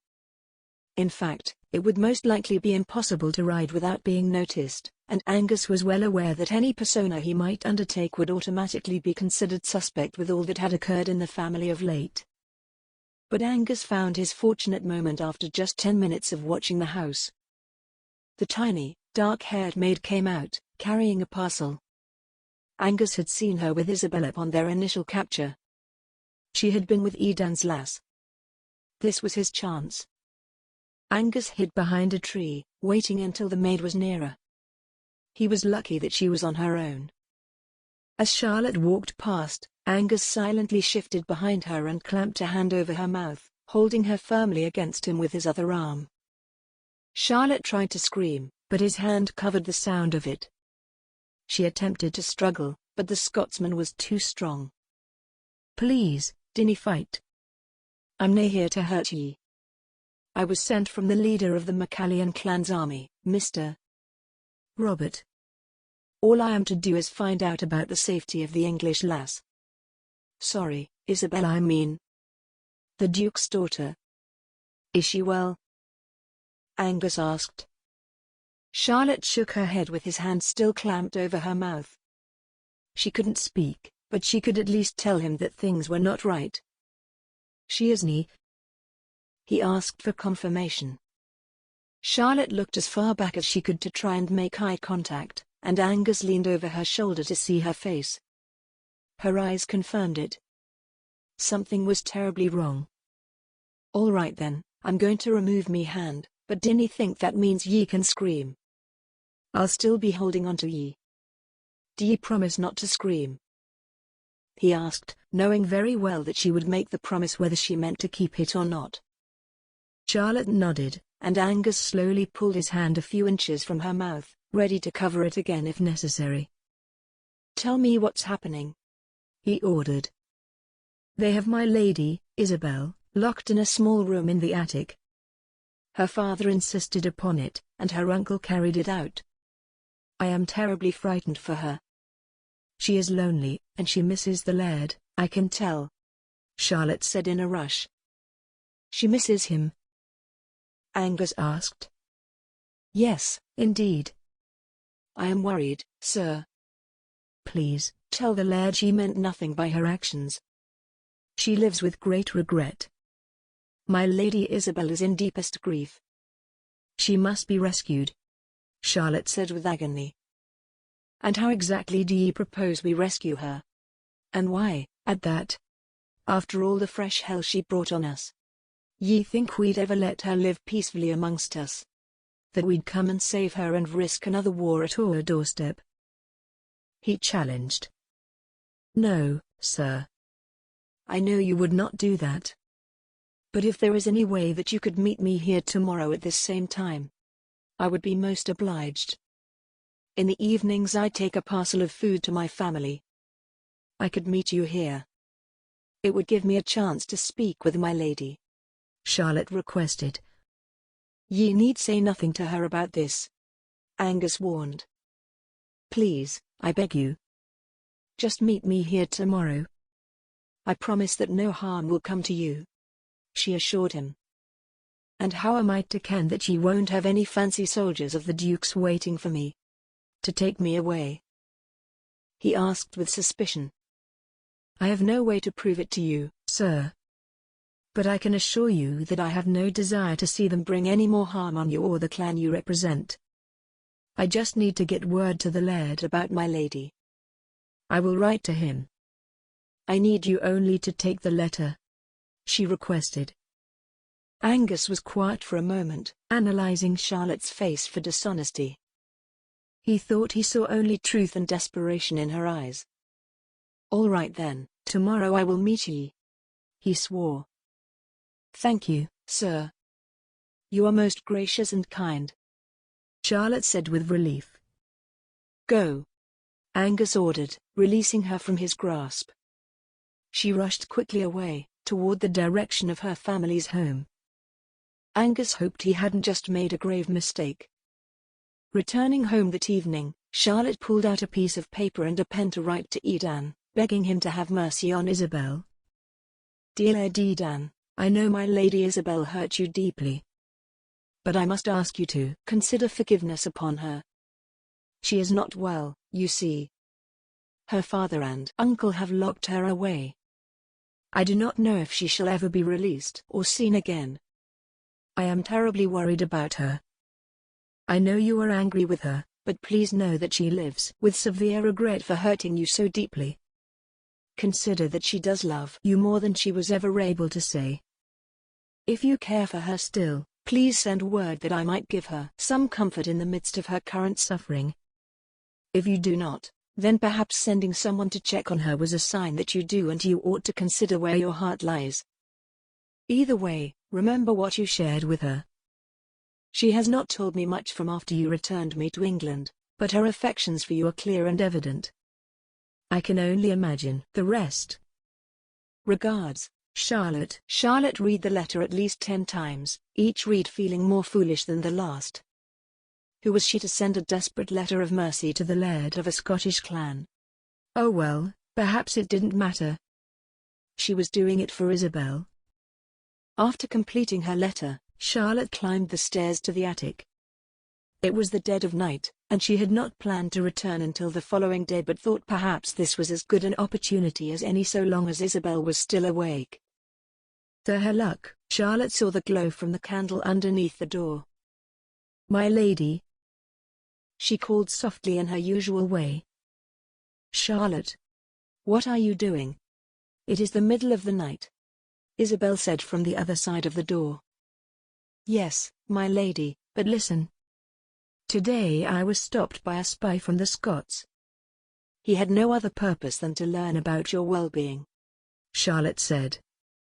She heard the breath of Isabel catch. Yes, it was the hope she needed. Charlotte was relieved to have given her this news. I told him of your captivity. I will send a letter with the man tomorrow and inform the Laird, Charlotte promised. Oh, Charlotte. Thank you. I wrote to him, you know. Here, I have the letter. Can you please make sure it is sent? Isabel begged. Absolutely, my lady. I will make sure it is so. The Laird will know what has happened to you.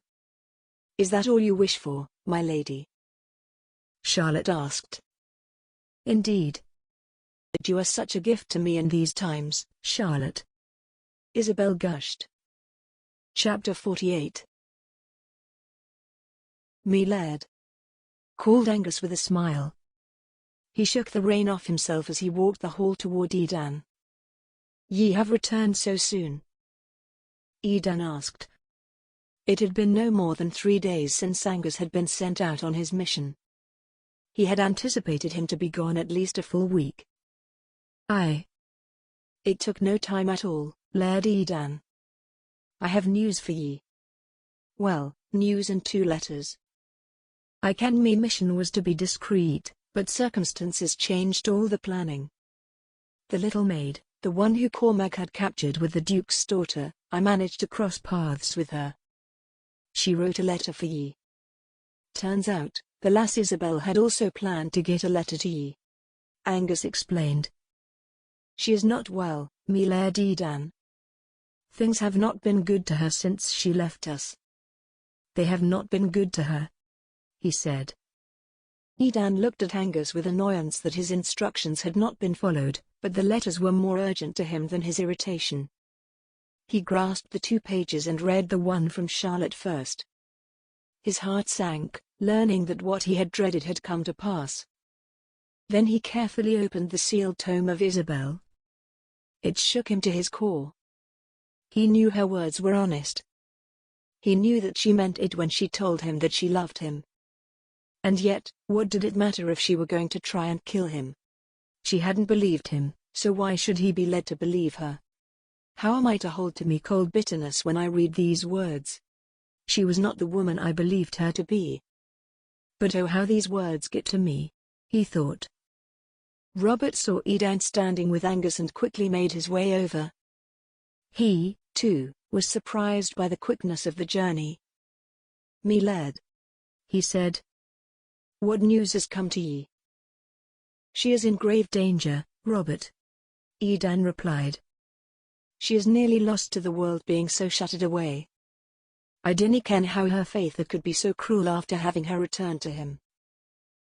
"So, what are ye going to do about it?" Robert asked.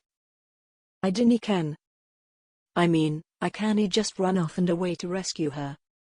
Do I even want to? She tried to kill me," he said. "Aye, but that was because she thought ye were a murderer. Listen, ye ken I'm nae her biggest supporter and I dinna like that ye were growing so fond of an English lass. But I also think ye ken exactly what ye must do," Robert replied. "Is he right? Should I go? Should I save her?" Edan asked himself. The room was quiet for a moment save for the sound of thunder in the sky beyond the castle. "Ye ken, Edan, right now I think this is nae your biggest worry," said Robert, seemingly distracted. His eyes were wide as he stared out the window into the stormy, grey weather. Edan looked out and saw his uncle Callum and Cormac sliding against one another, locked in a brawl. Edan came out onto the lawn in the meadow to meet the 2 men. "What are ye on about?" he shouted above the rains, now pouring hard and loud. A quick wind whipped past them, revealing the underlings of their kilts in a way Edan had never wanted to see of Cormac. "It's your lying, buggering kinfolk," Cormac yelled in reply, getting in a punch that hit the air and missed Callum's face by a fraction. "Me? I'm the liar? Cormac, ye dirtbag. Shut your filthy mouth," Callum replied, taking a swing right back and hitting Cormac in the bicep. It had not been the intended target, but Callum was relieved just to get in the hit. "Stop this nonsense," Edan commanded firmly. But the fight continued. Each man grew in his anger and hatred. "Why dinna ye just tell him?" Cormac yelled at Callum. "Why dinna ye just keep your mouth shut?" shouted Callum. Cormac finally got a blow to Callum's face, knocking him down. He was immobile for a moment. Edan saw his chance. Tell me what it is that you have on me uncle, Cormac. Why do ye haunt him so?" Edan demanded. "Edan, dinny." Callum groaned from his place on the wet earth.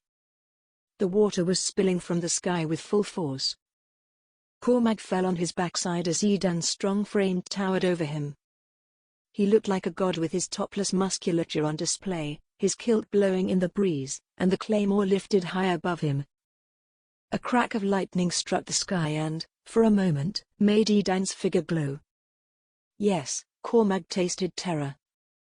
Please, it's nae what ye think," he pleaded. "Then what? Did he order ye to kill James? Or did ye learn something else? What is it, Cormac?" Edan shouted above the sound of rain striking stone and earth. "Dinna kill me, me Laird," Cormac begged. "Then tell me, what secret are ye keeping from me uncle?" Edan demanded. "Edan," wheezed Callum from behind him. Edan maintained his focus on Cormac. His uncle had had many chances to tell him the truth. It was too late. Edan had to know. He's dying. Cormac yelled.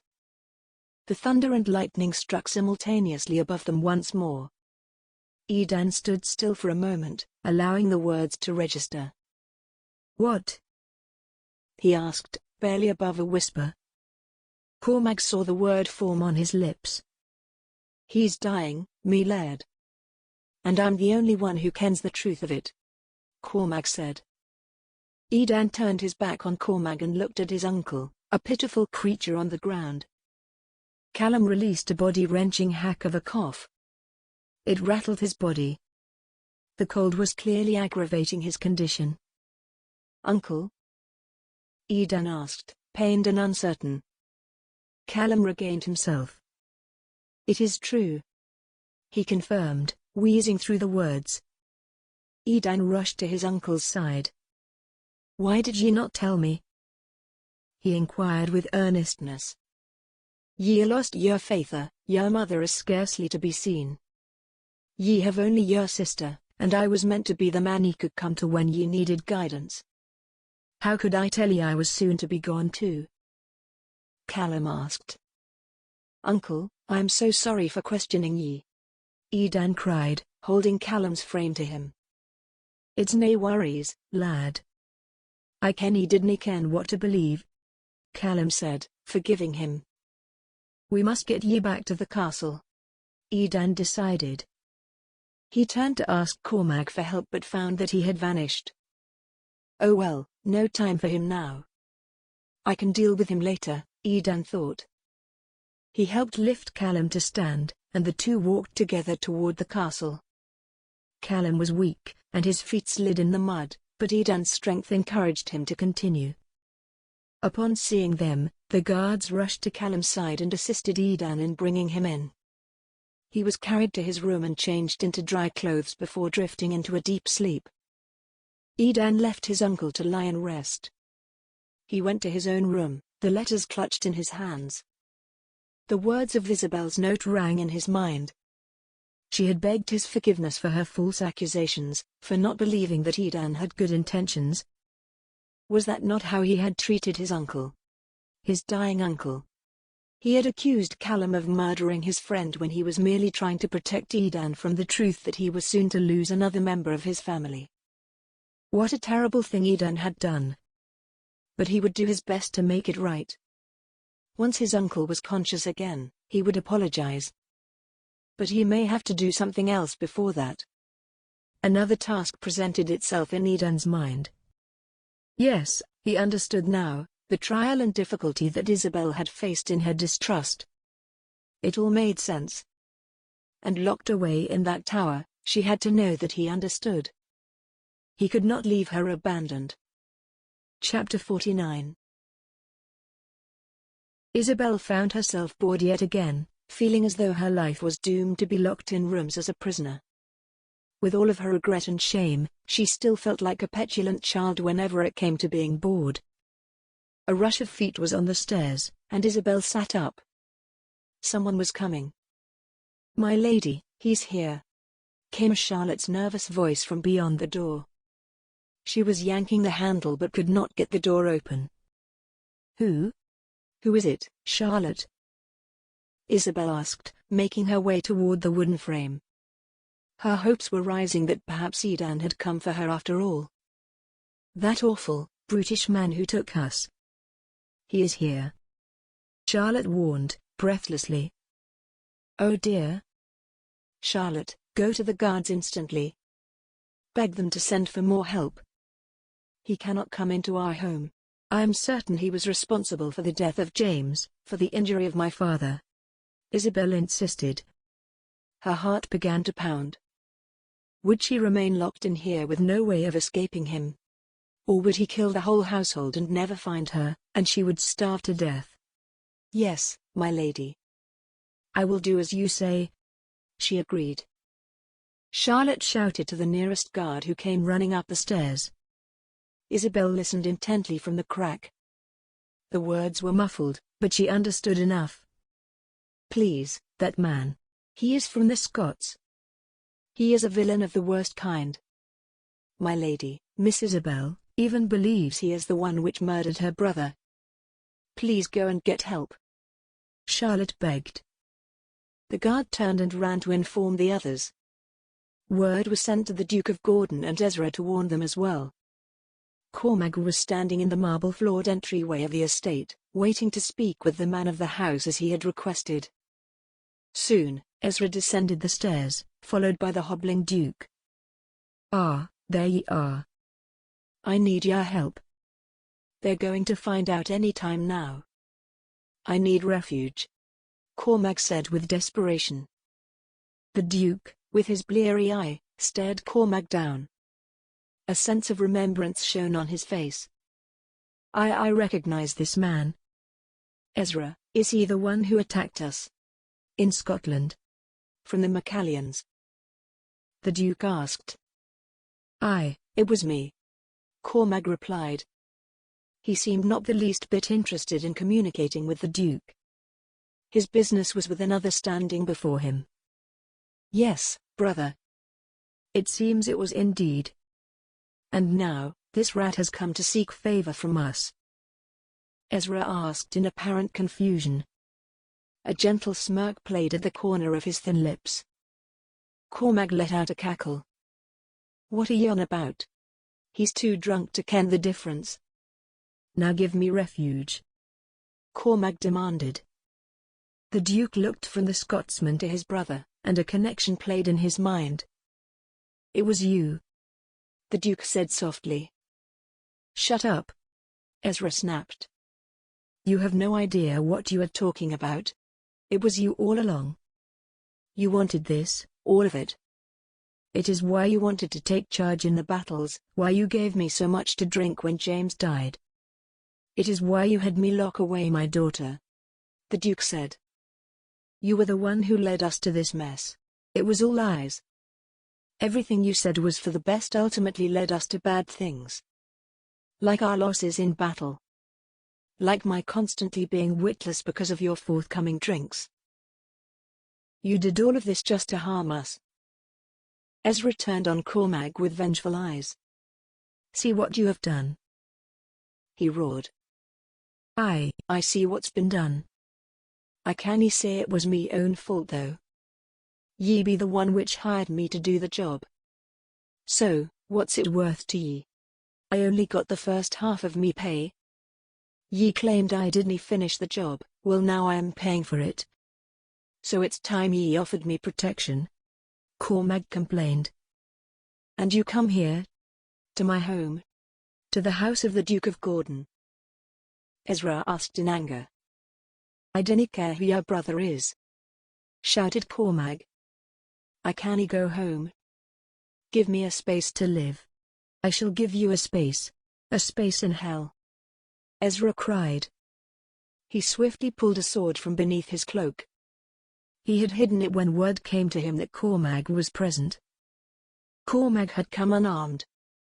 Typically, he would have brought his sword and perhaps even a mace, but his urgent departure from Scotland had left him without weaponry.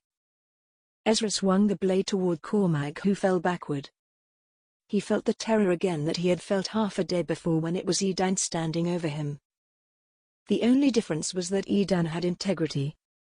Here was a man who had hired a murderer to end the life of his own nephew and brother just to claim a title and position in society. Ezra swung again. Cormac ducked and covered his face, leaving only his bicep open for a sharp slice and a gush of blood. Arg! He cried. This is what you get, you Scottish scum. You do not deserve mercy. You deserve only my blade. I gave you the money, and you never finished the job. My nephew is gone. And my brother's eye. But where is my reward? You failed. He cried, swinging right and left as Cormac continued to try and dodge the passionate strikes. If Ezra had slowed himself, he would have been rid of Cormac quickly. But Cormac saw to his advantage that Ezra was unfocused. He shifted his body and tried to dodge each strike. But Cormac had his own weakness. Strong though he was, his weight slowed him down. And finally, Ezra made the strike that counted. Severing the front half of Cormac's foot, right at the arch, the brute fell forward, crying out in agony. He looked at the half of his foot that remained on the floor behind him. 4 toes and countless scars, the result of previous battles, seemed to stare back at him. But this was the stroke that cut it for good. With Cormac on the floor, Ezra took his advantage, piercing him straight through the belly with the broadsword. Cormac leaned back against the wall and stared at Ezra. He gasped, and bubbles of blood sprang from his lips. "Ye will never lead anyone," Cormac said. It was a curse more than a sentiment. Ezra watched his nemesis slump into death, leaving the floor streaked with rivers of red. The Duke of Gordon watched his brother. He slowly inhaled and exhaled, completely unsure of what to do next. He knew he could not outrun Ezra. Perhaps he could strike a deal, giving Ezra his title and the pomp that went along with it. He could excuse himself from society, even live in disgrace, allowing all of England to believe that it was his drinking which led him to abandon his position. He wondered to himself what would happen if he stood long enough. Would Ezra forget him? Or would he move forward and kill him as well? Ezra stared into the Duke's eyes, apparently asking himself the same question. He had hired Cormac to kill his brother, why could he not do it himself? The Duke glanced with his one eye behind Ezra's form and opened his mouth to speak. "Please, brother. Do not kill me. I understand why you did what you thought you must. I understand why you hired this vile creature to kill my son and me. But do not murder me now," he said confidently. Ezra narrowed his eyes, unsure of his drunken brother's sudden strength. It was only when Ezra felt the blade of a claymore slide through his torso that he realized what his brother had been looking at. They had not been alone after all. Edan, Laird of the Maccallion clan, stepped in front of him. Ezra looked at Edan one last time, let loose a snarl of a laugh, and collapsed to the floor. Chapter 50. Edan ran up the stairs on his strong legs. With the key in hand, he swiftly unlocked the door to the attic, releasing the hinges with ease. Isabel stood on the other side of the door, eyes widening at the sight of Edan's face. She could not believe that he was here, before her. Strong and brave as ever, his frame stood before her in the doorway. "Edan, my love," she gasped, running to him and throwing her arms around him. Isabel fully expected him to push her off, to accuse her of her lack of trust. She expected him to respond in disgust or anger. But he defied her expectations. Edan wrapped his strong arms tightly around her body, unwilling to release her. "I am so sorry," she cried into his chest. "I can, lass. Dinna worry. I forgive ye. We all don't always do what is right when we deal with secrets," he whispered gently. Isabel was overjoyed that he had chosen these words. She had longed to hear them the entire time she had been locked away. Her dreams had come true at that moment. "And when I got your letter, I felt all the anger within me melting away. No matter how I tried to hold on to it, I couldn't forget how deeply I loved ye. How deeply I still and always will love ye," Edan said. "Oh, Edan. I meant every word. You are all I could ever hope for, and I was terrible for not trusting you," Isabel exclaimed. "Well, and now we ken the truth, so it doesn't matter much anyway," Edan said. "What do you mean? The truth of what?" Isabel asked. Edan looked at her with surprise. "Ye dinna ken. Lass, a huge fight occurred, and we have finally made an end to this whole business." "What happened?" she asked, half in anticipation and half in fear. "Your uncle. He was discovered. It was all his own plot to kill James and your Faitha.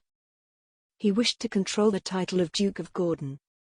Lass, he hired Cormac from the beginning. I am sorry. I dinna like telling ye that it was your own family," Edan said, pulling back enough to look her in the eyes. "Uncle Ezra?" Isabel asked, incredulous at this news. I can. It's not easy to hear, lass. But it's the truth, and ye had to hear it. He replied. You mean that he had it all planned from the beginning? That he was the one who caused all of this? She asked.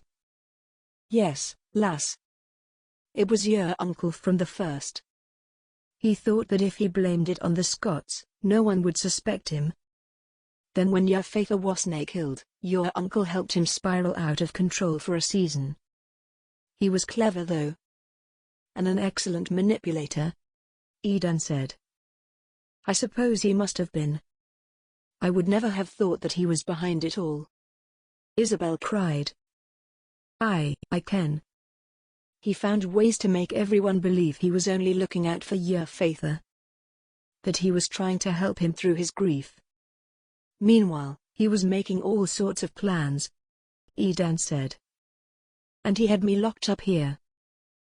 Isabel wondered. She had hoped and prayed that it was not truly her father's wish to send her away so cruelly. This might explain it. I would imagine so, me lass. Edan replied. How awful! Isabel exclaimed. Yes, well he had us all fooled. I believed it was me own uncle that killed your brother just as ye were convinced that it was me. Edan said again. He needed her to know that he understood her suspicion. And you have chosen to forgive me? She asked, needing the confirmation that this was not all a dream. I couldn't do anything else. Truly, I accused me own uncle of your brother's murder. And if I could accuse him, suspect him as much as I did, then how could I not forgive ye for believing the same? I still loved me uncle when I suspected him. I still appreciated all he'd done for me. I imagine that must have been how ye felt. Ye thought it had to be me that killed your brother. Ye needed revenge for that. But it didn't mean that what ye felt about me had been a lie. Edan said. It is so true, my Edan. I loved, and I still love you. I cannot imagine my life without you. Isabel said passionately. Then I suppose there is only one thing left for us. Edan said. And what is that? Isabel asked him, pulling him closer. We had best hurry up and get married. Edan replied with a smile. Isabel stood on tiptoes and leaned into him. Edan pulled her head back hard by her hair, captured her lips and kissed her greedily, demanding her well-worn soul melt into it. He wanted more of her. He lifted her up and laid her on the uncomfortable bed, but this time Isabel hardly noticed the lack of cushion. She was in Edan's arms, and that was the only comfort she needed. He undid the buttons on her dress, slowly one by one. He pulled apart the bodice and helped her out of her dress. And tossed it on the floor. He saw her chemise and her drawers. Why do ye English women wear so much damn clothing? He asked with a wolfish grin. Most likely to ensure we remain chaste. Laughed Isabel, knowing chastity was not going to be maintained for the next hour. All the more reason for me to take it off ye. Edan reasoned. He untied the lacing around her shoulders, loosened the chemise and pulled it over her head. He lifted her hips and pulled off her drawers. Again, he tossed them on the floor. He watched her body writhe before him. He leaned over and kissed her. Isabel reached up and unlaced his shirt. She pulled it over his head and threw it on the floor. She ran her fingertips on his chest, slowly, studying the muscles. She loosened his kilt, swung it in the air to join the pile of fabric on the floor. She reached for him. The sight of Edan's readiness excited Isabel. He was hard and firm before her eyes. But he did not immediately place himself between her legs. Instead, he traced his fingers along the side of her neck and down her chest, outlined a circle around her breast, and gave her nipples a flick with his fingers. Isabel moaned with pleasure. He remained there for a moment, traveling between the two as he felt her body tensing in its excitement. Her fingers grasped at the muscles of his back. Satisfied that he had done his work there, Edan traveled to her navel and nibbled gently on her belly button. Isabel's body lurched in readiness for him. But he had one further tactic to try. His tongue traveled just a little lower until he reached her most sensitive area, making Isabel cry out in excitement. A series of spasms ran through her body, growing with intensity. Isabel's breathing became more shallow with each stroke of his lips. He paused for a moment to blow a small puff of air against her. Isabel gripped Edan's forearms where they held her waist firmly, allowing him to keep her body in position for his actions. When she thought she couldn't take it anymore, Isabel pulled Edan back up toward her and kissed him hungrily. She gripped his buttocks and guided him inside her without much thought. Her body was too eager to wait any longer, and it needed to feel him again. She had forgotten how large he was, and it made her all the more sensitive to him. Isabel responded to Edan's every thrust. The wire-bed frame groaned under the weight of their activity and noisily announced their mutual quickening excitement. Isabel called Edan's name over and over until her moans slowed to a heavy sigh. Edan gave a few light cries of pleasure as well until they held a final grip against one another and eased their bodies into the relaxation of satisfaction. "Sorry if I was too quick this time, lass," Edan said through gulps of air. His breathing was finally starting to return to normal.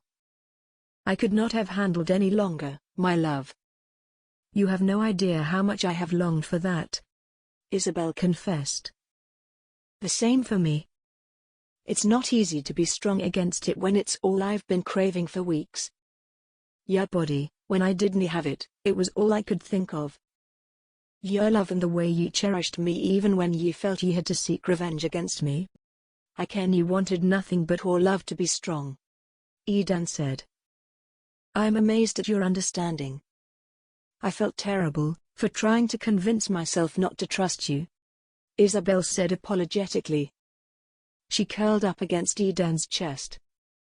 "I ken, me lass," he replied, suddenly growing quiet. It worried Isabel. But no sooner had she opened her mouth to ask him what was wrong than she heard gentle snoring. She knew then that there was nothing wrong. Edan was quiet because he was content. Isabel knew deep within her that she would make it her life's goal to keep Edan content as often as possible, and to bring him honor as his wife. Isabel snuggled into Edan's body and made her nest there in the comfort of his muscled chest. And there in that small, haunting attic, Isabel, too, found contentment. Epilogue. 2 months later, Scotland. In the room that had been hers from the first day of captivity by the Scots, Isabel sat before a mirror with Charlotte standing behind her. She loved the feeling on her scalp when someone else was brushing her hair. Charlotte had always been excellent at hair. Today, more than ever, Isabel was grateful for that. "I saw your father this morning, he looked well. I believe the joy of today has aided him in his recovery," Charlotte said. "Indeed, he has been doing so much better. And I think this time away, breathing in the Scottish air, has done him very well. He has a much clearer mind, and he is well conditioned for his return this week," Isabel replied. "Yes, my lady, we shall have a pleasant journey home, I am sure. And what of you and your groom? Are you looking forward to your honeymoon?" Charlotte asked. "Oh, more than I can say, Charlotte. Of course, I know that I am not cared for in Scotland, but Edan will keep me safe, I've no doubt. We will be going all the way north into Land's End," Isabel said. "I am certain it will be beautiful," Charlotte said. Yes, I imagine that it will," Isabel replied, watching her reflection transform from a spoiled English child, filled with poor decision-making, into the strong, brave bride of a Highlander. It had been a long journey. There was so much that had taken place to get here, and so many changes that Isabel had had to make in her life. But all the hardship, all the mistakes, and all the trauma were worth it for this day. There it is. Finished. You look lovely, my lady," Charlotte complimented. "Thank you, dear Charlotte. You are magnificent. I adore it." Isabel exclaimed, turning her head from side to see the white blonde braids forming a crown around her head. "And where be me new sister?" called Katrina, coming into the room. Her hands held a small bundle of baby's breath flowers. "You got them?" "Perfect," Charlotte said. "What are those for?" Isabel asked. "Well," Charlotte began, "perhaps your hair wasn't quite finished after all." She began weaving the tiny white buds through the braids, giving Isabel the look of an angel. "Me goodness, lass, what a beauty ye are!" Katrina exclaimed. "Why thank you," Isabel said with a slight bow of her head. The three women could not hold back their smiles for all the joy they felt. Katrina handed Isabel a bouquet of assorted flowers she had gathered outside. It was enormous, and it smelled amazing. Isabel plucked the petal of one of the white roses and squished it against her skin to give her the scent on her wrists. "Are you ready?" Katrina asked. "It could not have come soon enough," Isabel said. She stood, and her white gown fell against her curves, accentuating her figure beautifully.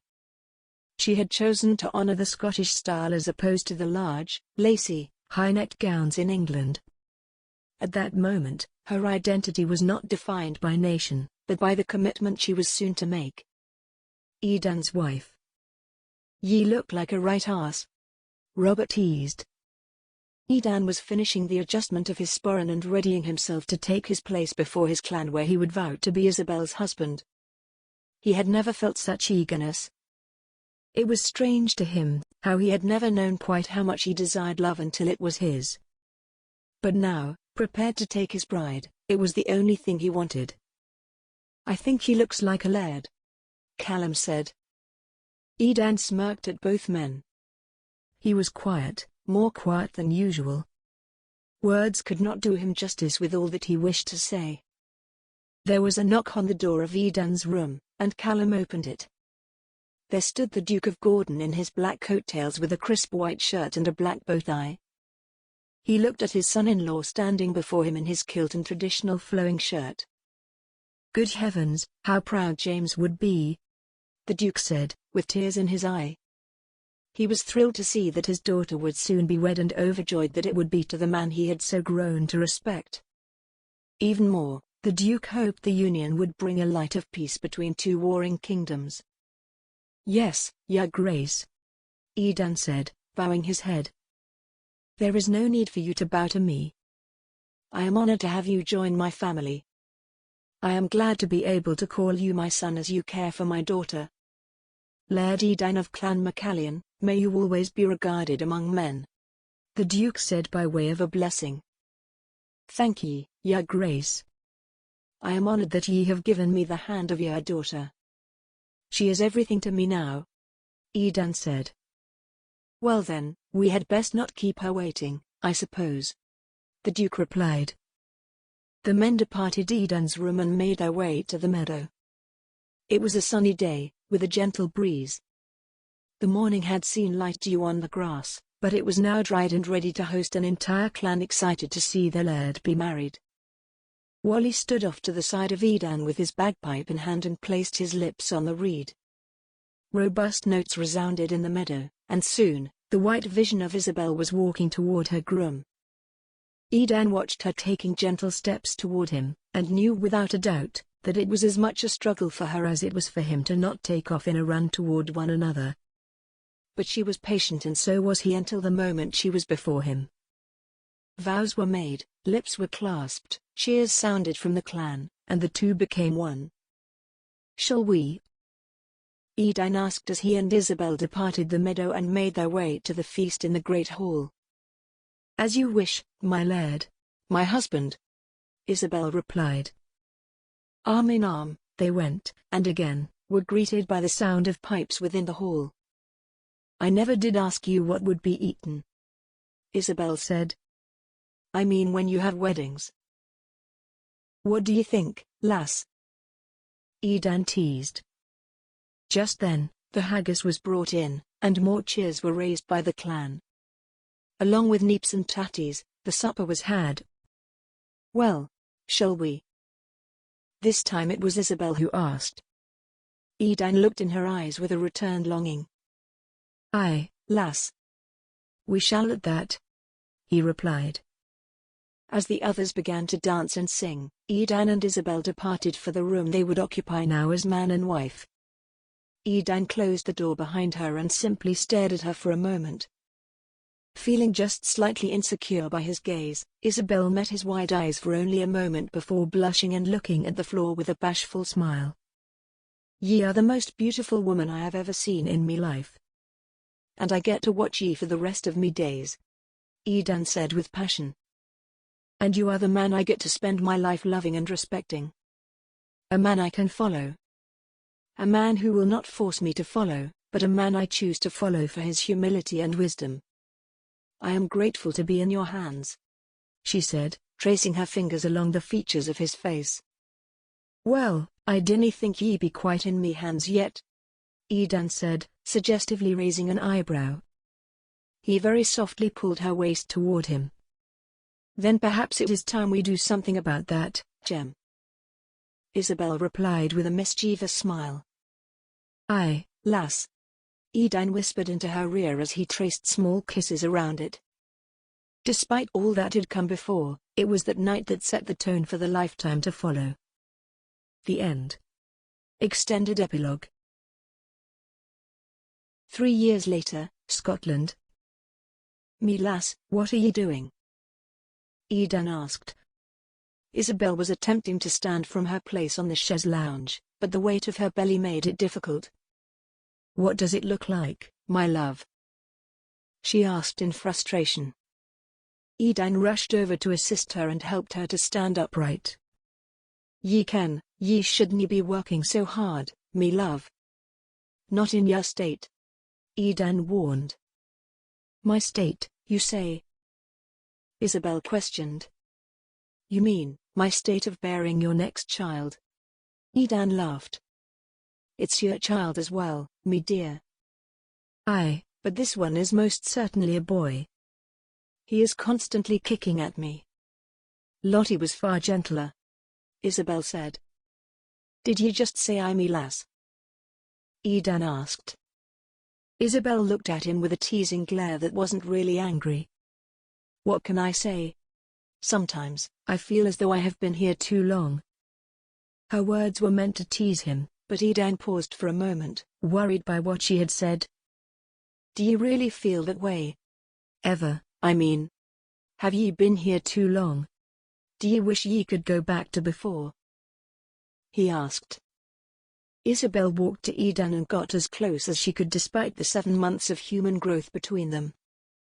She placed her hands on the taut muscle of his biceps. Never, she whispered, trying to stand on her toes to kiss him. Edan bent over and gave her a kiss so passionate and deep that it sent shivers straight from Isabel's spine to her toes. Be cautious, my love, she warned. I do not particularly want another one growing before this one has come out. Ha! Ye think I'm that good? That I can impregnate ye 2 at a time? Edan teased. I would not think to doubt you for a second. Isabel smirked. Will ye let me try? He asked, snaking an arm around her and pulling her back to him. At that moment, Katrina burst into the room. Edan. Isabel. It's Lottie. She's crawling. Ye have to see it. Come quickly, she shouted. Well, my love, I do not think we can try right now. We have one beginning to crawl and another soon to make an appearance, Isabel said. Edan sighed. Yes, but we can still try, he said to insinuate that he had no intention of creating another life, but rather enjoy in the activity that resulted in such. Isabel smiled, knowing exactly what was on his mind. Despite her aching bones, she knew that she would be happy to indulge him before the night was over. First, let us watch our Lottie crawl. Then, perhaps I will allow you to have your way with me, Isabel said. You know, so long as you don't expect me to do too much. Edan smiled. He had loved the way their relationship had grown. Isabel was witty and wise. She was an excellent mother to Lottie, and he knew she would be an equally wonderful mother to their next-born. He had also grown to appreciate what pregnancy did to her breasts. He made sure to tell her this often. Isabel turned from him and swayed her hips as she walked toward Lottie's room. Her firm belly bobbed gently with each step, and her backside was still as exquisite as ever. Edan followed her eagerly. In Lottie's room, Rose and Katrina sat with the little one as she made tiny fists with each movement across the floor. Her white blonde curls bounced with the motion. Rose indulged in her granddaughter in a way that displayed her new thrill of life. She had healed much from the pain she felt so long before. Once more, she was returning to the woman she had been. "Oh, Edan. Look at her. She is amazing," Isabel gushed, watching Lottie crawl. She was overjoyed at seeing her daughter grow. They had named her after Charlotte, who had been such a constant friend and companion to Isabel, before marrying and moving to London. "Aye, she is at that," Edan replied. He felt such pride as a father. Isabel had consistently noticed that he, too, had grown more wonderful as time had passed. She had seen his bravery flourish, his leadership command respect, and his fatherly skills become one of his primary focuses. "I cannot wait for my father to see her," Isabel exclaimed. "Aye, me too, lass." "When is he coming with his new bride?" Edan inquired. 2 weeks, "Yet my love," Isabel replied. When she had last seen her father, he was beaming at his new wife on their wedding day, 3 months before. The Duke of Gordon had grown trimmer and healthier in the years that had passed. Meeting the widowed Miss Fanshawe had changed him even further.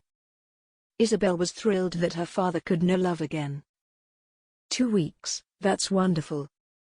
I'm glad they returned safely from their honeymoon in Italy. Tell me, do you ken if they saw that statue of David? The one with his willy hanging out over everyone? Edan asked. "My love," Isabel playfully rebuked. They were not alone, and a blush came to her cheeks. Rose looked up and laughed. Katrina ignored them and continued to play with Lottie. Isabel joined them, leaving Edan to watch the women in his life spend time together. He felt utter joy warming him. After seeing Lottie crawl, they made their weekly visit to the graveyard to place fresh flowers on Callum's tombstone. He had passed peacefully a year before, and the whole Maccallion clan had been prepared for it. He had been made comfortable and spent his final days among those who loved him most. The day wore on and finally came time for supper. Isabel sat with Lottie on her lap beside Edan and Rose on her other side. Down from Edan sat Katrina, staring at the man she had begun to fall in love with, who was across the room. Robert and Lorna were at the end of the table, Lorna's belly just beginning to show new life. "Do you see him? He's looking right at me," Katrina said, leaning to her brother with a whisper. A wide smile spread across her face in acknowledgement of the attention she was receiving. "Aye, I see him. And I've no doubt you'll be married by year's end," Edan replied. He looked at Peter, one of his bravest soldiers who had now claimed his sister's heart. "Ye truly believe so?" she asked, needing the confirmation. "With utter certainty," he said. "How can ye be so sure? I mean, he's right wonderful. What if he gets bored of me? Or what if he thinks me too fierce? It's not uncommon for men to find me fearsome," Katrina said with worry in her familiar large, blue eyes. "Ye are fierce, but so is Peter. Ye will make the perfect match and have quite a fierce brood of warriors to defend our clan in times to come. Ye ken, I dinna think ye'll ever find a man more in love with ye. He's right fond of ye. Ye canna pretend to deny it," Edan said. "True. He really does care for me. And if ye are confident that it will be a good match, then I am confident too. After all, ye've been to hell and back and still managed to end up with your lass.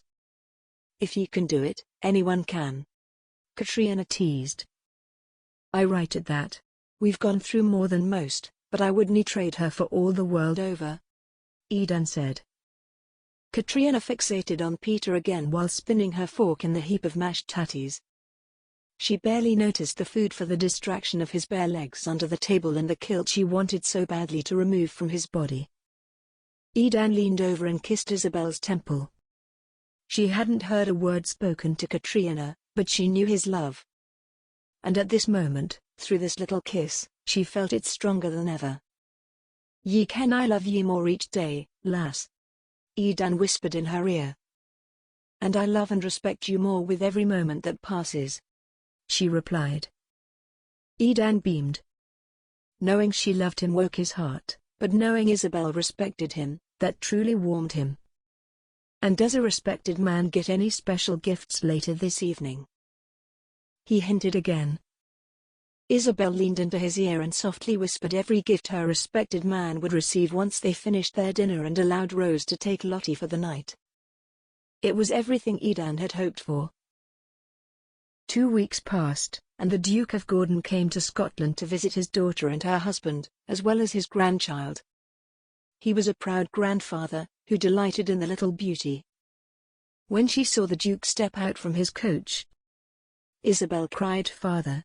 He looked well, clean and sober, turned out in black coattails and a crisp white shirt. His eye was clear, and a black silk eye patch covered the other. He had lost weight and looked healthy with his hair cut shorter as was the newer fashion. "Father, you look simply dashing," she exclaimed. "Thank you, my dear. I must look well now. I have to live up to the beauty on my arm," he replied. The new Duchess descended delicately from the coach in her lavender gown. For a moment, Isabel wondered how she had fit in the vehicle with the billowing skirt and hoops that were undoubtedly held beneath it. She had been relieved to not have worn such binding clothing since living in Scotland, where dresses flowed more freely and comfortably. Still, her father's new wife looked stunning. "Duchess, it is an honor to see you again. How was your time abroad?" Isabel asked, politely taking the Duchess's arm in hers. "My dear Isabel, it was beautiful, thank you. Your father is quite the gentleman. He had everyone captivated the whole time we were there," the Duchess said proudly. She gazed at Isabel's father in a way that struck her with joy. Edan greeted the Duke of Gordon with their usual friendliness. They had grown close and learned from one another how to lead. They had bonded over a shared love of Isabel, but honor had grown between them, and that was what both men needed from one another. "And who might this be?" asked the Duke, reaching his arms to take Lottie from Katrina, who was walking toward them. He scooped her up and rocked her slowly. Lottie looked up at her grandfather with large, innocent green eyes. She giggled and stuck a fist in her mouth to gnaw on. Little dribbles of drool cascaded down and the Duke laughed at his wet hands. She was beautiful. "Oh, dear me!" cried Rose. "I'm sorry, Your Grace, she's drooling all over ye. Would ye like me to take her?" With a smile, the Duke replied, "You will never pry this little one out of my hands, Rose. Do not even think about it." Rose laughed, understanding completely the joy it was to hold Lottie and the desire to keep her forever in one's arms. At that moment, Isabel could not have been happier.